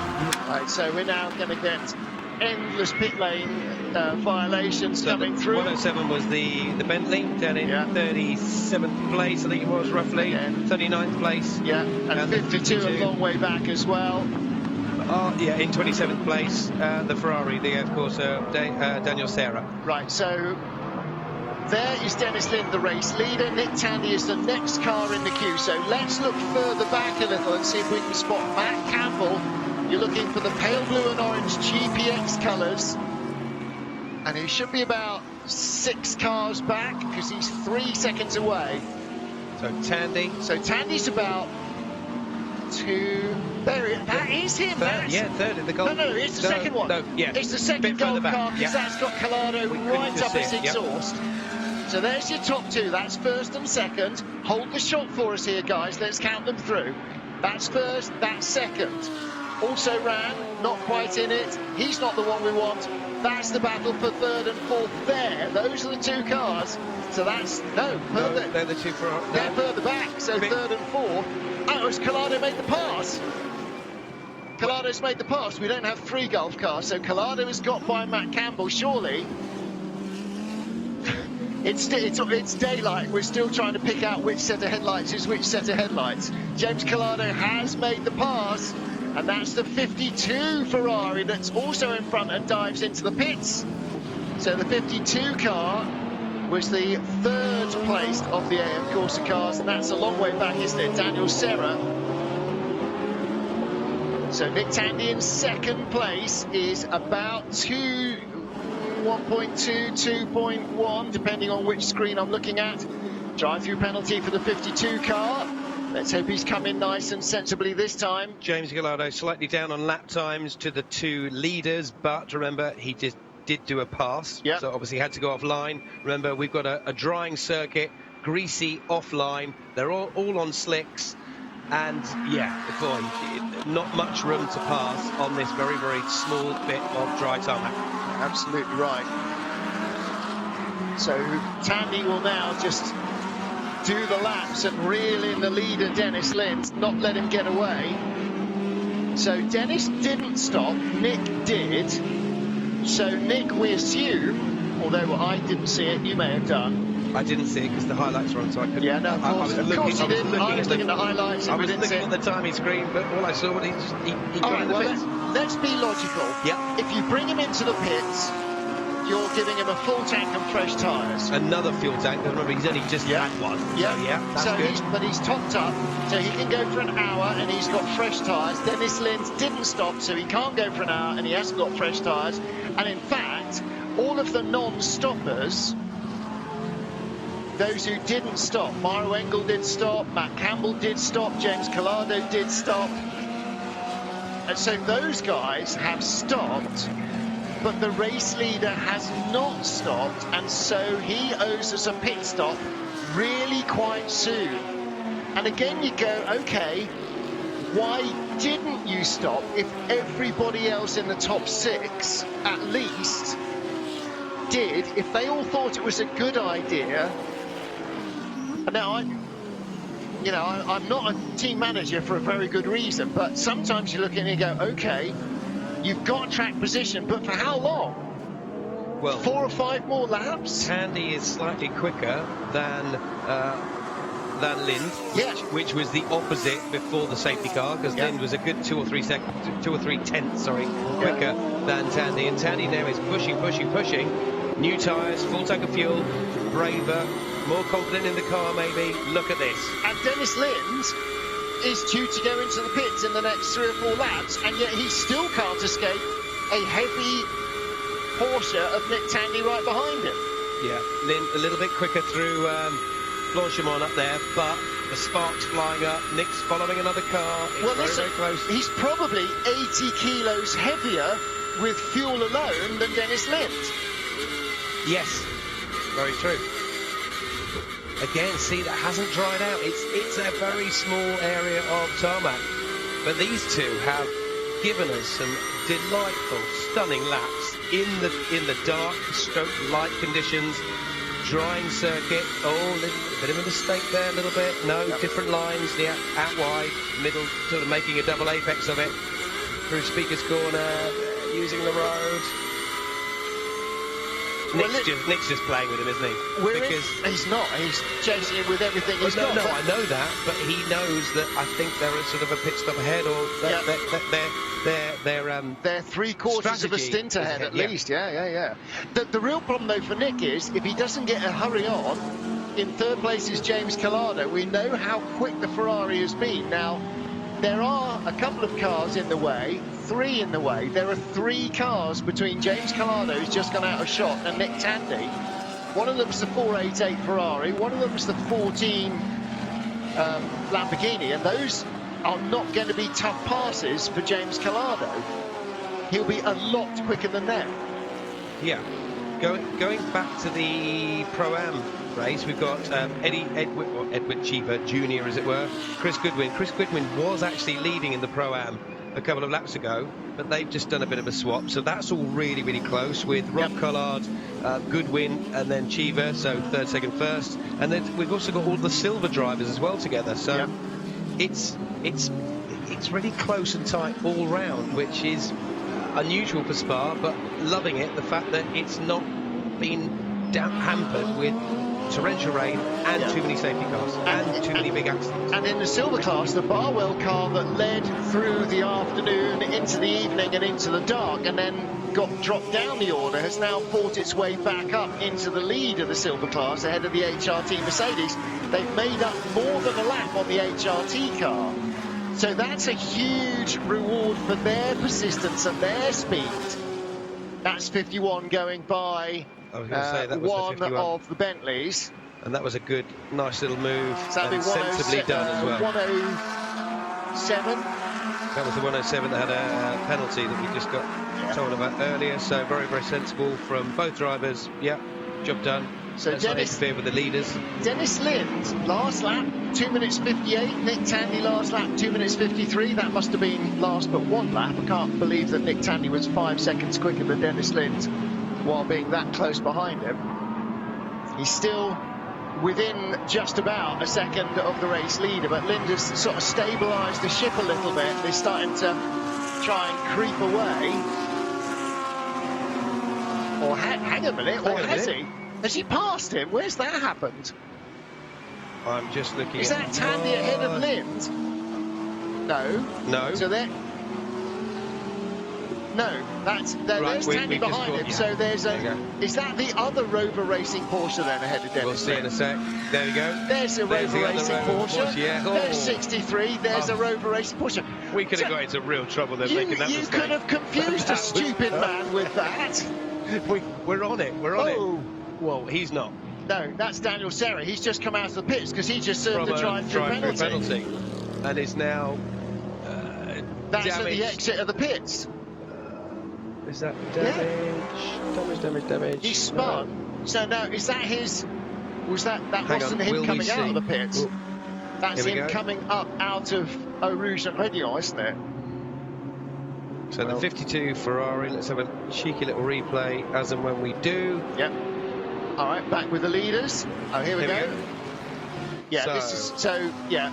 Oh, here we go. So spun at the top of Eau Rouge, Blanchimont, and any contact, I think, just kissed the front end. No, oh, no, he got away with that scot-free. Fair play so far.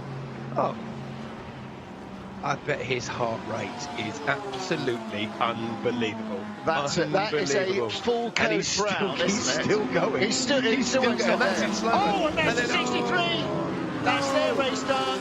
Heavily into the barriers, exactly where the Ferrari had just gone off. He went offline. The race leader is out, and we will have a full course yellow, and we will probably not need to go to safety car because Dennis Lind drives away, and again. Here we go.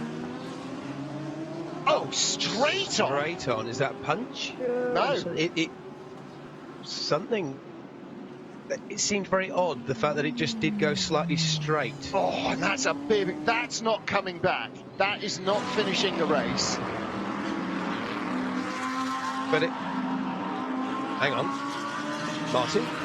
It's still moving. No, to get that back. I know it's sort of owned by Audi, but it's not an Audi. And look at all the water radiators pouring Let's hope he's not steam out. Loads of stuff over of course the he is. And of course, that's not actually water, that's coolant, which is a very, very slippery stuff. And he's going off on his own coolant. Front right suspension is locked. Yeah, he will be very lucky to go even an inch further. Orange one, Triple F, 63 is out of the race. You're making a note of all these, John Watson, because boy, the highlights are going to be very different in the next hour. As soon as John comes back into the commentary booth, it's all happening. I hope Anderson's watching this, because he needs to cut all this. Okay, on board with Nick Tandy. Talk us through this. Okay, so we're coming into Eau Rouge. Kiss the curb on the left-hand side, kiss on the right. Yes, so Lind gets a slight snap on the left rear, and it just goes, and then boom, he's now just a passenger. He's clearly okay. There we go. We can see him just limping a little bit, but he's out the car. That's good. Yeah. He's got it back to safety, but at the same time, let's hope that he hasn't put any fluids around the track unnecessarily. Let's have another look. So, Tandy upper front. Let's have a look. This is the first car to us now. There you go. Just understeers, just straight on. So I think something happened on the front. A big twitch just as he's coming out and then he's now a passenger. And the Ferrari was there, not quarter of a lap ago? Yep. That could have been big. But the Ferrari, the 52 Ferrari that we just saw, carried on and got moving again. Those are the Ferrari skid marks that he almost went straight through. So if the Ferrari had still been there. On board again with Tandy. Yeah, he gets a tank bit of a slapper. Bit of he gets a slide a big on. tank slapper. But didn't go offline. Yeah, he was just enough, I think. Yeah. I mean, it might have been that the tyre was bet. going soft or something, and you wouldn't know until you got there. But Full course yellow in 10 seconds. For the last few hours. Well, we're going to go full 5, course yellow, 4, and he's 3, 2, 1. Full course yellow now.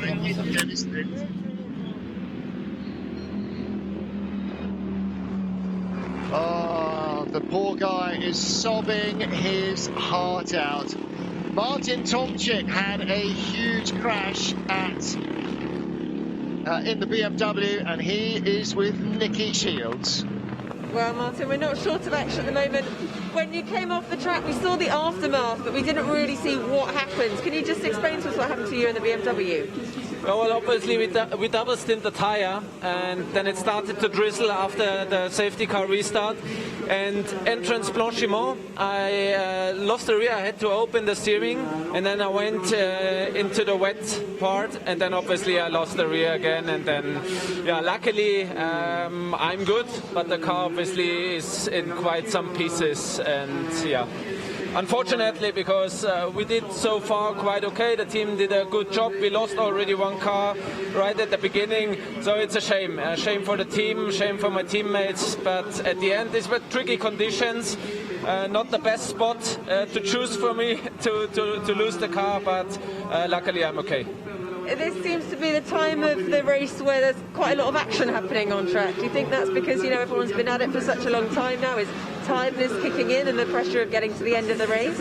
Well, it's quite tricky outside because we just have one line that's dry, all the rest is wet. So when you just come a bit outside the ideal line, you lose immediately the car, and then it starts drizzling again, it stops, it's cold. So it's very tricky, and we just saw the leading car had a crash, the Ferrari spun around. So not easy conditions, but I hope all stay safe out there. Well, Martin, good to see you're all right. Thanks for talking to us. Cheers.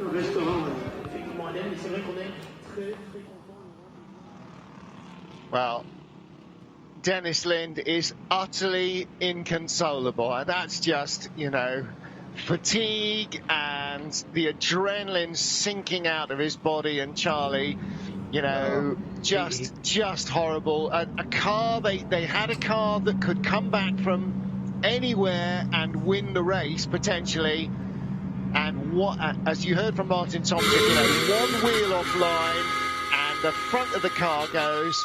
And again, look at this, Rover Racing, every opportunity. And this is classic. This is Tandy. This is classic Nürburgring 24-hour. Every time, in the pits, fuel, in the pits, fuel, in the pits, fuel. Let's maximise it. Let's make the most of it, yeah. And he can't have run more than 5 laps between fuel stops in the last hour. We've watched him do new tyres. Oh, the honour and the privilege of having new tyres as a race driver. Oh, and Nick Tandy's getting out. 3 new sets in the last few minutes. So Nick Tandy is our biggest threat. Well, we've got Gallardo, we've got Matt Campbell, we've got Maro Engel, we've got so many massively good pedigree drivers. Right, now that can still hustle this Porsche and give them a run for their money. What are the others going to do?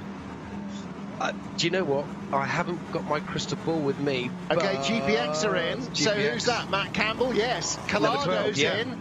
Maro Engel is in. Top 4 are in. Emil Frey bring in the Lamborghini from 9th. They're all now they're all starting. Look, we're now looking. We've got an 8-hour race, and we're 30 minutes in, 25 minutes in. We've got a safety car, but it is now fuel, tyres, track position, fuel, tyres, track position, fuel, tyres, track position. And you know, at some stage, it's daylight. It's tomorrow. We're going to have a half-decent long run without somebody binning it and bringing out another safety car. Whoa! And they want to be ready to go. Hats off to Lind. Yes, he definitely is crying in that helmet there, sat there, because of the adrenaline, the sheer buzz of driving at Spa in the dark on a dry circuit, but only one little slither of dry circuit, racing with the Porsche of Nick Tandy. I tell you what, just fair play to him. He's done a sterling job. Slight mistake or something broke on the car. My jury's still out on that one, but hats off to him. brilliant. I'm very proud. Go for it. Ferrari going to lead. With the James Collado stayed in. Yep. So James Collado stayed in. Lawrence Vantor took over from Nick Tandy. Matt Campbell has stayed in. Mauro Engel has stayed in. But I think that... Oh, there's Mauro Engel. Is that the 98 or is that 99? Was 99 in as well? Is that... Which of the Rover Racing cars is that? They're all going to have to make their way. We've already seen past Tandy the go Manitou. out. We've already seen Tandy go out. There's a safety car. We've already seen Tandy go out, I'm sure we have. Yeah, we saw him leave his pit lane. Don't forget that's a minute's driving to get out. I don't think we had necessarily seen him go out. Was 29 in. Was 99 in, rather. Let's have a look. Was 98 and 99 in? 98 Vantor was in, 99 had not stopped, so that is the only one that was in the pits. 98, that was 98, so he came out behind... 98 Tandy driver change, yeah. He came out behind Matt Campbell in the GPX car, it looked like, or it came out behind a GPX car. Okay, so this is going to be a long full course yellow, and we will head to safety car after that. To get the tyres warm. Yep.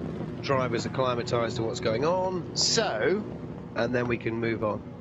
How little fuel did they all have left? Because they're all looking at that crash going, right, that's 6 laps minimum, maybe even 7 or 8 laps before we're at the end of it.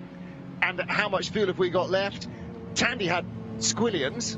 He had all the fuel that he needed. But all the others were getting right towards the end of a stint, and so they will have needed to come in. So even though some of them came in the last time, no, they didn't. They didn't come in the last time with Tandy. Tandy came in on his own, didn't he? Yes, he did, yeah. And I can't believe the fact that we've just seen that the 52 Ferrari spin, get away with absolute murder up there, and then all of a sudden our race, like, proper contender just go off. Slight mistake, but he is absolutely gutted, but glad he's okay. That is the main thing. That is the main thing. Right, this would seem to be a sensible time, since this is no longer night time, Charlie, for the night shift to end.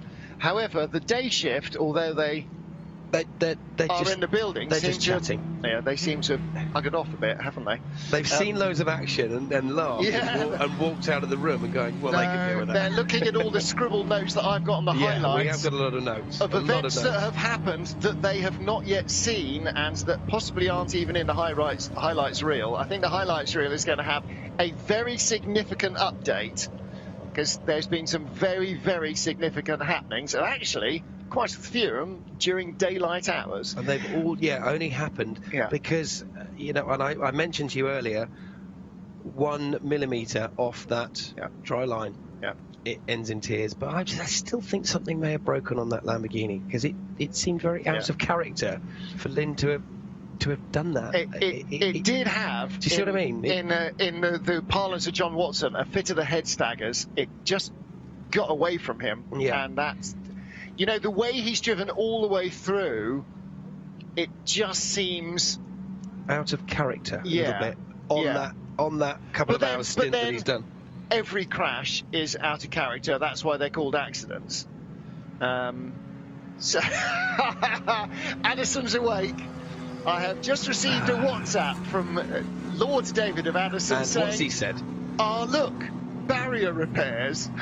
Good luck, chaps. Yeah. That's why the day shift are not taking over, because they want me to cover their barrier repairs for them. That's old traditions die hard. Good morning, David. Morning, David. Now, I don't think he's on headset yet, but he's just seen what he's woken up to, and he's having a good old chuckle. Well, the remaining Audis are in and out of the pit lane. There are a number of remaining Audis. None particularly, that's Dennis Marshall brings that car in, but none particularly well placed. Where's the, well, yeah, apart from the fact that they're first and second, obviously none of them particularly well placed. But They're only first and second because everybody else is cycling in and out of the pit lanes. In fact, Christopher Haase has come in from second place in the Sansalok number 25 Audi. That's there. That's fit. Moderately well-placed car. I say again, sterling job to the team. Yeah. Very, very quick turnaround. They've got it done. They've been safe, very, very concise, and they've just got the job done. Remember, we got the Pro-Am and the silver classes to think about as well, which is also pretty close. Look what I can see in front of me. I can see James Calado. James Calado in the, of course, the Ferrari, yeah. Oh, hang on. Oh, no, it's not. No, I can't see the stripes on the back. No, that is not him.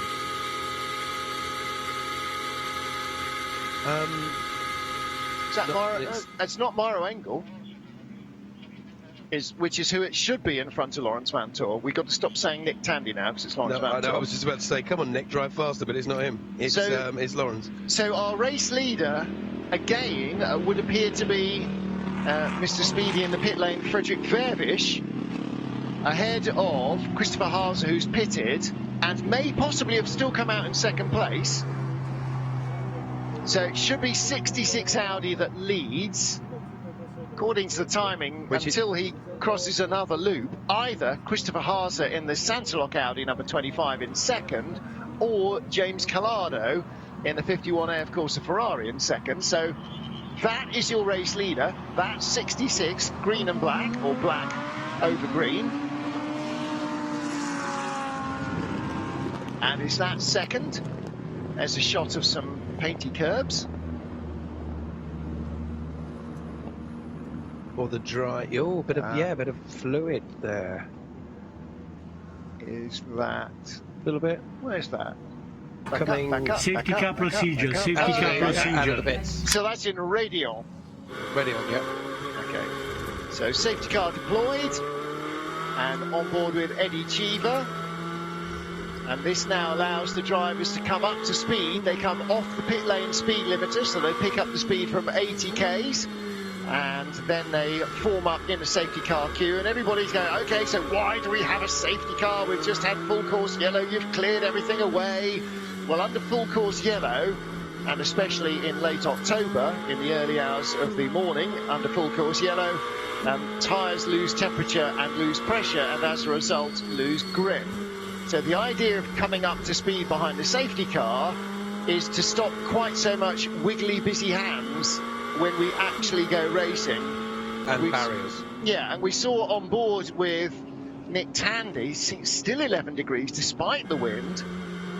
We saw when we were on board with Nick Tandy behind the last safety car that instead of doing 80 Ks, they were in fact doing 180 Ks, which, as you'll appreciate, is a significant difference. And that allows the drivers to use the speed in the corners to build heat in the tyre carcass and to build throttle against brakes to heat the brakes up, which heats the rims up, which helps heat the tyres up.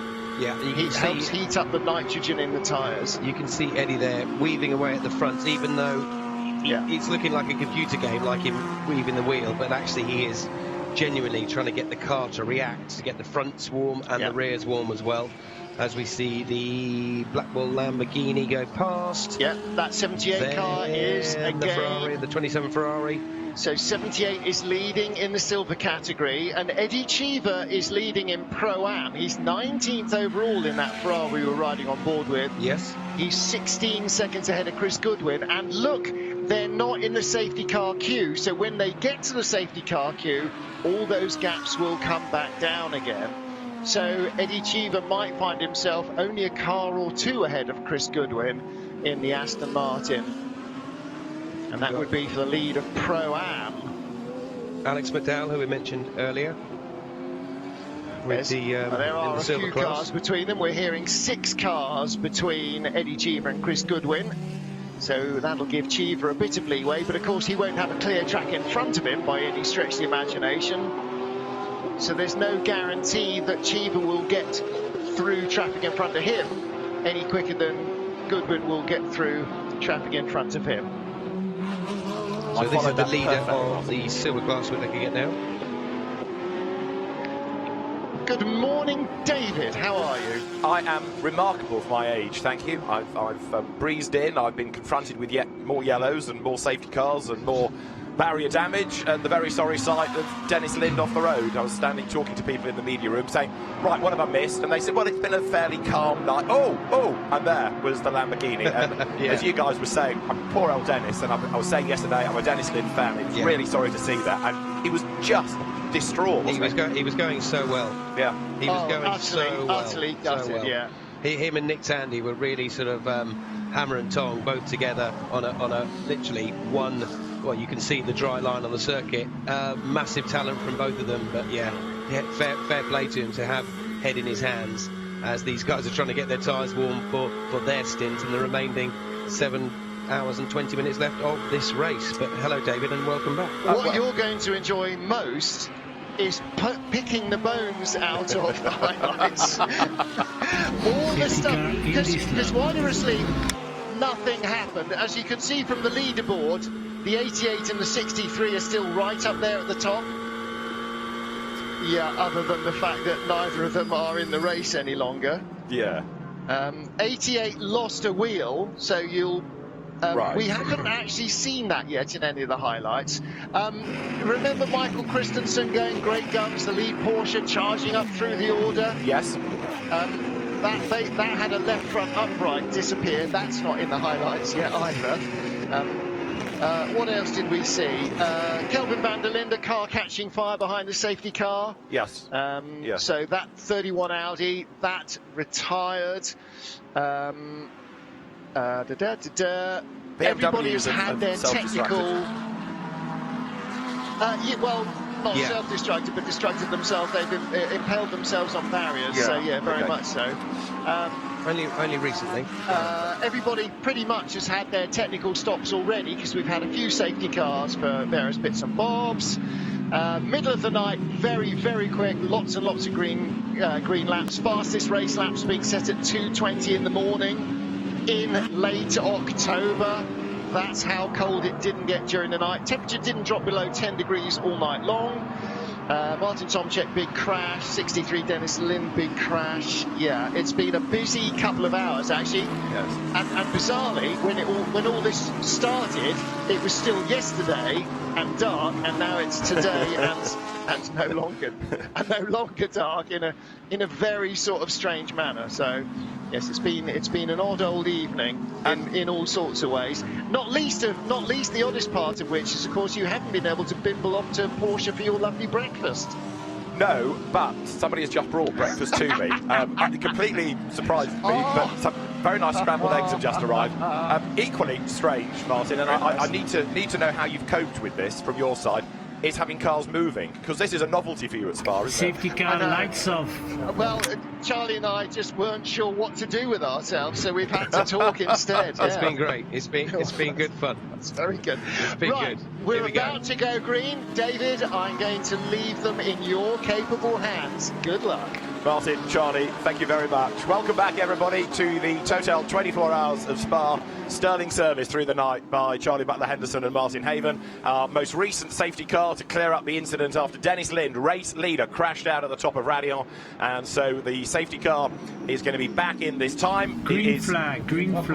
Fred Verviche, the race leader there, after the most recent round of pit stops in the green and black Audi, ahead of James Collado, 51 Ferrari. Christopher Husser's Audi is in third place, and the cars then now accelerate over the timing line. Green flag flies, and we are back racing once more at Spa. It's been an interrupted night, inevitably, with full course yellows, but we haven't thankfully had that red flag situation that we had last year, so the race has kept going, and now with, what have we got, 7 hours and change on the clock, we're back racing.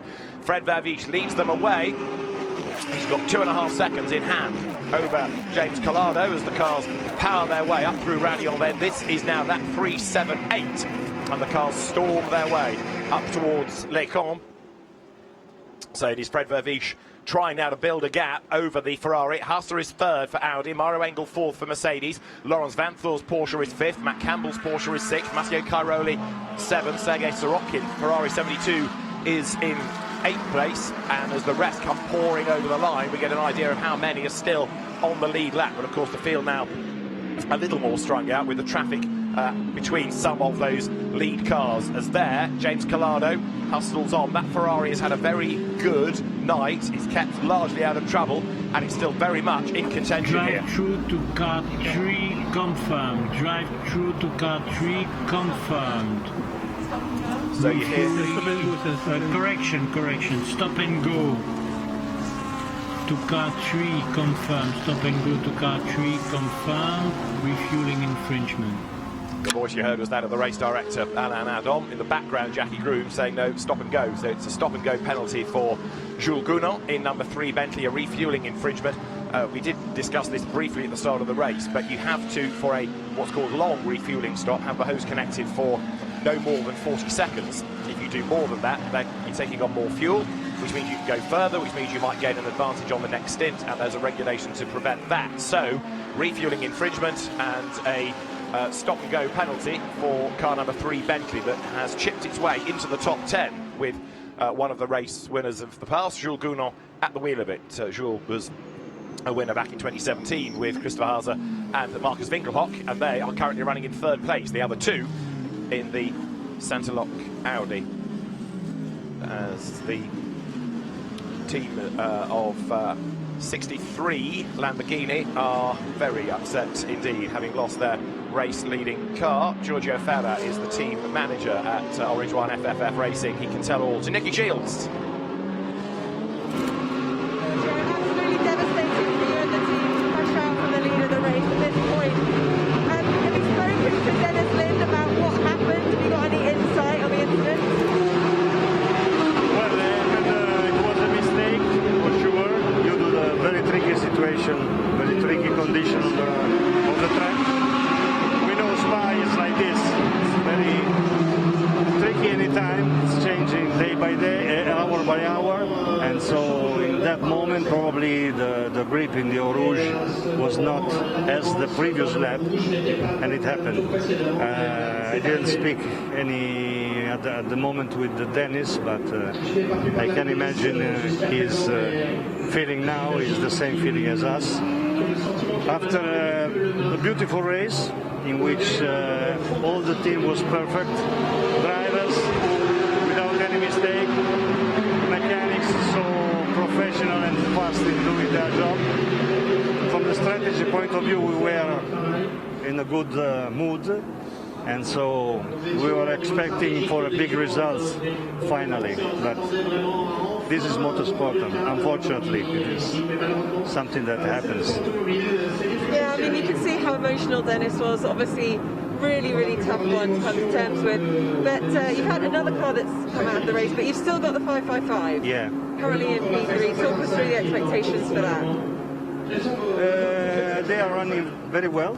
Our young drivers, silver guys. At the moment, we are fighting for the podium, and we expect to not give up because of the feeling that we have now. We keep on because this is our life. So we have to keep on and try to reach the best result, at least with that car. Exactly. Well, good luck to the team, and hopefully a podium will bring the morale back up. Thanks very much, Giorgio. So it was confirmed that it was a mistake by Dennis Lind, which doesn't make Dennis feel any better, of course, but we were wondering collectively whether it might have been a breakage that put Dennis the Menace off the circuit. The team say no, it was down to him, the grip level just catching him out going up through Eau Rouge, and Dennis Lind will take a lot of consoling after that, and he will bounce back, I'm sure. Now, Fred Verviche, race leader. Before the last round of pit stops, 98 Porsche was leading. It is now Laurens Vanthoor at the wheel, and the car is in 5th place, but about to go 4th, I think, at the expense of Mauro Engel. He looks for a way by as they drop downhill. They were side by side to Eau Rouge, but this now is for position. Mercedes versus Porsche, and the cars head up the fast Kemmel Straight out of Raidillon up towards Les Combes now. So the overnight rain hasn't been added to the circuit drying a little bit as the breeze has picked up here, so the road is getting dry. This is another reason why the guys have to be on their toes, because grip levels are constantly changing. As out of Les Combes now goes the number 4 Mercedes, Mauro Engel fending off Laurens Vanthoor. Behind them you've got Matt Campbell charging along in the GPX number 12 Porsche. So it's Audi, Ferrari, Audi, Mercedes, Porsche, Porsche, Porsche at the moment. 7th, Matteo Cairoli. Back on board with Vanthor, downhill, turn left through turn 9. Grabs a gear, plunges downhill, heading now towards Caen. But of course the safety car has brought everybody back into a line, so there's an awful lot of traffic to try to find a way through. Speed building out of Caen now, riding with Vanthor. To the Piff Path they come. You've got the number 9 Bentley going through just up the road ahead there. That was a car that of course started at the back of the grid, and Alvaro Parent at the wheel of it in 15th place now, behind the sister car number 3 of Jules Gounon that's just served its stop-go penalty for that refuelling infringement. So Vanthor here crawling all over the back of Engel. Engel's a bit stuck behind the Bentley, so he wants to get past if he can.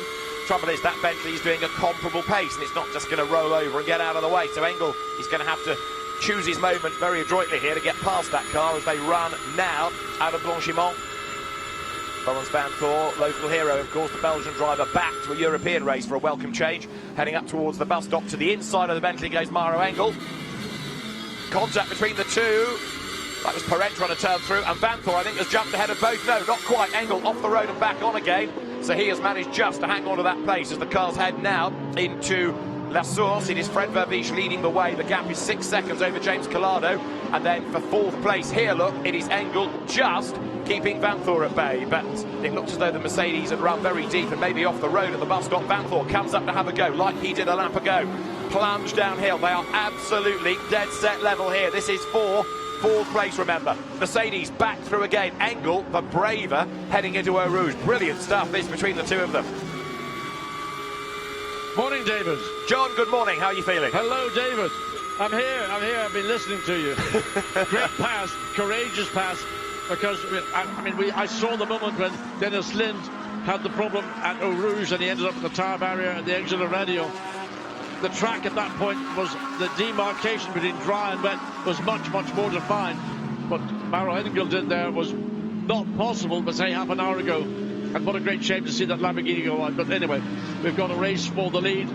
Fred Verviche, but the battle that's going on with Mauro Engel, Laurens Vanthor, the race is becoming alive right now. It's gone, what, 7 yards, we've been almost 17 and a bit hours, and it's coming alive. It is indeed, and a quick word about Dennis Lind. I mean, you and I have, for many seasons, been impressed by him, and sadly, that's perhaps the defining moment of the race. Not just that accident that he had, but that image of him sitting on the marshal's chair sobbing his heart out, because it's not just a race he's lost, it's his reputation, it's possibly his tenure within the team now that's in question. Well, I saw the incident. I wasn't sure, wasn't something beyond his control, because the car barely attempted to take the corner, and I thought maybe a tire got down or something beyond his control. Whatever it was, anyway, the car that did that long slide, it was only when it hit the tire barrier on the outside of the exit of Radio, that's when the damage was done. Up until that point, he'd sort of gotten away with it, whether it was a driver area or whether it was something beyond his control. But anyway, the impact sufficiently heavy to do a load of damage around the front of the car, and eventually he got down to the bottom of the circuit, down to the Piff Path, and that was the end of the drive. I mean, devastating for Dennis Lind, who I thought was a star all the way through the period when we were commentating last night. Some outstanding driving by the entire 63 Lamborghini team. And, look, you can't change what's happened. Dennis Lind is, for me, an outstanding driver in that particular car. Nothing that he should say that it's a mistake if it was his fault. He'll get over it. But it's a terrible responsibility when you think the team, the amount of effort that everybody has put in to this effort, that 63 car in particular. But here we are racing for 4th place. Laurens Vanthor chasing down, or trying to chase down Mauro Engel, who did that again, an outstanding, a courageous side-by-side move as they went through Eau Rouge, 2 laps ago. Can Vanthor get back on terms with the Mercedes? Well, he's certainly having a go, isn't he? And he's quicker at certain parts of the circuit. I mean, that run, we've had it, 3 laps in a row now, down towards Eau Rouge, with the cars being absolutely together. That is brilliant racing, and another car off. It is the 991 Porsche. It's at the top of Eau Rouge, and that is the Renault car, is it not? 991. It's going to be a full course yellow, I would fear, to sort this out. So yet again, the circuit bites. Daniel Aleman is the driver. Oh, big damage, John. Oh, that is a serious accident. I mean, the front of the car, the right front suspension ripped off. Basically, the bulk, all the damage is back to the front bulkhead and the rear of the car. So that has gone in extremely heavily, front and rear. And the amount of debris on the racetrack is going to take some time. I mean, there'll be a full course yellow, I would have thought, instantly. So full course yellow. 4, 3, 2, 1, full course yellow now. Another full course yellow. 991 is off the road, and the car is very badly damaged indeed. So that's another one to cross off the entry list, I'm afraid. So we're back to a full course yellow. It's got that feel of being a very stop-start kind of a morning. They're not getting many laps in right now between the interruptions, are they? No, it's unfortunate. Two big incidents at the same part of the racetrack. The Porsche certainly very heavily damaged around the front of the car, but also the back has swung round and caught the tyre bales as well. And the amount of debris that's been thrown onto the racetrack will take a certain amount of time to clear, as well as removing the car. But that's very heavily damaged around the right front and the entire front of the car. So again, whether the dry line and then the wet bit, which was beginning to dry anyway, might just have caught the Porsche out. And once it goes, and these cars are still going through Eau Rouge in these conditions at over 200 kilometers per hour, and if something goes wrong or you get caught out, you are a passenger, and at that speed, with the weight of a car, the impact, the kinetic energy is very high indeed. But the safety cell the drivers are in will attempt the driver secure. He might have a bit of a rattle around in the seats, and elbows and arms fly around, but basically the safety cell does its job.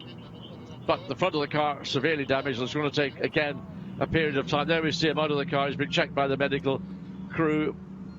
So I'm sure he does not want to go and have a look at the right front of that car.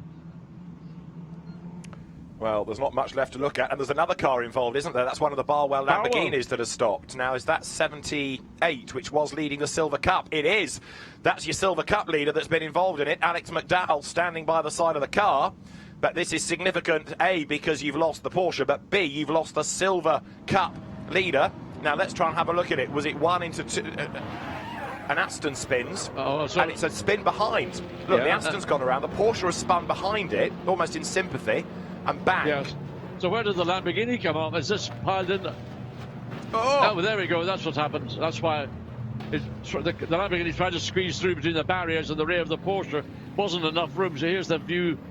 I mean, the Aston, a massive spin for the Aston. The Porsche manages to get round that. Then, I mean, we've seen this happen before at radio when a car... Well, look at the bodywork. I mean, there's so much debris in the racetrack, and then the Lamborghini tried to squeeze around between the tail of the Porsche and the tyre bales, and it just wasn't space. There was a closing gap, and that's taken the Lamborghini out as well. I know people are trying to avoid spinning cars, and it's a gamble as to which way to go, but that Lamborghini was not on the racetrack, was it? It was on the part of the circuit, or, if you like, not the part of the circuit that is being policed for track limits. Had it been on the road, it would have been the other side of the accident. Now, I know it's all in a split second, it's very hard to judge, but that is an example of why the track limits element at that part of the track are looked at so carefully. It is.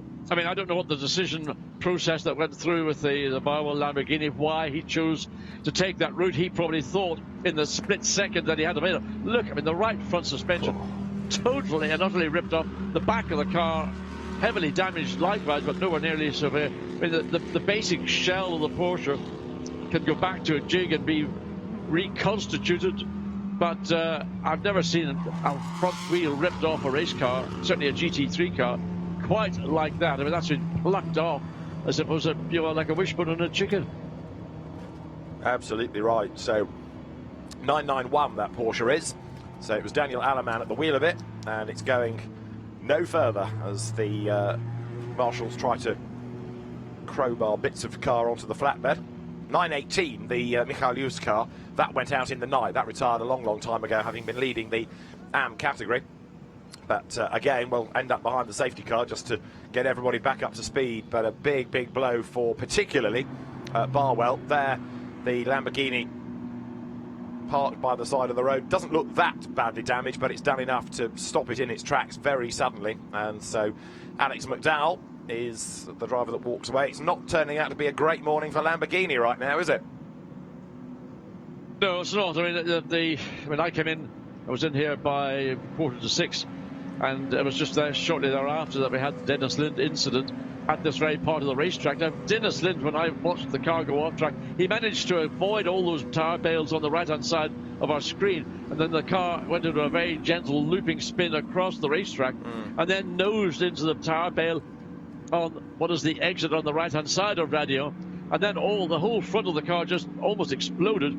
And Lind tried once again and see, here's the Aston losing it. Now, why that happened, and the Fricatelli Porsche managers, it did the same thing as the Lamborghini. Now watch because the Porsche just rolling back, and of course there's a closing gap. There's nothing. Once McDowell was committed to doing what he did, which at the time he decided to do it, probably there was a sufficient gap. But the Porsche then started to roll back, and the judgment was just, there he goes, no space. Right front, right rear of the Lamborghini. And is that what plucked the wheel off the Porsche, actually? I think it might well be. I think you're right. A lot of debris on the road to attend to. So there we have full course yellow. We've got very disappointed drivers. We've got the recovery vehicles and the track sweepers on track. And it means that we are going to have a few minutes more interrupted yellow flag running here at Spa. The race now with 7 hours to go.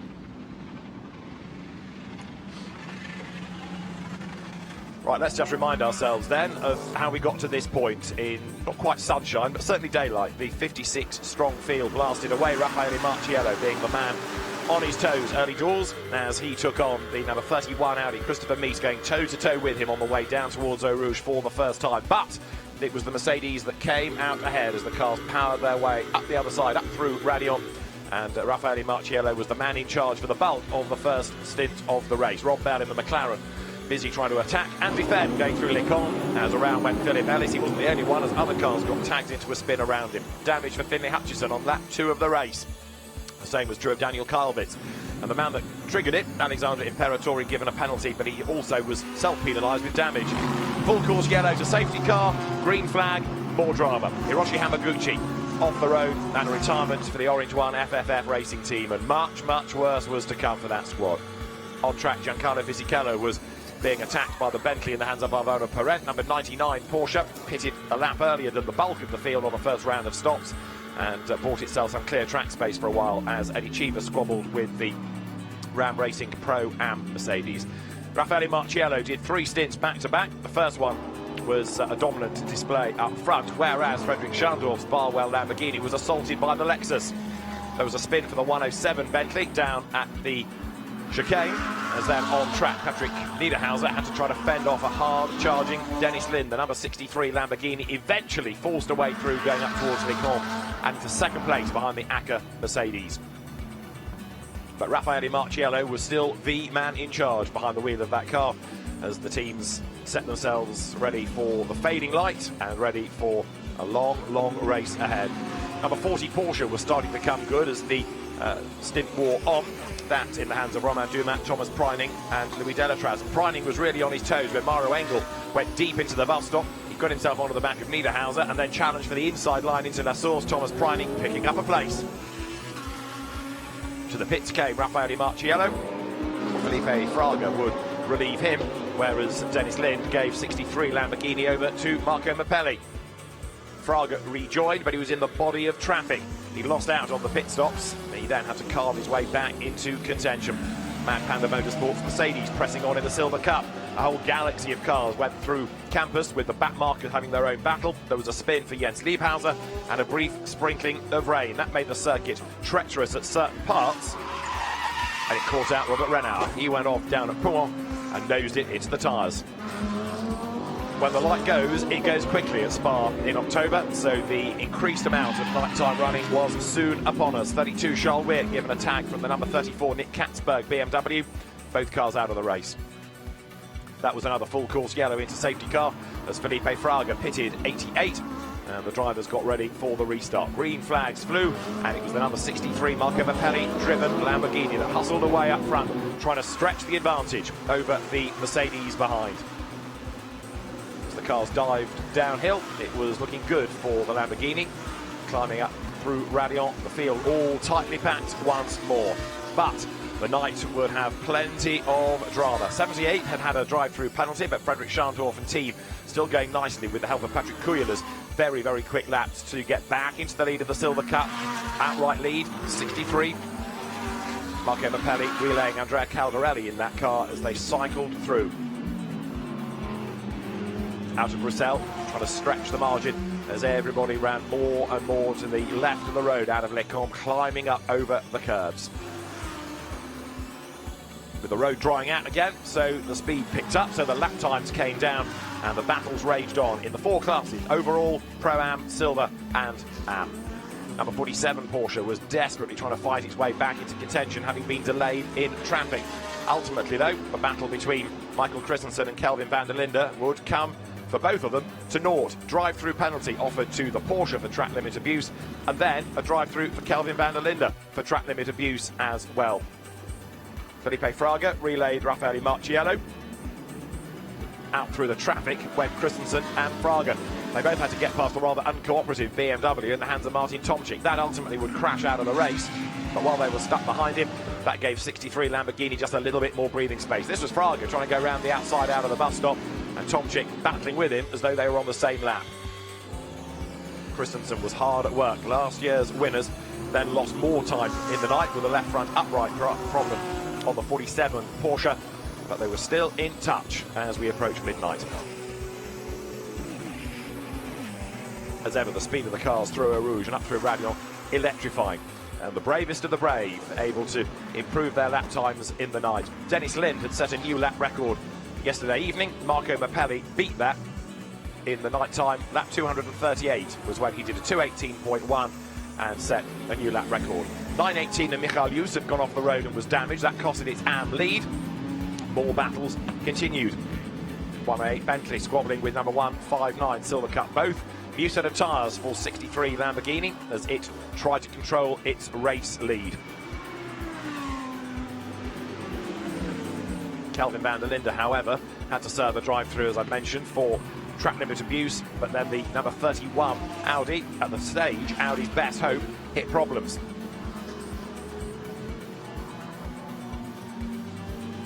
As the headlights pierced the darkness, the race leader trying to establish clear track space, and another car working its way into contention, the 51 Ferrari in the hands of James Collado. Audi 26 getting out of the way of the quicker cars. That would have a spin at the pit path and ultimately crash out, retiring from the race with Christophe Crest at the wheel, and so too a retirement was Raymond Vos. He got it wrong going into La Source. A lot of front damage put pay to him. Number 63 Lamborghini going like clockwork through the night. Another set of tyres, another pit stop safely done, and the car blasting back out into the race. Tibor Boguslavski never got into 88, sadly. Raffaele Marciello and Felipe Fraga commandeering that car until it retired with damage, which caused the brakes to go and also a front wheel to part company. 88 will be out before dawn. That was the first drama for Audi 26. Christophe Crest getting it wrong down at the pit path. He was able to rejoin, but not for long. And then we had the full course yellow period, the safety car out yet again, so 88 back into the lead, lost its advantage. Kelvin van der Linde had a drive problem. The car stopped coming out of Radion, and a big kick for WRT, one of the favoured cars, one of the fancied front runners out of the race. The car going no further, and that meant that the lead battle would go back towards Mercedes versus Lamborghini. Andrea Caldarelli hustling on, trying to find a way up past Raffaele Marciello, off the road and back on again. Another full course yellow triggered by 1-1-1. Jens Liebhauser off the road again. Marciello pitted, rejoined, and the battle between him and Caldarelli would continue into darkness. On board the Mercedes, Marciello diving through on the inside of the Porsche. That put the car back into the lead on the road as 47, trying to recover after its earlier drive-through, scrabbled its way out of the chicane and gained places. Honda number 29 was going very strongly as well, and the sole representation currently in the top 10. Up over the line with the wipers on and the rain just spitting once more. 88 Mercedes, Raffaele Marciello in charge, but Caldarelli was all over it like a rash. The Lamborghini looking for a way by as they drop downhill once more through Radion. the teams thinking about where the cars were at the 6 and 12 hour mark for points, and that's why 88 relayed its quicker drivers of Fraga and Marciello. Boguslavski, though, never actually got to race the car. More battles raged on out on track, including number 3 Bentley darting up past the 12 GPX Porsche. Speaker's Corner, apart from Hamaguchi's early accident, had been relatively calm. Other parts of the circuit rather less so, as the officials were oh so busy right the way through the night. Marciello out, Fraga back in to number 88. The Mercedes turning its way out of Bruxelles, still squabbling for the race lead.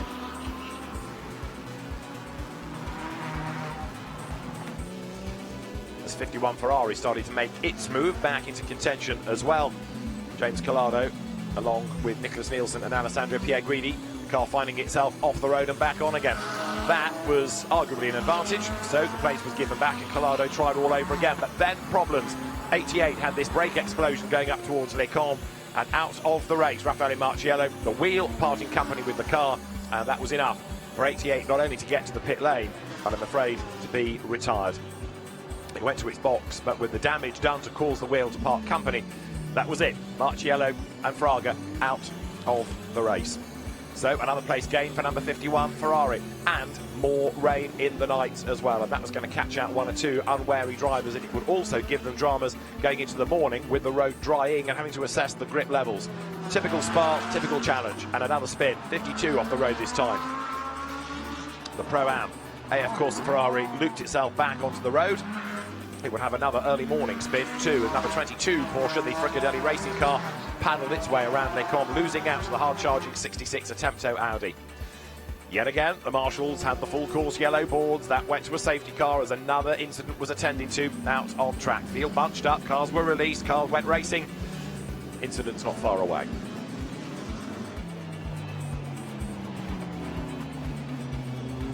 James Collado's Ferrari, however, still looking very competitive. Dennis Lind versus the 66 Audi. Fred Vavish had been good behind the wheel of that in his stint. So there was still a lot to shake out of the lead battle. Lamborghini versus Audi once more, with the cars plunged downhill. And Attempto now carrying the hopes of Audi, with WRT having really hit problems with its lead car. Porsche battle was raging on too. Number 54 for Dynamic versus 47. 54 pitted, the KCMG car carried on.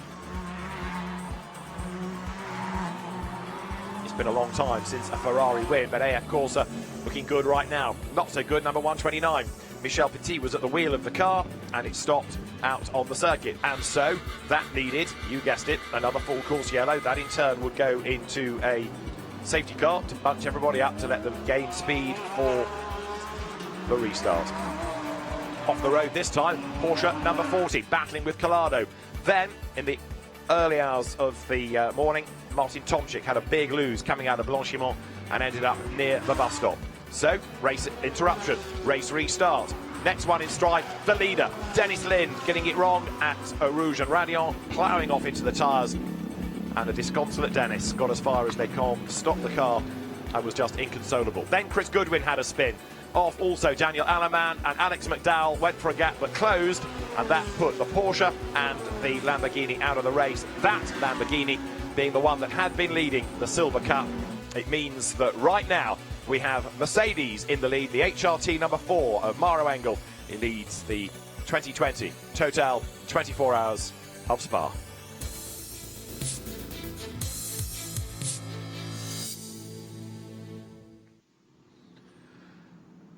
Morning, everyone. It is a race with just over 6 3/4 hours to go. We're about to go safety car. The incident cleared up under full course yellow conditions. The safety car is there. I know I keep banging on about it, but I'll make the point again. It is so that the cars can go quicker under the safety car than the regulation full course yellow speed. That brings the tyres up to temperature.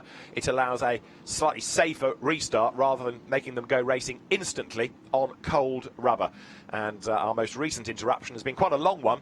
While cars have been retrieved, track has been swept, barriers have been attended to, and as I say, 6 3/4 hours of the race remain. But that was a Chris Goodwin spin, John Watson, that we weren't really anticipating. He got away with it, and it caused drama for plenty behind. I don't think Chris Goodwin was anticipating it either, just the back of the arse, and broke away, the car spun up over radio, and then behind, it all went crazy. The Porsche had that contact to the barrier, then it was Alex McDowell and the Lamborghini trying to squeeze between the Porsche and the barrier that set off even further car damage, let alone damage to the barriers. The time it takes to get the racetrack back into a condition to release these cars to race safely is imperative. But what to me is interesting, David, looking down the top 10 is the fact the top 8 cars, well, it will be by the time they all filter through.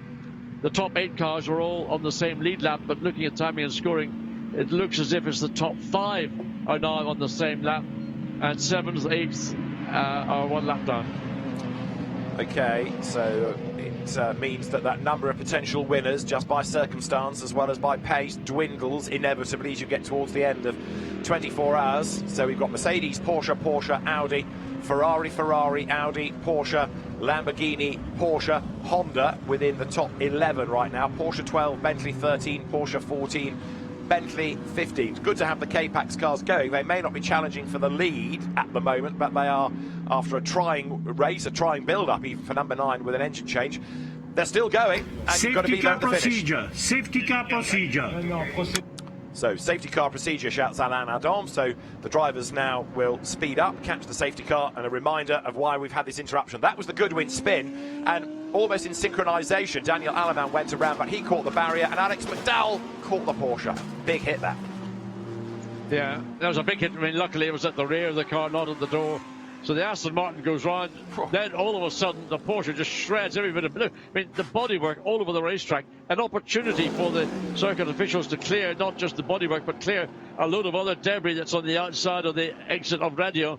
So I hope that's partly why it's taken this time to get the race back to green flag conditions. There's no rush. We've got 6 hours and 44 plus minutes to get that car, those 2 cars removed to safety, get all the rubbish that was deposited up at the top. And on the way Bentley, it's again Bentley suffering front end damage. We've seen this fundamentally all the way through this season. These cars appear to be, I don't know why, so vulnerable at the front, either the left or the front right, as they run down into Bruxelles. So that, of course, that car 108, way down in terms of overall. That's down in 36th position. Clement Mathieu. But it does lead the AM Cup. Clement Mathieu, Romano Ricci, Stefan Tribodini and Stefan Lemeray, and Romano Ricci, the heir to the perfume empire. Juliet has a gun, we were discussing, because that's one of the backers of that car the other night, and it is a fragrance, which I'm sure you all knew, but John and I, not being regular wearers of perfume, weren't totally sure of that. No, I thought it was a French I can't even say it, man. Existential. That's exactly a French movie. But apparently it is actually a perfume, not a cologne, a perfume. Yeah. So it's an unusual name for a brand of perfume with, but no doubt it'll appeal to the market. Well, indeed, yes, I must look out for that. I normally just buy bleach, but we'll see whether that's any better. Jonathan Hui is the man that leads in Pro-Am right now for Sky Tempesta Racing. That car's gone like clockwork, hasn't it? Fine wood to touch. I've probably jinxed it now saying that, but that's gone really strongly. Race long, John. It has. I think there were a couple of moments where Jonathan Hui found himself in difficulty, but fundamentally the car is still running. 18th position, and that is the lead Pro-Am car, as you mentioned. Maxime Martin incident is the next involving up. 78 188 918 in the Rédillon. No investigation necessary. So that incident doesn't need to be looked at. It was just one of those things. I think that's right, isn't it? You know, you are confronted with spinning cars. What do you do? Well, I don't think you create a problem, or there isn't a problem in the first place. It was quite simply triggered by Chris Goodwin losing Aston Martin, and then what happened behind the Porsche just reacted, and the consequence was he got drawn into the barrier, bounced off the barrier, into the racetrack, then started to roll back, and of course the Lamborghini following Alex McDowell thought he saw a gap, but when he didn't realise it was a closing gap, and by the time he got level with the Porsche, he was into the tire bales on the left side, hit the back right side of the Porsche, and that took out that Barbara Lamborghini. You know, it's we might say, why did he go to the left of the Porsche? But again, when you're travelling at the speed these cars are, and the amount of warning and notice, all he could see was bodywork probably flying across the middle of radio. He wanted to avoid that, so he took the gap that was there when he made the judgment. But once he was committed, the gap closed to the point where by the time he got to the Porsche, it was a collision between the Lamborghini and the Porsche. You know, it's easy to sit back and watch these things and broadcast and try to analyse it, but you have to put yourself in the driving seat. And Alex McDowell made a decision. He stuck with it. He couldn't change it. There's nothing he could do. He was committed, and the outcome was, well, we've seen it now a number of times on replay.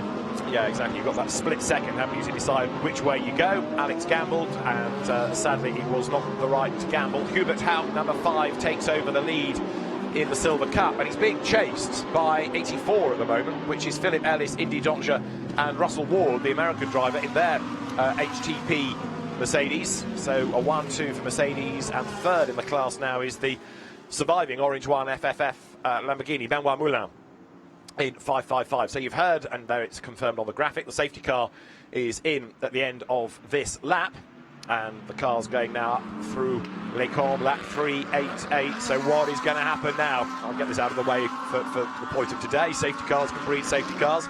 So you've got Mercedes up front, and everybody now heading towards the business end of the race with only 6 hours and 40 minutes on the clock. I know that's more than 2 normal Endurance Cup rounds glued together, but even so, there's relatively little time left in the race. This is where you don't need problems. This is where you now need to start to push on and try to gain back places.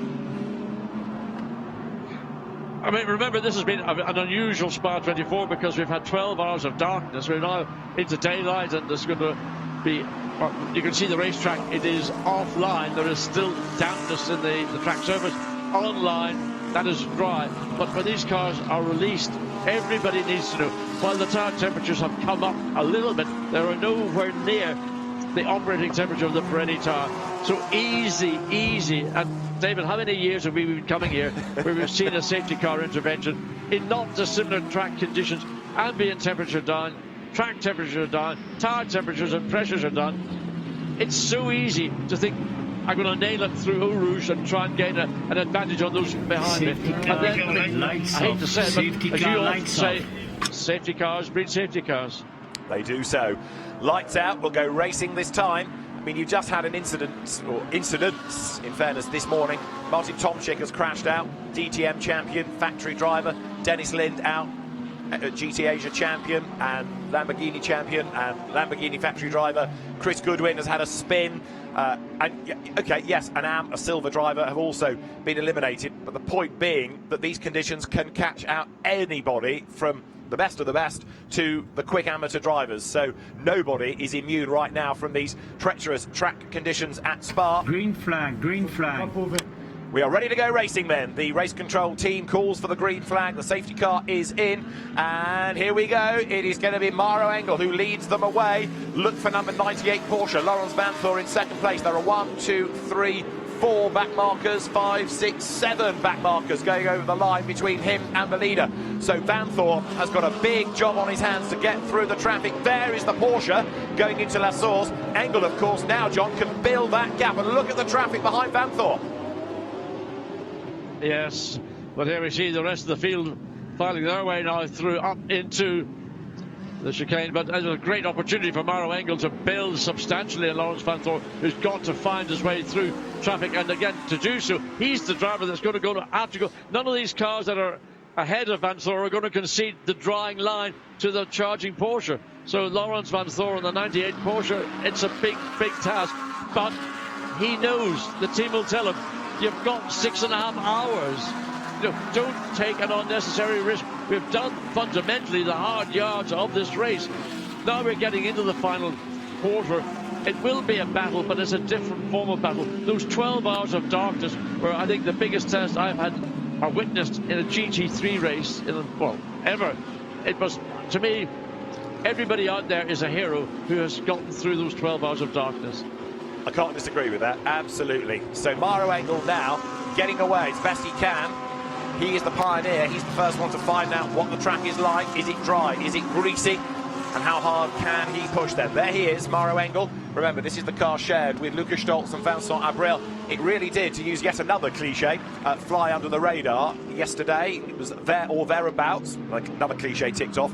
But here, it is at the front and looking very strong indeed. And the Haupt Racing team, which has really grown out of Black Falcon under the guidance of Sean Breslin, Hubert Haupt's team.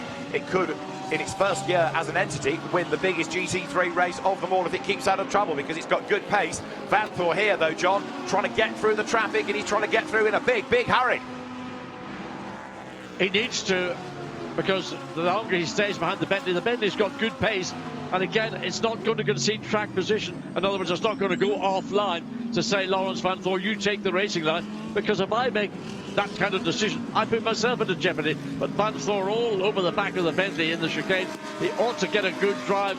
The Bentley runs slightly wider on the exit of the chicane. Now Vanthoor's going to cut back to the right as they come up into the source. He ought to be able to dive down. He's got a reasonably dry. He's on the dry bit of the track, so the Bentley, in a sense, has pulled off the throttle just a little bit earlier to let Lawrence Vanthoor go through. So Lawrence Vanthoor up through the traffic. The lead gap now 7.3 seconds. Engel to Vanthoor, and another full course yellow is coming. There's another full course yellow due in 20 seconds according to the timing screen. There's a yellow in sector 3, so we will possibly hear from the race director imminently, but we've got yet another full course yellow. Start, stop, start, stop. The full course yellow is coming, and it's called for. The cars are slowing. Full course yellow conditions once more.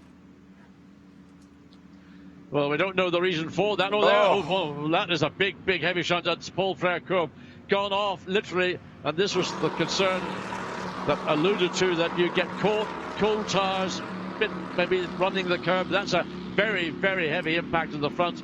Need to see it. It's hard to identify that car from what is remaining. But the front of the car clearly has gone into the tire wall heavily and at high speed. So let's see if we get a glimpse. Try to work out which car that might be. It's 52. It's Louis Machiels, which is the red AF Corsa Pro-Am entry. I'm just looking at the tracking map, and the little blob with the car number for 52 is not moving from that section. So I fear it is 52 Louis Machiels. There wasn't much car left to identify it from. I think I did see the driver getting out and walking away, but that was a big hit, wasn't it? Yeah, well, there you can see, I mean, the front of the car, I mean, what's left of it, the rear of the car, what's left of that as well. So it's just gone off, literally, as they've come out of what are called campus as a run into Paul Frere curb. I don't know whether those are tire marks you can see in the gravel just before the car. Maybe just got onto the curb and the car snapped back, as is often the case. You know, the curbs are still wet, the tires are not up to temperature.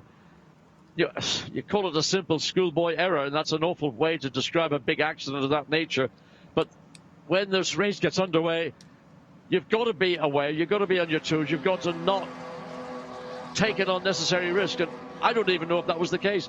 So there is the car, it's still steaming, so out of the car. Good to see once again. Let's have this is the full course yellow view as they come up the hill into Les Combes, so everything again back to reset. Again, this is going to take a period of time to enable the circuit workers to get that tire bale established. I don't know if there's any further damage beyond it, but certainly that and removing the Ferrari and what's left of the Ferrari and the bits that are all around the racetrack. So there we can see one of those vehicles is there. It might be able to pull that car, just put a snatched tie to it and just drag it away safely behind the barriers rather than having to get it craned onto a flatbed and taken away to safety. I'm intrigued to know how it got there, because Louis Machiels is an AM, but he's a quick AM. He's a very experienced AM. It may be that he had a bit of help to be put offline, mightn't it? Anything's possible. I'm sure there will be a footage of it, but we're only second guessing. There was, I thought, disturbance in the gravel bed just before the exit of what would be the second part of campus before you get into the Paul Frere curb proper. So something caused the Ferrari to snap very violently to the left, and of course the distance between the edge of the racetrack and everybody is running out to the edge of that particular part of the racetrack. That distance to the bales, the tire bales that are then acting as the protection for the driver and for those people working behind them, the safety workers, is very small at that particular point in the circuit, and it's just not on. You wouldn't expect a car to go off there on its own. So maybe there was either resistance or maybe caught the curb. The curbs maybe still are very slick, cool tire temperatures and sufficient. Once the cohesion of grip has been lost, ain't any way you're going to stop it. Not in these low ambient temperatures, not with moisture still on the offline part of the racetrack, not with wet curbs. Now there, the race leader comes in. So Mauro Engel takes the opportunity to put some more fuel into the car under this full course yellow. That, assuming he stays out, and I'm looking out of the window for the car, will give the lead to Laurens Vanthoor then. So it's going to put, there it is, number 98 into the lead of the race now. So Laurens Vanthoor becomes the race leader. Matt Campbell stays out, Mathieu Drudy stays out. But interesting that HRT has brought both of its cars in, the overall leader and the Silver Cup leader, both in on that lap for fuel. And by the look of it, a driver change as well. I think Mauro Engel might be getting out, and a quick shuffle round of drivers, because of course you're losing less time, aren't you, under the full course yellow like this than you would under green flag conditions, or actually safety car conditions, because a safety car lap is quicker than a full course yellow lap. Yes, it is. So that's a good play by the HRT team, and Mauro Engel did get out. We don't know who went back into the car waiting for the transponder to register that information. So it's going to be a full service plus a driver change. Throws the lead, hands the lead to the Rover Racing Porsche for Laurens Vanthoor. Will they also take the same opportunity, having stayed out an extra lap when the race leader came in at the earliest opportunity? There it is now rolling. So they have done a quick service, get that car rotated, driver change, rolling up the pit lane all the way up to the inside of La Source. And the protractor, well, it says Mauro Engel's still on board. We thought we saw a driver change. I thought I saw certainly a driver getting out. Looks not unlike Mauro Engel, but they're all tall and slim in that car. Just like you and I, John. Let's wait. Lucas Stoltz just trimmed the beam. Yeah, you're right. Good. So Lucas Stoltz takes over the leading, or what was the leading Mercedes. So it's out of sequence against the Vanthoor and Campbell Porsches that will inherit the lead, but of course it'll get its lead back when they elect to serve the pit stop. And here you go, all the way now to the end of the race. It's a case of trying to second guess who is going to stop last, because that's when they will lose the position to those that made their stop just before it. So trying to fast forward now, look at the strategy, look at how many laps they're getting, work out how many laps the race might be. And the teams are trying to do this as well and work out, are we winning or are we losing? All I can surmise is that both teams, Rover Racing and HRT, looked at the images they saw from down at Paul Francoeur, and they would say the length of time you may have this full course yellow and subsequent safety car is going to be significantly less than we had for the previous incident at Eau Rouge and Radio, where it took a much longer time to clear away the two cars, plus all the residual damage and bodywork and whatever else was on the racetrack. So maybe they felt that in this instance we've got less to gain by making a pit stop, but that was the decision HRT have made. It was a different decision for the Rover Racing Porsche, and we wait to see whether GPX or Audi Sport with the second, third and fourth place cars likewise take the opportunity to come in. They're on now lap 391, whether they, well, actually on lap 392.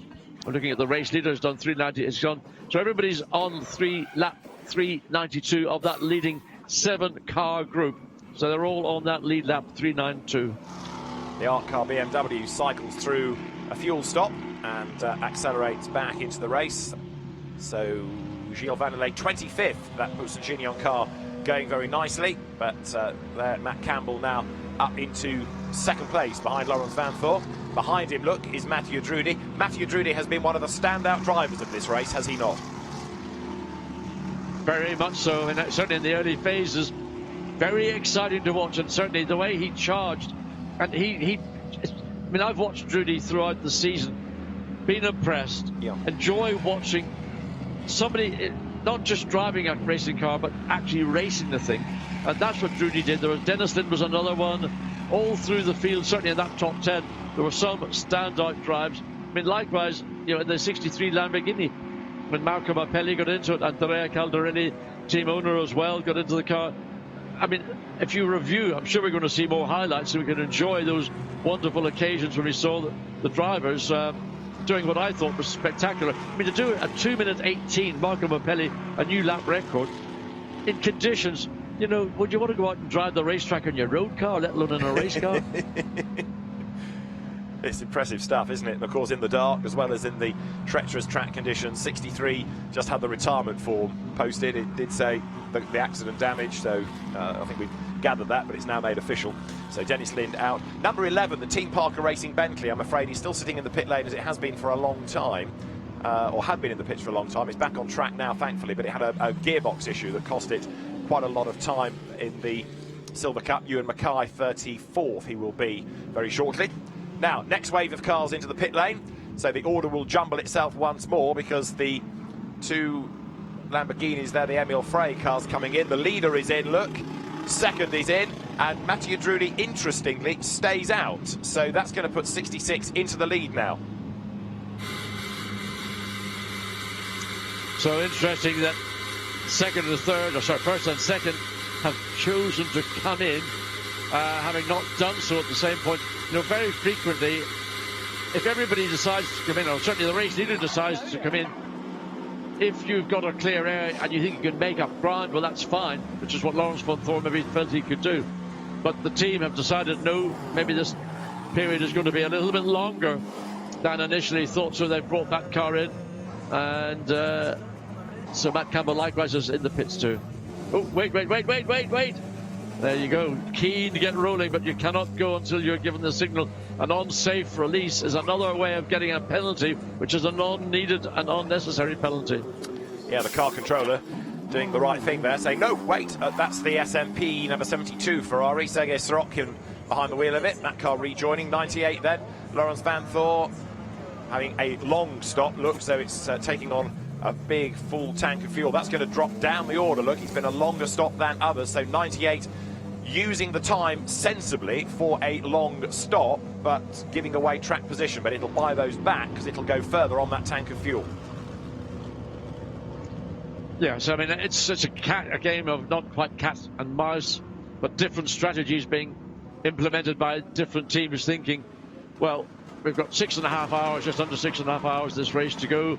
They're recalculating how long are we going to keep Lawrence van Thor in the car. Will he do, I don't know how long he's been in the car since before we came back on air, but will he be doing a single, a double, or a triple stint?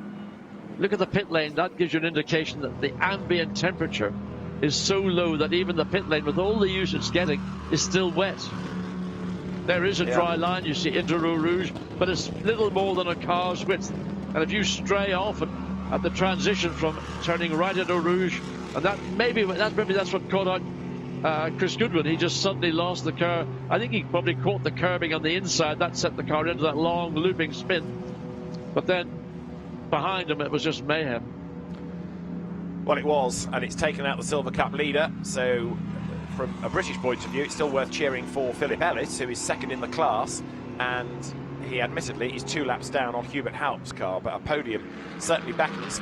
So that list of retirements is growing now, I'm afraid to say. There are some walking wounded still battling on, but even though we had that drama right at the start that cost us a few quick cars, badly delayed, but then they became retirements. The retirement list didn't really grow, but boy, has it grown through the night with a whole host of cars now out of the race. The safety car is on the track, so it now will try and pick up the race leader. So it is there, Lawrence van Thor's car, that is still shown as the race leader, but of course the danger is that you pick him up on the lap rather than straight after the timing line. The ideal for the safety car crew would be to do it next time around, because Van Thor is fresh out of the pit, so the order will have jumbled. I have a horrible feeling that might not be the leading car anymore. It was the leading car when, no, it wasn't even the leading car when we went full course yellow, was it? Number 4 was the leading car. So yeah, so that we think it's Matthias Drudi that's now the lead car. Yeah. Lawrence van Thor came in from the lead. Safety car procedure. Right, we've gone safety car, but that ain't the leader anymore. So I'm afraid 98 might be dealt a pretty bad blow here. It's going to give 66 a free ride, isn't it? So number 66 Audi. It's going to give him the best part of a lap, in effect. Exactly. So number 66 Audi is currently down at the Cours Paul Frere. So as they come up towards the line, there it is. That's your leading car. It'll all update on the timing screen. So what I was saying was the officials have looked at the order now, but it's not reset, of course, because it resets at the end of a lap. It's not taken into account the pit stops. So this is the race leader, and all of a sudden the Attempto squad given a real boost. Now I'm expecting... Go on, John. An early Christmas present, because they are running at race speed. Yet the safety cars has picked up the waved yellow light, but the speed that these cars are going, I mean, this is a bonus, a gift you couldn't have prayed for the 66 attempt to racing Audi. They can run at this speed effectively, although they shouldn't be running quite at the pace until they can catch up to the chain or the trail of the cars that are following behind the safety car, which is being led.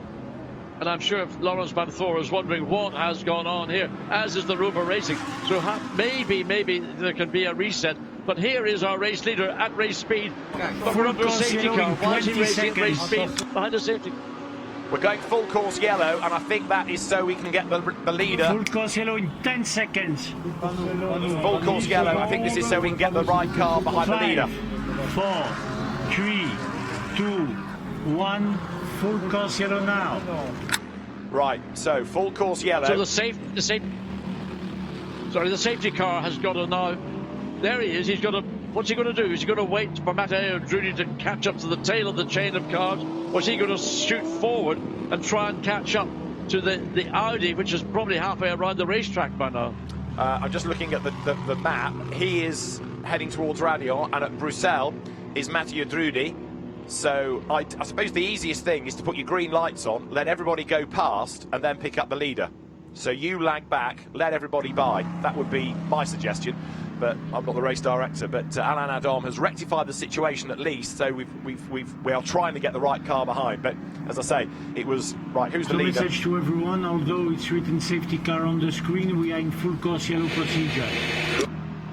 So just clarifying, we're full course yellow, not safety car for the moment, even though it's got a safety car legend on the timing screen, which then correlates with what you're looking at on the graphic. So yes, the timing screen was half a lap behind in a sense. That was what the officials went on, realised the mistake. The teams also were shouting on the message system to say, oi, we're not the leader, you've got the wrong car. The full course yellow is here now, so that can be addressed. Phew. I tell you, David, I would have been banging the door down if I was running the Rover Racing Porsche, because the safety car has picked up the incorrect leader now, and the wipers are going. He's going to charge up through to try to catch up to the Audi, which is virtually a third or more of a lap around. In fact, this was put in effect on the first and second cars in this race, because Christopher Haase in the 25 car is right on the rear bumper of the 66 attempt to sport. So all that's going to happen is somewhere in the next few minutes, the safety car will catch up to the number 66 Audi, the number 25 Audi, who are first and second. There we see it. And again, concerning that the wipers they're not on just for, so there must be a residue of rain falling. Can't see it on the racetrack, although there's a bit of a sheen from the headlights of the safety car. So he's now at Fania, the flip-flop, flip-flap, whatever you call it. Keep saying it. And I call it Fania, so I can say Fania. Yes.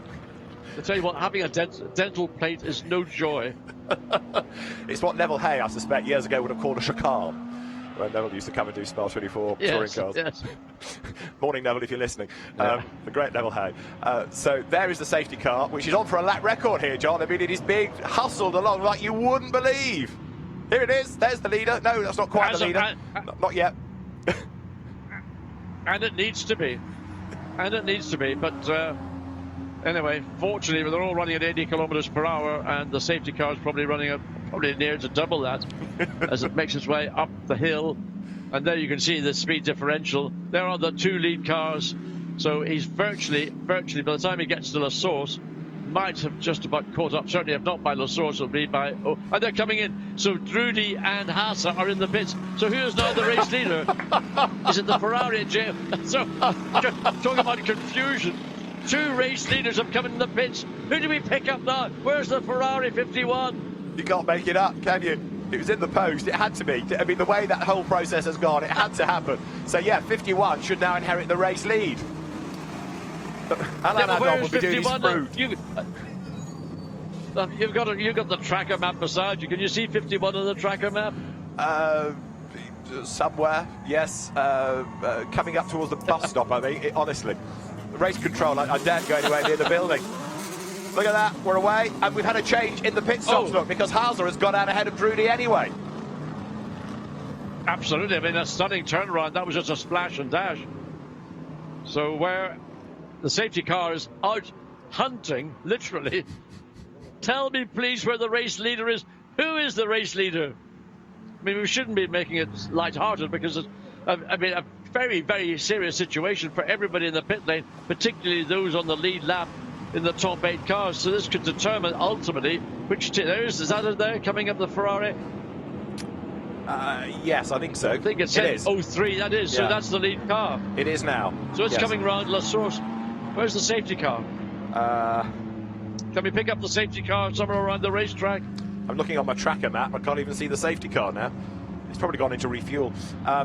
There it is. So there it is. Up at La Source. It's just half a lap behind. So how we're going to stop now? Yeah, I was going to say. I don't think. Oh, don't do that. That's going to throw everybody out of sync. Having driven the wheels off it to catch Matteo Trudi, now he's got to stop to wait for James Collado. I know we shouldn't be mocking this. John is absolutely right, because it is a very complicated situation to orchestrate, especially when leaders pit and then the whole thing gets disturbed like this. The organisers are doing their best to sort the situation out. The teams, of course, by playing the strategy, can all unravel it. I mean, in fairness, what the organisers are trying to do, and are doing very well, is ensuring that the lead car is behind the safety car. Other races, you will find the safety car is scrambled, and it doesn't matter whether it picks up the leader or not. And that makes, obviously, people disadvantaged. So, okay, say what you like about how this procedure for the last few minutes has ended up, but the intent has been absolutely right from the officials to get the lead car behind the safety car, not the wrong car, not to disadvantage anybody. And for that, they need applauding.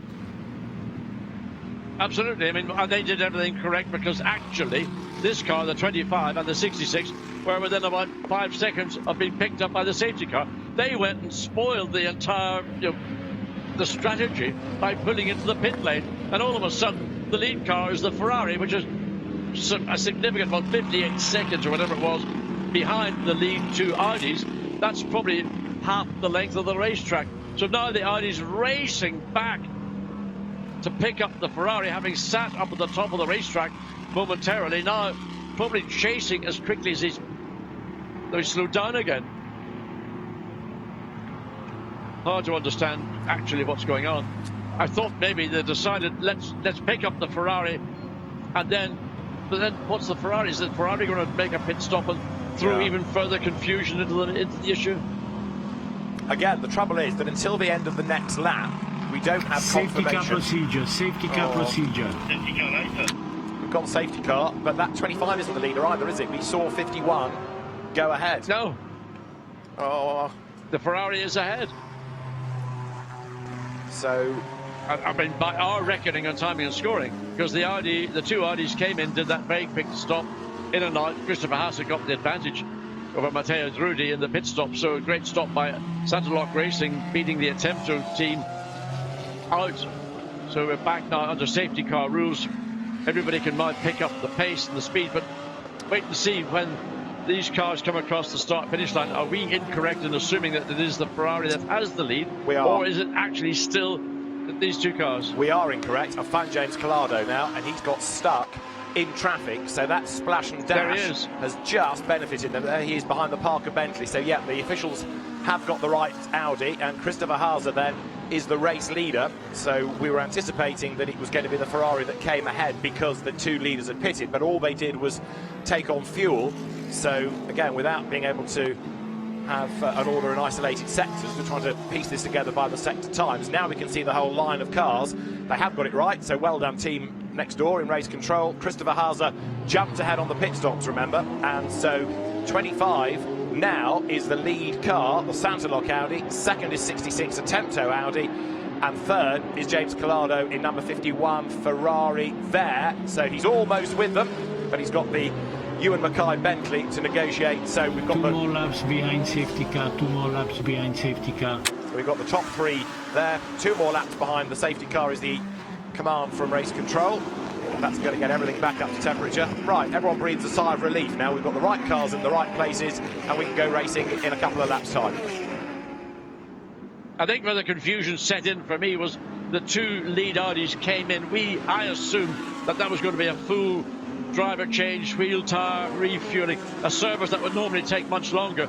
But the 2 Audis, they they cheated us in the commentary booth by doing a very quick short change, which got them in and out, and still out ahead of the third place Ferrari. So that was the confusion, and then it takes another lap or 2 laps to get the timing and scoring to correct.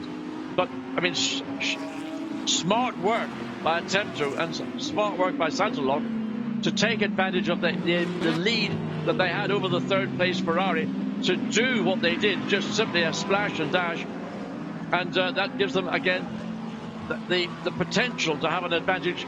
6 hours and 11 minutes remaining. The other intriguing one is 98 that we saw come in. Lawrence Van Thort down in 6th place now. So that car having dropped a little bit of time from its stop, because that came in on lap 391, and also number 4 Mercedes that came in on lap 390. That is a place behind it, so the Porsche got ahead of the Mercedes on the stops, but that splash and dash has been a very, very good call from Audi to get the Santalog and the Attempto cars back to the head of the queue. Indeed it is. I mean, they've got essentially a full tank of fuel. They're on the set of tyres that they were on after their last pit stop, whereas the number 4 Mercedes did a full service, oil change and whatever else. So Lucas Stolz running in 7th place, running directly behind Lawrence Van Thor in the 98 Rover Racing Porsche. So those two are going to be going at it once this race gets underway. There's the 47, and it's whereabouts are they? They're all the way down in 20th position. Kevin Estre behind the wheel. Kevin Estre earlier in the race, again one of the stars. I mean, just absolutely stunning. Amongst the myriad methods of communication we've got, obviously many of you are busy on Twitter, and I've just had a message from Dennis Lind, sadly out of the race, but he's just made the point to me that the track is really treacherous right now. He says it's a hot dry line and an ice cold wet line to take care. So you've got really one racing line. Get off that and you're in a whole different world, because the track temperatures, John, are so different from what Dennis is suggesting, from the racing line to the rest of the racetrack. Absolutely, and that's what caught out Louis Menckel's down. I think on the fourth curve, he just either made a mistake or he maybe had an assistance. But if you get off, you stray off that light grey coloured part of the racetrack.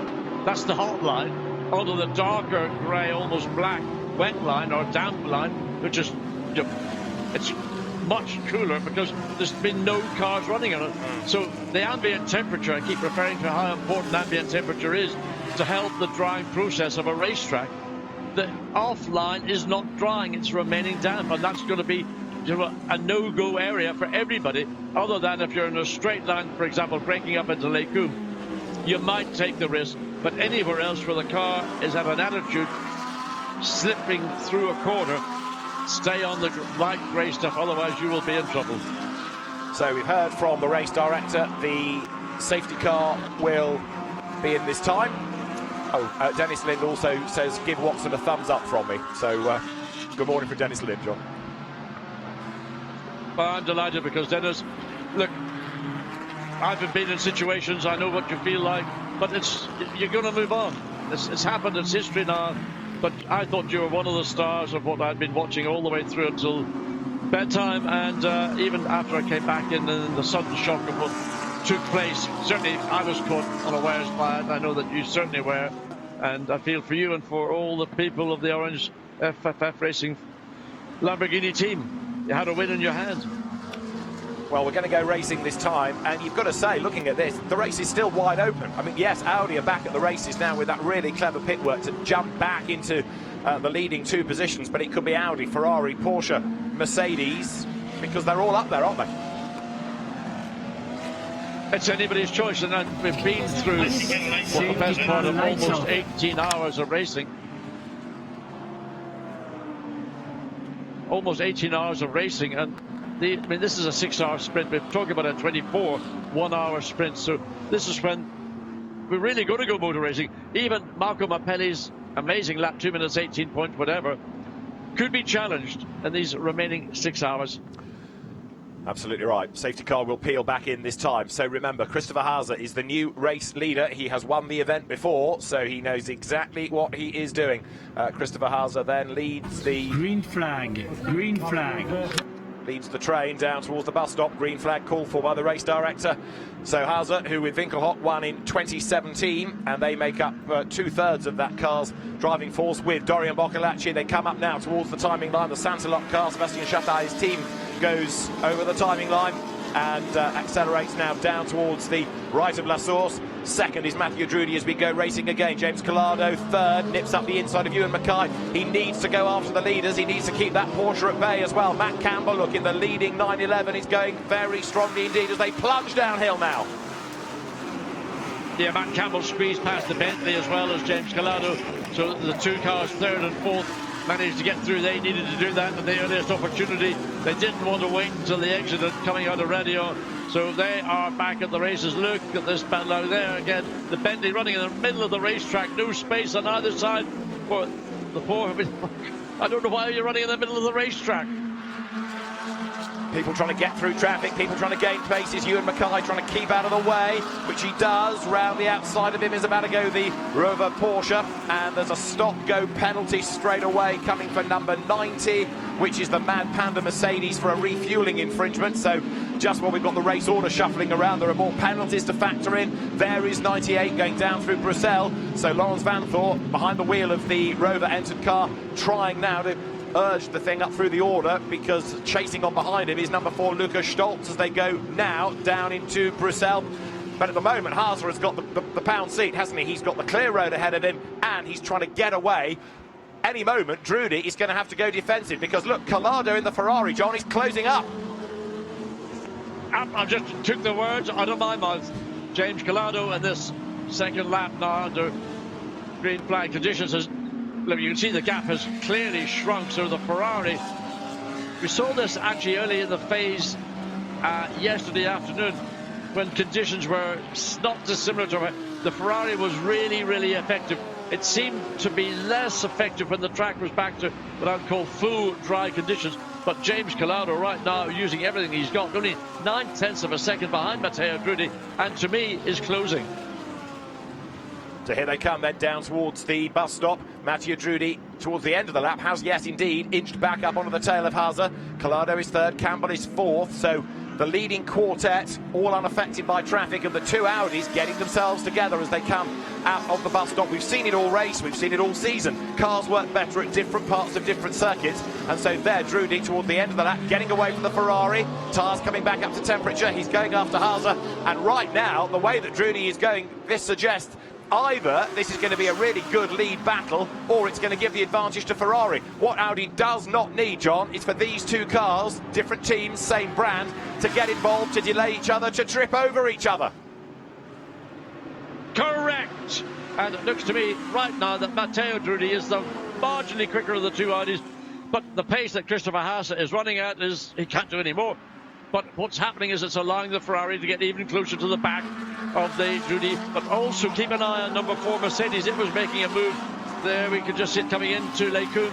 So he had traffic that he was making his way through. He's trying to run down, as you mentioned, that 98 Porsche of Lawrence Van Thorp. But here is the car, the driver combination that potentially could be the spike in the Audi's current 1-2 lead of this race. So downhill, very wide there at Speaker's Corner goes Hauser, and behind in 4th place Matt Campbell. Now also keep an eye on Sergei Sorokin in the number 72 Ferrari, running in 5th place, but he's just done a personal best within the first sector. There he is, 72 Ferrari, looking quick, and what with the pace of that and the pace of James Collado in 3rd place, Ferrari right now looking as though it's a brand that's going to get a good result out of the race. Sorokin, new of course to GT racing, new to the Spa 24 Hours this year, he is going very impressively. Both Ferraris doing a great job. I'm again referring back to what we saw early in the race when I sensed the Ferrari was working extremely well. Wow, Collado gets very wide on the exit Paul Craig curve. So the cars appear to work particularly well in certain track conditions. Whether that will be the case if the track does finally, I mean, assuming we're not going to have any further rain squalls or whatever coming through, as they all run wide in the exit of Blanchimont on the run up into Matteo Drudy, trying to get on terms with Christopher Hauser up the hill, stuck the nose of his 66 attempt to up to the right, but nowhere near close enough to Christopher Hauser to make it stick. What you don't want between these two Audis is an inter-rival battle, to the detriment of both Audis and let the Ferrari slip and slide all its way and put a different kind of pressure on the two lead battles, on this battle for the lead. Absolutely right. And so as we now work that end of the night signalling period. Track is wet. Cars must remain with their lights on. Okay, so that's the race director's instruction. You've got to keep your lights on, but we are now into the daylight marshalling and signalling period as we get to the close of the next hour, almost tripping to the 6-hour mark. But right now, Haase just ahead, but Drudy has got a bit stuck, hasn't he? He can't find a way past, but James Collado is bearing down on them. Now, as I say, these are two different teams, Santilok and Attempto, but does somebody from Audi say, right, switch over, let Drudy go, see if he can pull away, because the Ferrari is gaining ground all the time. Well, in certain circumstances you would, but if both these are independent teams and paying the bills, would they actually be prepared to do so? Would they sacrifice, would Santilok sacrifice the lead for the interest of Audi with Attempto Racing? Listen, they're all part of a family, and ultimately it's in everyone's interest, be it a WRT. But look at Drudy, can't get any closer because because Haas is being compromised. Now Collado, first, second and third, making their way around the Bentley, and that was a frightening moment for Christopher Haase. He thought, where's Drudy going? Where's Collado going? He can breathe again. So downhill they plunge. This is the right of campus, turning now up into the Cours Paul Frere, or Stabilo if you prefer, and the race leader, Christopher Haase, trying to get away. What's going on behind? It's still Matt Campbell there in 4th place. It is Sergei Sorokin in 5th. And then in 6th spot, Lawrence Van Thorp. Stoltz is 7th. Engelhardt is 8th. Delatraz is 9th. 10th is Van der Zande. So the top 10 all on the lead lap at the moment. That is how open the race is as the three leaders dive down towards the right-left flick of the bus stop. Collado is potentially the one to watch to see what he can do about Drudy. I don't think Drudy, with 6 hours to go, is going to force the issue against the other Audi of Christopher Haase. What they've both got to do is make sure they don't get out-fumbled by the Ferrari.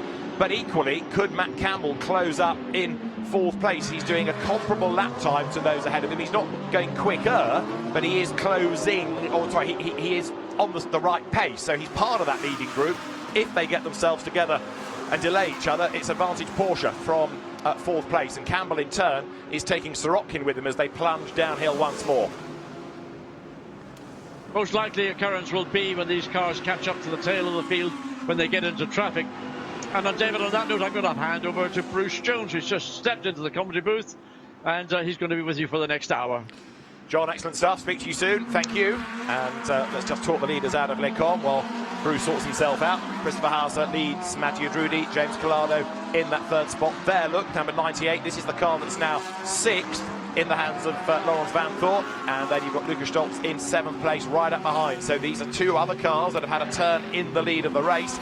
Into the pit lane comes 93, Jonathan Hui in the Sky Tempesta Ferrari. Driver change there. That puts Maxime Martin now into the class lead, and they're on the lead lap, so it's going to go down to the wire, seemingly, that class fight. AF Corsa operates that car to turn it around and send it back out, with the car having thus far gone very strongly, very reliably. It's going to have a new set of tyres. And as ever, Bruce Jones, we've got some very fierce fights in the classes, not just at the head of the field. Haven't we just? And you were just mentioning there, of course, Maxime Martin in the Aston Martin. That was the car that just after I came in this morning, suddenly Chris Goodwin had a little bit of a rotation, as we recall, Eau Rouge up to Radion, and all hell broke loose behind him. That got away scot-free from that incident. Sadly, some around it didn't, but the fact that car is still fighting in 18th place overall, in fact now given the lead in the Pro-Am class with the Sky Tempesta Ferrari sitting in the pit lane, it shows that things can happen at the least expected moments. And again, after a break through the night, kept on dialing into the race to find out what was happening, but so many incidents. It's when you come in and you start marking them off on your sort of wall chart of doom. There's been quite a lot of ink on that this morning.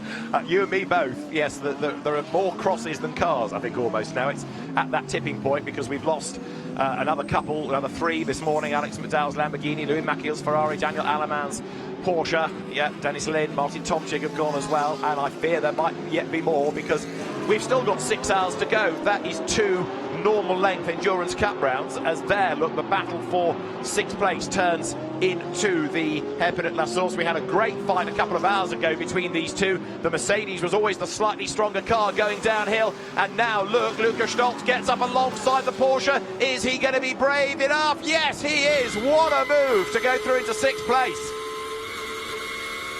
Well, I thought it was a big enough treat having the top 3 cars running nose to tail, but as you say, fighting over 6th place, and how they were fighting. 2 top drivers, very peak of their game. The track is drying out. It has been damp overnight.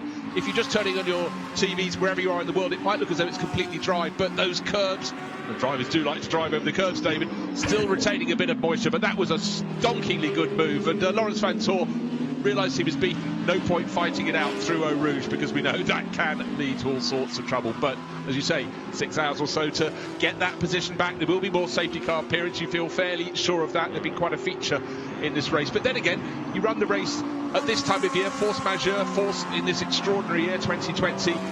And you've got much more night time. The weather's colder, there's rain, but it's been funny rain. I know in the night the cars could produce spray, but when we were working through until 11 o'clock local time last night, the rain used to come for about 2 or 3 laps, didn't it? And then it just disappeared. It was extraordinary. Most un-Spa-like. Well, I was going to say, even that isn't normal. You know, you talk about what an extraordinary year 2020 is. Even the rain isn't like normal Spa rain, but so much is going on. I think you're right. We are going to have plenty more stings in the tail. And you may not have heard, Bruce, but John and I were discussing a little while ago, courtesy of information supplied by Dennis Lynn, that the racing line is really hot, really warm there, but offline it is ice cold, and that's what caught him out. It's what's catching out other people. So the pressure is really on right now to stay on that line. Don't put a wheel wrong. The trouble is, to do the overtaking, like you just seen from Lukas Stolz, you've got to go onto that ice cold section of the circuit. So bravery, commitment, well, it's there in capital letters, as well as, of course, that need not to make a mistake. We're looking now at the battle for 4th place. Matt Campbell being given a hard time by the very impressive Sergei Sorokin. Yeah, it's funny how the Ferraris in the first hour, 2, 3, 4 hours this race were nowhere, were they? If you tended to look at the top dozen positions, they weren't there, but certainly worked their way forward. And James Collado did a really good stint last night playing catch-up. And but yes, they've got through the night. The teams have got through this, the longest night we've ever had at the Spa 24 hours. No, those hours of darkness, and really you feel if they drop the ball now, it's starting to be a bit foolish. They've done the really, really hard yards. And but yet the message to the drivers is keep on racing. The messages from the team manager is they probably would have taken on board exactly what Dennis Lind was saying. Their drivers would have been reporting that. Just don't go offline, because that is really, really going to bite you. These are the top GT drivers in the world, and you can see just how good they are as they don't just battle, they overtake. We have done 401 laps and the top 3 covered by 1.4 seconds. This is insane.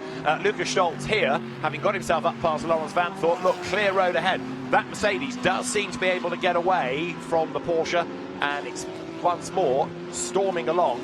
Now, Stolz has got to make up 7.5 seconds against Sergei Sorokin in order to get onto terms for the fight, which would be for 5th place. But Stolz, certainly he's not one to be ruled out right now, nor is the new race leader, because Mathieu Drudy, having got ahead of Christopher Hauser, he's trying to make good his escape. So Mathieu Drudy has found his way past, or been allowed past, because it does make sense. If that's the quicker Audi, let it go. Yeah, just looking at the body language as they exited Fagnes, went down to campus. Mathieu Drudy, the front end of the car, really, really twitchy. Yes, he's the race leader. Let through, I feel certain, was the communication there. Christopher Hauser now falling away very slightly, but for James Collado in the Ferrari in 3rd place, he's got a different driver to attack.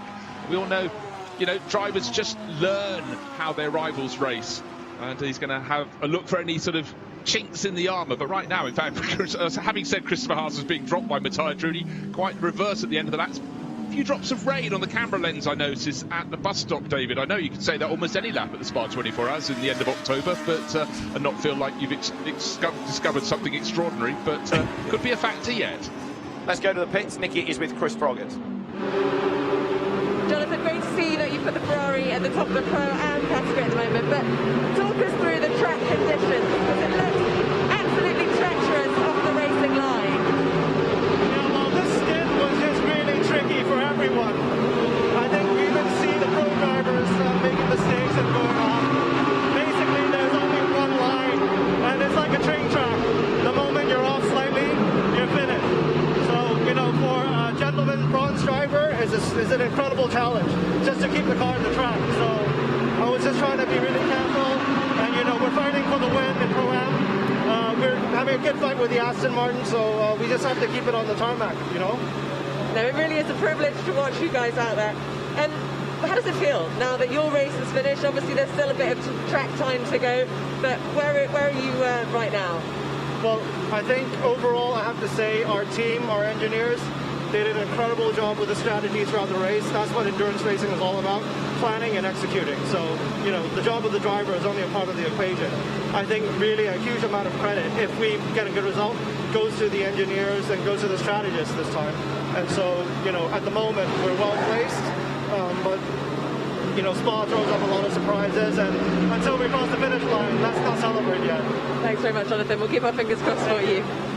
Yeah, Jonathan Quee there. It was Chris Froggatt that's just relayed him in that car. In fact, Chris Froggatt taking it over. Jonathan Quee in the pit lane, the Hong Kong driver, who has done a mighty job in that car, which is still fighting for Pro-Am honours. Right now, Alexander West is the class leader there in 188. And he took over from Chris Spinner Goodwin. Chris had that big lose at the top of Radion. He got away with it, others behind did not.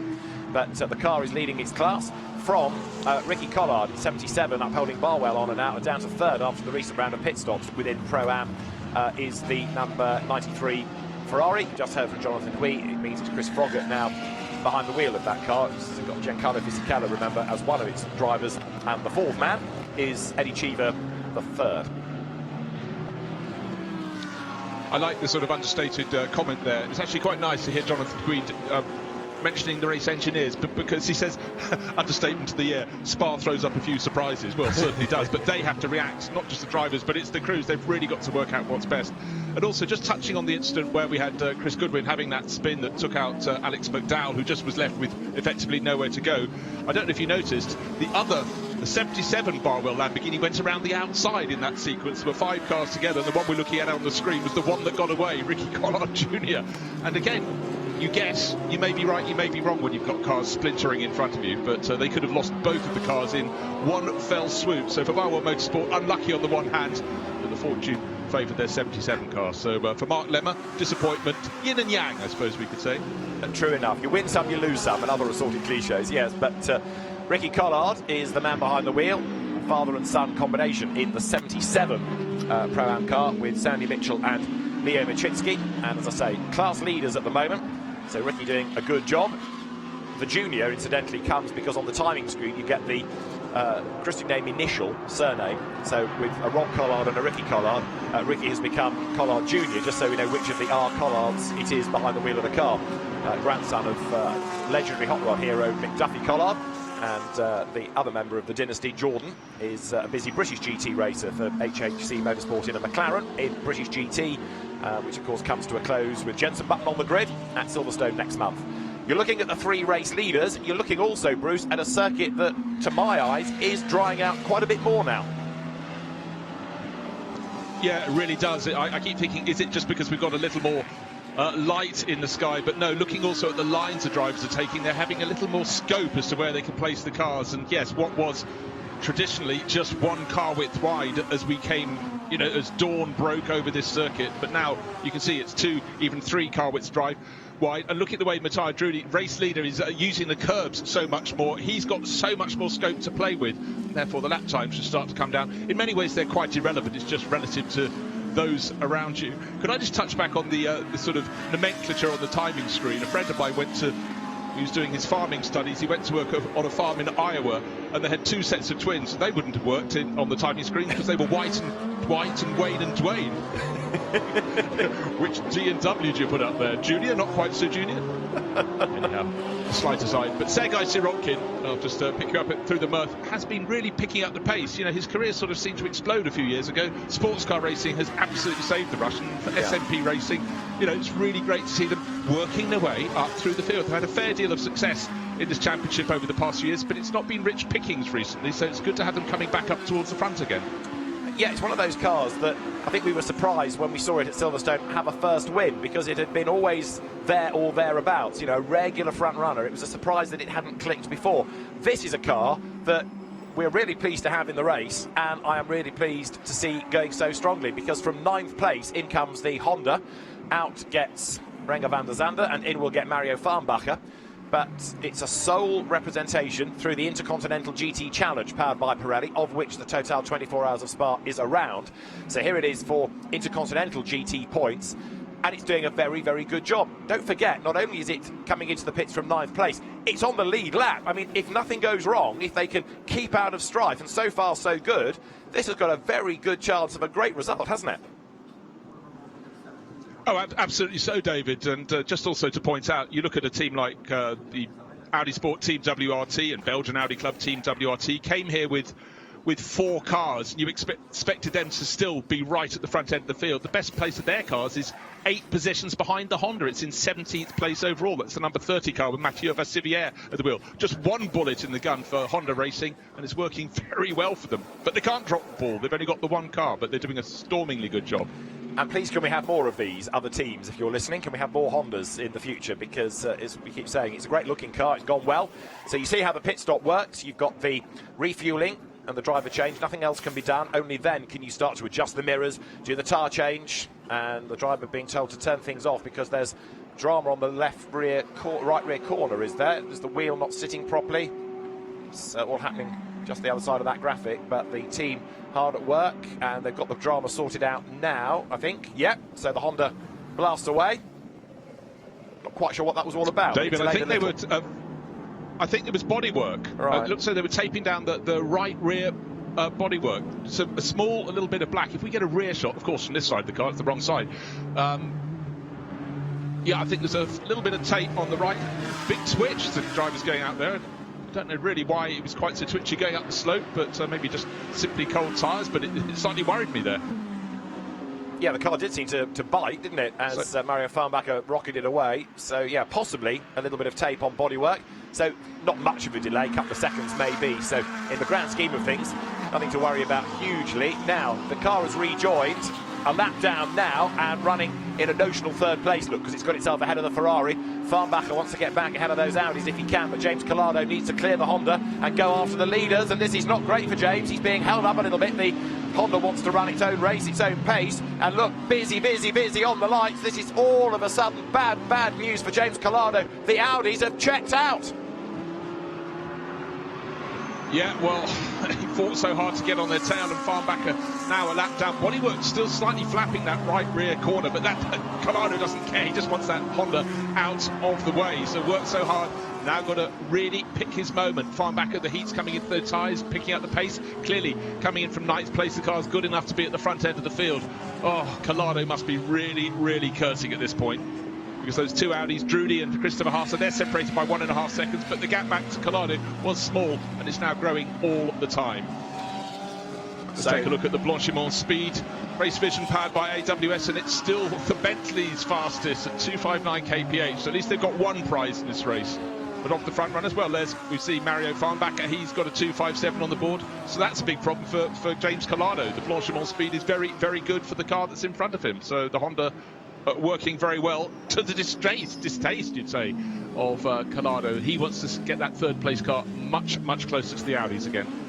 He does indeed. It's almost like he's dropped back just to regroup. He's not been able to get past. Right, okay, so I don't want to sit behind and get cross and let everything overheat, so let me just back off, have a think, plan how I'm going to get past this car. The other option, of course, is that the Honda's pace is such that it gets ahead of the Audis, but Collado needs to be mindful of this car behind as well. Matt Campbell, who is turning in good lap times. His last lap was a 2:20, so he came over the line quicker than James Collado. That brings the gap down ever so slightly. Still 5th is Sorokin's Ferrari, 6th is Stoltz in Mercedes number 4, ahead of Van Floor's Porsche number 98. As they climb up through Radion, we're on lap 407. There are the leading Audis, but the Attempto car, could this be the next Audi surprise in the history of the Spa 24 Hours? A bit like Santalok had its win of wins back in 2017. Really? Santalok wins at Spa. Then, of course, you had Valkenbusch winning at Spa for BMW, which hadn't really been one of the expected teams, good as it was, but boom, it won the race. Could Attempto be the latest in the chapter of surprises, as the marshals, woolly hats and all, are back on duty in very challenging conditions? Yes, a race as unbelievably tough as the Spa 24 Hours has always been, but has become ever more so when you get a surprise team that you sort of thought might pick up some scraps. comes away with the victory. It is extraordinary. Just a little thought about the Honda. Of course, the big problem for Collado is the fact that the Honda in front of him has got fresh rubber. He certainly hasn't. He's been pushing hard, and that is why he's not able to get onto its tail. So I think he's probably just having to decide he's going to hang back and, well, not hang back, but just not push too hard in a risk to get past. Because, in fact, the Honda Farnbacher is now right on the tail of Christopher Haase, as you can see. Yeah. So he's thinking, OK, take the battle to Haase, push him, see what you can do. I can't pass you. And Farnbacher, well, you know, we're saying, oh, well done, you're in the top 10 to the Honda. But it could be rather more than that. It's down to 14th at the moment after that pit stop. But in the effective running, it's in the top 10. And certainly their ambitions are far bigger than just making up the numbers. I mean, this is what I was saying at the start of the lap as far as Collado is concerned. If that Honda can clear the Audis, that's going to help James get up to them in that respect. He doesn't have to worry about the traffic. And right now, Haase would be well advised, would he not, to let that Honda go. He doesn't need to be defending from it. He doesn't need to be battling against a lapped car. The Honda is clearly quicker, as Bruce makes the point. Even though it's got more fuel on board, it's got far, far better tyres. Don't forget the Audi is on old rubber after only a splash and dash on the last stop. So let that car go. Haase has no need to defend from it. All he's doing is holding himself up. All he's doing is allowing James Collado to get closer, and indeed Collado's last lap was quicker. Yeah, well, running your own pace in this race is something that's actually a bit of a luxury. The first few hours, you've got no chance. You're always reacting. Speed at Eau Rouge, well, it's Porsches with the prize, but by 4 kph, that's still a big, big margin. So we know the Porsches are good, but Kevin Estre pushed on. But sadly, that car has been pushed off with that front left upright failure. And again, you look back through the course of the race, cars that seemed rock solid early on, they all have moments. And for Kevin Estre and the KCMG crew, a good result went away from them, but how many teams come to Spa and go away with their tails between their legs, saying precisely that, David? The majority is the answer to that question. Absolutely, and there'll be plenty more yet, I fear, because with still 5 hours 40 minutes, give or take, still to go. A lot can happen. Don't think this is going to be a procession to the very end. Spa ain't like that, and especially with the track surface as it is. It's still greasy. Now, everybody has been telling me it was going to rain at 8 o'clock, and it is now just gone 20 past 9 local time. Well, the rain isn't here yet, so which weather app have people chosen? But it's forecast, and the teams will be thinking about that as well. But right now, the team's being lulled into a full sense of security, maybe, in terms of the weather, because it is dry, and the road getting a little dry. There is still this fairly stiff breeze at Spa this morning, helping to dry the circuit a little. There's not much to cheer about in terms of temperature, but at least nothing is dropping out of the sky right now as you look at Lukas Stolz running in a good, solid 6th place. And he is going to be due a pit stop relatively soon, because that car came in, as did 98, ahead of the Audis on the most recent cycle. So it won't be that many laps, probably another 12, 15 at the most, where the Merc heads for the pit lane. Yeah, just to give you a guide, David, they're running, we talked about how the track is almost completely dry. They're running about 2 seconds off their best lap pace is the guide. The best laps in the race are low 2-minute 18s, but the cars are running, the front runners 2 minutes 20s, those bottom end of the top 10 2:21s. But of course, as you point out, their tyres are getting towards the end of their life, and pit stops are due for a lot of the front runners. Into the bus stop, Lukas Stolz still pressing on in 6th place. He's about 9-10 seconds down on the 5th place Ferrari from SMP Racing. A lot still to fight for. Lawrence Vanthoor just a few seconds further back down the line, not going for the pits this time, but a K-Pax Bentley right on his tail there. It's dragging a little bit of loose bodywork, has been for a long time, as you can see on its rear left corner. Certainly a bit of tape will be put on that next time they go into the pits. In 15th place, that car, having started last on the grid, and 16th is the car that started from the pit lane, which has now got Kamui Kobayashi at the wheel of it, 27 Ferrari. So the two that have the biggest mountain to climb, still circulating, and as we keep making the point, get to the finish of this race, grueling, bruising it has been, then you've got a half good chance of a result. There, Vanthoor, interesting, isn't it, to match the pace, compare the pace of the Porsche against that Bentley, which in real terms is now 3 laps down, but it's got good car speed, and indeed Rodrigo Baptista fancying his chances there of moving ahead on the road, trying to gain back track position. That's Christian Engelhardt's Porsche number 54. That is 8th. That is currently the last one on the lead lap, so don't rule that out either. No, you certainly can't, David. A little bit of traffic might work to his advantage. So it's Christian Engelhardt pushing. I still, whenever I say Engelhardt, I expect to see a Lamborghini. It takes a while for me, old monster as I am, to shift my allegiances, but yeah, he's very much in the battle there. So if you can get on the tail of that Bentley, get a good tow, certainly got the pace to start catching Lawrence Van Tor. So it's been a good run for Dynamic. Has indeed, yes. It's a bit like going back to his roots, Christian Engelhardt, because he came out of Porsche racing in Carrera Cup initially, didn't he? Super Cup and Carrera Cup Germany. He was one of the real stars of that, and then eventually was tempted away to Lamborghini, but has gone back to Porsche, as Bruce says, for this season. But yeah, you do a double take sometimes. Matthew Drudy, in the meantime, is building this gap quite nicely. It was 2.6 seconds last time over Christopher Hauser. So the idea of Audi seems to have been a good one. Let him go, let him try and build up the lead. The Honda has now jumped ahead of Hauser, so Mario Farnbacher trying to get his lap back. That lap time from Matthew Drudy as he breaks the beam at 2 minutes 20.3 and a 2 minutes 19.1 from Mario Farnbacher. So the Honda really has got good speed on this brand new set of tyres. Yeah, it seems to have traction galore, which obviously is a rather useful thing when you plunge down the hill past the old pits, down into Eau Rouge, then up through Ardennes. Yeah, just carrying wonderful speed. But we've always thought since this NSX GT3 model came in just how well balanced it is. And right now, Farnbacher really making the most of it. Just checking his pace on the last lap. And yeah, it's 2 minute 19s. He's down in the 19s. I said the quick runners in the 220s. So proof is absolutely visual as well.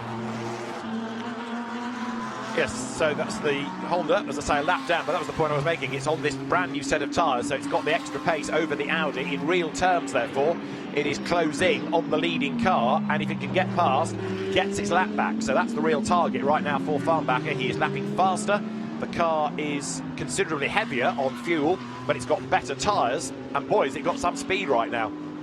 So the Honda down the hill, heading to Bruxelles. He's lapping only 0.3 of a second off his very best pace, the car's very best pace. But let's go down to the pit lane, David, because we've got Nicky Shields down in the Honda camp to tell us why it's going so well.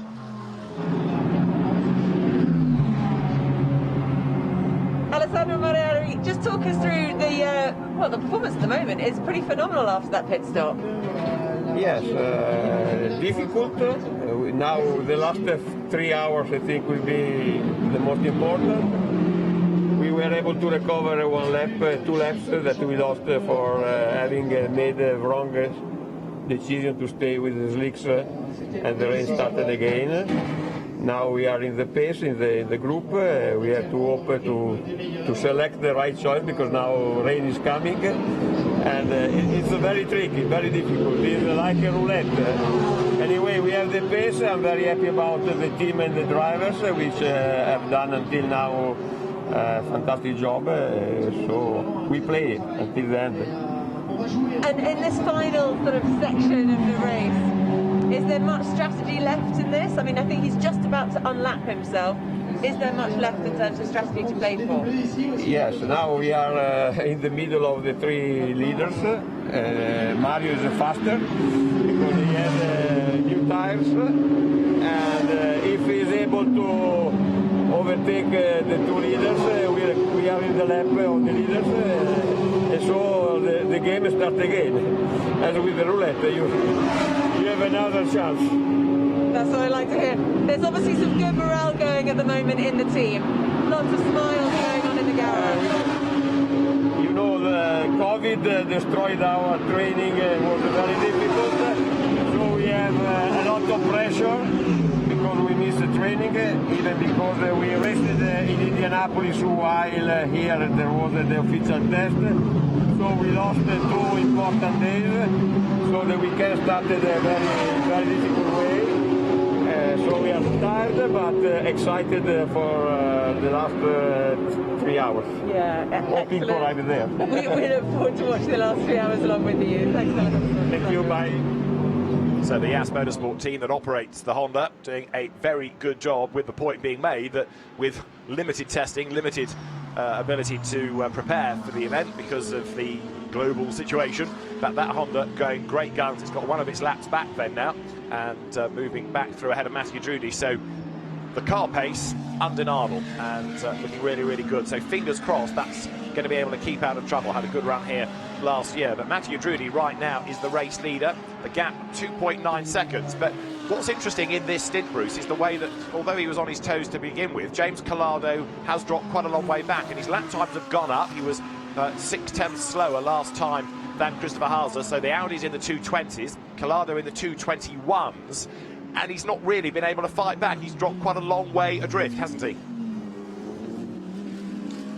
Yeah, I've been watching that very, very carefully, and it's quite surprising. I thought, yes, he had that interregnum with the Honda being right in front of him, but yeah, look, you have to wait in the shot, and Roundy comes in the background. He's not a mile away, but two-thirds of a second here or there is really going to start mounting up to the source he comes. But the gap now is, what, another 4 seconds behind Hauser. That really is growing quickly. Yeah, it is. I mean, he's falling further and further away, so 2.1 seconds off Hauser, 4 seconds off the race lead, and behind Matt Campbell is 2.8 seconds behind James. So the last lap by the Porsche actually was fractionally slower. There is Sergei Sorokin running in 5th place ahead of Lukas Stoltz, but James Collado just about creeping into the back of the shot. He is more or less in touch, but he's not as close as he was. Maybe this lap, with a bit more push in the first sector, he can bring down the gap. Let's see. No, he's dropped another 10th there. So again, you could argue that the Ferrari, the AF Corsa car, is running to a pace, and they're content because they want it in the race at the end of the next 5.5 hours. But I'm just surprised to see the way that it has fallen away a touch from those leading cars.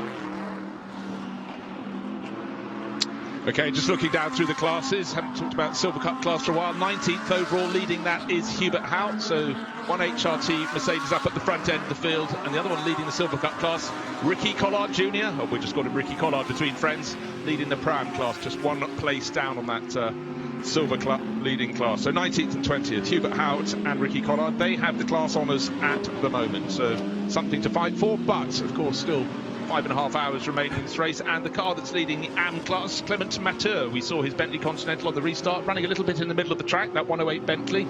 People got around him, but those are the class leaders. But obviously the overall leader is still Matthias Drudy, now 2.1 seconds to the good.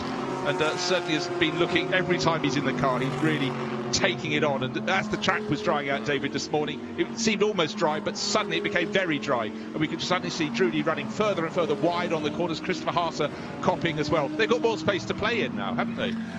They have. The line is getting wider. There are fewer cars on the track as well. I don't think we're going to get down to Marco Mappelli's fastest lap at 2:18 in the course of the night. I mean, that was something outstanding for the new lap record. But Mathieu Drudy leading the way. Now, what's going on as far as Lawrence Vanthoor's chances are concerned? Meantime, let's have a look at our prediction in the order. Mathieu Drudy, Hauser, Collado, the top 3. Vanthoor to Engelhart, 2 seconds there. So the Porsche's not quite together, but Christian Engelhart still charging on. There is Ricky Collard. There isn't a Ricky Collard Senior, as I say, it's Collard Junior, but Ricky plus Rob, and Sandy Mitchell, with whom Rob drives in British GT, and Ian Machitsky, the driving force. Emile Frey, Mikhail Grenier, Lamborghini down the pit lane with 5 hours and 28 minutes on the clock. And look further down the order, there is 84, Philip Ellis, second in the Silver Cup. 54, Engelhart, he's 8th out of La Source, down the hill. His next target, Lawrence Vanthoor. He's taken the 10th out of him, so the two Porsches, 7th and 8th, still competitive, and Engelhart half a minute away from the race lead with 5.5 hours to go. He's certainly not done and dusted, is he? I mean, that car, 54 Porsche, still has a chance. Yeah, very, very frustratingly for him, though. There are 2 cars on the track between him and his target, which is Lawrence Vanthoor, so he hasn't managed to pick them off in the last 2 yet. Yes, he's gained the odd 10th of a second here or there, but actually he really would love a clear run at the back of the Belgian. And for Lawrence Vanthoor, it's actually he's had a bit of a strange season in the IMSA Championship, and it's good for him to have something to fight for. A race, of course, he's won before. He's back on home turf. He did sort of say, "Remember me? I'm Dries's older brother," didn't he, when he returned this year? Dries been going just so well over the past 2 or 3 years since big brother Lawrence, who'd done it all before him, headed over to the States. It's surprising, isn't it, how quickly you can fall off the radar, in a sense. So, doing great things in America, a whole new audience for him, but for so many years, of course, Lawrence Vanthoor was a mainstay of the old Blancpain Endurance Series, as it then was called. Came out of Formula 3, very good Formula 3 racer, Dries Van Tor was Formula Renault briefly before switching to GT cars. Chris Froggatt has always been a loyal Ferrari campaigner out of the Ferrari Challenge, the European Series, before coming into GT racing last year, and right now second within Pro-Am. He is 36 seconds down on Ricky Collard, but Ricky lapping quicker last time around, so it's advantage Lamborghini at the moment over this car, the Sky Tempesta Ferrari. Notice the gap between first and second has suddenly come down. It was down to 2.1 seconds. It's down to 0.6 of a second. Christopher Haase, was there an interruption?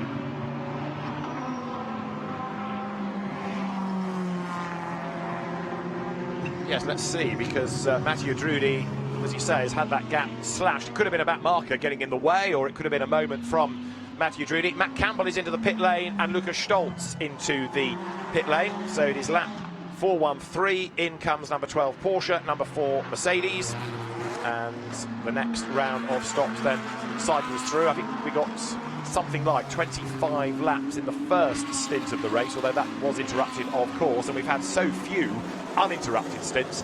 It's very, very hard to really gauge what they can do, but the tear-off windscreen ripped from the GPX Porsche. That was the winning team last year, GPX Racing, the Dubai-based squad, Fred Fatian's team.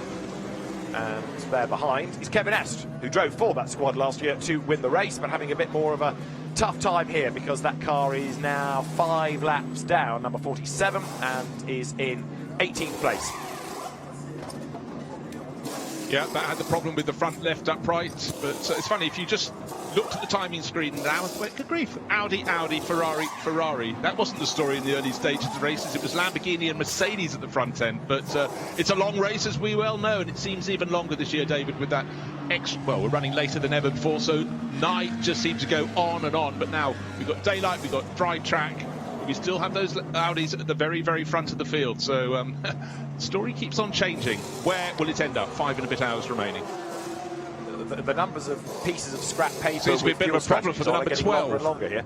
Number 12 delayed. Yeah, Matt Campbell, slight problem in the pits there. Delay left rear. Oh, there's a fire. Yeah. So some fuel spill possibly that's caught alight. Extinguished. And the car allowed to go by the team. So that's a scare they can do without. You can see all the extinguishers on the back of the car.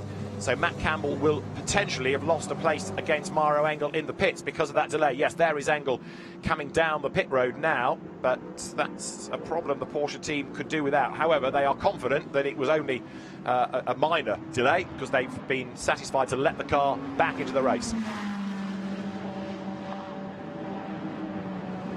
Yes, it's one of those things where the camera angle, we can see the front of the car and then could see activity at the back, see what it was. But again, must have been just a small flame up that's been extinguished. So now Sergei Afanasiev just driving down the pit lane. Such a strange arrangement here with the 2 pit lanes and the second one being so steep. And you feel if you're working in the lower pit lane, you're a world apart from the top one and vice versa. So it's you know, normally in a long pit lane like at Le Mans, you can look down the pit lane to see how rival teams are doing. But when half the rival teams are in the other pit lane, there's no chance. You just lose a visual clue.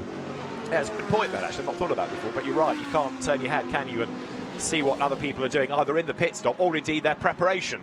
The old days of waiting for your rivals to blink first and then you make your call. But yeah, you're right. You can't do that here either. So the order will shuffle on the basis of that last round of pit stop. Also in has come 99 Porsche and number 3 Bentley, so a little bit more shuffling the lower end of the top 10.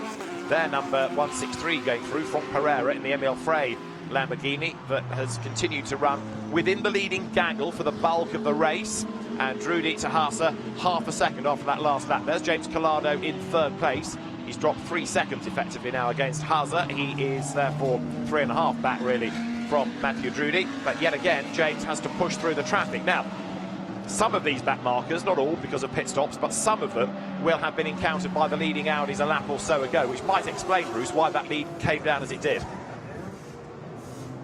I think so. And another thing I've just noticed looking at the timing screens, the bulk of the front runners have done anything between 23 and 20 pit stops. You just mentioned Franck Pereira. His number 163 Lamborghini from Emil Frey Racing has only done 17. So what that car has not done is take advantage of what the two leading Audis have done, of coming into the pit lane under full course yellow to get us do a splash and dash. They've not just constantly kept topping out. James Collado into the pit. He wants more than a splash and dash. He'll need a full set of everything, one feels. And then, of course, we'll see this car, providing they put Nude's rubber on it, really starting to fly again. I think James really wrung everything he could out of those Pirellis, now coming to a standstill. So Collado is in. For him, that's the end of lap 415. So number 51 Ferrari in at the end of lap 415, and a driver change cycles through. So it's the full service, isn't it? Tyres, fuel, driver, clean the screen or tear the rip-off screen off, depending on which the team decides to go for. So James Collado will drop back a little bit until the cars behind serve their next pit stop. There's number 12 going through then. So Matt Campbell in the car when it came in has relayed Patrick Pilet, and that car 8th over the timing line, but will of course gain a place back now with Collado in. It'll gain another one with Laurens Vanthoor in. So each time we get this round of pit stops, the order will shuffle for a couple of laps, and then, as I say, we have to fast forward to work out who will be the last pit stoppers, because that is when they will lose places and we will start to see the real order. Yes, and Enno Fry Racing clearly listening to us with Rob Pereira in as well, because when you've done effectively 5 pit stops fewer than the opposition, something strange is going on at this late stage in the race. So for the AF Corsa crew, it was, have we got Pirellis? Yes. Have we got Pierre Guidi? Right, let's go racing again. So James Collado walked back into the pit garage slightly stiffly, just shows the effort that really goes in, particularly when you're in the chase at the front end of the field, and on changeable conditions as well. So I think your body's just that little bit extra, you know, more tense than normal. You're just trying to read the situations.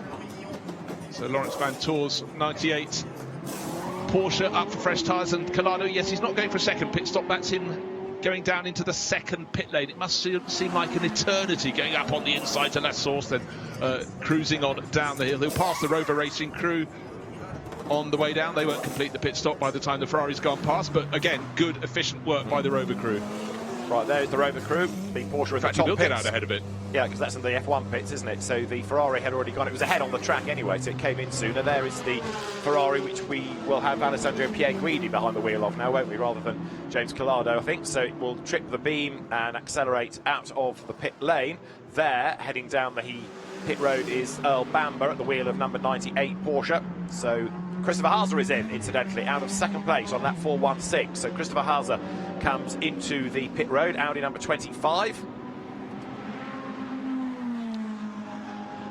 Pierre Guidi climbs the hill, and thankfully, of course, what we've got at the moment is this slightly calmer situation after a whole raft of interruptions, one after the other, around about 7-8 o'clock this morning, of full course yellow safety car incident, try again, try again, try again. We've now got some proper green flag running, which is just what the teams need, Bruce.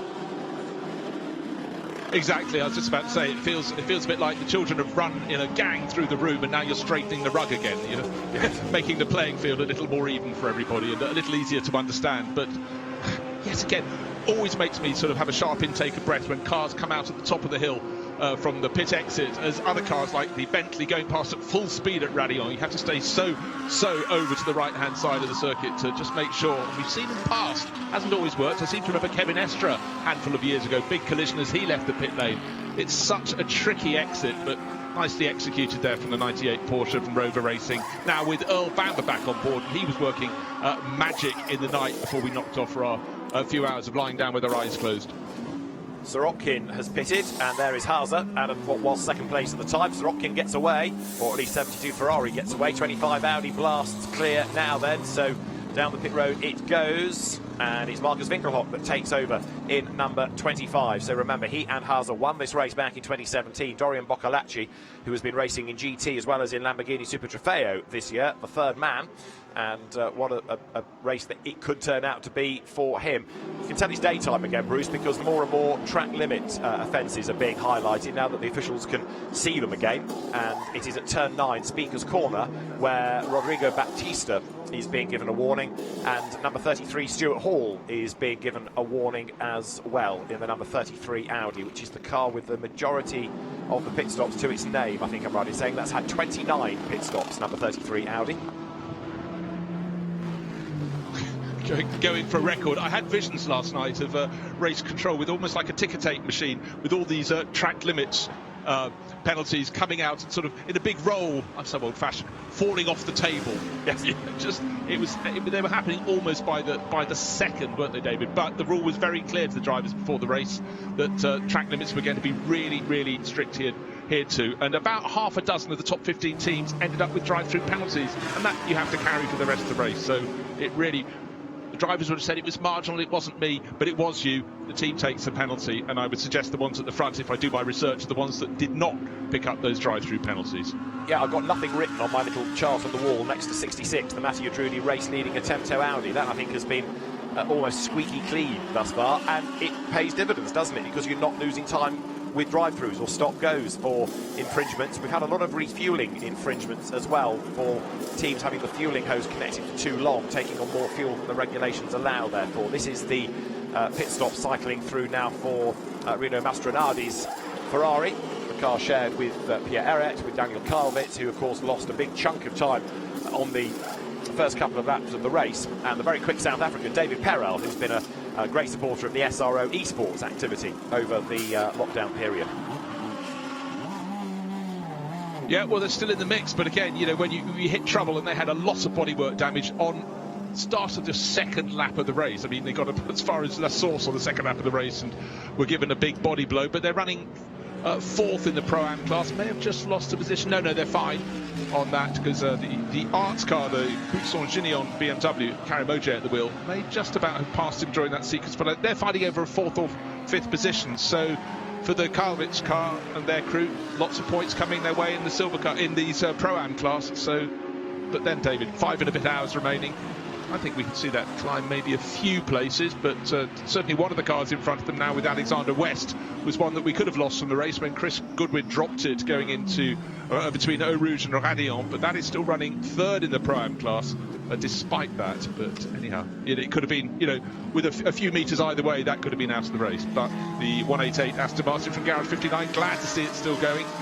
Alexander West, he's a little bit of a distance behind Leo Mashitsky, who's second in class in Pro-Am. So, in fact, as I say that, those positions change. So, pit stop sequence has just shuffled the 188 Aston Martin back up a position into second in Pro-Am. So, still going well. Indeed so. Also, Matteo Drudi is going well and staying out. He has not pitted in this cycle as yet. So, trying to get that car to the vapours, I think, before he comes in for a tank of fuel. So, he has gone now 3 laps longer than some, 2 laps longer than his main rival of the 25, now Marcus Winkelhock Audi. That came in at the end of 4:16. Drudi has done 4:18 laps, so eking out more. Remember, they came in on the same lap for that splash and dash, but Matteo Drudi has been able to go longer on this tank of fuel, interestingly. Now, okay, we don't know that they put in the same amount in the first place, but the point being that from that last pit stop, 66 has gone a little bit further on the mileage. There it is, down towards Bruxelles. Might well be that it's due in this time. Alessandro Pierguidi then up into second place now, because on that last round of stops, he has got himself up ahead of the 25 Audi. The last pit stop for 51 Ferrari, 2 minutes 15.8, and it's 2 minutes 19 for the number 25 Audi. So a quicker pit stop by AF Corsa has got Pierguidi now up ahead of the number 25 Audi. Couldn't do it on the track, Bruce, but they've done it in the pit lane. Yeah, it's all clever work, and again we hear drivers commending their strategists. And just going back to the Matteo Drudi Christopher Haase situation, of course Christopher Haase came in when they went for the smash and dashes in second position, emerged in the lead and clearly put less fuel on board. But I can't believe it put that much less fuel in than the 66 Matteo Drudi Attempto Audi, so I'm sure this time around the message must be you know, a klaxon in the car saying come in, you've got no fuel left. But certainly running really well. And what I really like about the 66 Attempto crew, Drudi, Niederhauser, Vervish, they're really well balanced as a trio. And it looks Attempto Racing, there we are, waiting for driver change. So yes, the message loud and clear, Drudi on the windscreen, but it won't be those 3 letters flashing up any time after here. There we go. You're spot on, David, into the pits. Yeah, the klaxon has gone off, hasn't it? Whoop, Drudi almost up against the wall as he comes diving in. So a very good stint. So he's got to the end of lap 419 in the pit lane. So there is car 66, 419 laps completed. Matteo Drudi bringing the car in. Attempto, the team of Arkin Arca, made its name really in the Porsche Super Cup and Carrera Cup Germany. Came into GT racing with a McLaren at one point, but has sort of shopped around different brands and has become a very happy Audi customer, and here carrying Audi Sport branding with Audi Sport factory drivers given to the team for the first time, and that is perhaps one of the biggest ticks of the box the team can have to finally get Audi factory backing, not just being a customer team, but to be a factory representing team in this race. They've given Fred Verviche as one of the drivers, of course, and Mattia Drudi as another on the Audi payroll, and it's a really big thing for that team, and right now they are repaying the faith in fine style. 419 laps are done. Now, can this car get the lead on the pit stops? Alessandro Pierguidi pressing on, but is he going to be able to get to Ragnon before that car once it leaves the pits? Tyre change, this is part 2 of the pit stop, Bruce. It seems to go on for an eternity, doesn't it? Particularly when you're being hunted down on the track, and Alessandro Pierguidi, couple of laps into his stint, really getting the best out of his tyres, cutting the corners as much as he dares, riding the curves. He's down at the bottom end of the lap. I think the 66 Audi should emerge, but of course he's in the upper pit lane, the Formula 1 pit lane. He's got to go all the way very, very slowly after the source, down through the old pits, while at full chat coming up the hill towards the end of the lap is the Ferrari. I still think the 66 attempt, so Audi will pop out just ahead. They had the advantage for about 5 seconds, 6 seconds before the round of pit stops. But yes, no, not exiting the pits, that's exiting the top pits. Yeah. Still the eternity, the voyage down the old pits for the 66 Audi. Will it emerge in front? It's going to be very, very tight indeed, David. It is indeed, and bear in mind, while it's doing this long drive, it's losing tyre temperature. You lose 15 degrees or so of tyre temp from the top pits to the exit before Pierguidi, of course, as I say, he's also got the advantage, a few more laps, because that is, what, 4 laps into a stint, so it's got rid of a bit of fuel, but its tyres are nice and hot, whereas the Audi was heavy and on cold tyres. Same true in a sense for Winkelhock there, because his car has been running for 3 laps into a stint, tyres up to temperature, bit of fuel burnt off, whereas Verviche is in a heavy car on much cooler rubber, the tyre temperature having dissipated to an extent coming down the hill. However, here we go again for another hour or so before the next round of pit stops. Out of the chicane they come, heading up towards the timing line. It is the Audi in 3rd spot. There goes Verviche over the timing line. Makes the run down towards the hairpin at La Source, but Pierguidi's advantage now 3.6 seconds as he goes into the hairpin. Out of La Source, ready to go downhill with the 2 Audis running as one. And Pierguidi is 3.6 seconds to the good up front. Mattia Drudi has done a really good job, though, at the wheel of number 66 Audi. It was leading when he came in. Let's hear the thoughts from the Italian in the pit lane. Mattia Drudi, we saw that brilliant strategy there. You did the slap and dash, came into the pit lane and took the lead of the race. But now that the Ferraris are back in front, what's the strategy going to be now? Yeah, it's a really tight race. We've been of stuff this night with penalties and so on, rain and drying track and so and everything. It's still a long race. We just did a splash during the full course yellow when I was in the car, just to keep drive longer. I'm waiting for the rain as well, because we think it's gonna rain again before they finish the race, so it's gonna be a key factor again. Now Fred is in the car, new tires, full tank, so he's gonna push 110%, trying to catch again the 25 car, the other Audi and Ferrari especially. So he's been really fast for the whole weekend. The car is really competitive. The team did a great job. So let's see if we catch them again. All right. Just generally talk us through, what are the conditions out there like now? How are you feeling? You're pretty comfortable in the car, but what do you think the last stint's going to be like? The track for sure is not really easy at the moment. It's really cold and you have only one dry line, so even if you do a little mistake, so if you go out of the line for half a meter or even less, you lose a lot of time. At the moment it's drying up even more and more. We saw during the morning that was not the easiest condition. We had many crashes in Rouge and other parts of the track. So it's been a really tough condition for the whole race. I mean, the track was never been completely dry, full dry, so it's really tough for us, for the team, for the strategies, and let's see how it goes now. Brilliant. Thanks very much. Good luck for the rest of the race. Fully hats on in the Audi garage, and now look, Fred Verviche coming back at Marcus Winkelhock. So this is for position, this is for second. You've got the rival teams here in this Inter-Nissan Audi contest, but Marcus Winkelhock keeping Fred Vervisch at bay, while Pierre Guidi is 4 seconds to the good. He is lapping quicker than Winkelhock. Again, remember what we saw at the start of that earlier stint. The green Audi, the green and grey one in the hands now of Vervisch, then Drudy, was quicker than the Santalot car, and Audi made the call to switch them around. They'd be advised, Bruce, to do the same again, wouldn't they, so that here Vervisch can go after the Ferrari. You certainly would, David, and we also noticed in the various stints is that the Ferrari is very, very quick early on its rubber. We saw that with James Collado, and then towards the end it really seems to slightly pay the price for that. We just saw the graphic, air temperature is 11 degrees, which isn't too bad for this time of the year.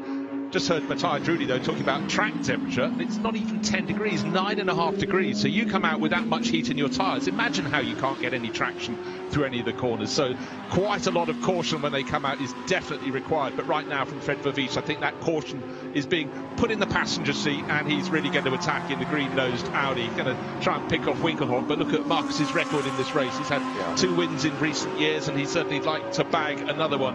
One in 2014, and then 2 years ago with Jules Gounon and Christopher Haase for Team Santalog, and that's what he's driving for right now again. So a little bit of history may be about to repeat itself, but there's a problem with one pesky Ferrari, which is definitely escaping up the road. Yes, that's right, and of course Christopher Haase with him that year, with him again this year. Co-drivers his first victory, René Rast and Laurens Vanthoor.